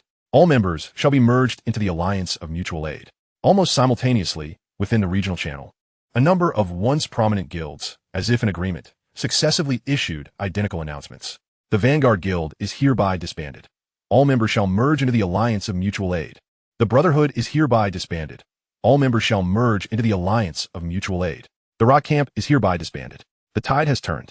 In the face of absolute strategy, any struggle appears pale and laughable. When the last small guild declared its merger, the entirety of Area 1, with the sole exception of the Happy Family, which had remained aloof from the alliance struggle, achieved an unprecedented unification in the truest sense. Zhang Wei had become the singular leader in the eyes of all survivors in this region. Meanwhile, Lin Wangqing was contemplating how to gradually erode Zhang Wei's authority from the grassroots level. A revolution that would engulf the entire region had silently concluded the final transfer of power. In the command room of the mutual aid vessel, Zhang Wei gazed at the screen displaying the already integrated alliance members, inhaling deeply before activating the alliance channel. His address resonated clearly in the eyes of every survivor in Area 1. Comrades, friends, just now, we collectively witnessed a historic moment. From this day forth, there shall be no more barriers, no more suspicions in Area 1. We are all an indivisible whole. We are family. Therefore, I have decided that the name Alliance of Mutual Aid shall become history. From now on, we shall be called the Co-Governance Association. Joint governance, shared future. We will unite as one, using our hands to resolve all difficulties and vanquish all adversaries. His words instantly ignited the enthusiasm of everyone present. Co-Governance Association. What a magnificent name. Indeed, we are no longer a scattered bunch. We are now a cohesive unit. Long live the Co-Governance Association. Zhang Wei continued. The regional war is about to commence. This is the first battle of our Co-Governance Association, and it shall undoubtedly be our decisive battle. We have formulated the ultimate battle plan, employing a dual-pronged lightning strategy. In this war, all vehicles reaching level 7 will form the most elite assault unit. The Happy Family will serve as the spearhead of our assault team, leading us to penetrate through all enemy lines. Your mission is to eliminate the foes. Use your firepower to clear away all who dare obstruct us, paving a path to victory for our comrades behind us. For the remaining comrades, your task is equally crucial. You will be responsible for occupying the energy beacons cleared by the assault unit, securing a continuous flow of points. We are distinctly divided in our roles, each fulfilling our duties. We are a unified whole. Now, tell me, do you have confidence? Yes, is clearly defined. Harmonious strategy ignited the emotions within the entire channel. Those high-level players who had just reached level 7, eager to showcase their formidable prowess, were thoroughly exhilarated at that moment. What? The Happy Family is leading us in a battle? Is this some divine favor? I can't be dreaming. Brothers, what are we waiting for? My cannons are itching to unleash their fury. Following the boss, we will crush them all. Kill, kill, kill. Let S dominate the leaderboard. Show those bumpkins from other regions what Area 1 is truly capable of. Even those level 7 players who were temporarily unable to upgrade erupted with astonishing zeal. They were not forsaken, nor treated as cannon fodder. They too were entrusted with vital tasks and avenues for earning points, regarded as indispensable cogs in this colossal war machine. Wow, the Co-Governance Association really sees us as family. I thought we'd only be left to gather dust in the back. Indeed, the assault unit brothers are fighting valiantly in front, and we shall guard our home well. We absolutely cannot lag behind. For the Co-Governance Association. For Area 1, let us do it. The fervor for war spread throughout the entire region. The entirety of Area 1 coalesced into an unprecedentedly powerful force. Chapter 65, Infinite Synthesis. Inside the carriage, Lin Wangqing looked at Yi Chun, initiating a trade, a confident smile playing on her lips. Player Lin Wangqing offers you a trade of 200,000 gold coins. Do you accept? 200 million. Even the somewhat numbed Gu Qinjian gasped upon realizing this staggering sum. Yi Chun accepted the trade with a smile, pocketing this fortune sufficient to purchase all the assets of the Co-Governance Association. He looked at Lin Wangqing and sincerely remarked, Wangqing, you are truly our mobile treasury. This is just the beginning. Lin Wangqing adjusted her glasses. Our gold will keep flowing in. Now, with the financial matters settled, Yi Chun inhaled deeply and opened the event S-Points Mall, drawing everyone's attention. Next is the centerpiece of our pre-war preparations. Amidst the dazzling array of exchange options, Yi Chun's gaze fixated on two inconspicuous yet exhilarating items. Intelligent Targeting Core. Category, Item. Effect. Upon use on a weapon module. It grants the designated weapon module automatic targeting and attack capabilities, requiring no manual control. Exchange price, 100 points each. Ammunition box. Category, Item. Effect. Provides 500 slots of storage space and automatically supplies ammunition to the weapon module. Exchange price, 1,000 points each. This is it. Ichin's voice brimmed with barely contained excitement. This is what I discovered in the marketplace. With these acquisitions, one of our most significant shortcomings will be thoroughly addressed. A shortcoming? Qinlan looked puzzled. Do we still have any shortcomings now? In her view, having obtained the Hive energy shield and biological plasma cannon, their war fortress had already become an almost perfect killing machine. Indeed, there is. Yichin nodded, casting a serious gaze towards Qinlan. This shortcoming is you. Me? Qinlan's confusion deepened.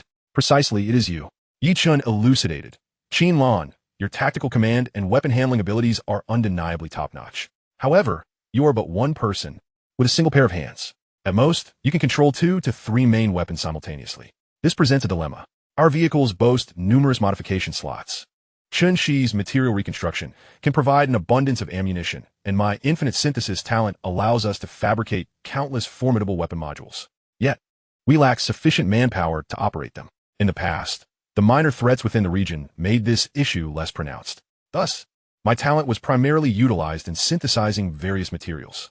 However, the upcoming regional war is a different matter entirely. Yichin paused, his gaze sweeping across everyone before landing once more on the newly discovered item. With these 2 items, everything will change.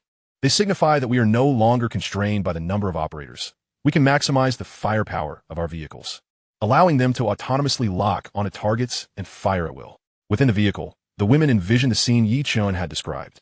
A war fortress suspended in midair, surrounded by dozens of ominous black gun barrels, cannons, RPGs, electromagnetic guns, and machine guns. All weapons would operate without any human control, as if imbued with life, autonomously locking onto every enemy within their sights, then unleashing a cataclysmic barrage simultaneously. What a terrifying, awe-inspiring, and utterly despairing spectacle that would be. Qinlan gazed at Yichin, her eyes ablaze with fervor. My heavens, does that mean we would truly become a mobile aerial fortress? Gu Qinjian exclaimed with excitement. So is settled, Yichin declared decisively, his eyes afire with ambition. Wonking, utilize the trading channels we just established with the Co-Governance Association to acquire all their lowest-tier weapon modules in bulk, especially the cannon and rocket modules. Get as many as possible. Understood. Lin Wonking nodded without hesitation, promptly contacting Zhang Wei to place massive acquisition orders. As for me, Yichin looked at his hands, revered by his comrades as the hands of a god, a confident smile gracing his face. I shall be responsible for transforming the scrap metal we acquire into the most lethal fangs for our armory. The countdown of 3 hours has begun. A multitude of Maxim machine guns were acquired by Lin Wonking from the Co-Governance Association and delivered into Yichin's hands. Yichin activated his talent to commence synthesis. Maxim machine gun synthesized in a Browning M2 QJZ-171. External weapon module QJZ-171, level 1. Caliber, 127 millimeters. Rate of fire, 600 rounds per minute. Effective range, 1,500 meters. Upgrade requirement, 1,000 gold coins. Requires personnel operation. The subsequent synthesis would necessitate 10,000 Maxim machine guns. Yichin halted his thoughts on synthesis. Synthesis was merely to elevate the weapon's initial capabilities, while the gold coins required for a qualitative upgrade diminish with the weapon's level. At the current stage, this weapon, through gold coin upgrades, could achieve a qualitative transformation to maximize firepower sufficient to handle all situations. Presently, the market for artillery is inflated due to the imminent war. Even a Krupp cannon has been speculated to 3,000, with power inferior to that of an RPG. Yichin felt it more prudent to upgrade the RPG, achieving a qualitative transformation instead. After a flurry of upgrades, both firepower and defense reached their zenith. Happiness Family Ship, level 8. Member count 9. Speed, 120 kilometers h, 240 kilometers h in flight. Durability, 1, 400, 000, 280, 000, energy shield. Modification slots, 1, 17 out of 18 used. Upgrade conditions, crystals X100. Fire God, closed defense cannon. Level 7, 7 barrels, 30 millimeters. External weapon module Katyusha, level 5, RPG after upgrade. 16 rounds fired simultaneously every minute. Range 85 kilometers. Type 85 twin anti-aircraft gun, Level 8, QJ-171 upgraded. Rate of fire 2800 rounds per minute, 5 installed. External weapon module, biological plasma cannon. Level 5, range 100 kilometers. Silicon carbide ceramic armor. Level 9, durability increased by 900. Amorphous carbon glass. Level 9, durability increased by 400. Anti-gravity levitation module. Level 3, doubles flight speed. Hive energy shield.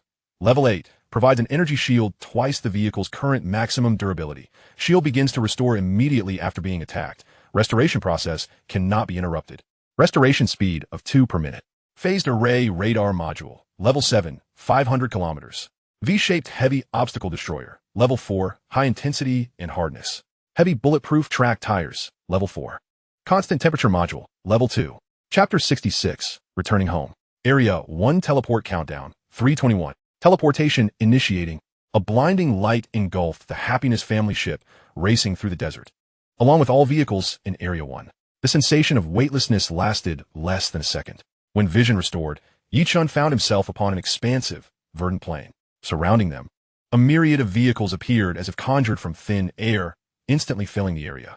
Hundreds of thousands of engines stood poised, generating a thunderous roar. At the periphery of the massive convoy, a translucent light blue protective shield loomed like an inverted giant bull, thoroughly isolating them from the external world. Is this the battlefield? Gu Qinjian murmured, gazing at the breathtakingly awe-inspiring sight outside the window. Yi-chun remained silent, promptly opening the map. A colossal, three-dimensional map unfolded before all. This was a battlefield of substantial dimensions, measuring a square with sides of 500 kilometers, dotted with mountains, rivers, forests, and various complex terrains. At the map's center and 9 other critical strategic locations, 10 points radiated a striking red glow, distinctly marked. Energy beacons. At this moment, all 10 red points unequivocally displayed as occupied, with the respective area numbers labeled above. Just then, a series of system prompts echoed in the minds of all players in Area 1. Area 1 has successfully entered the event battlefield. Please vote for the commander of your area from the various alliances within 60 seconds. Countdown begins. 60, 59. A virtual voting interface materialized before everyone, displaying only one candidate's name and a voting button, Zhang Wei. This choice was devoid of suspense, requiring no mobilization or rallying. Whether it be the grassroots players captivated by Zhang Wei's personal charisma or the various guild leaders who, under the cunning machinations of the Co-Governance Council, chose to submit for the sake of profit, they all resolutely pressed the singular option at this moment. Voting concluded. Player Zhang Wei has garnered a 100 approval rating, officially becoming the commander of Zone 1. The exclusive command channel for Zone 1 is now open. The battlefield's general channel is now active. Yi-chun promptly activated the battlefield's general channel. At the top of the channel, a line of cold numbers caused his pupils to constrict sharply. Current number of vehicles, 24. 065, 33130, 658, 112. In just 5 short hours, prior to their entrance into the battlefield in Zone 1, over 6 million buses had been completely eliminated. The chat content within the channel was utterly chaotic, the speed of information scrolling so rapid that it was nearly impossible to comprehend. Yet, Yi-chun adeptly discerned the most frequently appearing keywords. Dad, Mom, it's Xiaogang. Which zone are you in? Reply if you see this. I'm still alive. Looking for someone. Wang Li, if you're still alive, please respond. I beg you. Zone 45, we've been ambushed by Zone 9. The command system has been compromised. Requesting support. Are there any nearby allies? All of Zone 22. Gather at coordinates 255, 389. We clashed with Zone 17. Damn it, that cowardly commander has no guts. We must avenge our brothers. Messages of searching, pleas for help, cries for vengeance, and calls for alliances flowed together, forming a chaotic, bloody, and sorrowful symphony of war. This channel made it abundantly clear to everyone in the vehicle that this was no longer the trivial skirmishes of yesteryear. This was a true world war, affecting billions of survivors globally. As Yi-chun observed the continuously refreshing messages of those searching for loved ones, a heavy weight settled in his heart. An issue that they had all intentionally or unintentionally avoided for so long was now brutally laid bare. Their parents. He instinctively glanced at the others in the vehicle. The atmosphere, once filled with excitement for the impending battle, had now vanished entirely. The faces of all the girls were marked with complex emotions, worry, longing, and a hint of fear. Even Qinlan, the fearless war enthusiast, now tightly pressed her lips together, silent, her eyes reflecting a rare confusion. Gu Qinkai's eyes were slightly reddened, and she instinctively tightened her grip on her pen, her knuckles turning pale from the pressure. Gu Qinjian. whose face usually bore a playful smile, was for the first time replaced by a serious demeanor. Indeed, they were all prodigies in their respective fields, possessing intellect and abilities far beyond the ordinary. Yet, they remained merely 18 or 19-year-old girls. They too would miss home and yearn for their parents.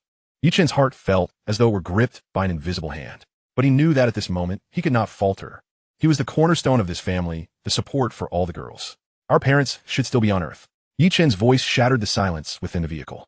His tone, though quiet, was exceptionally steady, imbued with a persuasive strength. All eyes turned to him in unison. Have you forgotten the rules? Yichen's gaze swept over each individual. This world has an age limit. Our parents are all over 60. It is highly probable that they have not entered this world. They are likely still, as before, living peaceful lives on Earth. These words shone like a beacon, illuminating the darkest corners of everyone's hearts. Indeed, they were all late-born children. Their parents were, in fact, quite old. This detail, overlooked by them, had now transformed into the most comforting hope. As long as we can win, as long as we can survive. Yichen gazed at the girls before him, witnessing the rekindled spark of hope in their eyes.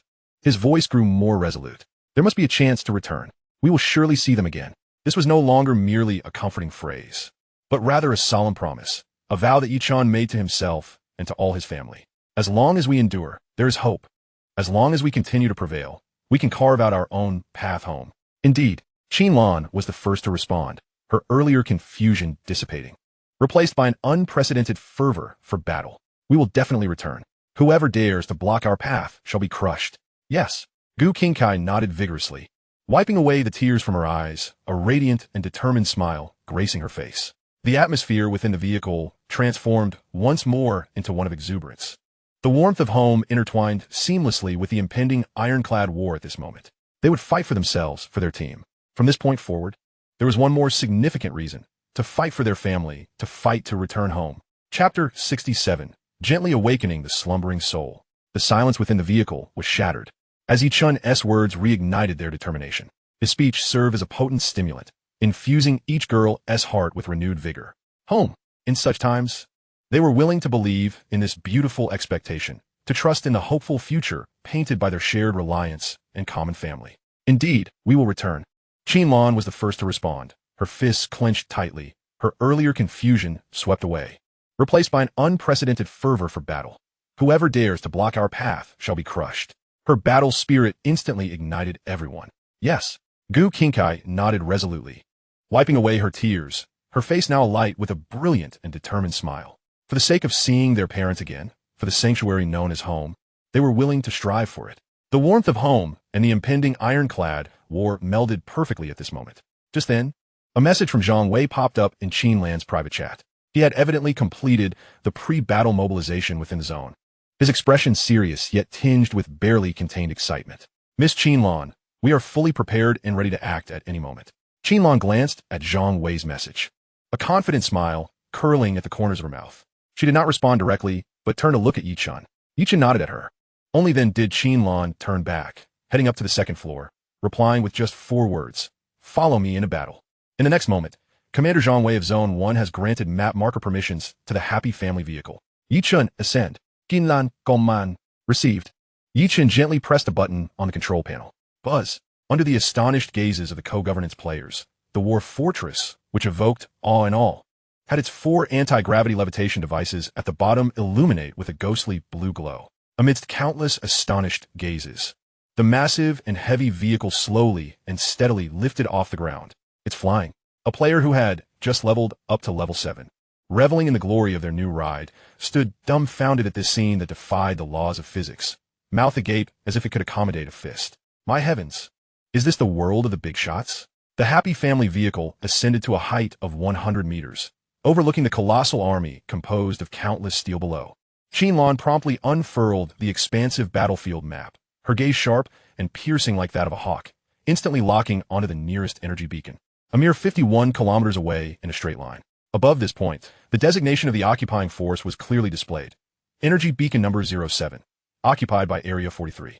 Qinlan marked this location with a conspicuous and formidable red cross, a signal that simultaneously appeared on the maps of all players within Area 1.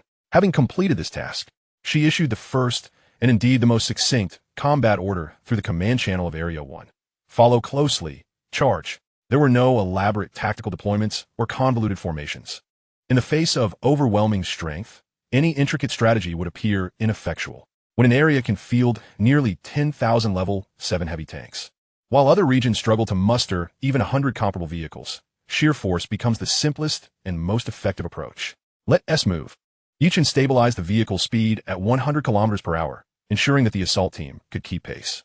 Thunderous roars. In its wake, the steel tide formed by nearly 10,000 level 7 tanks surged forth like a flood unleashed, kicking up clouds of dust as they followed closely behind. The earth-shattering roar of the engines coalesced into a primal scream capable of tearing the sky asunder. On the second floor of the Happiness family ship, in the weapons control room, Qinlan sat before the console, her expression intensely focused on the radar screen. Within the 500-kilometer scanning range of the Level 7 phased array radar, the battlefield lay before her in a near-transparent state.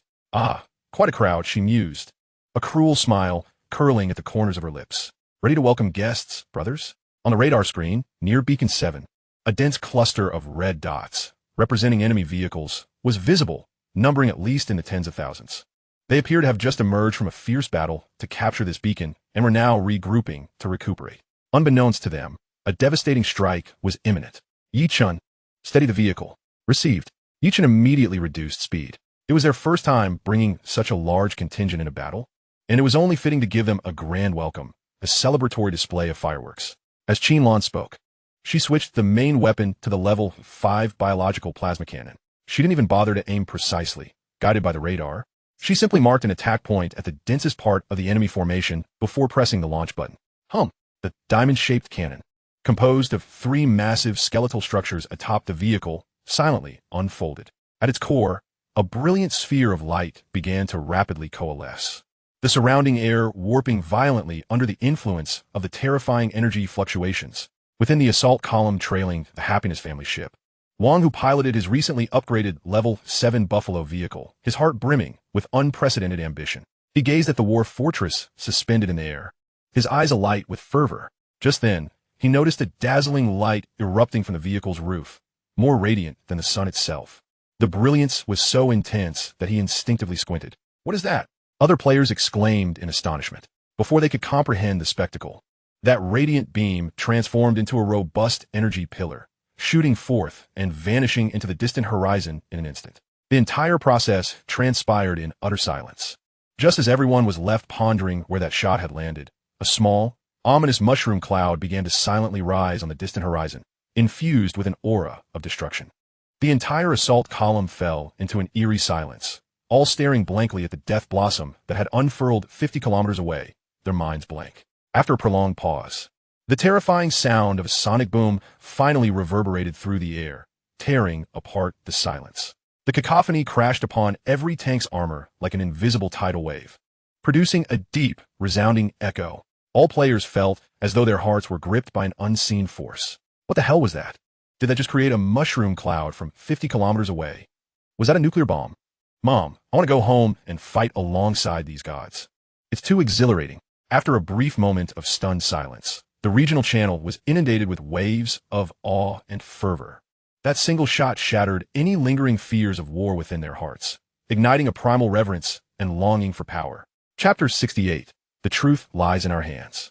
Killed LV-4 Bus 41. Points earned, 1640. Killed LV-3 Bus 135. Points earned, 4050. A flurry of notifications regarding points acquisition flooded the team channel of the Happiness family ship. Yichen cast a cursory glance. That single prelude of a long-range strike had already garnered them over 6,000 substantial points. He gazed once more at the distant mushroom cloud, still visible over 50 kilometers away, lingering in the sky, and gained a clearer, more visceral understanding of the terrifying power of the Level 5 biological plasma cannon. Chun-Shi. Yichun's gaze shifted from the horizon back to Chun-Shi, who was also observing the unfolding chaos, and posed a question that had been on his mind. This map, it resembles the survival world we encountered before, does it not? The way we can see that mushroom cloud so clearly from over 50 kilometers away, with no sign of curvature on the horizon. This suggests that the space we currently inhabit is likely a completely flat plane, or perhaps this planet is of such immense size that it defies our comprehension. Chun-Shi, upon hearing this, lifted her clear gaze towards the distance, instantly grasping the implication of Yichun's words. After a moment, she nodded, providing her answer. Indeed, the battlefield we occupy should, like the survival world, be a vast plain devoid of curvature. Though difficult to fathom, within this world, that is the rule. Understood. Yi Chun nodded, his heartbeat quickening with this revelation. A battlefield without curvature. This also elucidated why the Level 7 phased array radar could achieve its theoretical scanning range of 500 kilometers. Here, range equated to truth, and the truth was, at this moment, firmly in their grasp. Without hesitation, he immediately accessed the newly unlocked event shop, utilizing the freshly acquired points to embark on a spree of purchases. Intelligent Targeting Core. Category, Item. Effect. After use on weapon modules, grants them automatic targeting and attack capabilities, requiring no manual control. Redemption price, 100 points each. Ammunition box. Category, Item. Effect. Provides 500 slots of storage space and automatically supplies ammunition to weapon modules. Redemption price, 1,000 points each. Spending 1,600 points. He redeemed 6 Intelligent Targeting Cores and 1 ammunition box. Player Yi Chun offers to trade 6 Intelligent Targeting Cores with you. Will you accept? On the second floor, observing the chaotic scene on the radar, Qinlan glanced at the incoming trade request and unhesitatingly chose to accept. Qinlan, install these 6 cores onto our 585-style twin anti-aircraft cannons and the Vulcan close-in weapon system. Yi Chun's voice resonated through the channel. Received.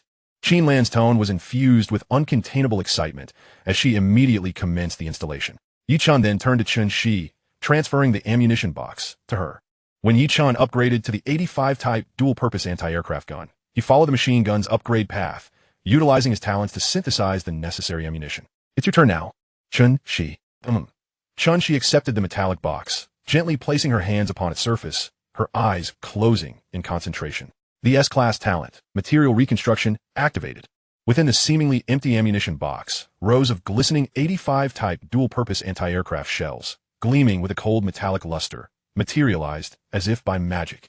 As Yi Chun and his team prepared for the final armament before battle, Qinlan on the second floor was also hard at work. The radar screen displayed a dense cluster of red dots, representing hostile vehicles, which had descended into chaos and panic after experiencing the first wave of divine retribution. They were evidently disoriented by the devastating long-range strike, utterly unaware of the source of their assault. The vehicles, akin to headless flies, frantically fled from the explosion site, desperately attempting to evade the attacks from an unknown origin. As they retreated, the blue progress bar indicating the capture status of Beacon Point 7 began to decline steadily. A rabble now decides to flee? Qinlan scoffed coldly as she observed the scattered red dots on the radar. Too late. Her gaze swiftly scanned the radar, locking onto another area densely populated with red dots. It appeared to be another main force from Region 43, which had initially intended to support the beacon point, but was now caught in confusion due to the upheaval ahead. Just you wait. Qinlan's fingers descended once more upon the firing button of the biological plasma cannon. Charge, lock on, fire. The actions flowed seamlessly. Virum. A terrifying wave of energy enveloped the Happy Family vehicle once more. As the menacing biological cannon atop, the vehicle unleashed its roar. A robust energy beam surged forth from the cannon's mouth, tearing through the sky. Moments later, another mushroom cloud silently blossomed on the distant horizon. The blinding brilliance compelled even the advancing assault team players behind to instinctively close their eyes. On the radar screen, the area that had just been teeming with red dots was instantly obliterated, leaving only a few scattered dots outside the explosion zone, frantically fleeing in disarray. Qinlan's expression remained impassive. She could hardly be bothered with the stragglers, quickly pivoting the cannon to lock onto a third target. Another round of charging ensued. Another cataclysmic beam was unleashed. The third mushroom cloud ascended. For the players in Region 43, the entire battlefield had transformed into a one-sided hell on Earth. They had no idea who their enemy was or where they lay. All they knew was that every few minutes, a beam brighter than the sun would streak across the horizon, erasing entire swaths of land, people, and vehicles from existence. The unknown is the most terrifying. This sense of despair, knowing one could be deemed dead without ever seeing the enemy, shattered their fighting spirit. As this atmosphere of hopelessness began to permeate, Yi Chun had already led a strike team composed of nearly 10,000 Level 7 vehicles across dozens of kilometers. They were now less than 5 kilometers from the enemy. Chapter 69. The Domain of War commence. Following 3 rounds of long-range bombardment, Yi Chun showed no intention of slowing down. Maintaining a speed of 100 kilometers per hour, he advanced steadily toward the enemy positions, which had succumbed to complete disarray. Below, A torrent of steel composed of nearly 10,000 level 6 vehicles stirred up a dust cloud that blotted out the sun, trailing closely behind. In the weapon operations room on the second floor, Qinlan observed the disorganized red dots on the radar, a smile curling at the corners of her lips. The appetizer is over. Now, it's time for the main course. The domain of war is activated. On the second floor, Qinlan's voice was laced with excitement.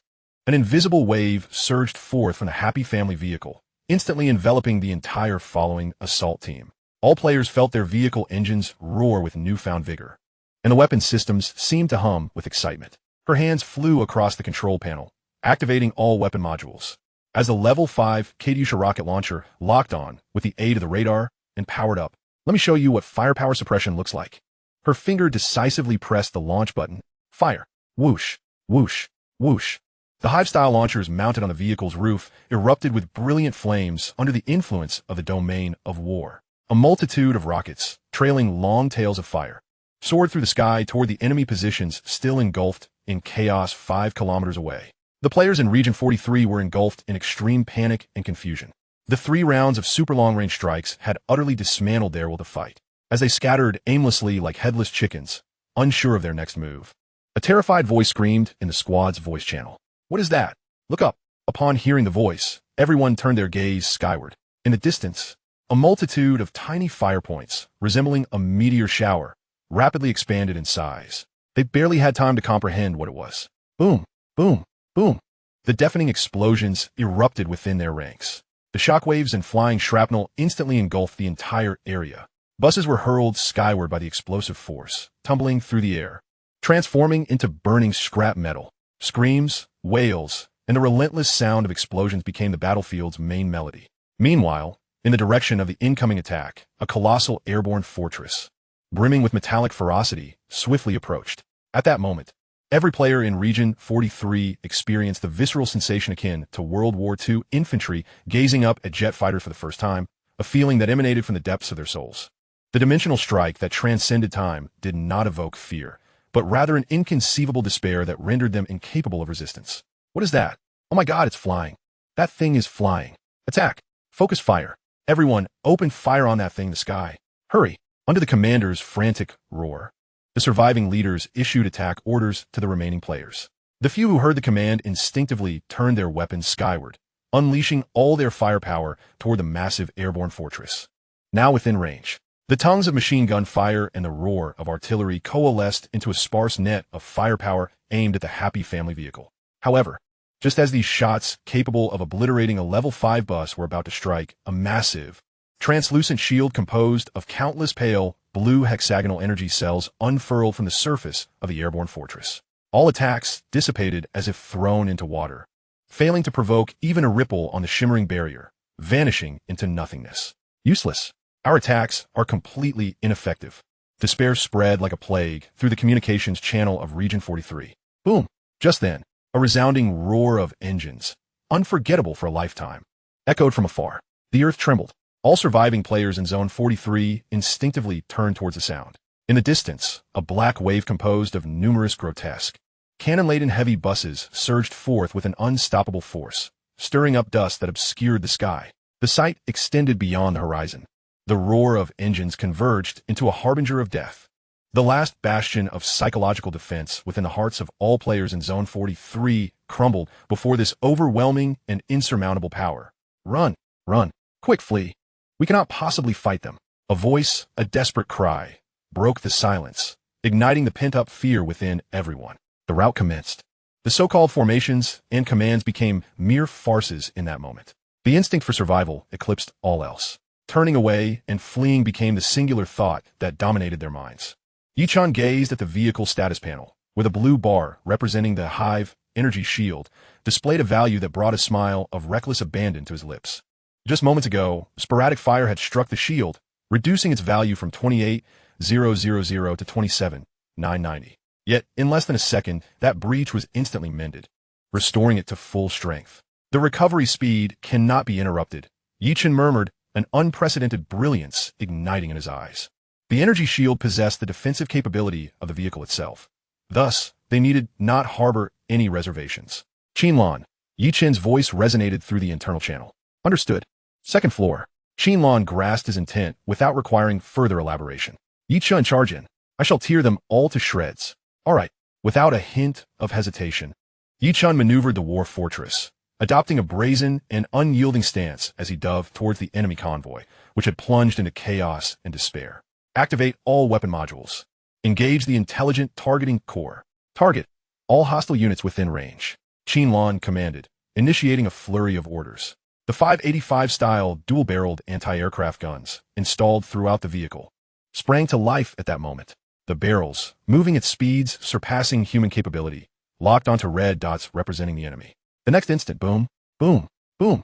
The 5 machine guns opened fire simultaneously from various angles. Above the vehicle, the 7-barreled 30mm Vulcan close-in weapon system emitted a terrifying roar that could shatter eardrums. Buzz. No longer mere gunfire. It resembled the thunderous growl of a colossal chainsaw being activated, unleashing a tempest of metal upon the ground. Bang, bang, bang, bang, bang. A torrential downpour of ammunition rained down, accurately sweeping the fleeing buses below. Those once formidable armors now crumbled like mere sheets of paper before the 30mm rounds. Boom. Countless sparks erupted upon impact. Armor was breached, vehicles obliterated with ease. The flames of the ensuing explosions were merely the beginning. An indiscriminate massacre, devoid of sequence, commenced. The war fortress weaved through the enemy ranks, leaving a trail of deathly fireworks spawned from the explosions of vehicles with every turn, every pass, every dive. Chapter 70. The Desperate Counterattack of Zone 43. Wang Hu felt his blood boil like never before. He piloted his Level 7 Buffalo through a formation composed of tens of thousands of similarly ranked vehicles, leading the first echelon. The roar of the engine coalesced into a thunderous battle hymn in his ears as dust swirled around them. That airborne fortress, with an unmatched presence, navigated through the enemy lines, guiding them toward victory. Ahead lay the utterly routed forces of Zone 43, those once formidable Level 3 and 4 buses, which Wang, who had regarded as titans, now resembled lambs to the slaughter, scattering in panic. Yet their meager speed was but a jest in Wang Hu's eyes. Brothers, open fire. Wang Hu bellowed in exhilaration over his vehicle's squad channel. Let them witness the true meaning of dimensional suppression. Tat, tat, tat, tat, tat. The machine gunners unleashed a torrent of fire from the mounted heavy machine guns, the barrage of large-caliber bullets swiftly catching up to the last few fleeing enemy buses. Puff, puff, puff. The bullets effortlessly tore through their armor, leaving grotesque holes in the vehicle bodies. One bus, receiving concentrated fire, had its durability obliterated, erupting into a towering inferno. Well done. This bloody yet spectacular scene ignited the fighting spirit of all assault team members. Haha, this is exhilarating. 1,000 times better than squashing bugs. Charge. Crush them. Some enemies, unable to escape, mounted a desperate counterattack. Sporadic artillery and machine gun fire rained down on the pursuing assault team. However, these attacks, once deemed significant, now merely sparked trivial glimmers against the robust armor of their Level 7 buses, failing to leave even a scratch. Is that all? Wang Hu scoffed derisively, too apathetic to evade as he floored the accelerator, colliding with a Level 4 bus attempting to turn back in defiance. Boom! In the face of absolute power and mass, that bus crumpled like a discarded soda can, tumbling through the air. This was no battle. It was a one-sided, merciless trampling and slaughter. The assault teams swiftly dispatched all enemies still visible, leaving behind a trail of wreckage and flames. Commander, we can't shake them off. The driver within the command vehicle of Zone 43 trembled in despair as he gazed into the rearview mirror at the pursuing convoy. Li Yuan, the commander of Zone 43 and also the owner of a Level 7 bus, turned pale as a ghost. On his battlefield map, the occupation progress of Beacon 7 displayed the name of Zone 1, causing a sharp pain in his heart. How could this be? They were supposed to be one of the first zones to capture the energy beacon, riding high on their success. Why have they suddenly faced such a catastrophic blow? Zone 1, the most enigmatic and latest entrant of all, had struck with the force of a thunderbolt. How could their speed be so astonishingly swift? Li Yuan's gaze fixed upon the seemingly endless torrent of steel behind him. A chilling, absurd thought surged from the depths of his mind. Could it be? He dared not voice the speculation, for it was too outrageous, too contrary to reason. Commander, could the pursuers be all Level 7 buses? Shrieked an observer within the vehicle. Impossible. A frantic intelligence officer screamed. That is absolutely impossible. The Zerg Queen incident produced at most 100 energy cores. How could they possibly assemble a fleet of several thousand Level 7 buses? It defies logic. Logic? Li Yuan let out a bitter laugh. When those three mushroom clouds rose over their position, logic had already perished. Just then, Li Yuan abruptly lifted his head. Through the observation window at the rear of the vehicle, he beheld the war fortress suspended in the sky, now adjusting its posture, preparing to plunge towards them. The shadow of death enveloped him. There was no escape. All the panic in Li Yuan's eyes dissipated in that instant, replaced by a frenzied and hysterical wrath.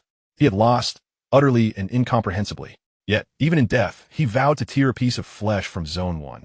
Even if they were not yet defeated, they would be made to suffer. A morbid smirk emerged on Li Yuan's face. We may not survive, but before we perish, we must bring enough to bear with us. He abruptly activated the channel panel, opening the chaotic battlefield's general channel. He initiated a frenzied barrage of messages. Warning. Attention, all zones. Zone 1 possesses tens of thousands of level 7 buses. Repeating. Zone 1 possesses tens of thousands of level 7 buses. Our Zone 43 has been utterly obliterated. You must cooperate. Form a coalition immediately. Otherwise, fighting alone will only lead to your demise. This intelligence comes at the cost of our entire Zone 43's annihilation. Those of you who harbor doubts may verify at the vicinity of Beacon 7. Unite. This is your only chance. Otherwise, death awaits you. Unite. A cold smile of vindication crept across Li Yuan's face, contorted by madness. He raised his gaze, silently observing the rapidly enlarging war fortress in his view. Watching as the roaring artillery, the god of fire cannon, extended from the fortress's front. Boom! The violent explosion engulfed his command vehicle along with him. In the final moments of his life, he continued to flood the general channel with his unfinished last message. The demise of Li Yuan and his Zone 43 did not stir significant ripples across the vast battlefield. Yet, the final warning he issued with his life detonated like underwater mines within the battlefield's general channel, creating waves upon waves. Initially, few believed it. Tens of thousands of level 7 buses? Is this guy out of his mind? Has he started Babel? Right? As if the energy core were a cabbage? Tens of thousands? Why not say hundreds of thousands?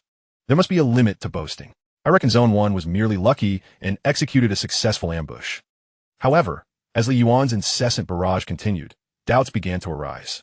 Wait, something seems off. Not a single person from Zone 43 is speaking anymore.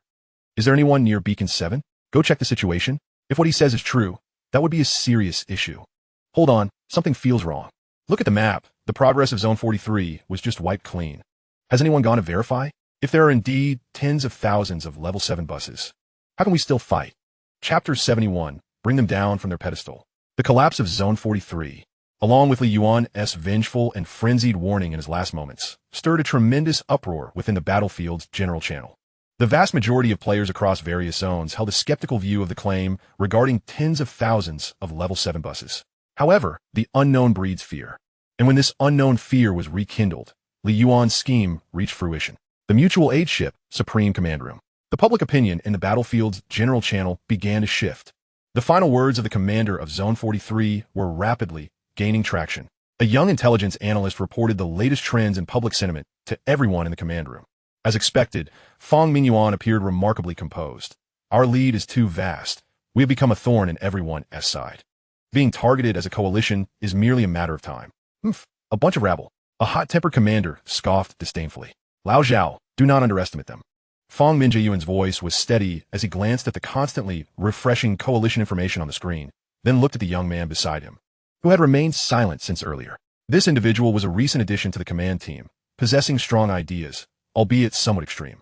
Should we immediately contact Miss Qinlan of the Happy Family ship and suggest they slow their advance, taking a more measured approach? A more seasoned, prudent commander shared his perspective. His words garnered nods of agreement from many. Avoiding becoming a target too soon is indeed the best strategy. Xiao Wang, what are your thoughts? Fong Mingyuan proactively called upon him. The young man slowly lifted his head. Unfazed by the gazes directed at him, he calmly spoke. Currently, the situation is precarious. It would be wise to moderate our pace of advancement and proceed cautiously. His words sounded judicious and considerate of the larger picture. Yet, Fong Mingyuan detected a hint of something different in his eyes. My proposal is that we should actively amplify our rhetoric, even subtly inciting coalitions among other zones. Then, we must devise a method to ensure they experience a catastrophic defeat, one sufficient to shatter their myth. Only in this way can we eradicate the perception that they are invincible. This assertion drew the attention of everyone in the command room. All understood that the they he referred to was the happy family ship, which dominated the battlefield. This young man, are you suggesting? Fang Minjiayuan's voice took on a more profound tone. Indeed. The young man nodded without hesitation. We can sacrifice a portion of the assault team members, as long as it leads to their demise and elimination. This would demonstrate that even myths can be shattered. Once their invincible myth is broken, and everyone sees that they too can be injured and defeated, their intimidation factor in everyone's hearts will significantly diminish. The subsequent influence generated will far outweigh the loss of several hundred or even thousands of level 7 buses. A flash of approval crossed Fang Minjiayuan's mind. He had to admit that from a purely profit-oriented perspective, this young man's idea was entirely correct. However, he knew that Zhang Wei would absolutely disagree. Furthermore, Fang Mingyuan himself believed that the time was far from ripe to address this issue. They had not formed factions, nor had they bullied the weak. Indeed, the development of the coalition would not have been possible without the support and resources provided by each other. This world needs a benchmark, a leader so formidable that it instills despair yet refrains from wielding the sword lightly. Without the happy family ship, they would need to bolster another. If that is the case, why take such unnecessary risks? Do not adopt such extreme views.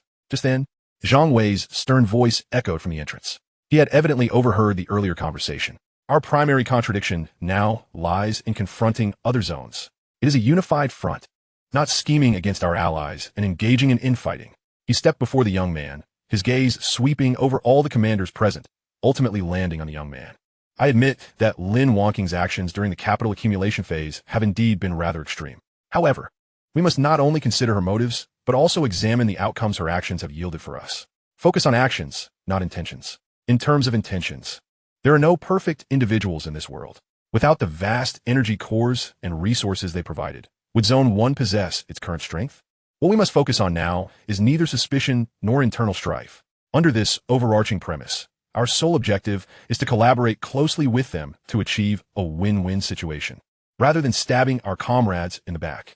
Zhang Wei's words resonated with authority, infused with an undeniable aura of leadership. The young man, under Zhang Wei's intense gaze, slowly bowed his head, falling silent. The others in the command room nodded in agreement, acknowledging his sentiment. Indeed, it is about actions, not intentions. Regardless of the original intent behind the Happy Family Initiative, the results they have yielded signify the rise of the entire Zone 1. Unity and cooperation are the paramount endeavors they must now undertake. Chapter 72, Be Arrogant. Strike them all, surrounding the 7th beacon point. The landscape was littered with the charred remnants of vehicles and gaping black craters left by explosions. The 43rd Zone faced total annihilation. Thus, the first external war of Zone 1 culminated in a near-exemplary victory, executed with a crushing might. The entire cleanup process barely lasted half an hour. The channel for Zone 1 erupted into jubilant celebrations. We won. We triumphed. Damn it, that was too easy. This isn't warfare. It's a one-sided massacre. The Happy Family Initiative is impressive. The Cooperative Council is formidable. So what is your perspective? In the weapon operations room on the 2nd floor of the Happy Family ship, Qinlan's voice echoed through the internal channel. The post-war analysis report from the Cooperative Council was promptly dispatched to Qinlan.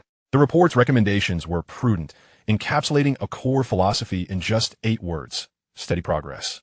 Step by step. This entailed that the assault teams would handle the breakthroughs, while the follow-up forces would secure the territory, resting and replenishing before advancing to the next target, transforming the entire regional conflict into a calculable repetitive task. Qinlan refrained from making an immediate decision. She shared the report with everyone and then posed the question to their male counterparts. Yi Chen's gaze shifted away from the analysis report. Slow down? No. He shook his head.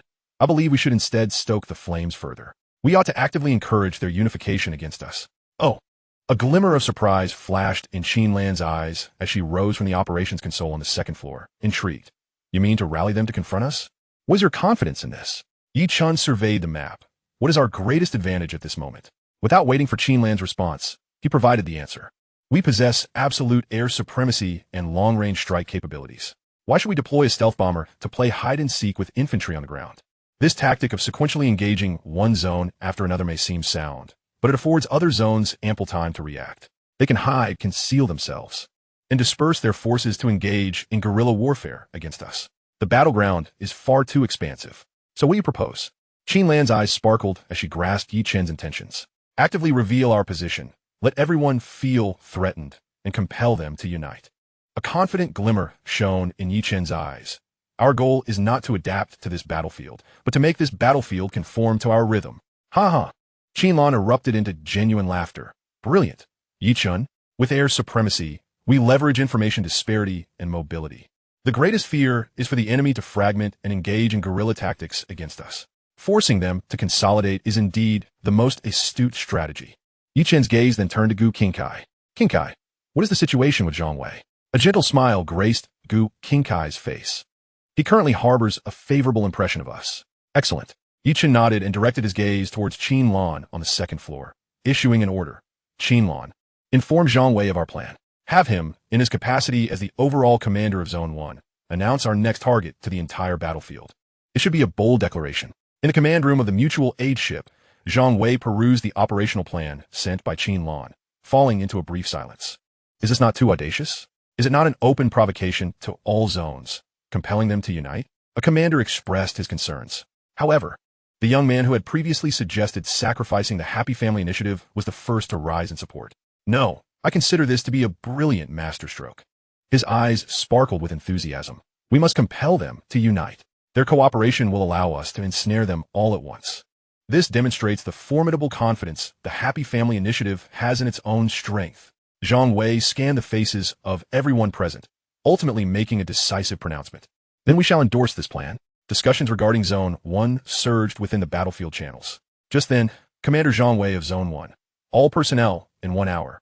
We will launch an attack on the third energy beacon. The occupying forces of Zone 5 must immediately withdraw unconditionally from the beacon's vicinity. To reiterate, we do not accept surrender, either withdraw voluntarily or face annihilation. This announcement struck like a resounding slap across the faces of all survivors. Following a brief silence, the entire battlefield channel erupted into chaos. What the hell? What the hell did I just witness? Arrogant. Utterly arrogant. Is Zone 1 declaring war on the entire world? To directly name a zone and demand their retreat? Not even offering a chance to surrender? What audacity! What about our brothers in Zone 5? Can they endure this? Let's go after them. Exactly. Zone 5, do not fear. We in Zone 4 support you. Damn it, we can't stand these lunatics. This is hilarious, a bunch of onlookers relishing the commotion. But really, what is the source of Zone 1's confidence? The entire channel buzzed with fervor. Players from all zones were thoroughly incensed by Zone 1's unabashedly domineering behavior. Countless voices ignited the flames, urging Zone 5 to stand firm. Everyone was eager to witness how they would respond to Zone 1's blatant provocation. On the second floor of the Happy Family ship, Qinlan observed the impassioned commentary within the channel with a hint of disdainful amusement, her lips curling into a smirk. She redirected her attention to the radar screen. From several different zones, dozens of small convoys cautiously advanced toward the third beacon. Their pace was slow, and their movements cautious, clearly not intending to support Zone 5. Commanders from all zones sought confirmation of whether Zone 1 was merely a paper tiger or possessed genuine audacity. Interesting. Qinlan's fingertips glided over the radar screen, tracing the dots that represented scouts. Ah, they have indeed arrived. A predatory smile crept across her face. There are still quite a few spectators. Chapter 73. Zone 1 is unassailable. Near the third beacon, atop an inconspicuous hill, Chun Feng and his reconnaissance team were taking cover, observing from afar. As the premier reconnaissance unit of Zone 2, their 5 Level 5 buses afforded them the confidence to operate across the battlefield, providing timely intelligence to their rear. This time, their target was the audacious Zone 1.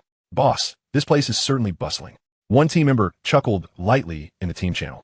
Chun Feng scanned the surroundings with a high-powered telescope, a playful smile gracing his lips. Not just bustling from our little hill. I can spot scouts from at least 3 different zones. And that's not all. Another team member responsible for vigilance interjected. Boss, it seems that every vantage point on the surrounding mountains is occupied.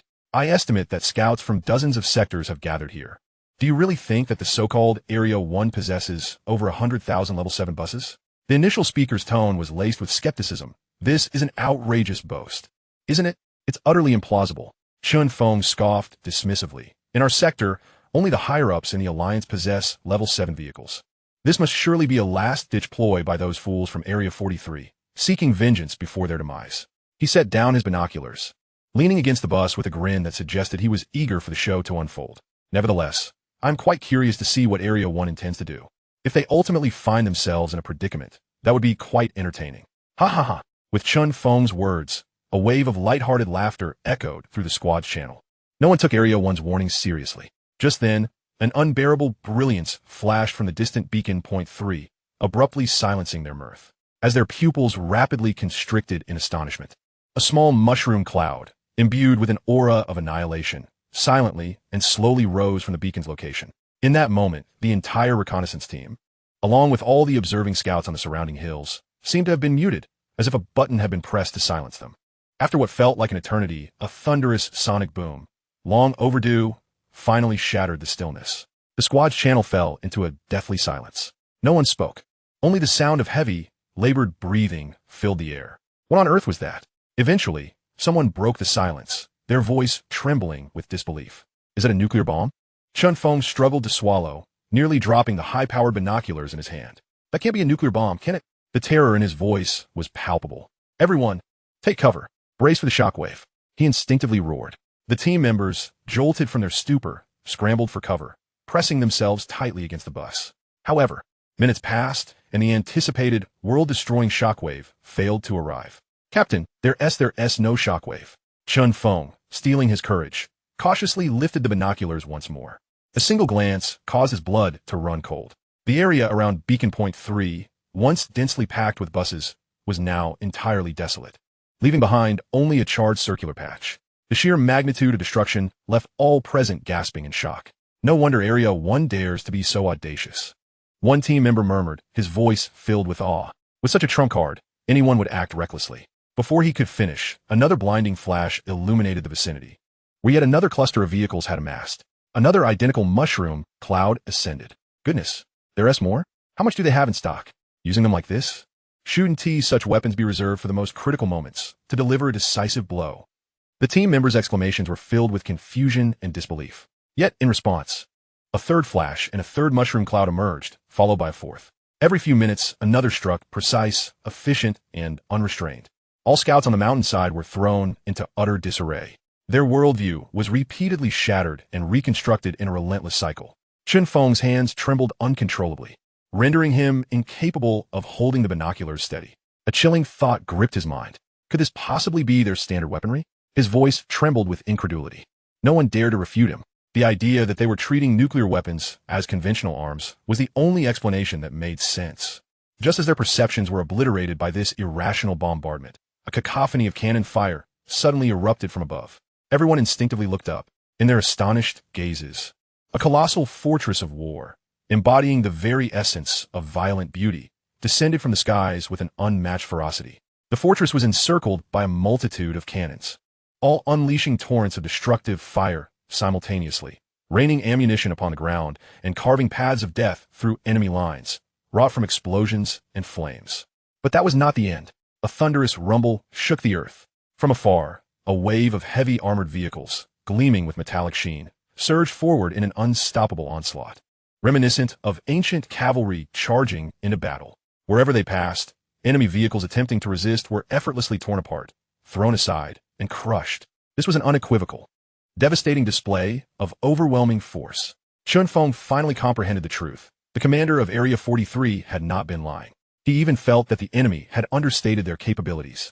Quick, relay this intelligence back. Chun Feng, finally snapping out of the hellish scene, shouted with all his might at the radio operator. Inform headquarters. Area 1 cannot be confronted by any single sector. A coalition is imperative. Having uttered those words, he collapsed to the ground like all the other scouts in the vicinity. It was over. Next, it would be their turn to be mere spectators. Everyone shut their eyes, awaiting the inevitable arrival of death. The looming fortress in the sky obliterated any thoughts of escape. Yet, contrary to everyone's expectations, the vast convoy, after securing Beacon Point 3, seemed to have no inclination to even glance their way, opting instead to regroup on the spot. The aerial fortress merely hovered above the beacon, utterly indifferent. This utter disregard, treating them as inconsequential as dust by the roadside, was a far greater source of shock and terror than direct annihilation could ever evoke. The channel continued to replay the desperate and defiant last words of the commander from Area 5. Area 1 is insurmountable. You must unite. Chapter 74. The Bone-Shattering Thorn. Level 10 buses. At dawn, the radar before Yichun displayed the enemy sector's light points still scattered across the battlefield like stars in the night sky. However, their movement patterns reflected not the chaos of the previous day, but rather a posture of observation. After a night of reflection, The renown of Area 1 had evidently spread throughout the battlefield. Yet, the subsequent developments were somewhat at odds with his expectations. There were no signs of the large-scale mobilization or coalition he had anticipated. Instead, the awe and intimidation they had instigated with their thunderous arrival had temporarily ushered the entire battlefield into an eerie truce. The sectors that had captured the beacons were now observing, waiting to see Area 1's next move before responding accordingly. Meanwhile, those that had failed to secure the beacons lurked in shadows, waiting for the battlefield to fully unfold between Area 1 and the other sectors, hoping to seize an opportunity amidst the chaos. Continuing to wait like this was not a viable strategy. Yichen's brow furrowed slightly. The follow-up troops of the Co-Governance Council occupying the beacons they had captured also required time. If the front lines stretched out like this, our objective is to secure all 10 energy beacons, not to engage in a protracted tug-of-war over point capture and defense. His gaze swept across the crowd, and suddenly, a biological module that had been stored in the locker came to his mind. With a firm resolve, Yichun turned around and addressed everyone. Ladies and gentlemen, our objective today is to synthesize the Bone Spike launching system, thereby augmenting our close-range saturation firepower. He directed their focus towards the Bone Spike launching system, previously acquired from the Zerg. Gu Qinjian and Su Yuyan, both understanding the task at hand, proceeded with remarkable efficiency, drawing upon their extensive, successful experiences. Gu Qinjian constructed a narrative as a prelude, while Gu Qinjian, having locked onto a certainty with a string of probability, guided Su Yuyan to offer an LV-4 Bone Spike launching system as a sacrifice. Successfully, they exchanged it for 100 identical LV-4 modules as a reward for an unequal exchange. Yichun accepted these modules and, without hesitation, initiated the final synthesis. In a dazzling display of brilliance, a weapon module that fused biology and technology materialized in his backpack. External weapon module, Bone Spike Massacre, level 8. Firing rate, 36 launch bays, 10 shots per second per bay. Effective range, 1,000 meters. Upgrade requirements, Bone Spike Massacre level 8 x2, 5,000 W gold. Note, 360-degree coverage. Qinlan, Yichun continued, transferring this brand new weapon to her. As Qinlan examined the module's attributes in the operation room on the second floor, excitement ignited in her eyes. Upon discovering that the 36 launch bays could be affixed to any part of the vehicle, even the chassis, and could be adjusted for position and angle at will, she erupted into a cheer. My goodness, Yichun, with this, when we charge into the enemy ranks, it will be akin to a flying meat grinder. Wherever it goes, death will surely follow. A smile spread across Yichun's face. That necessitates stronger defenses as well. By the way, it's time to deliver a resounding whip to those regions still holding back. He opened the event shop, gazing at the nearly 1,000,000 points in his balance, and without a moment's hesitation, exchanged for a crystal. Chunshi, he called out. Chunshi looked up. How much energy is required to exchange for a crystal? Glancing at the newly unlocked exchange list, Chunshi swiftly replied, 3,500 energy per crystal. At my current psychic power, without Enrant's assistance, it would take nearly 6 minutes to exchange for one. Too slow. Yichun frowned, feeling dissatisfied with such efficiency. As the world merged into a single region, the demand for crystals would undoubtedly be immense. Chunshi's psychic power limit would dictate the speed of resource output, which would ultimately determine the team's future development efficiency. Having pondered this, Yichun no longer hesitated and retrieved the last 2 100-point attribute cards from the locker. Chunshi, this is for you. Startled for a moment, Chunshi silently took the 2 golden cards he handed over and chose to use them. Attribute panel. Player, Chunshi Passenger. Talent, Material Reconstruction. Health 100. All physique, 9. Agility, 7. Stamina, 1111. Psyche, 460 200. With the infusion of 200 tribute points, Chunshi's psychic power limit was elevated to a whole new level. How about now? Easy. Chunshi provided an answer that satisfied everyone. Yichun immediately directed her to exchange for 100 crystals. Upgrade. Detected sufficient upgrade materials. 100 crystals. Vehicle upgrading. Current level LV9. A blinding Scarlet World announcement instantaneously eclipsed all channels, appearing before the eyes of all survivors globally. Global announcement. Congratulations to the happy family. The world's first vehicle to reach level 9. Special reward. All attribute point card, 150 points, X1. Launch bay fragment, X1. Yet this was not the end.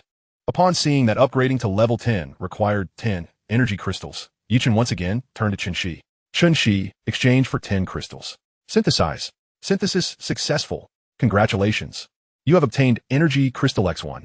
After consuming 10 crystals, a crystal radiating purer energy appeared in Yichun's hand.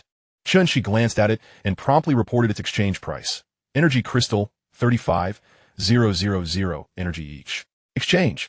Yichin did not hesitate. Upgrade. Once again, the global announcement resonated. Global announcement.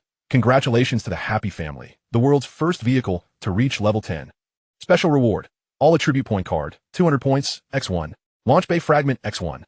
These two world announcements, spaced less than a minute apart, reverberated through every region of the battlefield, igniting a tsunami of reactions across all channels.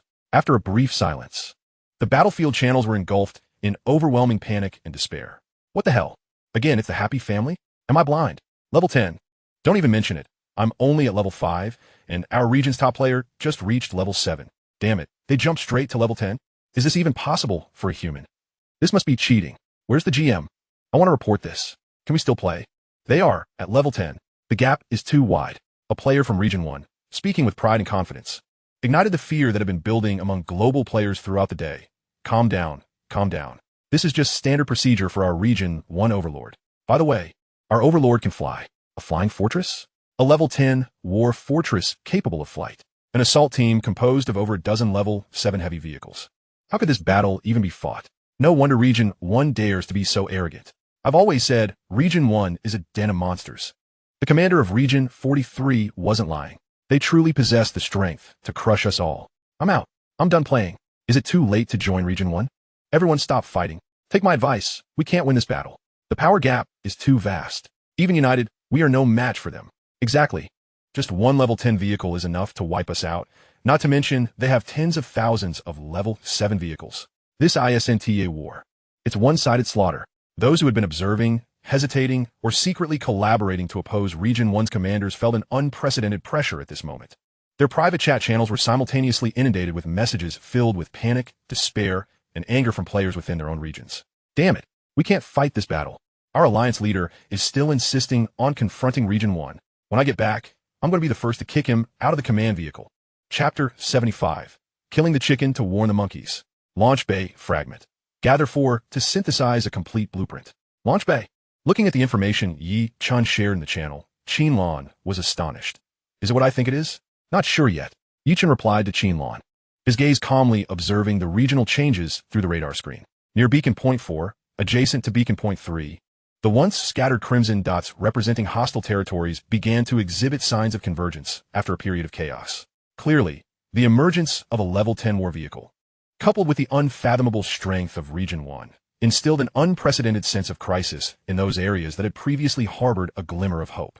Instinctively, they began to huddle together, attempting to leverage their numerical superiority to combat the unknown terror. Intriguingly, Yichin observed the colossal red light mass gradually taking shape on the radar, a cold smirk curling at the corners of his mouth. Without a moment's hesitation, he shared this discovery with his entire team, articulating his decisive plan.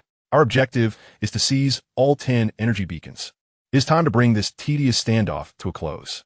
I have resolved to make the area around Beacon Point 4 our final stage for asserting dominance in this war. We shall launch a united assault, shattering both their confidence and their war vehicles in the most direct manner possible.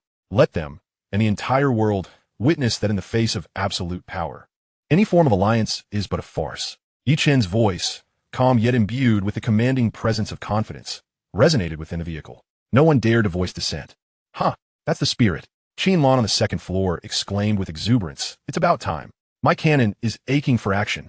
She immediately contacted Zhang Wei of the Co-Governance Council, informing him of the final battle plan for the Happy Family vessel. The Happy Family vessel declares war on all alliances in the vicinity of Beacon Point 4. All vehicles remaining within the beacon's range will be considered hostile units and will be eliminated. This succinct message, transmitted through Zhang Wei in the name of the commander of Region 1, echoed across the battlefield channels, a blatant declaration of contempt. Yi Chun ascend. Qin Lan's voice brimmed with fervent battle intent. The war fortress ascended steadily to an altitude of 1,000 meters, hovering in midair with an unmatched poise. Charging towards Beacon Point 4 at full speed, the united forces at Beacon Point 4, having just completed their preliminary assembly of 3 regions, descended into utter chaos upon witnessing the announcement. They intend to take us on with a single vehicle against our nearly 1 million? Madness. These lunatics. The players at Beacon Point 4 were thrown into disarray. The reports of devastating strikes from beyond visual range, the airborne war fortress, and the impenetrable energy shield spread like wildfire, instilling a sense of despair. Everyone, air defense, maintain vigilance against the sky. They possess that terrifying long-range artillery. Scatter. Everyone, disperse immediately. The commanders of the United Forces roared hoarsely, attempting to regroup in the shortest time possible. They naively believed that sufficient dispersal could mitigate the catastrophic damage wrought by the impending mushroom clouds. However, Qinlan had no intention of granting them such an opportunity. Mushroom clouds erupted precisely where the players had congregated. Should their numbers reach a certain threshold, they would undoubtedly face annihilation. The commanders of the United Forces recognized this, their shouts echoing across various channels, urging players to scatter. At that moment, the Happy Family vessel arrived above the battlefield. Yi Chen dove down, and Qinlan's voice was cold and resolute. All right. Yi Chen piloted the fortress, plunging from a kilometer above towards the vast convoy below.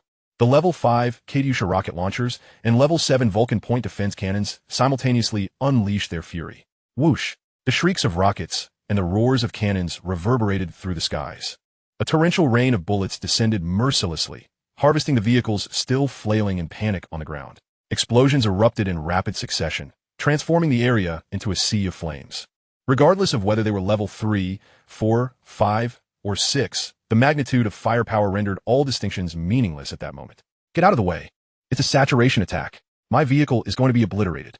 Help! Cries of distress echoed amidst the explosions. Open fire. Target that thing in the sky. On the ground. Countless artillery pieces unleashed a barrage towards the heavens. Yet, all assaults dissipated into nothingness before the soft, blue honeycomb energy shield. In but a single dive, a mere pass. Hundreds of buses were reduced to mere fragments and flames within seconds. This time, Yi Chen chose not to ascend, issuing orders to Qinlan to initiate a true cleansing. Qinlan, understood.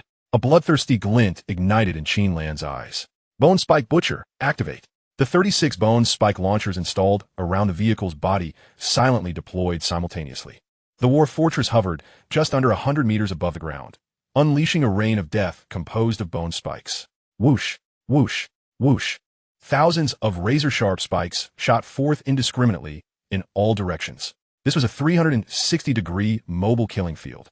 The enemy vehicles that had miraculously survived the initial barrage found themselves overwhelmed by this sudden storm of spikes before they could recover from the aftermath of the explosions. Thud, thud, thud. The heavy armor, before these armor-piercing spikes, proved as fragile as paper, easily perforated. The explosions echoed relentlessly. The Happy Family vessel maintained a low altitude, circling repeatedly over the battlefield. One bus after another, under the volley of spikes, popped like balloons, bursting into brilliant displays of fireworks. Wherever the Happy Family vessel flew, death followed closely behind. Any attempt at retaliation struck the soft blue honeycomb energy shield, failing to even ripple its surface. On the ground, an army of nearly 1 million buses crumbled before the unreasonable aerial saturation bombardment, as delicate as a sandcastle on the beach, collapsing in mere touch. Chapter 76, Wake Up, Comrades! In just a few hours, the joint counteroffensive at Beacon Point 4, which had been laden with high hopes from all regions on the battlefield, came to an abrupt end in a manner incomprehensible to all. The United Forces, comprising nearly 1 million war vehicles from 3 regions, faced total rout under the relentless firepower of the Happy Family vessel. Despairing fugitives filled the battlefield, their attempts to resist futile, their courage to unite in firepower rendered impotent. Yet all attacks before the soft blue energy shield seemed so feeble. No one wished to become a soul trapped beneath the meat grinder, especially when aware that resistance was futile. At this moment, numbers had utterly lost their significance. As the war fortress skimmed low overhead, the only recourse was to pray for swiftness, to hope that the cataclysmic onslaught would not descend upon them. Throughout those hours, the battlefield's channels resembled a pot of boiling water, never experiencing a moment's tranquility. The tide of discussion underwent numerous 180-degree reversals. In the beginning, when the Happy Family vessel issued a challenge to a million-strong army, all were met with derision and mockery. Laughable. A single vehicle against a million? Has the commander of Region 1 lost his mind, or has the leader of the Happy Family vessel gone mad? I can't wait to watch. This will undoubtedly be the most spectacular suicidal assault of this regional war. It's akin to slaughtering a million pigs. The Happy Family battleship unleashed a devastating barrage of mushroom clouds from beyond the horizon, rendering all within its vicinity utterly silent. It then swooped down into the fray, employing an omnidirectional assault with its impenetrable energy shield, initiating a merciless extermination. It is that aerial fortress. It is slaughtering us. It is indiscriminately annihilating us. It can see us. There's no point in scattering. It seems to know exactly where we are concentrated and strikes there. We can't hold out. It's simply insurmountable. Our attacks cannot breach its defenses. Run. Flee for your lives. The players in Zone 4 echoed desperate cries across the global channel, instilling a bone-chilling dread in all those spectating. Only at that moment did they truly comprehend the formidable capability of their adversary, declaring war on everyone in the battlefield with the might of a single vehicle. They also grasped the meaning behind Commander Li Yuan of Zone 43's final words before his demise. In the face of that aerial fortress, numbers had become irrelevant. They merely indicated a longer duration for the cleansing process. The Happy Family battleship hovered above the beacon of Zone 4, quietly surveying the retreating troops below, who scattered like the tide. Yichen did not pursue. His objective had been accomplished.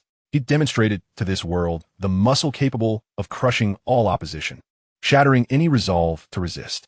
Since receiving the letter, the weight of pressure from other civilizations had rested heavily upon Yi Chen's heart, akin to a boulder. He needed to find a way to swiftly conclude this senseless internal strife and consolidate the strength of the entire planet. Only in doing so could Lin Wanking's talents manifest their utmost potential among the global player base. Only then could the combat prowess of the Happy Family battleship ascend at a rocket-like pace. In the absence of clarity regarding the true strength of the enemy, Yichen did not hesitate to envision them as the most terrifying of foes, preparing himself accordingly. His thoughts resonated with unanimous agreement among the girls. In this small family, Yichen had evolved from merely being a core support to a man wholeheartedly recognized by all. It was time to contact Zhang Wei. Su Zun gazed at Yichen with gentle eyes, her heart aching for the burden he bore at the tender age of 18. However, power must be relinquished. Only pressure can expedite growth. It was time for him to undertake the final consolidation. Yichen nodded and proactively reached out to Zhang Wei, informing him of the external civilization threat and the plan to integrate global combat strength. Zhang Wei seized this opportunity. The Co-Governance Council. Zhang Wei stared at the message from Yichen, falling into a prolonged silence. Fang Mingyuan, beside him, also noted the contents, a flicker of complex emotion crossing his gaze. Their commander possessed intelligence channels unknown to them. He could see further than they could. Fang Mingyuan remarked softly. Zhang Wei slowly nodded. He had always believed his pursuit was to lead the Huaxia civilization in re-establishing order and achieving glory in this apocalyptic world. Little did he know that Yichen had already turned his focus toward the unknown enemies lurking in the shadows. He finally understood the enduring purpose of the Happy Family battleship. The landscape had become distinctly clear. Zhang Wei rose to his feet, fully aware of his responsibilities. Meanwhile, the entire battlefield descended into boundless panic. From the moment Zone 1 made its entrance, it had made its stance clear. No acceptance of surrender. This sense of despair, knowing they would undoubtedly fail, yet having no opportunity to kneel and beg for mercy, could only await death's arrival, spread like a plague across every zone.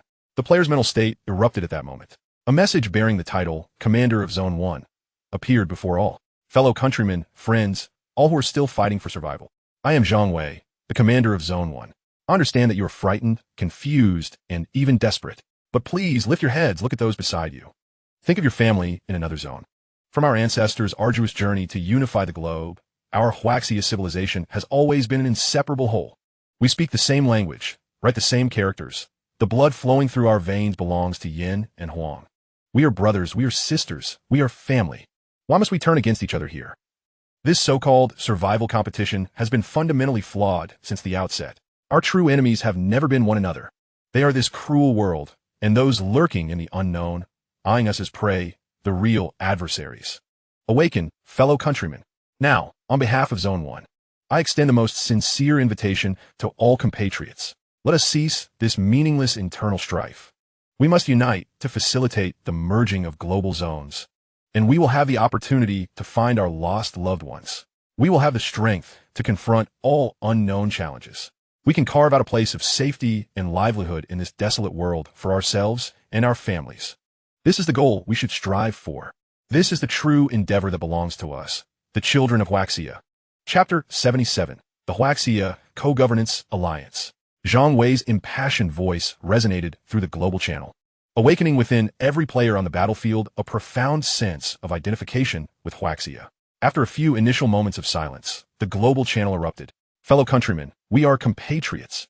A brief message, laced with hesitation and bewilderment, was the first to materialize in the channel. It acted like a switch, instantly opening the floodgates of suppressed emotions. Indeed, we are all Huaxia people. Why are we slaughtering each other here? My brother is in Zone 17. We were separated at the start, and I thought I'd never see him again. If we can merge, wouldn't that give us a chance to reunite? My parents are in Zone 32. I miss them dearly. Why must we fight? Isn't it to survive? Now that someone is willing to unite us, why not? I don't want to fight anymore. Em exhausted. Commander Zhang Wei is right. Our enemy is not each other. It's this damned world. We should unite, survive, and find our way home. The term family held immeasurable power for the Huaxia people. It effortlessly shattered all barriers created by regional divisions, awakening the deepest, most tender desires within each individual. Panic and despair were swiftly supplanted by the force of hope. Meanwhile, those who had previously incited resistance and boasted of alliances, upon witnessing this tidal wave of public sentiment composed of countless ordinary survivors, realized their efforts were futile. The tide had turned. Any attempts to obstruct this movement would be crushed beneath its weight. Command Center of Zone 9, are you receiving this? We will not fight any longer. We want to negotiate. All members of Zone 12 request the commander to engage in dialogue with Zone 1. No more senseless sacrifices. Commander of Zone 15, if you wish to remain the leader, you must respond to Commander Zhang Wei's call immediately. Otherwise, we will select a new leader ourselves. The pressure shifted from external to internal. In the command center of Zone 8, Commander Lu Mang's face turned ashen as he observed the vehement palace coup messages flooding his region's channel. His hands gripped tightly, the knuckles turning pale from the exertion. Just moments ago, he had been clandestinely conferring with several other regional commanders, strategizing on how to leverage public sentiment to pressure Area 1 in exchange for greater negotiation leverage. Yet now, he found himself ensnared by that very public opinion. One of our trusted aides hesitated to speak. He, too, was yearning for his family. I understood. Lu Mang wearily waved his hand, slumping down into his chair, gazing at the unified call for peace that had coalesced within the entire channel, his eyes filled with bitterness. Did we have any choices left? Indeed, did we? Fighting was certainly futile. The war fortress hovering in the sky loomed like the sword of Damocles above everyone's heads.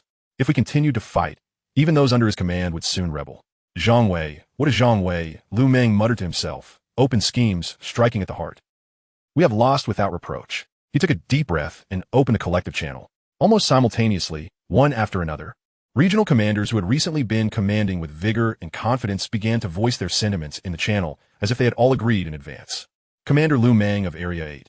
On behalf of all members of Area 8, I respond to Commander Zhang Wei's call. We are willing to engage in peace talks, contributing our part for the unity of Huaxia.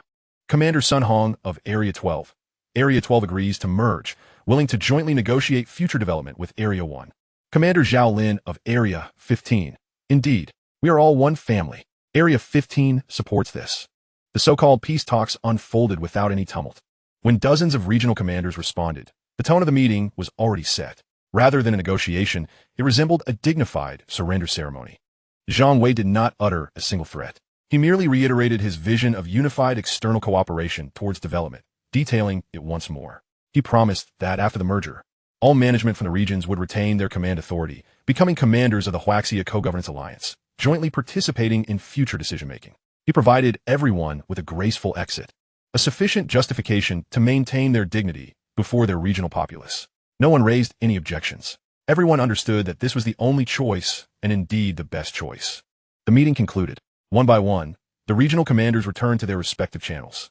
Facing the eager public within their regions, they delivered their final and most crucial regional addresses. Announcement from Area 8. For the unity of Huaxia, for the future of our nation. After amicable negotiations, Area 8 officially merges into the Huaxia Co-Governance Alliance, led by Area 1, effective immediately. The energy beacons belonging to us will be handed over for unified management and distribution by the Alliance. Announcement from Area 12. We are all descendants of the dragon. Area 12 agrees to merge. Announcement from Area 15. Agreed to merge. As announcements poured forth, the battlefield map witnessed energy beacons representing different regions changing hands one after another. Energy beacon number 02 has been occupied by Area 1. Energy beacon No. 06 has been occupied by Area 1. Energy beacon number 09 has been occupied by Area 1. Night fell upon the battlefield once more. Yet tonight's atmosphere was starkly different from yesterday's. The collective channel of the battlefield, once filled with chaos and despair, now resonated with laughter and joy. I found her. Wang Li. I found my sister. She's in Area 11. We are about to meet.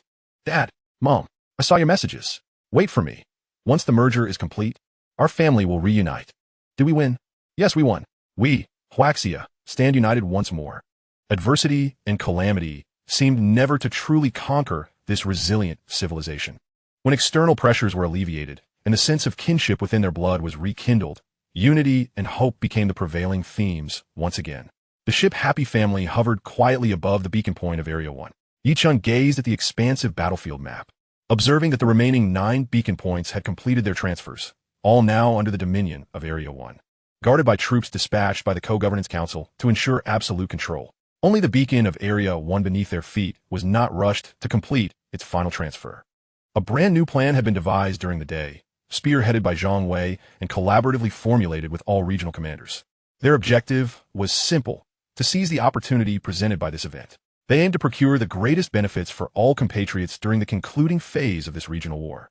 An unprecedented mass training exercise was about to commence. Attention, all compatriots, to enhance our collective strength. In the coming time, the entire battlefield will be divided into 4 exclusive combat zones. All Level 3 vehicles, please proceed to Zone A. All Level 4 vehicles, please proceed to Zone B. All Level 5 vehicles, please proceed to Zone C. All Level 6 vehicles, please proceed to Zone D. All Level 7 vehicles, please proceed to Zone E. Within your respective combat zones, you are free to engage in battle. Use your strength to earn the points that belong to you. What the hell? We can play like this. Wonderful. I thought we low-tier players could only watch. Now we can join the fray. Brothers, see you in Zone A. Let those bastards see who the king among Level 3 vehicles truly is. Zone E. Zone E.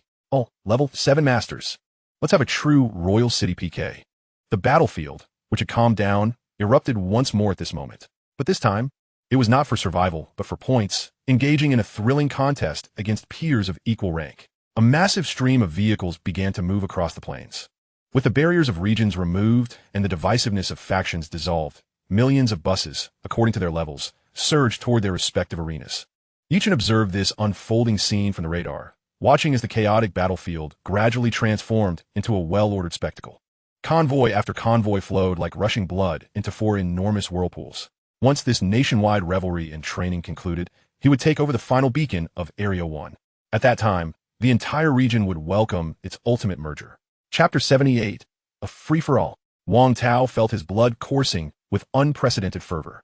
He drove his Level 5 bus, named Iron Fist, roaring into the designated battlefield of Zone C. This was the arena for Level 5 vehicles. As he surveyed the expansive plain, he beheld hundreds of thousands of similarly leveled buses gathered together. A myriad of paint jobs and bizarre modifications melded into a sea of steel, the collective roar of engines causing the earth to tremble. "Boss, there are really a lot of people," exclaimed the monkey operating the machine gun, his voice tinged with both nervousness and excitement.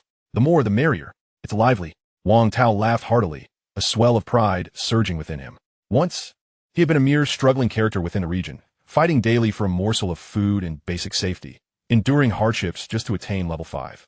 Now, he was a member of the Huaxia Co-Governance Alliance, a participant in this unprecedented mass training exercise. Above them loomed a Level 10 war fortress, intimidating the world, while beside them stood an invincible force composed of nearly 100,000 Level 7 buses. They no longer cower in fear of survival. Now, they wage war for points. Battlefield Zone C, free-for-all combat, countdown commencing. 1098. The commander's voice resonated through the channel, and at that moment, the engines of all vehicles seemed to reach a heightened pitch. Wang Tao's gaze, sharp as a hawk's, scanned the flow of traffic before swiftly locking onto a bus clad in flamboyant pink paint, its defenses appearing feeble. Target acquired. 3 o'clock position, that garish vehicle. Monkey. Suppress him. I'm aiming for a triumphant start. Right away. The final second of the countdown elapsed. Boom. Wang Tao slammed the accelerator to the floor. The Iron Fist surged forth like an arrow unleashed from its bow, roaring into action. The entire plane erupted in fervor at that instant. Hundreds of thousands of buses ignited simultaneously, devoid of hesitation, evasion, or retreat. In unison, they charged headfirst at the nearest enemy, launching the most primal, savage frontal assault. Tot. The mounted machine gun under Monkey's control spat fire first, bullets whipping through the air like fiery whips, striking the pink bus with ferocity. The opposition, clearly caught off guard being the initial target, faltered momentarily, the turret's rotation lagging by a beat. Now, With a steely focus, Wang Tao seized the opportunity, directing the iron fist to collide fiercely. Boom! Before the V-shaped breach device, the enemy's fragile side armor crumpled as if made of paper, torn apart and dented. Kill LV5 Bus 1. Points earned, 200. A decisive strike. Well executed. Cheers erupted within the cabin. However, before Wang Tao could relish the sweetness of victory, a piercing alarm blared throughout the vehicle. Boss. To the left. Incoming shell. Wang Tao yanked the steering wheel, a shell whizzing past his vehicle, detonating nearby in a fiery explosion. A sleek, pitch-black, scorpion-like LV5 bus had somehow set its sights on them. Damn it! Seeking death. Wang Tao roared, advancing rather than retreating, steering the vehicle headlong toward the threat. This was true combat. No schemes, no tricks, just a raw clash of might. Boom! Bang, bang, bang. The two buses exchanged fire, machine guns and cannons blazing in a furious duel, sparks flying from their armor. Wang Tao felt the violent tremors coursing through the vehicle, the durability rating plummeting rapidly. Yet, his fighting spirit surged ever higher. He fixed his gaze on the enemy's trajectory, and as the opponent fired once more, he executed a sharp tailspin. Boom! The heavy vehicle, utilizing inertia, slammed into the side of the Black Scorpion. The opposing tracks emitted a screeching metallic distortion. The entire vehicle lost balance, tilting precariously. Now, blow him up! Wang Tao roared. Monkey and another gunner unleashed all their firepower upon the now unstable adversary. Boom! A tremendous explosion sent the Black Scorpion hurtling, flipping twice in the air before crashing down, reduced to a smoldering heap of scrap metal. Kill LV5 Bus 1. Points earned, 200. Gasping for breath, Wang Tao observed his durability, which had diminished by a third, filled with a euphoric thrill. No hatred, only the pure exhilaration of battle. He lifted his gaze, surveying the surroundings. The entire battlefield had transformed into a veritable inferno of steel. The cacophony of explosions echoed, with towering flames and billowing smoke nearly obscuring the sky.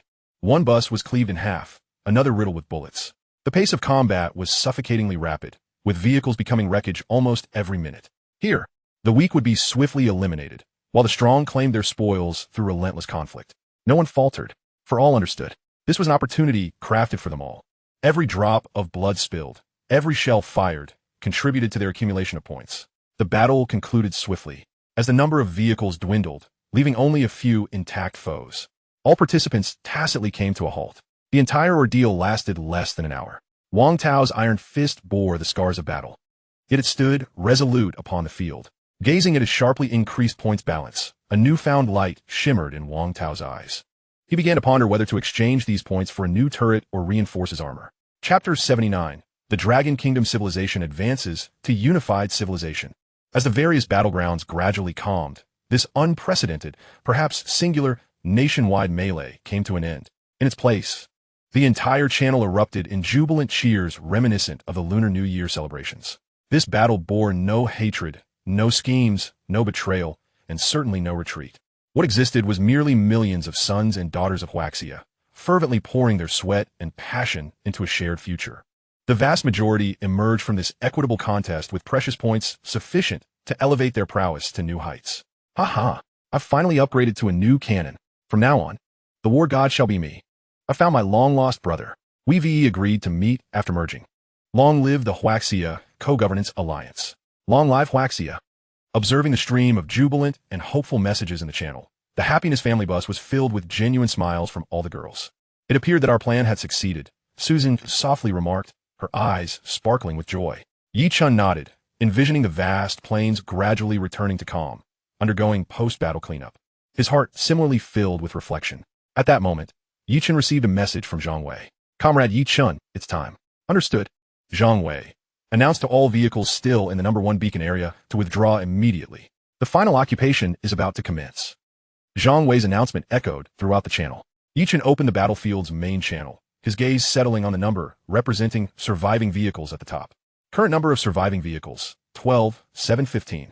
Following the initial territorial skirmish and the ensuing nationwide melee, only a little over 10,000 vehicles remained. Players encircling the know. One beacon were predominantly those who had come from various battlefields, eager to witness this historic moment. Upon receiving Zhang Wei's communiqué, they began to withdraw in an orderly fashion. They selflessly cleared a vast space, yearning to witness the arrival of the final moment together. Buzz. In the next second, the happiness family bus descended gently, ultimately landing smoothly at the center of the number 1 beacon point. Occupation commanding. A pale blue progress bar appeared on the maps of all survivors. Everyone silently observed the progress bar that symbolized the impending conclusion of an era, advancing slowly yet resolutely. 10, 50, 90. Inside the cabin, the girls stood shoulder to shoulder, gazing at Yi-chan with eyes full of admiration. From this moment, a new era, ushered in by their man, had begun. Ding! As the progress bar reached 100, a melodious prompt sounded, resonating in the minds of all, whether in the survival world or on the battlefield. Area number 1 has successfully occupied all 10 energy beacons. The regional war event and the unique legendary achievement, unification, have been accomplished. The regional war judgment has been concluded ahead of schedule. Final settlement is underway. In the next moment, a triumphant cry erupted. We won. We won. It's over. It's finally over. Long live Huaxia. Countless players emerged from their battered buses, embracing each other, celebrating, and weeping tears of joy.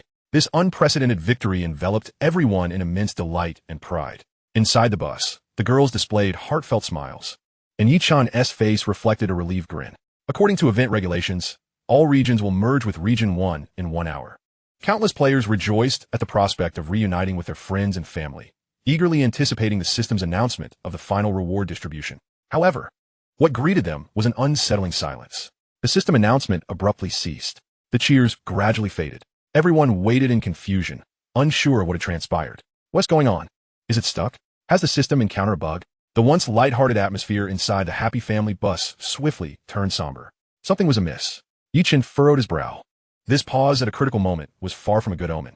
Just as everyone anxiously awaited this sudden, illogical anomaly gradually silenced the players who had been reveling in their victory and future aspirations. For a full 10 seconds, there was no sound, no new prompts. Then, the interrupted alert sound resonated once more. But this time, the voice was no longer cold. A tone more grandiose and authoritative than any previous announcement reverberated. Detection of the Dragon Kingdom civilization survival process has shown 3 critical accelerations. Determination. The conditions for the commencement of the civilization unification phase have been met ahead of schedule. The civilization unification phase will commence early. Dragon Kingdom civilization, survival process acceleration, civilization unification. These unfamiliar terms left everyone perplexed and bewildered. Even Yi-chan, upon hearing these keywords, felt a sharp contraction in his pupils. He finally comprehended that the numerous reckless actions he and the girls had taken, the repeated gambles to maximize their advantages, were not merely about a simple regional resource. Instead, they had shifted the course of a survival game designed for an entire civilization. Before they could ponder further, even more significant announcements followed in quick succession. Due to the Dragon Kingdom civilization entering the civilization unification phase ahead of schedule, phase rewards are now being distributed. Reward 1. After merging, the survival world's area will increase tenfold, and certain special buildings and hidden relics will be unlocked, with all map functionalities accessible. Reward 2. The dungeon system has been activated ahead of schedule. Players may form teams to explore and obtain rewards. Special acceleration reward. All members of the Dragon Kingdom civilization will receive an initial intelligence report. The moment the announcement concluded, every player's backpack received an envelope. The survival world's regional channels erupted with frenzied messages. Dungeons. It's dungeons. Just like in the game. Are we about to start running dungeons for loot? Dragon Kingdom civilization? Are we participating in this game as a civilization? Does that mean there are others? Intelligence report. Did you all receive it? What does that letter say? Yi-chan gazed at the envelope quietly resting in his backpack. His voice grave. It seems our enemies will be stronger than we anticipated. The expressions of the girls also turned serious. Opportunities may also conceal crises. Chapter 80. 185 million buses. Final regional merging is underway. Teleportation will commence in 10 seconds. Inside the happy family bus, Yi-chan bore a hint of fatigue from the battle, yet a relaxed smile graced his face. They had successfully achieved their predetermined goal. A blinding white light enveloped the entire world. When vision restored, a familiar yet unfamiliar scene unfolded before everyone's eyes. They remained suspended above the highway, but the barren desert landscape had been replaced with an endless, lush forest. In the distance, mountains stretched endlessly, their snow-capped peaks glimmering under the sunlight. This world felt incredibly real and infinitely vast. Have you returned? Gu Qinjian gazed out at the vibrant scenery, uncertainty lingering in her voice. The environment was entirely different from before, sowing seeds of doubt within her. It felt like a return, yet as if they had arrived in an entirely new world. Gu Qingkai murmured, equally disoriented. Yichen chose not to speak, opting instead to open the new map interface at the earliest opportunity. In the next second, he and everyone in the bus collectively gasped in astonishment. The previously monotonous line, representing the endless highway, had vanished entirely. In its place lay a detailed world map. Mountains, rivers, deserts, oceans, and snowy plains. Their current location was merely an insignificant dot on this vast map. Qinlan stared at the comprehensive map, encompassing nearly all geographical features. Her eyes wide with shock. This world is enormous. This is no longer merely a survival world. Su Zun spoke after a moment of contemplation. This is, in the truest sense, a complete new world. Yichen promptly opened the chat channel. Upon seeing the number of online participants displayed at the top of the channel, even with his mental preparation, he was still taken aback. Online vehicles, 185, 342, 771. 185 million. This figure represented the total number of surviving humans. At that moment, the speed of information scrolling through the channel was so rapid that it could not be visually comprehended, forming a cascading waterfall of data. Various emotions and information flowed within this vast channel. The search for loved ones, the joy of reunions, the new world, and confusion about the future. The informational value was almost negligible. The sheer volume of data was overwhelming. Lin Wongking's voice broke through.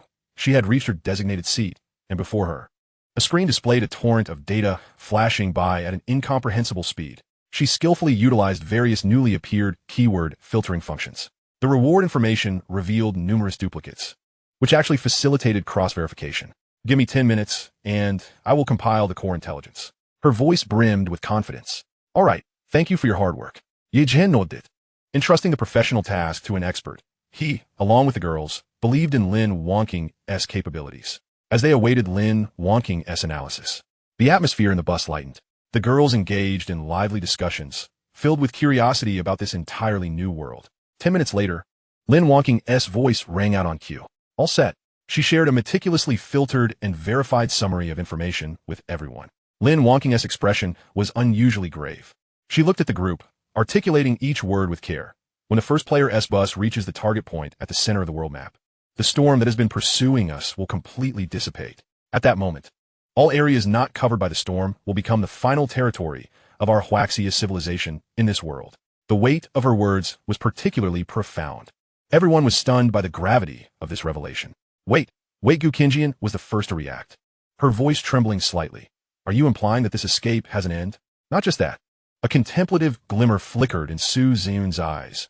This signifies an encroachment that pertains to the future of our entire civilization. The magnitude of the world we can ultimately possess hinges upon how swiftly we reach our destination. Indeed, Qinlan forcefully clenched her fist, her eyes ablaze with fervent martial spirit. This is a race. The one who first crosses the finish line shall delineate the boundaries of our civilization. The girls engaged in animated discourse, rapidly dissecting the implications behind the intelligence. Yichen listened intently to their deliberations, his gaze unwaveringly fixed upon the vast world map. It was no longer the monotonous expanse characterized by an endless road. This was a vibrant, complete new world, brimming with life yet fraught with peril. The intelligence summarized by Lin Wongking, though weighty, illuminated the path ahead. The finish line, this relentless flight, was finally approaching its conclusion. However, this endpoint heralded an entirely new ultimate competition that would determine the future territories of the entire Huaxia civilization. The term encroachment resonated in Yi Chen's mind as he murmured, finding it remarkably apparent. The first to arrive at the center would establish the genesis of our civilization's future. This rule, though harsh, remained equitable. Is the intelligence limited to this? Yi Chen's brow furrowed slightly. Are there no more detailed insights regarding the exact location of the center, the specific nature of the finish line, or potential dangers along the way? Lin Wongking shook her head no. The rewards of intelligence received by all survivors largely consisted of repetitive content, devoid of any more detailed versions. This must be a constraint of the rules. Rules. Yi Chen's gaze shifted to the two individuals in the team endowed with talents related to rules. Qing Ci, Qing Yin, I think perhaps we could give it a try. The twin sisters exchanged a knowing glance, instantly grasping Yi Chen's intent. I shall go first. Gu Qing Ci nodded affirmatively. Taking a deep breath, she closed her eyes. In her mind, a brand new narrative began to swiftly take shape. In this tale, the intelligence Yi Chen unlocked revealed a newfound trove of information. Story progression, talent, activate. Gu Qing Ci's complexion paled dramatically. She felt as though all her strength had been siphoned away, her form slumping back weakly. Qingguqi, the closest, Gu Qingyan, reacted immediately, catching her. Qingxi, Yi Chun rushed over in a swift stride, cradling her in his arms. Are you all right?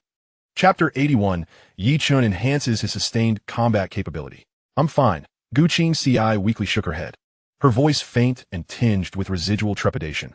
That rule cannot be touched. Its tier is far too high. My talent merely attempted to describe it, and I was met with a fierce backlash. Do not speak for now. And Ran had already leaped forward, her hands glowing with a verdant luminescence as she gently pressed it against Gu Qingxi's forehead, initiating a rapid restoration of her damaged mental power. Observing Gu Qingxi's complexion gradually regain its rosy hue, Yi Chun breathed a sigh of relief, yet the weight in his heart deepened. It's my turn. Gu Qingyan, having settled her sister, stood up. Gu Qingxi's backlash added pressure on her. Her face lacked its usual vivacity and playfulness, replaced instead by an unprecedented seriousness. Since direct interference is not an option, I will attempt to discern the probability strings. She activated her talent, Strings of Probability. Her eyes instantly lost focus. In her vision, the entire world transformed into an ocean woven from countless shimmering threads. Each string represented a distinct probability. She began her search, searching for the probability of unlocking the intelligence. Soon, she found it. However, as she discerned the appearance of that string, her pupils constricted sharply. It was not a mere string. It was a steel cable. Gu Qingyan endeavored to reach out with her mental power to touch the cable. She aimed to move it, even if only slightly. Yet, the moment her mental energy made contact with the steel cable, it vanished without a trace, creating no ripples whatsoever. Furthermore, an overwhelming repulsive force emanated from the cable, as if warning her against any futile attempts. Without probability, it cannot be moved. Gu Qingyan slowly opened her eyes, shaking her head in a daze, her expression marked by defeat. The content of the intelligence may have already been predetermined by higher rules. A double failure. The atmosphere within the carriage grew somewhat oppressive. I understand now. Zhou Siyu's voice shattered the silence. This is not a failure of your talents. She regarded the somewhat dejected Gu sisters, her calm tone imbued with a hint of consolation. This is a limitation of the rules. Just as thunderstorms continually advance, they form the foundational bedrock of this world. Such rules cannot be interfered with. The only course of action available to us is to operate within the confines they permit. Indeed, since the rules cannot be altered, we can only acclimate and refrain from unnecessary entanglements. Siyu is correct. Su Ziyun regained her customary gentleness, rallying the group. If the shortcuts are impassable, then let us traverse the road ahead with utmost speed. Precisely.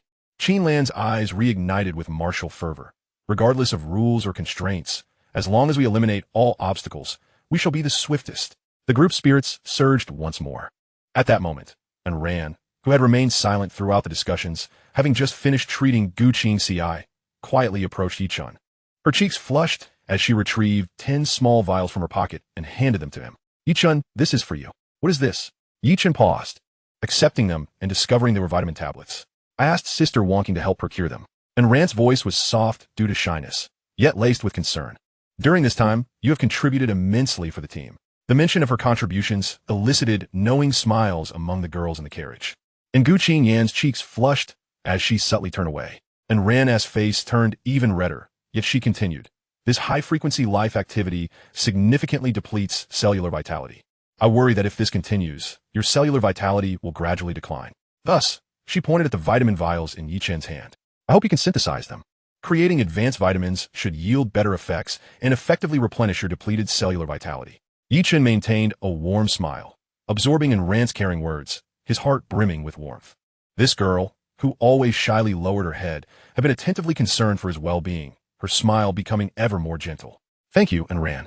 He extended his hand, intending to ruffle her soft hair as he had in the past.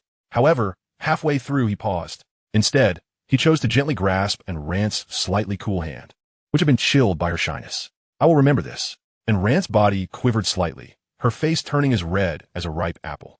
And she quickly withdrew her hand, fleeing back to her seat, burying her head low, not daring to glance at Yi Chun again.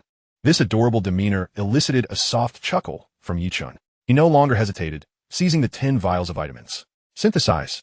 Infinite synthesis talent activated. The 10 diminutive vials transformed into a radiant orb of light within his grasp. As the light dissipated, synthesis successful. Congratulations, you have obtained 1 bottle of cellular nutrient solution. Cell nutrient. Taken daily, it can gradually enhance the cellular vitality of the user, and long-term consumption can slowly bolster the body's recuperative abilities, as well as energy limits and minor vitality. Holding the cell nutrient in his hand, he felt quite satisfied with its effects, although it did not directly augment his attributes. The enhancement of his physical recovery capabilities effectively translated to an indirect improvement of his sustained combat capacity. As he prepared to consume one, a sudden thought struck him like a bolt of lightning, rendering him momentarily frozen in place. Synthesis. His gaze fixated on the intelligence letter quietly resting in his backpack. What if this item, rewarded by the rules, also adhered to the law of infinite synthesis? This audacious notion, once birthed, could no longer be restrained. Without a hint of hesitation, he activated his talent on the intelligence letter nestled within his backpack. Synthesis target, initial intelligence letter 1. Synthesis required quantity, 10. Synthesis failed, current quantity insufficient, unable to synthesize. The failure notification momentarily stunned Yichun, but the subsequent message regarding insufficient quantity ignited a surge of elation within him. It could be synthesized. It truly could be synthesized. The phrase insufficient quantity at that moment felt like the most delightful announcement in the world. Chapter 82. Utilizing the rules of infinite synthesis. The system's prompt indicating synthesis failure did not dishearten Yichun. Rather, it sent tremors of uncontrollable joy coursing through his body. It was indeed possible to synthesize. This intelligence letter, locked by the rules, could genuinely be synthesized. The rule of synthesis was astonishingly within the constraints of the rules, and, in fact, synthesis did not alter the rules, but rather employed them to create superior items. This revelation illuminated Yi Chen's mind, if his deductions were accurate. The potential of synthesis was beyond imagination. Ha ha ha ha. Yi Chen could no longer contain his exuberance, abruptly turning to face and ran. This girl truly was his lucky star.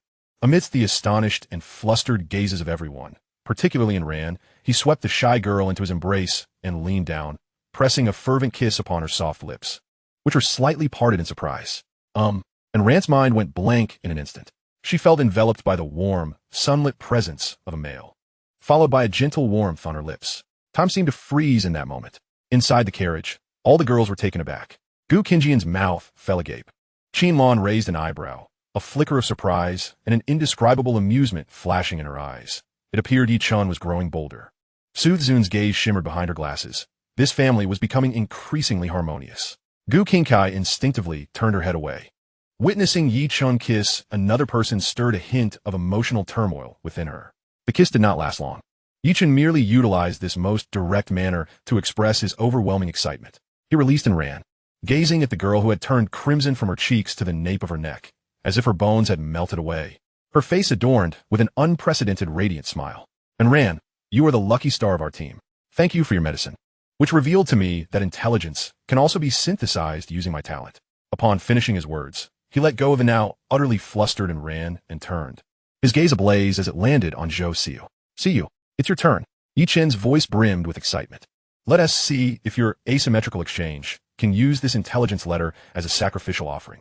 Zhou Xiu hesitated momentarily. From Yi Chen's unusual behavior and extreme enthusiasm, she keenly grasped the critical information. Without further inquiry, she promptly closed her eyes and activated her talent.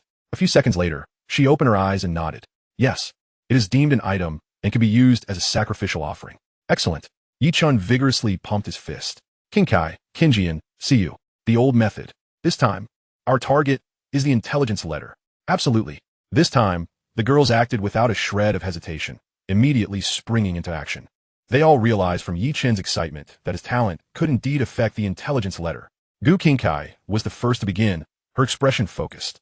I will construct the story. She took a deep breath, her pen flying across the paper. In Zhou Xiu's exchange, the same result as her sacrificial item appeared. This time, she penned only this simple sentence before halting. From previous backlash, she understood that with such high-level rules, any overly detailed description would invite severe repercussions. Caution was imperative when conducting exploratory descriptions. Her talent was employed smoothly. My turn. Gu Qingjian stepped forward, closing her eyes. Probability string activated. In her vision, countless threads intertwined. She precisely located the main thread, representing Zhou Xiu's activation of her talent and the myriad of tiny branches extending from it. Among these branches, one thread was shimmering. Initial intelligence letter 100, probability 101. Found it. Gu Qingjian's mental energy gripped that thread representing the probability with the force of an invisible hand, effortlessly achieving 100. Now, see you. The moment Gu Qingjian spoke, Zhou Siyu unhesitatingly activated her talent, offering up the initial intelligence letter Yi Chun had just traded to her as a sacrifice. A flash of light illuminated the scene. 3 options materialized before her eyes. Lo and behold, it was initial intelligence letter 100. Success. Without a moment's hesitation, Zhou Siyu selected the option. In the next second, 100 identical letters, emitting a soft glow, appeared neatly in her backpack. Yi Chun gazed at the 100 intelligence letters Zhou Siyu had traded to him, feeling his heart race with wild exhilaration. Indeed, it was possible. It appeared that within the rule's judgment, regardless of how many copies of the initial intelligence letter were produced, it remained within the realm of possibility. Suppressing his excitement, he took a deep breath and commenced his operation. Synthesis. Synthesis target. Initial intelligence letter 10. Synthesis successful. Congratulations, you have obtained advanced intelligence letter 1. As the light receded, a letter entirely distinct from the previous ones appeared in Yi Chen's hand. Its envelope was no longer the ordinary white, but a faint aquamarine hue. It worked. Yi Chen had no time to examine it closely, immediately dividing the remaining 90 initial intelligence letters in his backpack into 9 groups. All synthesized, the light flashed consecutively 9 times. Ultimately, 10 aquamarine, advanced intelligence letters lay quietly in his backpack. These 10 new intelligence letters held the promise of acquiring entirely new information with further synthesis. Even rarer intelligence could emerge, potentially guiding them in their next steps. Just as he prepared to perform the ultimate synthesis on these 10 letters, a thought struck him, halting his actions. Wait, this intelligence letter is something every survivor in the world possesses. While many might have already opened theirs, a considerable number of individuals, for various reasons, had yet to view theirs. Some might have even learned the information through channels, and thus never opened them. This meant there were still vast quantities of unopened initial intelligence letters available on the market. What if he could acquire all those letters? What might he synthesize? This thought made Yi Chen's breath quicken. He abruptly lifted his head and shouted at Lin Wonking. Wonking, unlimited, at any cost. Acquire all unopened initial information letters in the hands of players. Lin Wonking was momentarily taken aback, but in an instant, she deduced the truth of the situation from Yi Chun's reaction. Understanding, she promptly began utilizing various channels of the Co-Governance Association and the Happy Family Ship to initiate acquisitions worldwide. Chapter 83. Family Information. Yi Chun observed Lin Wonking busily at work, feeling a sense of relief wash over him. He looked at the 10 advanced information letters in his backpack. There was no time to waste. He was eager to discover what information would emerge from his synthesis. Synthesis. Yi Chun selected all 10 advanced information letters. The infinite synthesis talent was activated. A blinding radiance enveloped the vehicle, compelling the girls within to instinctively squint. As the brilliance gradually faded, a letter emanating a purple glow floated silently above Yi Chun's palm. Its cover bore a mysterious and intricate seal depicting a closed eye. Synthesis successful. Congratulations. You have obtained Secret Information 1. Transitioning from initial information letters to advanced information letters, and now to this purple secret information. Yi Chun swallowed hard, easing his tense excitement. Feeling the gaze of all the girls upon him, he hesitated no longer and opened the letter. There were no convoluted contents, no obscure hints. Only a single line of text appeared before their eyes. All remaining humans who failed to be transported into the survival world have not perished, but are instead temporarily sealed in a stasis space where time does not flow. When their respective civilizations achieve victory in the civilizational war, all sealed individuals of that civilization will be released. This line struck like thunder, reverberating explosively in everyone's minds. Time within the vehicle seemed to stretch infinitely. A tear, unbidden, slipped silently down Gu Qingjian's cheek, and everyone seemed to hear that non-existent soft sound. The girl, usually brimming with a lively smile, now quivered slightly, her lips trembling as if she wished to speak, yet no sound emerged. A stifled sob escaped Gu Qingkai's throat. She exchanged a glance with her sister, and in each other's eyes, they saw the same emotion. Father, mother, family. They're still alive. They're truly still alive. The question that had long been deliberately avoided by everyone, yet weighed heavily in their hearts, found its answer in that moment. Having witnessed countless reunions during the regional wars, they had all suppressed their emotions for the stability of their small family, deliberately avoiding discussions about their loved ones. Now, having received accurate family information, they could no longer contain their feelings. Qinlan's body trembled slightly. She turned away, using the back of her hand to wipe away the impending tears. Yichen recalled the words he had spoken at the onset of the battlefield to reassure everyone. Our parents are still on Earth. As long as we can win, as long as we can survive, there will surely be a chance to return. At that time, it had merely been a kind speculation, a beautiful wish understood by all. Yet now, that wish had been thoroughly validated. They truly had a day to reunite with their families. After a brief emotional release, Qinlan was the first to stand. She turned around, her beautiful eyes reddened but ablaze with unprecedented fighting spirit. Damn it. No matter what the hell this civilizational war is, no matter who the enemy is, whoever dares to stand in my way to see my parents will be crushed to pieces. Car and all, her roar provided an outlet for everyone's pin-up emotions. That's right. Gu Qingjian wiped away her tears, her face set with determination. We must win. We have to win. The path home was now clearly laid out before them. That path lay in achieving victory in the civilizational war. Indeed, Yichen's voice, though soft, carried an unwavering conviction. We will surely win. For our parents. For family reunion. Surviving is no longer the ultimate goal. Winning and rescuing our loved ones is now our singular direction. Yichen, Su Zun adjusted her glasses, her voice steady as ever. Your previous speculation, that every event and reward in this world is interconnected, is correct. Acceleration of progress. We have previously gained 3 times, each granting our dragon country civilization a significant first-mover advantage. This time, the reward for the land-grabbing race may very well yield a 4th acceleration. This acceleration is crucial for us to gain the upper hand in future civilizational wars. All the girls' gazes, drawn by Su Zun's words, fell squarely upon Yichen. In their eyes, there was no longer any confusion nor hesitation. The direction towards their families had been unequivocally indicated. The reunion with their loved ones awaited them after victory. Yichen looked at the girls before him, gazing at their youthful faces, and he nodded firmly. Qingjian. Yichen's voice was steady and powerful. Immediately calculate the fastest, most direct route to the center based on the current map. Whatever obstacles lie ahead, we shall pass through with the quickest speed. Understood. Gu Qingjian's face blossomed with a confident smile. Wonking. Present. Continue acquiring information letters. Do not stop. We need more intelligence. Received. Chunxi. Qinlang. Speak. Prepare for battle. From now on, anything that obstructs our path, be it monsters or anything else, shall be eliminated. Yichen's gaze swept over the girls one last time. Every one of them smiled back at him. The objective was clear, the world's center. Yichen returned to the driver's seat, his eyes fixed on the vast and unknown new world ahead, determination etched on his face. The happy family ship surged forward at full speed. Virum, the war fortress, suspended in midair, roared as its engines ignited, transforming into a streak of light, racing towards the center of the map. Chapter 84. Enran eating pineapple.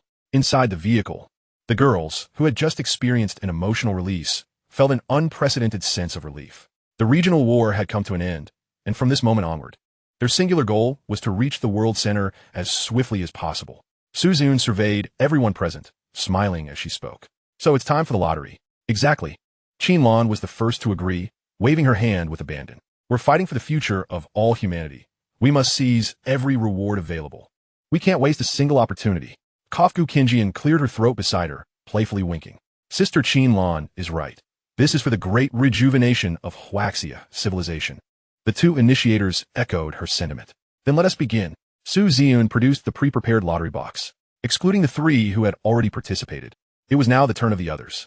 This meant that the lottery would take place among Zhou Su, Gu Qingkai, Lin Wangqing, Chen Shi, and Anran. To everyone's surprise, the first to step forward was Anran, usually the shyest and most introverted among them. I'll go first, she said, her voice still soft and tinged with a barely perceptible tremor. Following that impulsive kiss from Yichen, Anran felt as if she had been rebooted, though still shy. Her heart seemed thoroughly awakened. This feeling, perhaps, could be described as falling in love. Anran approached the lottery box, extending her hand under the gaze of all present. As she retrieved the slip of paper inscribed with words, the crowd gathered eagerly around her. Wow, it's Anran! Gu Qingjian exclaimed first. Anran's cheeks flushed instantly, yet this time, she did not bow her head in shyness as before. Instead, she clenched the paper tightly in her grasp, nodding vigorously as if to bolster her own resolve. Then, she made a move that took everyone by surprise. She trotted over to Lin Wangqing and, in a tone laced with request, said, Sister Wangqing, could you possibly help me buy some pineapples? Pineapples? A flicker of confusion crossed Lin Wangqing's eyes, but she nodded nonetheless and opened the transaction panel. Sure. How many do you need? Not too many. Just enough for a day, and Rand's voice dwindled to a whisper. No problem, Lin Wonking replied without further inquiry. Do you need any other fruits? She casually asked. No, that's all, and Rand answered, her face burning as she shook her head rapidly, darting back to her seat like a startled little rabbit. Lin Wonking watched Ayn Rand's retreating figure, her eyes behind the glasses glimmering with contemplation. During lunchtime, as they soared over mountains, the world outside was a blur of white. Inside the carriage, warmth enveloped them like spring.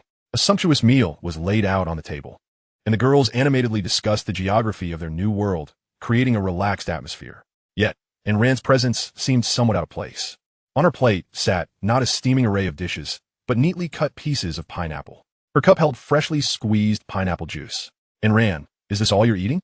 Yichen asked, furrowing his brow with concern. Will this be enough? We have to fight tonight. We can't afford to be lacking in energy. Ayn Rand's cheeks instantly adorned a lovely shade of crimson as she lowered her gaze, poking at the pineapple on her plate without responding. Oh, come on, Yichun. Don't pry, Gu Qingjian chuckled, teasingly. Ayn Rand is our esteemed doctor. She must have her reasons for eating this way. Who knows? Maybe pineapples have some special benefits we're unaware of? That makes sense, Yichun mused, conceding. Ayn Rand, being a professional doctor, surely knew her own body better than he did. With that thought, he refrained from further questioning, merely advising her not to go hungry. He failed to notice that, after he turned away, Ayn Rand subtly lifted her eyes, casting a quick glance at him, her gaze tinged with shyness, anxiety, and a hint of anticipation. At dinner time, the same scene unfolded once more. Before Ayn Rand, the unwavering feast of pineapples remained. This time, Yichun genuinely found it peculiar, even if one had a penchant for pineapples. Surely, it was excessive to consume them for every meal? He observed Ayn Rand's face, still blushing from earlier, and her earnest, measured bites of pineapple, deepening his intrigue. He pondered whether pineapples contained unique nutrients beneficial for digestion or vitamin replenishment. However, Ayn Rand's consumption transcended mere nutritional supplementation. Are you feeling unwell, Ayn Rand? Yichun ultimately couldn't suppress his curiosity and asked again. And no, Ayn Rand quickly shook her head, her voice scarcely audible. Then why, Yichun? Su Ziyun's voice interjected at the perfect moment, her smile directed at him. Ayn Rand is our team's doctor. She knows her own health best. We should trust her professional judgment. Shouldn't we? Su Ziyun's words served as a soothing balm, temporarily quelling Yichun's doubts. Indeed, as a chemistry major, questioning a medical doctor's dietary choices felt rather presumptuous. Perhaps this was a method of medical practice he simply did not comprehend, yet was effective in maintaining health. Yichun chuckled helplessly, choosing to place his trust in Su Ziyun's assessment. He resolved not to delve deeper into the perplexing pineapple mystery. However, upon returning to his room that evening, he found Ayn Rand, already washed up, clad in an adorable pajama set, sitting on the edge of the bed with her knees drawn up, her little toes curling in nervousness. A subtle scent of pineapple seemed to permeate the room. Chapter 85. Sweet Ayn Rand. Ayn Rand kept her head bowed, her gaze fixated on her adorable little feet. Her silky black hair fell softly, obscuring much of her face, revealing only her delicate chin. Even from a distance, Yichun could distinctly sense the tension radiating from her. A palpable unease. His heart softened at the sight of this bashful girl, evoking an instinctive desire to protect her. He slowed his pace, settling gently beside her on the bed, and spoke in a soothing tone. Ayn Rand, are you feeling very anxious? Upon hearing Yichun's inquiry, Ayn Rand's body jolted slightly, her head burrowing deeper, nearly disappearing into the crevice of her knees. She remained silent, offering only the faintest nod. Observing her distress, Yichun felt a pang of sympathy. He reached out tentatively, gently placing his hand atop her head. The silky strands of her hair felt exquisite under his touch, prompting him to stroke her hair softly, repeatedly.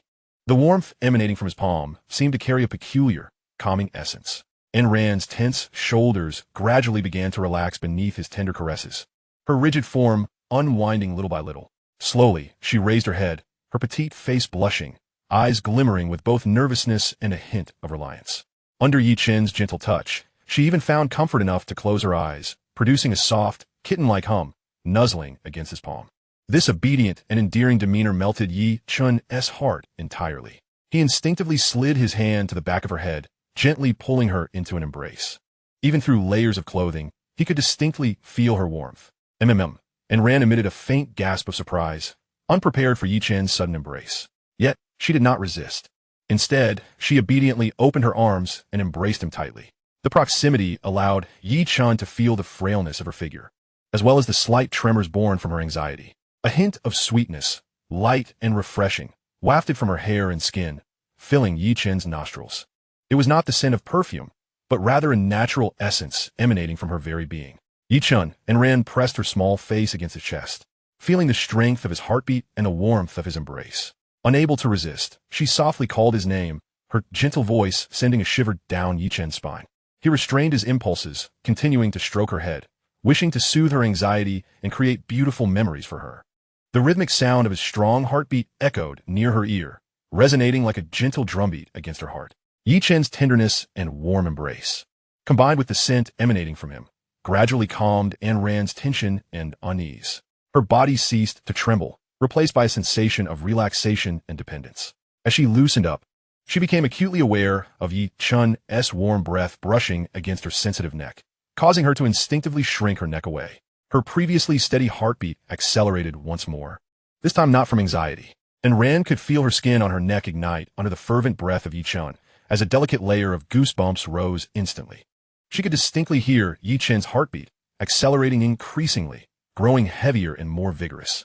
Thump, thump, thump. Unbeknownst to her, her own heart mirrored the rhythm, beating in synchrony.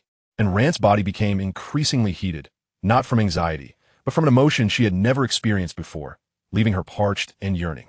As a physician, she recognized this sensation. She understood that her heart and body were entirely prepared. Summoning her courage, she slowly lifted her head from Yi Chen's embrace, their gazes locking. Yi Chen beheld in Rand's eyes, shimmering with emotion and brimming with an enchanting allure, reflecting his own image while overflowing with an inexpressible shyness and deep affection. Her delicate lips parted slightly in nervousness, as if inviting him to savor her sweetness. This fragile expression shattered the rationality within Yi Chen, causing it to snap irreparably. Unable to resist any longer, he leaned down, capturing Ayn Rand's soft lips with his own. In that instant, Ayn Rand's mind went blank, her senses magnified infinitely. The sensation of their lips meeting, the warmth enveloping her, was acutely perceptible. The forceful kiss left no room for resistance. Her delicate form weakened under its intensity. Yi Chen's breath, imbued with a sunlit freshness, was savored by her. What began as a tentative brush soon escalated into a tempestuous embrace. As Ayn Rand transitioned from initial awkwardness to clumsily reciprocating his affection, the temperature in the room soared, their bodies radiating heat. An air of intimacy permeated the atmosphere, fermenting with unspoken desire. Moonlight filtered through the porthole, casting a silvery glow across the room. And Rand nestled like a languid cat in Yi Chen's arms.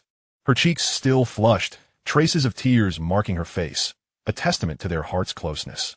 Strands of rebellious hair clung to her damp, alabaster neck. Yi Chen, cradling Ayn Rand, gently twirled a lock of her hair around his finger, bringing it to his nose to inhale the unique, subtly sweet fragrance of her body, which seemed to intensify. He gazed at the girl in his arms, on the verge of slumber, a tender smile gracing his lips as he felt a pang of affection. Suddenly, he recalled her unusual pineapple feast from earlier that day, a teasing thought bubbling to the surface. Leaning closer, he whispered playfully in her ear, "Ayn Rand, do you smell something particularly delightful?" Ayn Rand, drowsily responding with a soft hum, clearly had not comprehended. Yi Chen chuckled, repeating his words with a more pronounced teasing tone. The girl in his arms stiffened, instantly grasping the double entendre in his words. The blush that had just faded returned, creeping from her cheeks to her ears, even her fair neck taking on a charming pink hue. "I didn't smell anything," Ayn Rand exclaimed, suddenly breaking free from Yi Chen's embrace, hiding her head beneath the blanket, her voice muffled and filled with embarrassment. Chapter 86, 200 times the size of Earth. The night of tender warmth had elevated the relationship between Yi Chen and Ayn Rand. The following morning, as Yi Chen stepped out of the room, refreshed, he immediately spotted the girl sipping pineapple juice in small, deliberate sips.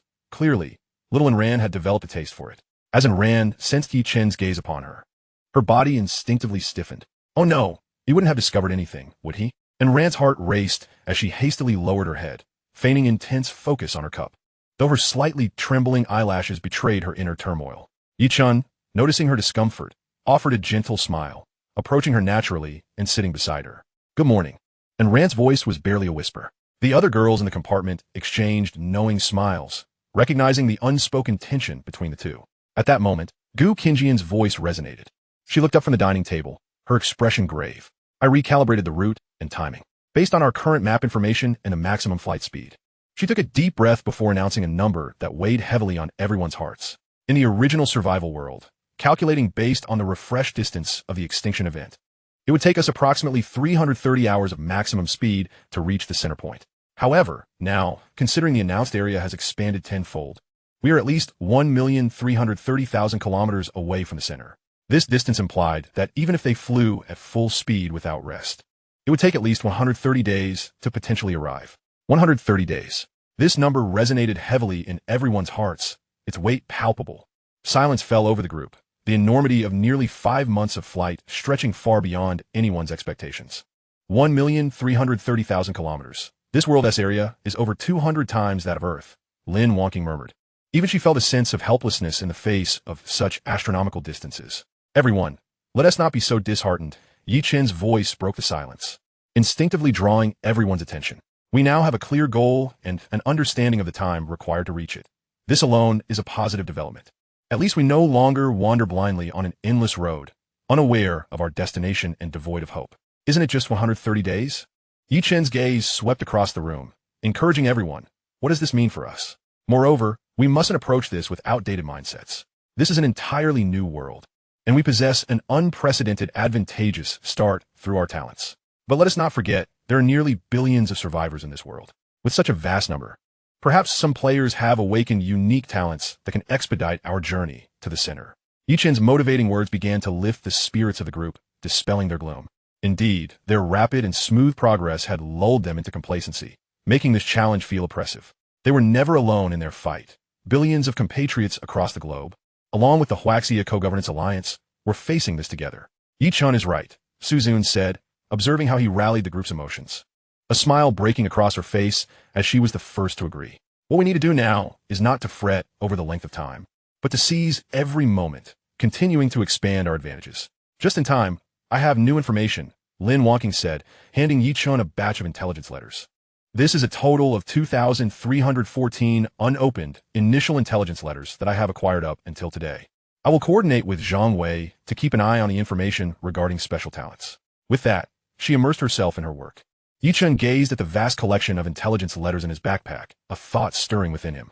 Before synthesizing these letters, he recalled another item, the reward from upgrading the bus. He produced the launch pad fragment and looked towards the Gu sisters. Qingjian, King Kai, could you see if this can be replicated by CU using her talent? However, minutes later, Gu Qingkai wearily shook her head. It is unfeasible. Constructing this narrative consumes an excessive amount of mental energy. My sister and I currently lack the spiritual fortitude necessary to alter its probabilities. The outcome of failure feels almost routine to Yi Chen. While success is indeed gratifying, failure also provides its own insights. This critical attribute of mental power has persistently constrained their pace of development, indicating a pressing need to gather attribute cards. Just as he contemplated the significance of prioritizing his actions and prepared to synthesize intelligence letters, and Rant's voice unexpectedly resonated.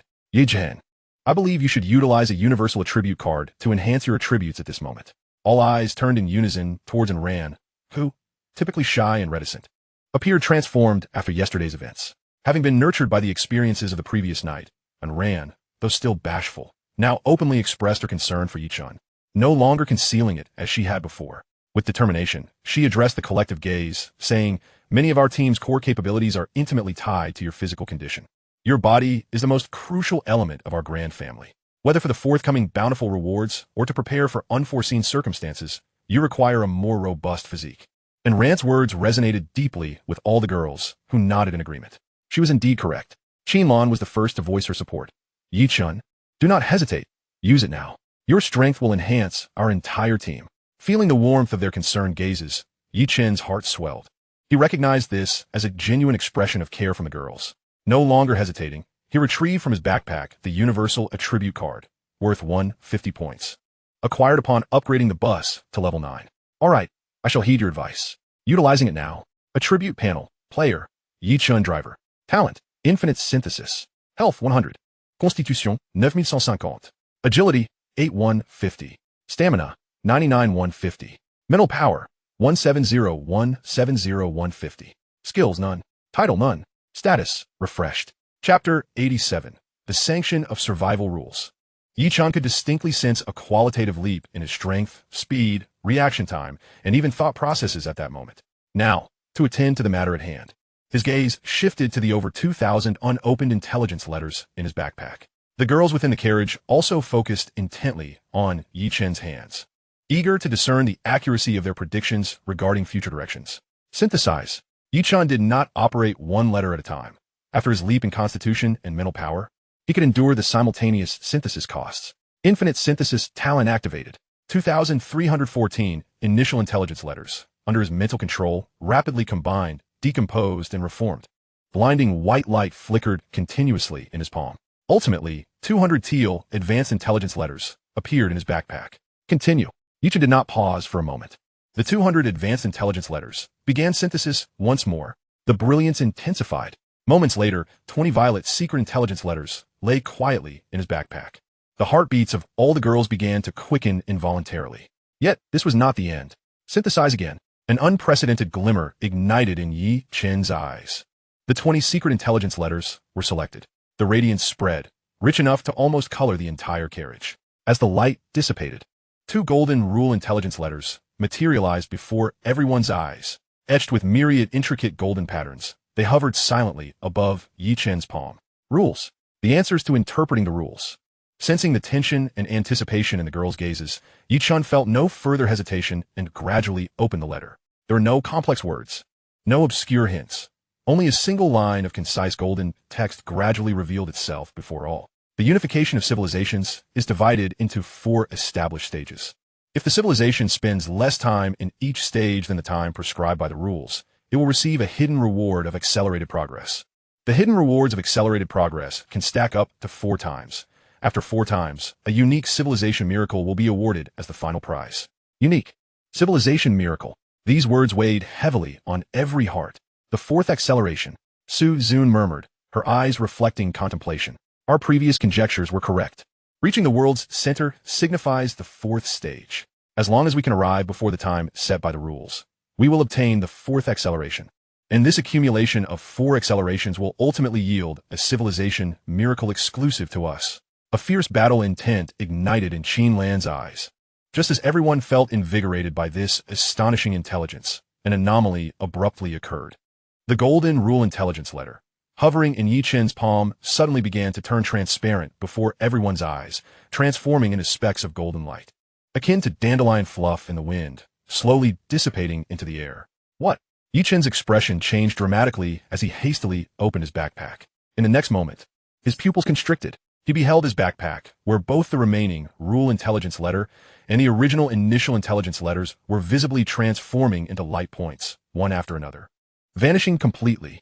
The intelligence. All the intelligence letters have disappeared. Yi Chen's voice brimmed with shock. What?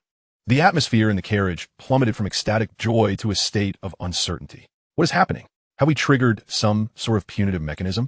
Gu Qinjian's face was etched with unease. Are we being sanctioned? This question cast a pall over everyone's spirits. Stay calm. Lin Wonking's steady voice emerged, providing reassurance. At the very moment the intelligence vanished, she had already returned to her operational station, her hands creating a flurry of afterimages on the screen as she rapidly searched and analyzed the information flow within the public channel. It's not targeting us.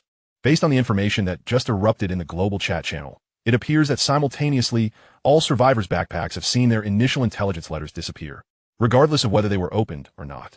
This news instantaneously relaxed the taut nerves of everyone. As long as it wasn't directed solely at them, it was a relief. I understand. Zhou Xiu, who had been silent and deep in thought, finally spoke, capturing everyone's attention. We have not been sanctioned. Yi Chen's talent remains within the bounds permitted by the rules. She gazed at Yi Chen, her clear eyes reflecting a hint of awe. The reason all intelligence letters have vanished is due to Yi Chen synthesizing a high-dimensional intelligence that should not be known to us at this stage through his talent. The emergence of the rule intelligence represents a loophole in the foundational rules of this world. To rectify this loophole, the rules opted for the most direct and thorough method, to reclaim and erase all fundamental materials constituting this loophole, namely, all intelligence letters worldwide. The World S response speed to the rules exceeded their imagination. Zhou Xiu's analysis plunged everyone into silence. They were experiencing for the first time the efficient power of the World S rules. This is utterly unfair. Upon hearing this, Gu Qinjian could not help but voice a quiet complaint. They encountered a bug, yet they confiscated everything from us. Her grievance lightened the somber atmosphere within the carriage considerably. Suddenly, Yichen zhuchkit softly. All eyes turned back to him. See, he was correct. The rules were indeed quite unscrupulous. A hint of strategic confidence graced his visage. However, they were still a step behind. The most critical information had already been unveiled to them. The direction they had chosen was unequivocally correct. The key to accelerating the fourth phase was indeed the circle race. He gazed at the girls before him, his voice growing steady and powerful. The only unknown now was the predetermined time set by the rules. Therefore, from this moment forth, we cannot afford to squander any time. We must reach the finish line with utmost haste. Chapter 88. Is someone ahead of us?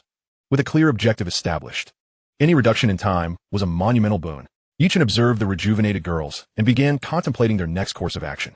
The lengthy journey of 130 days necessitated an escalation of their speed to its zenith. Wonking, Yichen directed his gaze towards Lin Wonking. How many coins can we currently utilize? Lin Wonking adjusted her frameless glasses, and a flurry of dazzling numbers rapidly flashed across the screen before her. The energy core trading market had erupted due to the global merger. Presently, they were the sole suppliers, existing in an absolute seller's market. She provided a figure that elicited delight in Yi Chen's heart. 100 million coins, readily available for withdrawal. Ijalent, Yi Chen nodded. This number was within his expectations. It had still left him in awe of Lin Wonking's formidable financial prowess. I require these coins. Speed is of the essence for our journey to the world center. I intend to upgrade the anti-gravity module. Yi Chen explained the necessity of the coins to Lin Wonking. However, she showed no desire to understand further. As long as Yi Chen needed her assistance, she promptly initiated the transaction. Soon, the 100 million coins were credited. Without hesitation, Yi Chen accessed the vehicle upgrade panel and located the crucial module for them. Upgrade. Anti-gravity floating module, level 3. Effect. Doubles the base flight speed. Upgrade cost, 10 million coins. The brilliance of the upgrade flashed beneath the vehicle. Upgrade successful. Anti-gravity floating module, level 5. Effect. Triples the base flight speed. Upgrade cost, 200 million coins. With the module's enhancement, the flight speed of the Happiness family soared from initial 400 kilometers per hour to an astonishing 600 kilometers per hour. The exhilaration of increased speed was palpable. Gu Qinjian, who had been monitoring the vehicle's status, was the first to exclaim in delight. The occupants of the vehicle could distinctly perceive the scenery outside, rushing by at a significantly accelerated pace. Yi Chen, I need to take control of the vehicle. Chen Shi, who had been silent until now, suddenly spoke. I want to conduct an experiment. All right. The current bus could operate autonomously, with a simplicity that allowed even a novice to drive it, so Yi Chen felt comfortable allowing Chen Shi to take the wheel. She approached the driver's seat, her youthful face radiating focus and seriousness as she prepared for the experiment. Taking a deep breath, at the moment the Happiness family reached its top speed, she abruptly pushed the speed to its maximum. Virum, the vehicle emitted a soft hum. Yet, a peculiar scene unfolded. Inside, the enormous carriage, spacious enough to contain a small football field, neither the standing girls nor the cups and plates on the table, nor even the flow of air, exhibited the slightest change despite the abrupt deceleration akin to slamming on the brakes. It was as if inertia simply did not exist within the carriage. After resetting the vehicle's speed, Chen Shi stood up, her clear eyes sparkling with the thrill of revelation. I understand now, she announced to everyone, articulating her conclusion. With the bus's level advancement, the internal space had begun to isolate itself from the external physical environment. They were now as if ensconced within an independent space, no longer affected by the inertia of the vehicle itself. This revelation brought expressions of delight to all the girls' faces. It meant that during the forthcoming long journey, they would no longer need to worry about the vehicle's maneuvers disrupting their normal lives and rest. Just as the atmosphere inside the bus became relaxed, Lin Wonking's voice suddenly rang out. Yi Chen, I've acquired some information that I believe could be beneficial to us. As she spoke, she shared a document with everyone. It was a photograph. The background of the photo depicted a muddy, dim swamp, with a golden chest quietly resting at its center, emanating a radiant glow. A golden chest? Qinlan was the first to exclaim in astonishment. In the previous survival world, the highest grade of treasure they had encountered was merely blue. Blue chests could offer only rare materials for upgrading buses to levels 5 or 6, or common white blueprints. This golden chest undoubtedly signified rewards of a higher tier. Yet, Yi Chen's gaze did not immediately fixate on the chest.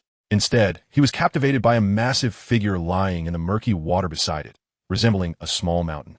It was an alligator, a colossal creature surpassing even the prehistoric king crocodile. It lay there, its hardened armor partially exposed above the water, exuding an oppressive sense of foreboding.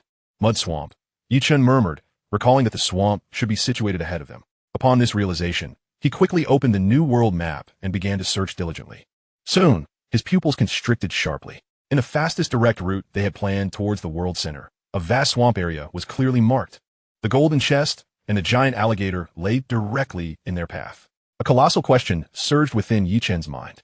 Who had taken this photograph?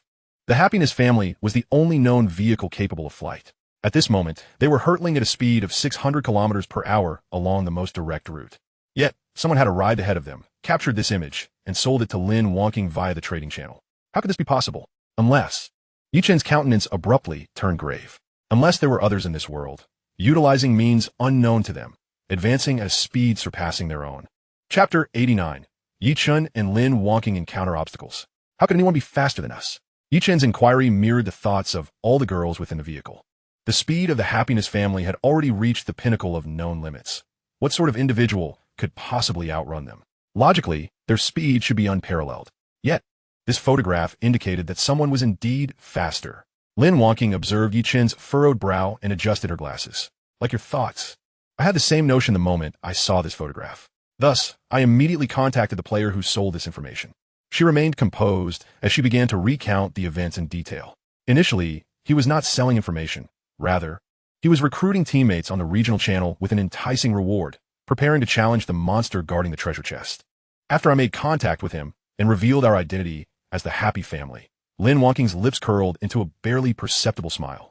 Upon disclosing our name, his demeanor shifted immediately. He candidly admitted that, given his capabilities, he could not hope to defeat that monster, thus abandoning the idea of team assault and instead offering me the location of the treasure chest. His terms were clear. He would provide the coordinates, but demanded 30% of the spoils once the chest was opened. The photograph he sent was taken just moments after I expressed skepticism about the authenticity of his information, a gesture to validate his claims. After hearing Lin Wonking's account, Qinlan narrowed her eyes slightly, reclining lazily against the back of her chair, and inquired with a playful smile. So, in the end, you didn't use your equivalent exchange to purchase his talent information? Lin Wonking nodded, a confident expression illuminating her face. Of course. However, acquiring his talent information this time cost me 100,000 gold coins. 100,000, Gu Qinjian exclaimed, her eyes widening in astonishment, her ponytail swaying in unison. Why is it so exorbitant? I recall that last time. Purchasing Zhang Wei's talent information only cost a bottle of water. Lin Wonking turned to Gu Qinjian, patiently elucidating the value of information hinges on its rarity, or rather, on how many individuals are privy to it. Zhang Wei's talent, leader, was already common knowledge within the Mutual Aid Society. Many were aware of it.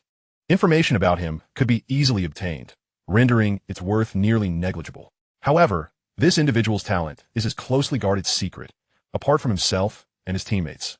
No one else should be aware of it. Such unique information naturally commands a higher price. 100,000 gold coins is the most equitable price determined by equivalent exchange. Having said this, she ceased to keep them in suspense and directly shared the talent information she had procured for 100,000 gold coins.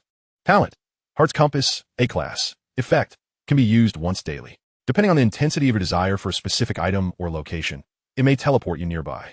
Note, it is normal for it not to respond to your desires. The mental energy expended is non-refundable. An A-Class talent, and one with such a unique function. Suddenly, the greatest mystery in everyone's minds was effortlessly resolved. No wonder he managed to reach them first. He was not relying on the speed of a vehicle, but rather on this peculiar talent, teleporting directly to the location of the golden treasure chest.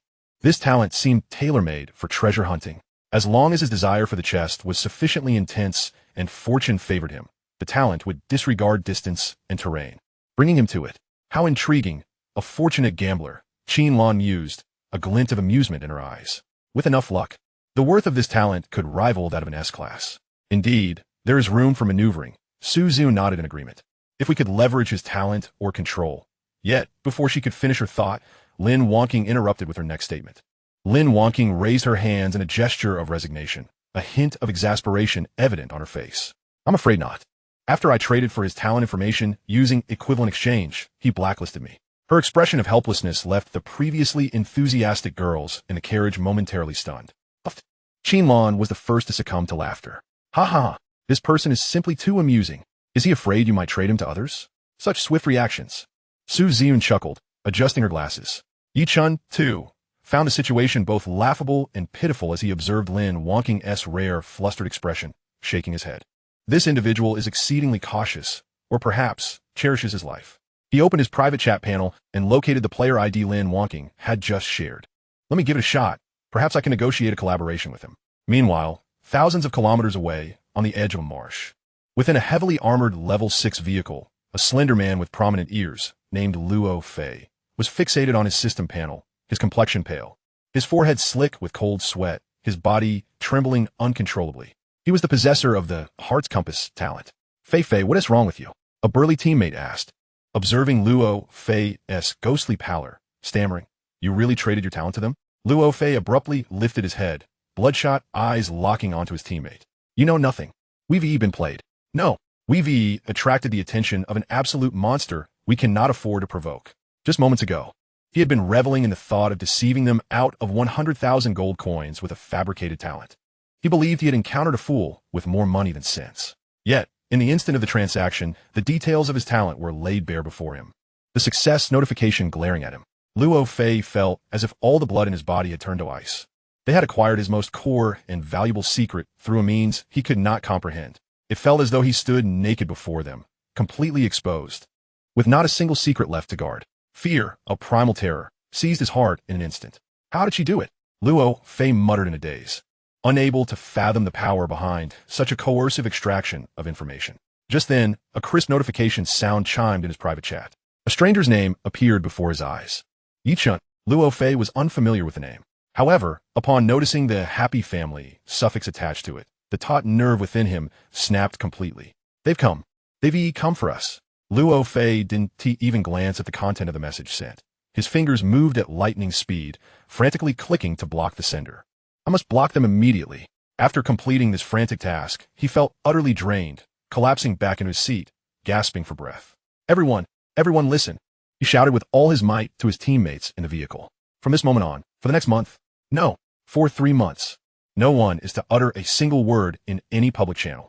Shut down all external communications. We must go underground. We need to vanish completely. Go, quickly.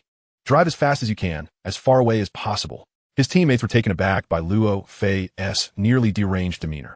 They had never witnessed their leader in such a state. The burly teammate, still fixated on the golden opportunity, couldn't help but whisper, but what about the treasure chest in the marsh? That a golden chest. Didn't we agree to take 30% of the profits? Forget about it. Luo Fei exploded, leaping from his seat. Are you still thinking about the treasure chest? Whether we can survive right now is the real issue. We must escape. Time is of the essence. If we don't run, we'll find ourselves at the end of a rope. Yichun gazed at the system notification that popped up on his screen, reading, You have been blocked by the other party. His expression a curious blend of amusement and bewilderment. How intriguing. What a cautious individual indeed. He turned to Lin Wangqing, exasperatedly raising his hands. I've been blocked too. Ha ha ha. Laughter erupted within the carriage, a delightful and melodious sound. This person is simply too amusing. Gu Qingjian laughed so heartily that she nearly doubled over, her ponytail swaying. One blocks after a transaction, while the other wishes to discuss a collaboration, yet not a single word is exchanged before being blocked as well. The girls' laughter echoed throughout the carriage. They paid no heed to the refusal of communication, for they possessed ample means to ensure cooperation. An A-level talent paired with a disposition bordering on paranoia. Amidst the laughter, everyone's gaze fell upon the twin sisters, Gu Qingkai and Gu Qingjian. The meaning behind their looks unmistakable. You can run, you can hide, but can you truly escape? Chapter 90, Luo Fei's Choice. Within the Happiness family vehicle, the laughter induced by Luo Fei still reverberated. However, the man they regarded as a source of amusement was currently undergoing the most torturous moments since entering the world of survival. Luo Fei's level 6 bus meandered aimlessly. Behind him, there were no monsters, no enemies. What pursued him was a fear that penetrated to his very marrow. This woman, Lin Wangqing, had unearthed his most deeply concealed secret through their transaction. Shortly thereafter, Yichun had come knocking at his door. Luo Fei, whose timid nature had always led him to act with caution, found himself bereft of courage to confront these challenges. Moreover, the Happiness family vehicle was a flying fortress of war, a behemoth that had unilaterally brought an end to regional conflicts. Faced with such a colossal entity, the only thought that crossed his mind was to flee. A senseless flight, without a destination, where even he was unaware of where he was headed. This, he believed, would reduce the likelihood of capture, a lesson distilled from over 2 decades of experience in evasion. No, this cannot continue. Luo Fei's face turned ashen, his body drenched in cold sweat. Blocking only afforded temporary respite. In this world, there existed countless unimaginable phenomena, leaving him with an incessant sense of unease. If the other party possessed the means to forcibly acquire his talent information, they might also find a way to locate him. He needed protection. He did not wish to be collared. He must seek refuge with a force sufficiently powerful, one capable of engaging in equal dialogue with the happiness family vehicle, perhaps even contending against it. The bargaining chip he could offer was his talent. He longed to retain his freedom. Throughout all of Huaxia, only one entity fulfilled this criterion, the Huaxia Co-Governance Alliance, and its supreme leader, Zhang Wei. Since the onset of regional warfare, Luo Fei had been quietly observing Zhang Wei. This man exuded an aura that was incongruent with the apocalyptic world around them. He was benevolent, righteous, and dedicated to uniting all. His speeches brimmed with an infectious charisma that compelled trust and loyalty. Unlike the suffocating dominance represented by the happiness family vehicle, Zhang Wei embodied order.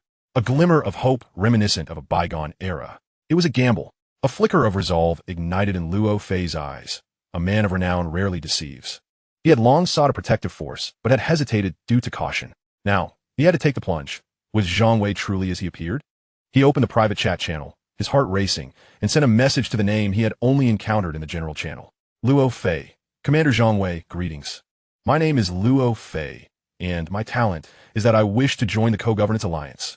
After sending the message, each passing second felt like an eternity of agony. Ding! A reply arrived. Zhang Wei. Hello, Comrade Luo Fei. The Co-Governance Alliance welcomes every comrade to join. Where are you currently located? This message accompanied an invitation to join, and Luo Fei's heart leapt to his throat. After a moment's hesitation, he chose to confirm. In the next instant, a gentle white light enveloped his vehicle. The Co-Governance Alliance, Mutual Aid Command Vehicle. Hundreds of Level 6 buses, akin to the most loyal guardians, surrounded the central command vehicle. Inside the bus, figures moved in a busy yet orderly manner, each face radiating a glimmer of hope. This was the very essence of a true power. When Luo Fei was transported near the command vehicle, he was awestruck by the scene before him. Comrade Luo Fei, please follow me. A soldier clad in standard attire opened the door with a salute, guiding him onto the mutual aid vehicle. The interior of the command vehicle was far more spacious than Luo Fei had envisioned. Hundreds of personnel were swiftly operating at their respective posts. In the heart of the command room stood a tall, resolute middle-aged man, his hands clasped behind his back. Beside him, a refined and cultured young man stood. Commander Zhang. Luo Fei's heart raced, and he dared not meet the man's gaze, merely calling out in excitement. Welcome, Comrade Luo Fei. Zhang Wei turned, a warm smile gracing his face. In this apocalypse, we're all one family. That smile, that voice, seemed to possess a certain enchantment, dispelling the fears and anxieties that had long accumulated within Luo Fei. Commander, to express my sincerity, I possess a monumental piece of intelligence to offer to the Co-Governance Alliance. In a bid to establish his footing here, Luo Fei instinctively divulged the information regarding the golden treasure chest as a token of loyalty. Oh, a glimmer of interest flickered in Zhang Wei's eyes, while Fang Mingyuan beside him chuckled softly, intrigued by the visibly anxious man eager to prove his worth. As Luo Fei displayed the image of the golden treasure chest and detailed the terrifying giant crocodile, Zhang Wei's expression grew serious. This intelligence holds significant value. Zhang Wei nodded, then posed a pivotal question. Comrade Luo Fei, besides us, who else is aware of this news? Indeed, Luo Fei's heart constricted sharply. His mind raced, and a habitual lie nearly slipped from his lips. Only I know. This is unique intelligence discovered through my talent. Such a declaration would maximize the worth of his information, ensuring his stature within the Co-Governance Alliance. Yet, when his gaze met Zhang Wei's sincere and trusting eyes, the lie evaporated before it could escape his lips. A powerful instinct surged from deep within him. Do not lie to this man. Deceiving him would mean never forgiving myself. This feeling was inexplicably profound, yet crystal clear. After struggling for several seconds, cold sweat beaded on Luo Fei's forehead once more. He relinquished his struggle, bowed his head in resignation, and spoke with the tone of one confessing a crime. There is also the happiness family vehicle. Oh, this time, Fang Mingyuan's amusement deepened. Zhang Wei's expression remained unchanged, his calm gaze encouraging Luo Fei to continue. Here is how it is. Luo Fei clenched his teeth, recounting the humiliating experience in its entirety. From how he utilized his talent to teleport to the treasure chest, to how he recruited teammates through the channel, and how Lin Wonking had contacted him. He even detailed how, Driven by greed, he had attempted to deceive with false talent information, only to have the other party forcibly purchase his true talent information through unknown means. When I witnessed my talent being traded away, I was utterly terrified. I had no idea how she accomplished it. Then, the individual named Yi Chen also sent a message, which I dared not even glance at. I promptly blocked both of them and ran away in desperation. It was only when I found myself at my wit's end that I sought refuge with you. Luo Fei's voice dwindled to a whisper, and by the end, he could no longer muster the courage to raise his head. He felt like a mere jester, having willingly divulged all his thoughts and schemes to the other party. He had braced himself for ridicule, and even prepared for the possibility that, in order to avoid offending the happy family, he might be cast aside. However, the anticipated mockery never materialized. The command room remained enveloped in silence. After a considerable pause, Zhang Wei's gentle voice gradually broke the stillness. "Lift your head, comrade Luo Fei." With trepidation, Luo Fei raised his gaze, only to meet those broad eyes filled with understanding. "I completely comprehend your choice," Zhang Wei spoke slowly. "It is only natural for one to feel fear in the presence of greater power and to opt for self-preservation. This is not a matter of shame. Now, you're a member of our cooperative council. Here, you are safe. As long as you do not betray Huaxia or your fellow countrymen, the cooperative council will be your staunchest ally. I will personally communicate with the happy family regarding the matter. You are one of us." These words washed over Luo Fei like a warm tide, enveloping his entire being. Family. Whether in reality or in the harshness of the apocalypse, it was the first time he had heard this term from another's lips. A person like him could still be referred to as family. His eyes instantly grew moist, overwhelmed by an indescribable sense of gratitude and belonging that surged from deep within. "Commander," Luo Fei's voice quivered as he straightened his posture, offering Zhang Wei a salute, the precision of which he himself doubted. "I, Luo Fei, from this day forth, this life belongs to the cooperative council. You direct me east, I shall not venture west." Chapter 91. Bargaining with a Tiger? Luo Fei's figure was escorted out of the command room by the soldiers.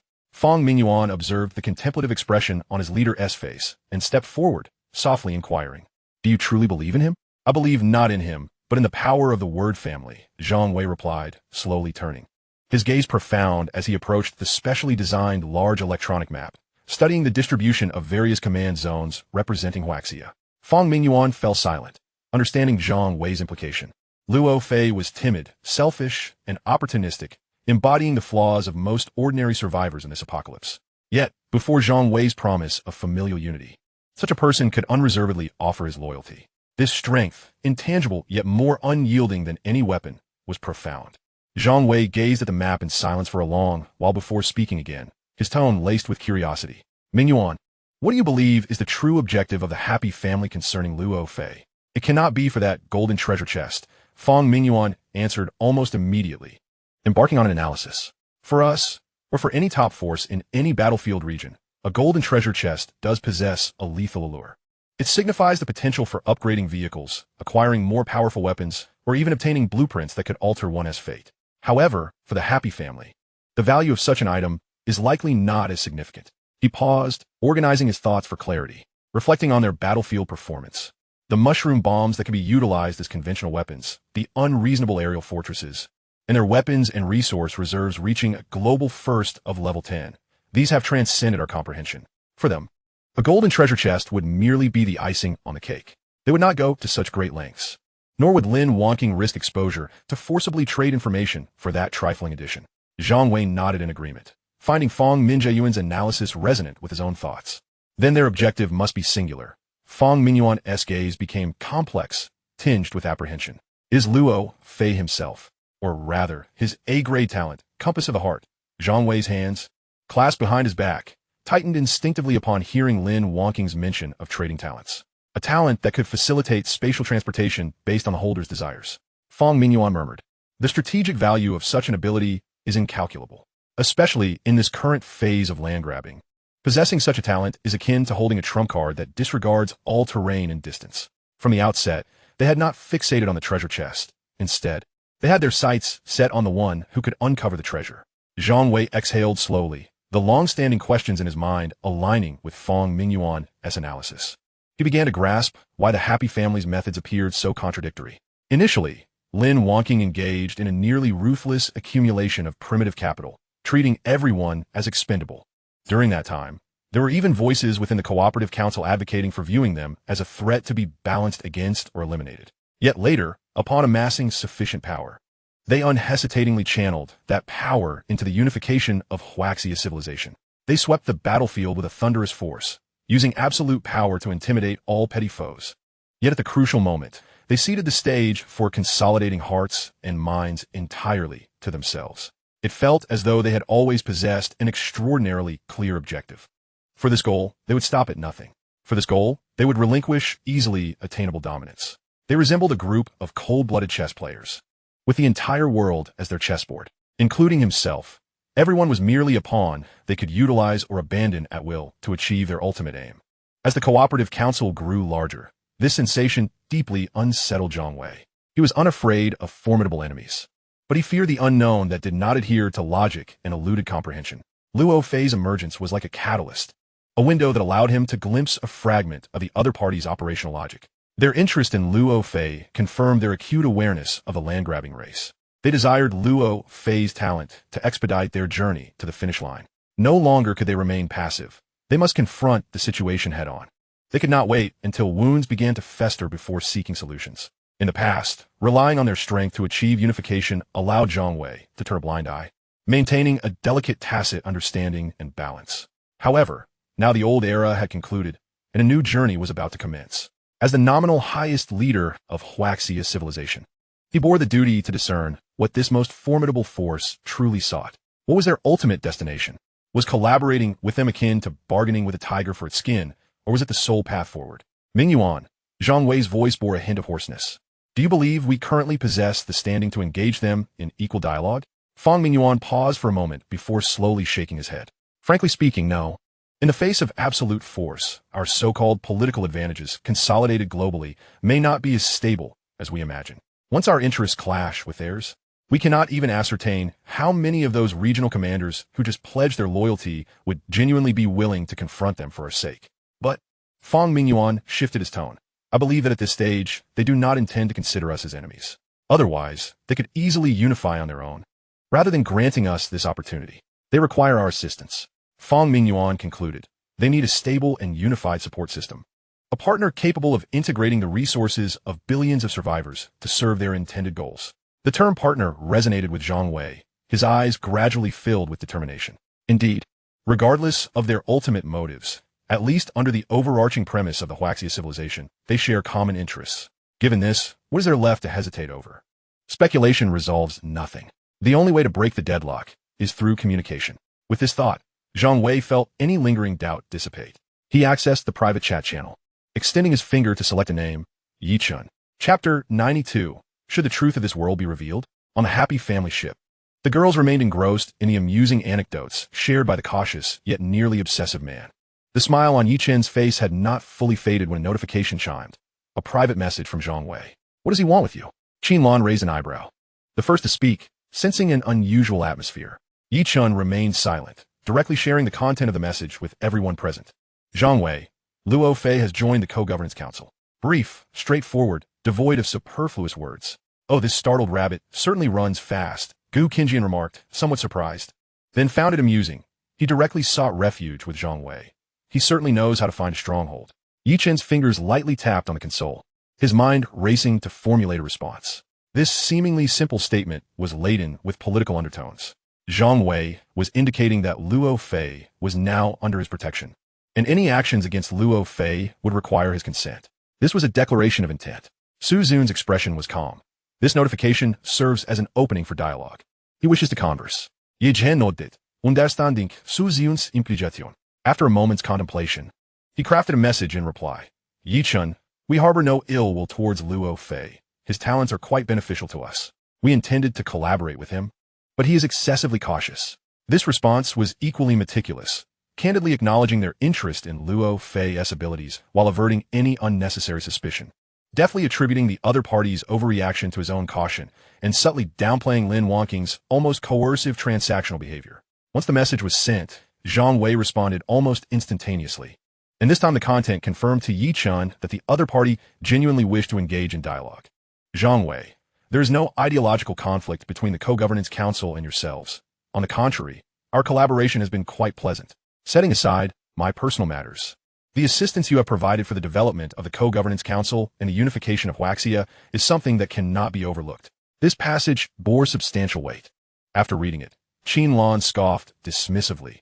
How disingenuous. After all that, he merely seeks to ascertain our intentions. Lin Wonking, however, offered a more composed analysis. He implies that despite any past unequal power dynamics, he is still willing to view matters from a perspective of mutual benefit. He is extending goodwill while also probing. Yichen focused intently on this message, comprehending Zhang Wei's subtext. The incident with Luo Fei was merely a pretext, an opportunity for Zhang Wei to initiate this dialogue. What he truly wished to uncover was the ultimate goal of the happy family, an entity that exists independently of the entire civilization, yet possesses overwhelming power. Yichen slowly stood, pacing within the compartment, gradually clarifying his thoughts. A sense of unease began to creep in. His voice captured the attention of all the girls. Reflect on our initial approach. Wonking, during the capital accumulation phase that you led, our actions appeared no different from those of bandits, ruthlessly exploiting and amassing wealth, disregarding the humanity of others. Lin Wonking calmly nodded, offering no rebuttal. That was to maximize the team's interests, the most efficient means available. However, after the onset of regional conflicts, our approach underwent a complete reversal. Yichen continued. The shift from extreme self-interest to selflessness appears immensely contradictory and illogical to Zhang Wei and Feng Mingyuan behind him. Previously, he chose cooperation, temporarily ignoring this contradiction because he needed our strength to achieve unification. But now that the goal has been attained, as the highest leader, he must discern what the most unpredictable forces desire. Gu Qingkai gently interjected, her voice imbued with her characteristic gentleness. He fears, not that we might become adversaries, but because he fundamentally does not comprehend our intentions. The unknown breeds fear. Precisely. Yichen paused, his gaze sweeping across every girl present. Thus, Luo Fei's emergence serves as a perfect excuse for him. He protects Luo Fei, showcasing his stance and responsibility, while also naturally prompting inquiries from us. He wishes to lay his cards on the table. This analysis elucidated the current situation for everyone. What then shall our countermeasure be? Should we inform him that our goal is the stars and the sea? Qin crossed her arms, her tone laced with a hint of sarcasm. Gu Qingjian shook his head. We are uncertain of his receptiveness to external intelligence regarding civilizations. The compartment fell into silence. Yichen too turned to Su Ziyun, his eyes reflecting inquiry and trust. On a broader scale, Su Ziyun's judgment was always worthy of the team's confidence. Yichen, your analysis is largely accurate, Su Ziyun began, her voice soft. Yet, you may have overlooked one aspect, Zhang Wei's essence. He is not a mere politician, he is an idealist. Within him lies a sentiment inherited from the era, a passion for his nation and civilization. Therefore, this exploration of his is not born of a sense of threat or desire to counterbalance us. On the contrary, he is extending an invitation. An invitation? Yichen questioned, somewhat perplexed. Indeed, an invitation for us to reveal a grander vision, a future worthy of collective striving for him and the entire Co-Governance Council. Su Ziyun began to deconstruct the core subtext of Zhang Wei's words. His assertion of not discussing personal matters was not merely an expression of magnanimity. It signified his intention to completely separate the control exerted over him personally from the future of civilization. He does not seek to clarify our goals to guard against us. Rather, he aims to understand our objectives so that he may join us. Su Ziyun's analysis pierced through the fog in Yichen's mind. Luo Fei's talents confirmed to him that they were facing a competition of which he was unaware. He instinctively recognized that the significance of this competition far exceeded his current understanding. He wished to discern precisely whom they were racing against. His intention to lay his cards on the table was aimed at deepening collaboration. He aspired to elevate the relationship between the Co-Governance Council and the happy family from mere transactional partnership to a genuine community of shared destiny. Those behind him must have reminded him repeatedly that the happy family represents the most formidable variable in this world, the sole and most crucial trump card for the future of Huaxia civilization in the face of any unknown threats. He must ensure that this trump card fights for the entirety of Huaxia. Su Ziyun's analysis allowed them to examine Zhang Wei, as well as their relationship with the Cooperative Council, from an entirely new perspective for the first time. Within Yichen's heart, tumultuous waves surged. He had always regarded Zhang Wei as a leader worthy of admiration and collaboration, yet he had never fathomed the vastness of the other's vision, which had escalated to such heights. Observing Yichen, who was lost in contemplation, Su Ziyun ultimately concluded, therefore, the question now is not how we should respond to his probing, but whether we are prepared to reveal the truth of this world to him and to all of Huaxia. The choice lies in our hands. Chapter 93. After entering the pass, there will be great scholars to debate for me. Su Ziyun's reminder unraveled Yi Chen's tangled thoughts. Sitting in his chair, he sank into prolonged reflection. For a long time, the happy family had been akin to a solitary boat adrift in a vast ocean within the survival world. They relied on their leading advantage to create miracles time and again. However, they remained independent. This independence had previously been an asset, allowing them to maximize the team's interests without constraint. Yet now, as the landscape of the future world shifted, this very independence could become their greatest peril. To deeply collaborate with Zhang Wei, to disclose information about hostile civilizations and the acceleration of civilization, the thought took root and flourished uncontrollably in Yi Chen's mind. He recalled the man named Luo Fei, an individual with an A-level talent who brought immense strategic value. Among the nearly several billion players within the Cooperative Council, how many others like Luo Fei, possessing unique talents, lay hidden? Relying on their 9 members to seek them out one by one would be akin to finding a needle in a haystack. However, if they were to establish cooperation with the Cooperative Council, the pros and cons raced through his mind. The risk lay in their complete exposure. Yet, the benefits were equally substantial. They would no longer be fighting a lone battle. You can tell him. Su Zun's voice, gentle yet resolute, interrupted Yi Chen's reverie. She could not bear to see all his turmoil and hesitations. Collaborating with the Cooperative Council yields greater benefits than drawbacks. This concerns the future of all Huaxia civilization. It should not rest solely on the shoulders of our 9. Our goal is to rescue our families, while theirs is to protect Huaxia. These two objectives do not conflict. In fact, we share a common goal. Her words dispelled Yi Chen's final doubts. Indeed, from the very beginning, they had merely been a part of this vast civilization. The tens of billions of compatriots behind them shared fundamentally identical aspirations. Realizing this brought a smile to Yi Chen's face, his heart now lightened. All right, he said, looking at Su Zun, nodding emphatically, let us collaborate with Zhang Wei's Cooperative Council. Seeing Yi Chen finally lighten the burden from his heart, Su Zun also revealed a smile of relief. She slowly rose and approached him. Extending her hand, her fingertips carried a slight chill as they gently caressed Yi Chen's cheek. Gazing into his eyes, she noticed the diminishing smile on his face, filled with tenderness and concern. Our little family needs you to stand at the forefront. Yet, in the grand scheme of Huaxia, we are but one of countless small families. You need not bear the weight of the world alone. Feeling the softness of her touch on his cheek, and sensing the compassion and care in her words, the most tender part of Yi Chen's heart was stirred. Unable to restrain himself, he reached out and embraced the woman before him tightly, burying his face deeply into Su Zun's soft and warm abdomen. The fragrance that wafted from her, a blend of intellect and subtle elegance, filled his senses. Su Ziyun's body tensed for a moment before relaxing. She said nothing, simply raising her hand to gently stroke the back of Yi Chen's head, as if soothing a weary child. In that instant, Yi Chen felt an unprecedented release of tension.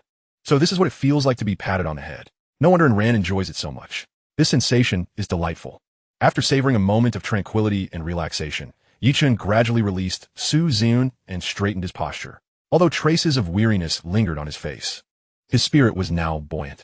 He prepared to respond to Zhang Wei. Just then, the private chat channel chimed once more. It was Zhang Wei. During Yi Chen's contemplation, it was evident that Zhang Wei had reached a final decision, opting to forego any further probing. Zhang Wei. So, I would like to ask, what exactly is your objective? This question was direct and candid.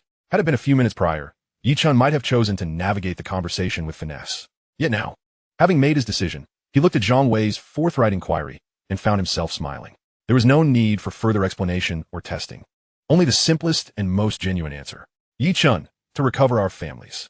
He compiled the information derived from countless intelligence reports concerning the future of civilization, including external threats, the 4 stages of civilization unification, acceleration rewards, and the sealing of their families, into a clear document and sent it to Zhang Wei. Upon completing this task, Yi Chen exhaled deeply, a sense of unprecedented relief washing over him. From this moment onward, they were no longer solitary pioneers. The entirety of Huaxia would stand shoulder to shoulder with them.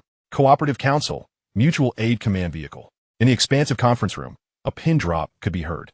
As the intelligence sent by Yi Chen was projected onto the main screen in its entirety, everyone held their breath.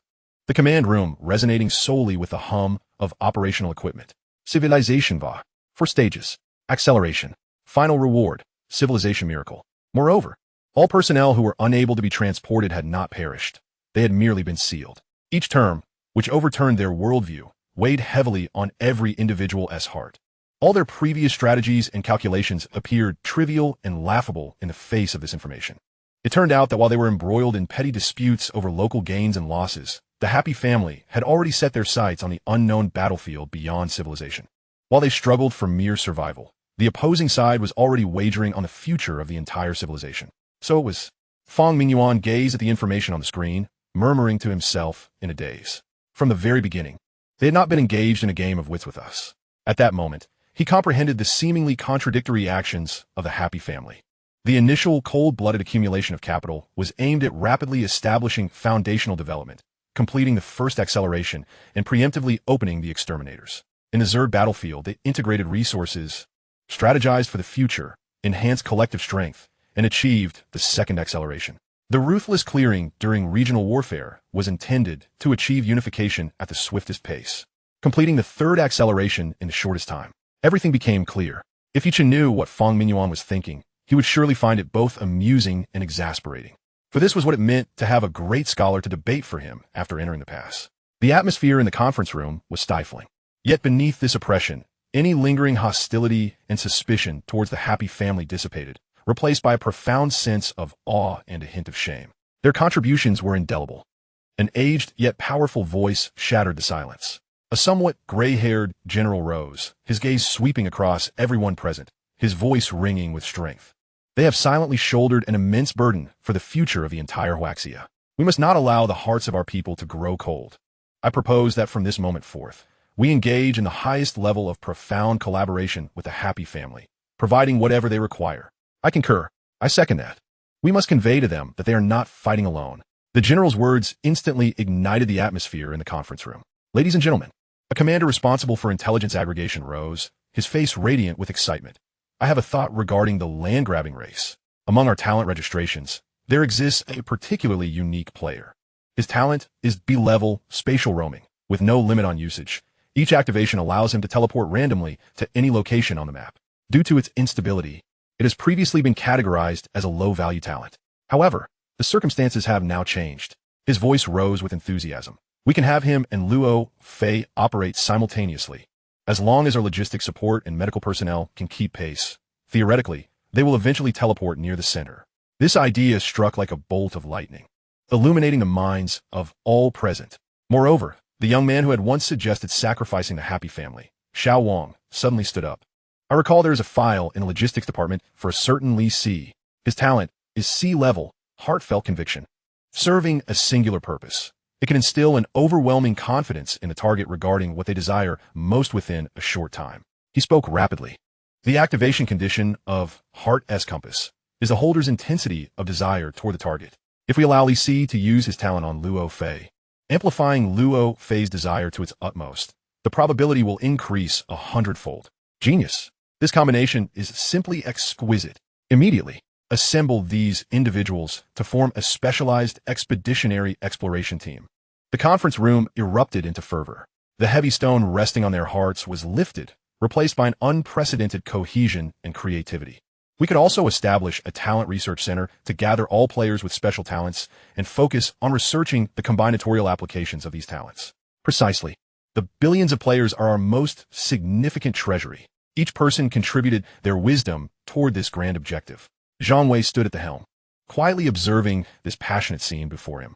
Witnessing these commanders, who may have once harbored individual agendas, now uniting their efforts for a singular, monumental goal, stirred a profound sense of pride and emotion within him. This is Huaxia. This is the vision he has longed for. A civilization striving cohesively toward a common purpose. Chapter 94. Many hands make light work. The information Zhang Wei sent was a meticulously detailed action plan.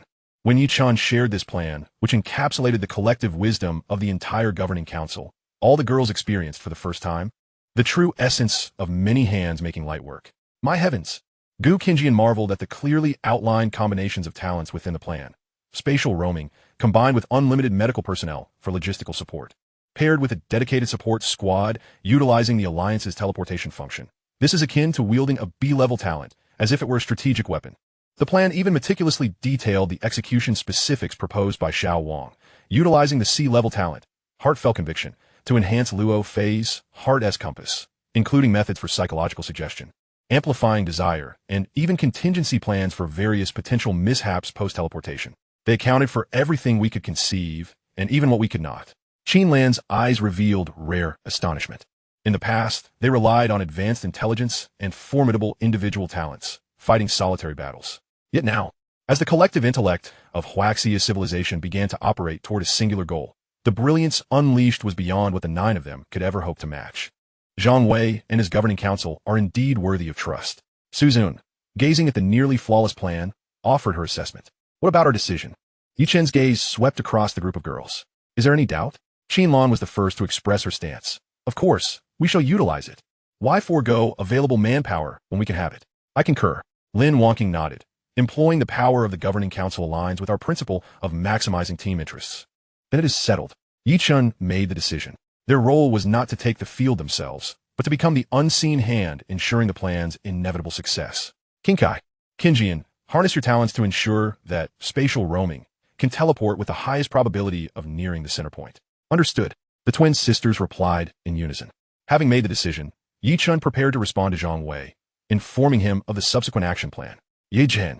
Just then, Su Zun's voice gently arose. Yi Chen paused, turning to look at her. Fear not. Yi Chen perceived the hint of caution in Su Zun's gaze and offered her a reassuring smile. All our talent information will remain within our family. No 10th person shall know.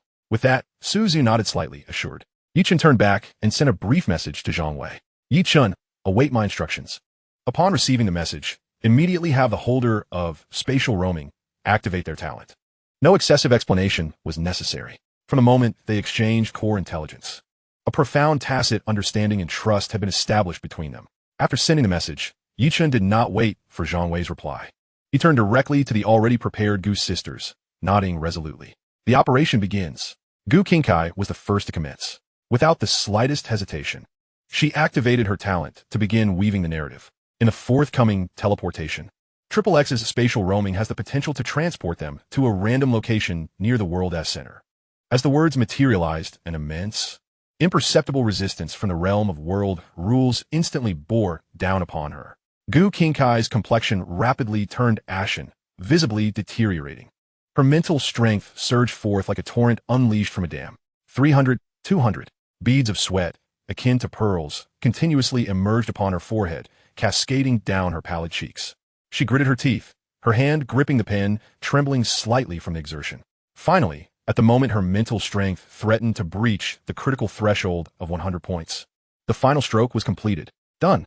Gu Qingkai exhaled a long breath, her spirit seemingly drained of all vitality, her body swaying as though it might falter. She leaned against the table, weakly nodding at her sister. It is ready. Gu Qingjian's face bore none of her usual playfulness or vivacity. Instead, an unprecedented gravity replaced it. She stepped forward, closing her eyes the moment her sister spoke. String of probability, activate. In her vision, the entire world transformed into a sea of probabilities woven from countless threads. She precisely pinpointed the thread anchored by her sister's talent, representing the center point. However, upon discerning the thread's appearance, her heart sank with an alarming weight. That thread was dim and slender, as if it could snap at any moment. Surrounding it coiled numerous dark threads, ominous harbingers of failed teleportations, perilous abysses, and encounters with unknown monstrosities. Pull. Gu Qingjian hesitated not in the slightest. She summoned her mental energy, transforming it into an invisible hand that seized that exceedingly fragile string with great force. She intended to forcibly draw it from the multitude of failed options to an inevitable 100. The consumption of her mental energy dissipated at a pace swifter than she had anticipated. Merely touching that string drained nearly 100 points of her mental energy in an instant. Enran. Gu Qingjian nearly roared this name. I am here. Enran's silhouette materialized behind Gu Qingjian, her hands glowing with a gentle emerald light, unhesitatingly pressing against Gu Qingjian's back. Oh, to life. A continuous stream of life energy surged into Gu Qingjian's body, rapidly replenishing her severely depleted mental energy, akin to a dam bursting. With Enran's support, Gu Qingjian felt a profound sense of assurance. She ceased her frantic haste, deliberately slowing the output of her mental energy, adopting a more enduring approach to enhancement. This was a war devoid of visible smoke, a grueling tug-of-war that danced on the edges of the world's rules. Time passed by, each second stretching into eternity. Half an hour later, Gu Qingjian, who had kept her eyes tightly shut, felt her eyelashes quiver suddenly. She slowly opened her eyes. Within her bright gaze lay an unmistakable fatigue, yet more prevalent was a palpable joy of relief. She had succeeded. Chapter 95. Zhang Wei, I join your alliance. Zhang Wei, take action. The instant Gu Qinjian's words fell, Yi Chun pressed the send button. Co-Governance Council, Mutual Aid Command Vehicle. Beep. Zhang Wei gazed at the terse command, consisting of but a single word, and without a shred of hesitation, immediately spoke into the internal channel. Team A, execute the plan. He refrained from questioning Yi Chen's unwavering certainty that this teleportation would undoubtedly succeed, nor did he inquire about the method they had employed to influence such probabilistic talents. From a moment he chose to intertwine the future of Huaxia with the happiness family vehicle. Trust had become the singular option. Furthermore, it was only fitting that even among the closest of comrades, a modicum of privacy and respect should be upheld. Acknowledged. The moment the command was issued, Team A, already on standby, sprang into action. The B-class talent holder, known as XXX, possessing the spatial roaming ability, activated his talent while encircled by several healing talent players and an elite escort team composed entirely of level 6 buses. A flash of white light flickered, and Zhao Yang, along with his vehicle, vanished from the spot in an instant. Time stretched unbearably at that moment. Within the command room, everyone held their breath, fixated on the map and timer. 1 minute later, report to the commander. XXX encountered no danger and is requesting an alliance summon. Permission granted. Buzz. Blinding white light enveloped Team A and the core mutual aid vehicle in rapid succession. As the brilliance dissipated, an entirely new scene unfolded before everyone's eyes. It was an immensely vast plain, lush with verdant grass. Encircling the plain on 3 sides were mountains, forming 3 natural barriers. Behind them lay an endless expanse of primeval forest. Here, Zhang Wei was the first to descend from the command vehicle. The soft touch of the grass beneath his feet left him feeling unreal. Report. Map confirmed. Our current location is near the central area of the world map. Report.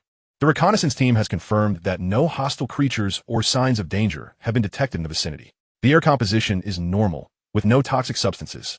A stream of exhilarating news flowed through the channel. Incomprehensible. Fang Mingyuan stood behind Zhang Wei, gazing at the idyllic scene before him, unable to suppress his astonishment. One teleportation.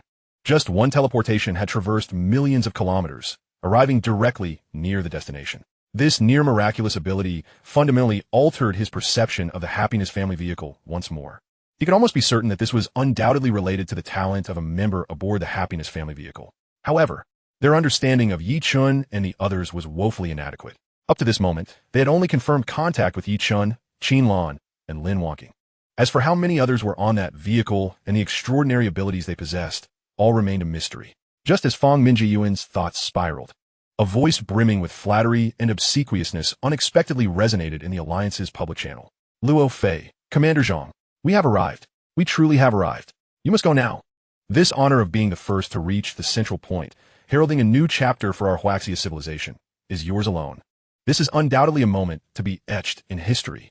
Luo Fei's voice, tinged with extreme excitement, came across as somewhat shrill. His unabashed eagerness to showcase himself caused several listeners in the channel to furrow their brows. Casting a glance at the still composed Zhang Wei beside him, Fang Mingyuan's lips curled into a knowing smile. He harbored no yearning, nor any hint of wavering. He was acutely aware of what choice his leader would make. Indeed, Zhang Wei's expression remained unperturbed. He didn't even glance at the messages in the channel, merely raising his head. His voice resonated through the channel, clear and audible to every member of the Alliance.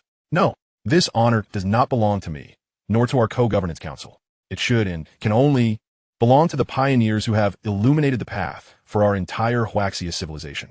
It belongs to the happiness family vehicle. These words were spoken with unwavering conviction. Those Alliance members who had previously felt discomfort due to Luo Fei's remarks now found a surge of indescribable admiration and pride rising within them upon hearing Zhang Wei's declaration. The commander is right. Without the happiness family vehicle, we would still be embroiled in internal strife. How could we possibly discuss any honor? This is the true leader of our Huaxia. This breadth of mind, I am willing to go to great lengths for Commander Zhang. Indeed, this honor must belong to the happiness family vehicle. In an instant, the atmosphere became fervent. Zhang Wei paid no heed to the accolades within the channel. He opened a private chat with Yi Chun, relaying the news of their arrival. Zhang Wei, we have reached near the central point. The first to arrive can only be you. He was well aware that the happiness family vehicle possessed flight capabilities, yet they lacked the Alliance's teleportation ability.